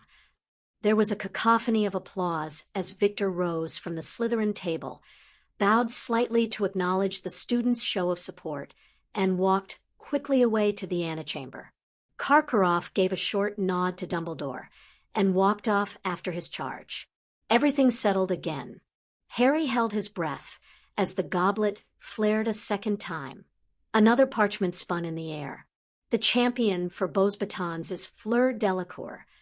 The applause was polite rather than effusive as had been the case with Victor, but the beautiful Vila girl curtsied politely to the student body and gracefully made her way to the room at the back along with her beaming headmistress. Silence descended rapidly. Harry bit his lip. Please, please, please, he begged the universe. Let it be someone else. The flame shot up. The parchment went airborne. Dumbledore snagged it. Harry closed his eyes. Please, please, please. The champion for Hogwarts is... Dumbledore paused. Cedric Diggory. Harry's eyes shot open, relief flooding him. The hall erupted. Harry squeezed Hermione's hand gently and let go so they could join in the clapping, shouting, and whistling that saw a blushing Cedric bow to the school and make his way to the chamber with an incredibly happy Professor Sprout. It took an age for the hall to quiet down again. We now have our champions. Dumbledore smiled happily and clapped his hands together in glee. I know you will continue to give them every support in the coming tasks, but for now, please make your way out of the hall in an orderly. The goblet's flames turned red. Dumbledore stared at the artifact, his smile falling away. Harry felt his heart stutter in his chest as another piece of parchment was sent flying into the air. Dumbledore caught it in a trembling hand. He read it, and his face filled with sorrow. Harry shook his head. The champion for the light is Harry Potter. Harry closed his eyes again tightly. No, it was a nightmare. It wasn't happening. Anger and fear bubbled up inside of him, and his magic surged. Harry, my boy, Dumbledore said softly, please make your way to the antechamber. We will try to determine how your name was put into the goblet, and... Harry kept his eyes closed. He took a breath, trying to keep a hold of his magic. If he lost control... Harry, Hermione whispered. He took another breath and tried to keep his chaotic emotions in check. Get serious. He whispered back. Please, use the mirror. He felt when Hermione moved, sliding away from the bench and running out of the great hall, her steps echoing. A murmur broke out in the hall. Harry took another breath. His fingers curled around the edge of the table. All the candles in the hall blazed with light as his magic flared. A few of the first years shrieked. There was a rapid clicking of heels in his direction, and he suddenly felt Minerva's hand on his shoulder, comforting and solid, a flimsy anchor against the magic wanting to break free in him, but enough. I stand in the stead of Lily of the House of Potter. Take another breath, Mr. Potter, she ordered briskly, her Scottish brogue coloring her words roughly, giving away her concern. And another one, Harry. Dr. Jordan's crisp instruction from somewhere behind him filled him with more reassurance. Dr. Jordan knew his control issues. Good. Minerva's hand squeezed his shoulder. Harry warily opened his eyes and wished he hadn't as he realized he was the focus of every eye in the room. He felt his face go hot with shame as he glanced around and saw the astonished faces on the press and the other champions who had wandered back into the hall, no doubt to see what was happening. Come with me, Mr. Potter, Minerva said gently. He got up. Neville immediately stood up with him, and Ron followed. A mere second later, the sons and daughters of the entire Potter Alliance present in the hall stood up. Harry noted with bemusement that Draco and Theo, were also on their feet. Mr. Longbottom, Mr. Weasley, Professor McGonagall. Neville replied, forcefully. The Potter Alliance was well aware of the plot by Harry's enemies to enter him into the tournament. Clearly they've succeeded, and that means the House of Potter is now at war. His gaze met Harry's stunned eyes. Lord Potter has our fealty, and our trust. We stand with him. We're here for you, mate. Ron's hand landed on his other shoulder. Angelina suddenly stood. I'm with you too, Harry. And us, chorused Fred and George, standing. The entirety of Gryffindor scrambled to its feet. Cedric walked until he was just behind the high table. He looked at Hufflepuff and turned back to Harry. The Hogwarts champion stands with you. Hufflepuff got to its feet. Luna sprang to hers at the same time as Natalie Warren, the head girl, and the rest of Ravenclaw followed. There was only the Slytherins left, but one by one they got to their feet. Some appeared unwilling and miserable about it, but since it was clearly in their interests not to be singled out as the only person not to stand up, they got up.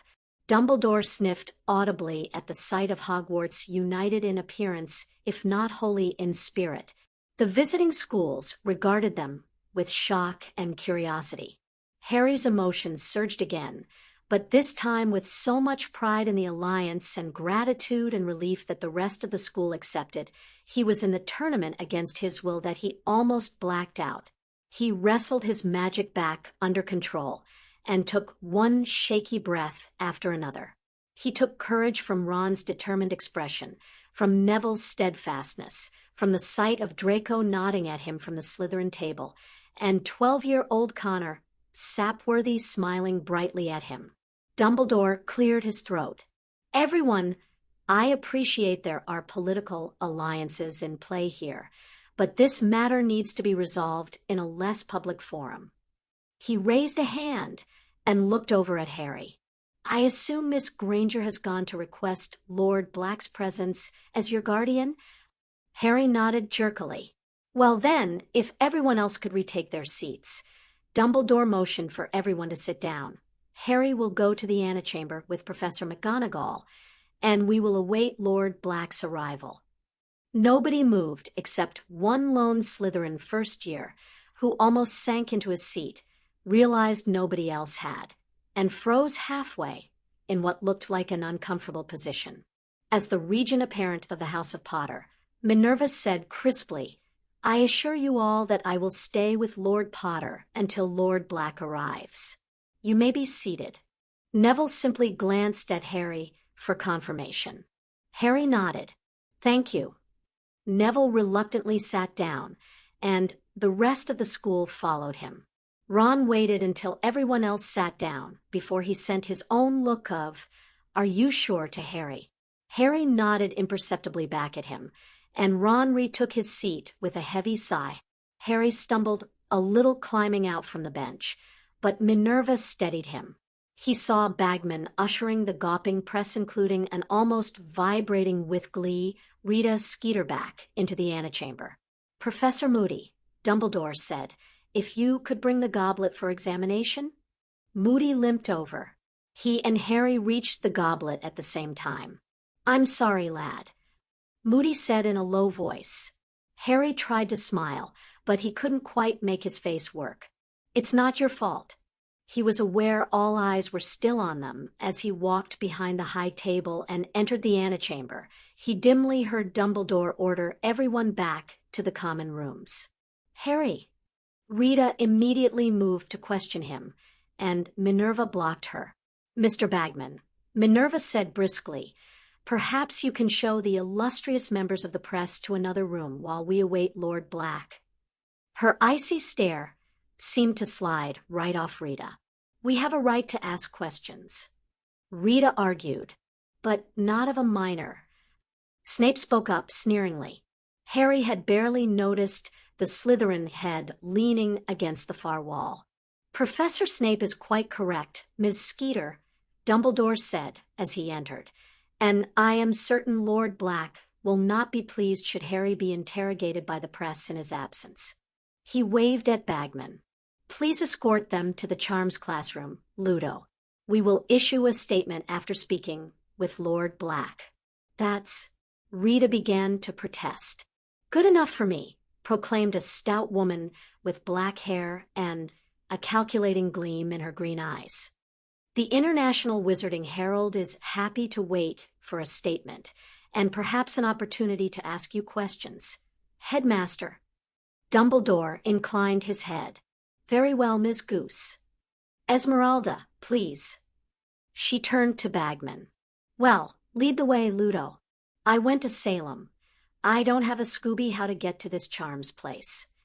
I know the way. Zeno Lovegood offered his arm to his fellow reporter, and the two of them made their way out. Bagman smiled charmingly at Rita, offering his arm. She gave a sickly smile, and they left. Moody placed the goblet on a side table, and Minerva ushered Harry further into the room. Professor Sprout and Cedric both gave him supportive smiles. Snape glowered at him, as usual. Everyone else looked confused and bewildered. Harry rubbed his forehead at a stab of pain. Dumbledore, Madame Maxime cleared her throat. What is going on? I would like to know that, too. Karkaroff stated with a vaguely threatening air. You have 2 champions. Is this some kind of prank? Hogwarts has but 1 champion. Dumbledore replied.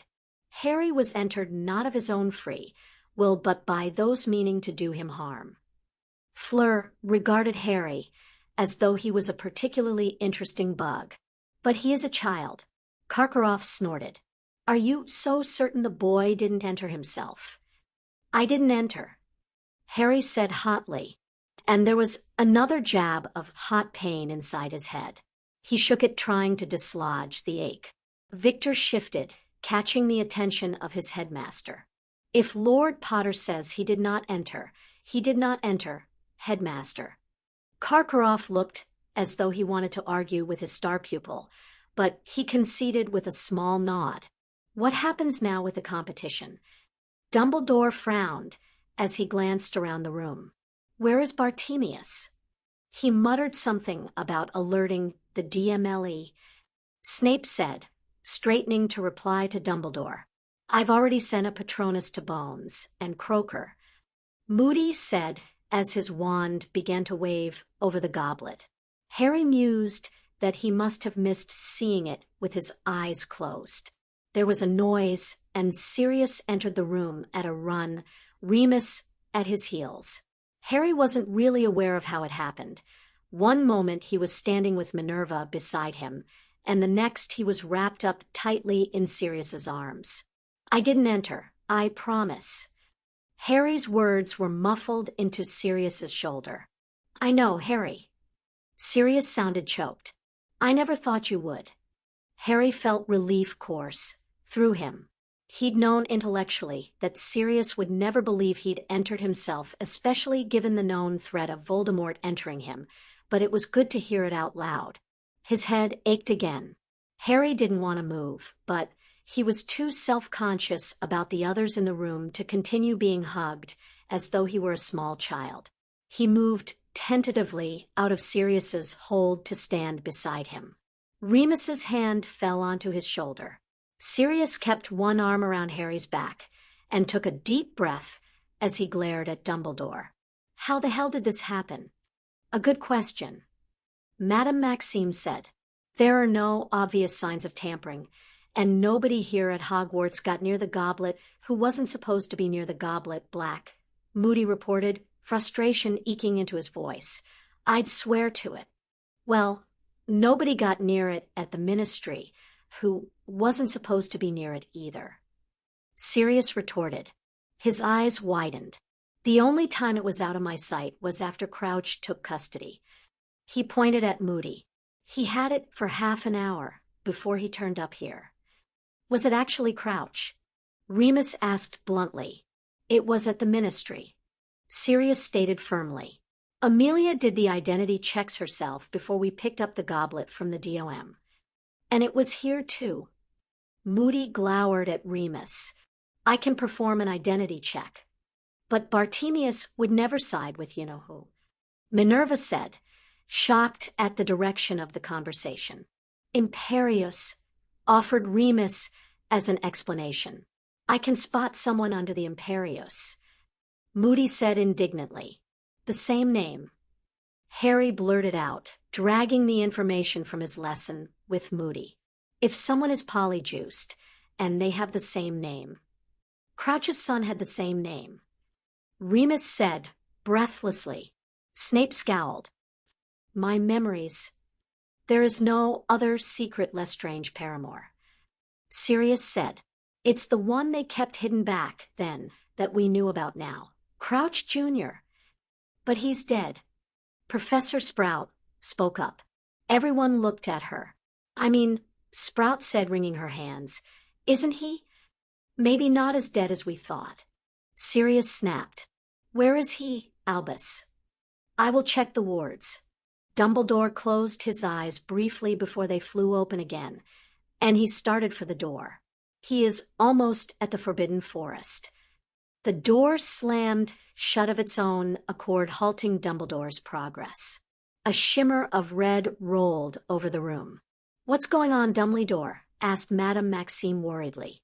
I do not know, Dumbledore said, his wand moving gracefully as he attempted to find out what was going on. A ward has been raised preventing our exit and Fawkes's entry, but it is not of Hogwarts. His eyes widened.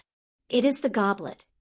There was another blinding stab of pain, and Harry clutched at his head as it wrenched him from Sirius's grasp and sent Harry to his knees. Harry! Sirius made to take hold of him, but Harry pushed him away weakly, driven by some instinct that told him it was a bad idea. No, stay back. Harry felt his magic rising to meet the threat of whatever was causing him pain. He held his hand up in front of him, shakily. His skin glowed gold. Silver rippled over the surface. Oh, Merlin. Remus said, Lily's protection has activated. What does that mean? Madame Maxime asked plaintively. The one who tried to kill him cannot touch him. Remus kneeled beside Harry. The goblet binds the champions. Since Barty Crouch Jr. acted in Voldemort's name in entering Harry's name into the goblet. Dear Merlin, Minerva said, horrified. The goblet can't bind with him because of the protection. Dumbledore, determined. That is why it has locked us in here, to prevent Harry from escaping. It doesn't truly understand why it cannot bind. Isn't this a good thing? Cedric asked tentatively. If the goblet can't bind with him, he can't be in the tournament. Unfortunately, it is not that simple, Mr. Diggory. Dumbledore said urgently. The last time Harry's protection was activated to defeat Voldemort, Voldemort was ripped from his body, and the cottage around Harry almost destroyed. If it attempts to destroy the goblet to defeat the threat to Harry, you need to get us out of here, Dumbledore. Karkaroff snapped angrily. There was another stab of searing pain. Gold flickered all around Harry as he fought for breath, as the shield around him flared. Sirius kneeled beside Harry. He raised a hand to place on his back and lowered it again without touching him. Harry, you need to control the protection. How? Asked Harry, struggling to focus. Remus snapped his fingers. The spell is powered by your family magic, Harry. Call it up and talk with the snake. Harry raised his trembling hand as pain lanced through his head. Familius Magicus. Gold and silver rushed out of his hand, pooling on the floor beside him into the totem's distinct forms. Immediately, the griffin moved to surround him again, wrapping its wings tightly around Harry. He slumped into its embrace and closed his eyes, shivering with reaction. The feel of the griffin changed a touch, and Harry whimpered.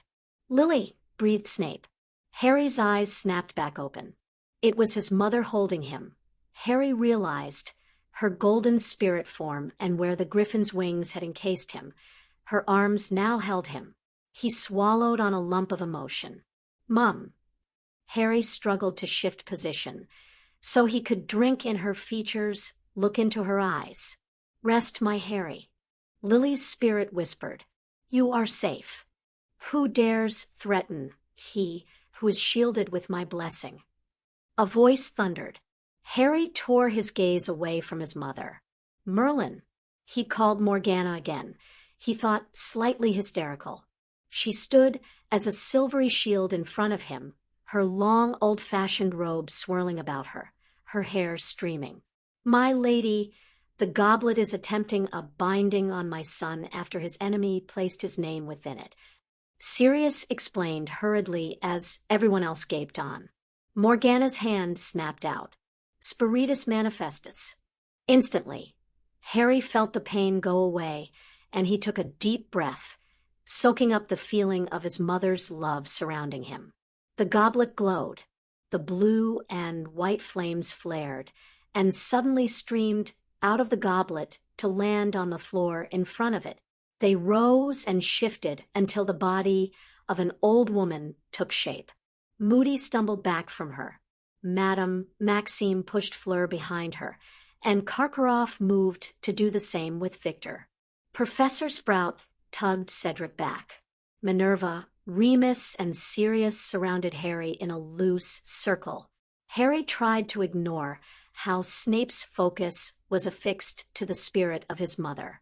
"You will explain yourself," Morgana directed imperiously to the old woman.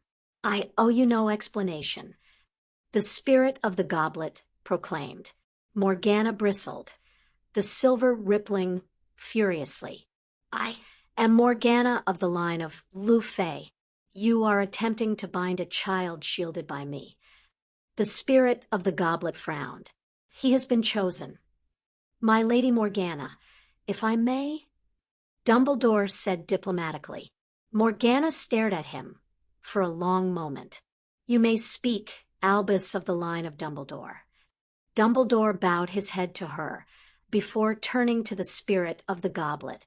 "Spirit," he said, "you have chosen 4 champions for a Triwizard tournament. Someone has magically confused you into doing so. There should only be 3 champions." "I am not confused. The initiation parameters for this tournament were clear, for champions were to be chosen."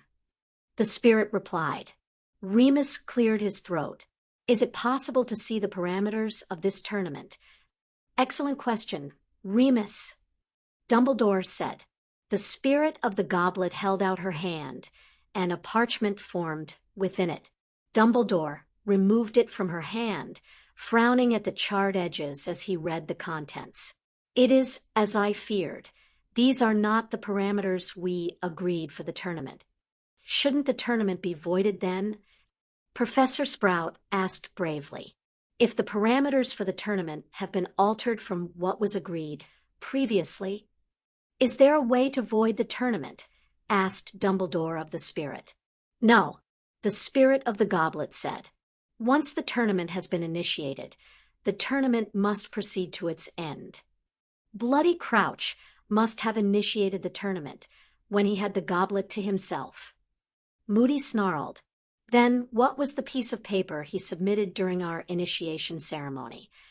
Madame Maxime demanded. "Potter's name, presumably."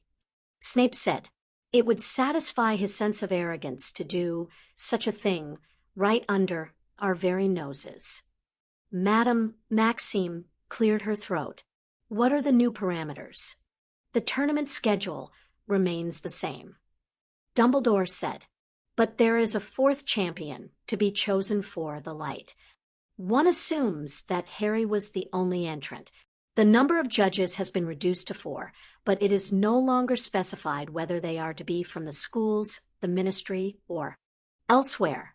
Some part of the tasks we agreed remains, but they have been altered. "Dear Merlin," Professor Sprout muttered. "What about the age rule?" asked Sirius gruffly. "The age rule was not part of the parameters, but a conceit of our ability to prevent anyone underaged from entering." Dumbledore admitted with chagrin. "It's likely if it had been, it would have been changed anyway." Remus glanced at the spirit. What about the rule that they must enter their own name? Dumbledore perked up. Traditionally, candidates submit their own names as, I believe, like in a normal magical contract, it provides the permission for the binding to form. Spirit. Harry did not enter himself, and therefore should not be bound, as he didn't give his permission. The original spells which created me did not restrict others from entering the names of the candidates. The rule of which you speak is usually spelled out in the initiation parameters. The spirit replied, It matters not who entered him to me, only that he was entered. Bloody idiocy. Anyone could enter anyone else. Moody snarled. Probably the rule was added to the initiation after someone entered someone else maliciously. Remus guessed. Alas, it has been removed from the original wording of initiation in this document, allowing Harry to be chosen. Dumbledore waved the parchment he held. Enough. Morgana snapped angrily, silver swirls of magic surrounding her. You will not bind the one I protect. It is the bargain. The spirit of the goblet replied, evenly. Each champion is bound to me to renew my flames with their magic. If they do not perform a task, their magic becomes mine. If they die, their magic becomes mine. And if they refuse to be bound, Sirius asked harshly, They will be bound. She answered implacably, Then you will be destroyed. Morgana said, and raised her hand. No, Harry said, some instinct nagging at him. Morgana paused. What happens if the goblet is destroyed, Spirit? Harry asked. Good question. Sirius said quietly, and Harry flushed with praise. At the moment of my destruction, my magic would call to those who are promised or bound to me. It was the price of being a champion, Harry surmised. To have the glory and the respect given to a champion, the individual risked their life and their magic. There was always a price to pay. And there were now 4 champions, 1 promised but 3 already bound. All those bound, checked Harry, with a sinking heart. You would take those already bound with you at the last. Mon Dieu, Fleur muttered. Sprout had her hand over her mouth, Cedric pale and unmoving beside her. Victor looked grim, his dark eyes gleaming. Harry closed his eyes briefly before he reopened them and slowly got to his feet, his mother's spirit supporting him as he got upright. I'll accept the binding. My son. His mother stroked his hair, gold drifting over him. The binding is tainted with the touch of the one who tried to kill you. We will never allow it to touch thee. Morgana turned to him. But the binding isn't him. It's not really Voldemort. Harry argued. Just the instrument of his evil. And you protect me. But if we destroy the goblet to prevent the binding, I may be hurt worse than accepting the binding. He looked into his mother's eyes deeply. And even if you do somehow prevent the goblet from taking my magic and life when it's destroyed, it's not just me. I can't. The other champions shouldn't die or lose their magic. That's not fair or right. I won't let them be sacrificed for me. He glanced at Sirius, who looked at him with wet gray eyes, but who nodded slowly, understanding his decision. I'm very proud of you, Harry, Sirius said softly. And this, thy great heart and shining spirit, this is why thou carry my blessing. Morgana leaned forward and kissed his forehead, disappearing in a shimmer of silver. Harry wanted to hold onto his mother's spirit, to beg her never to leave him. His throat closed up, and her golden hands tightened on his. Your father and I have never left you, Harry, and we never will. She kissed his forehead, and was gone in a fall of golden dust. Harry felt drained of all energy, bone-tired and weary. You, Harry James Potter, of all who entered, deserve your place as champion. The spirit of the goblet moved forward and held out her hands. You have resisted me, so I warn you this may hurt. He remembered the stabbing pains, and grimaced. Still, Harry nodded and slid his hands into hers. Heat suffused him. Flames surrounded him. Pain everywhere. And Harry slipped into unconsciousness with a grateful moan. That's a wrap on part 7. And as Harry steps further into the unknown, he's no longer just reacting, he's becoming the one who shapes the board. Which decisions in this part made you pause? Who do you trust, and who are you starting to question? Share your thoughts in the comments. Your insights make this journey even more rewarding. Don't forget to like, subscribe, and share this audiobook with friends who love fanfiction that challenges the expected. And as always, deepest thanks to our wizard army. You help us turn pages into experiences. Did you know? A Marauder's plan includes several subtle callbacks to early canon events, but altered with foresight and intervention. It rewards readers who notice what could have been and what never should have. Next up is part 8, where the fallout begins, and Harry learns that growth always comes with a cost. Until then, it's one thing to rewrite your story. It's another to take control of the quill. Stay clever, stay courageous, and stay magical.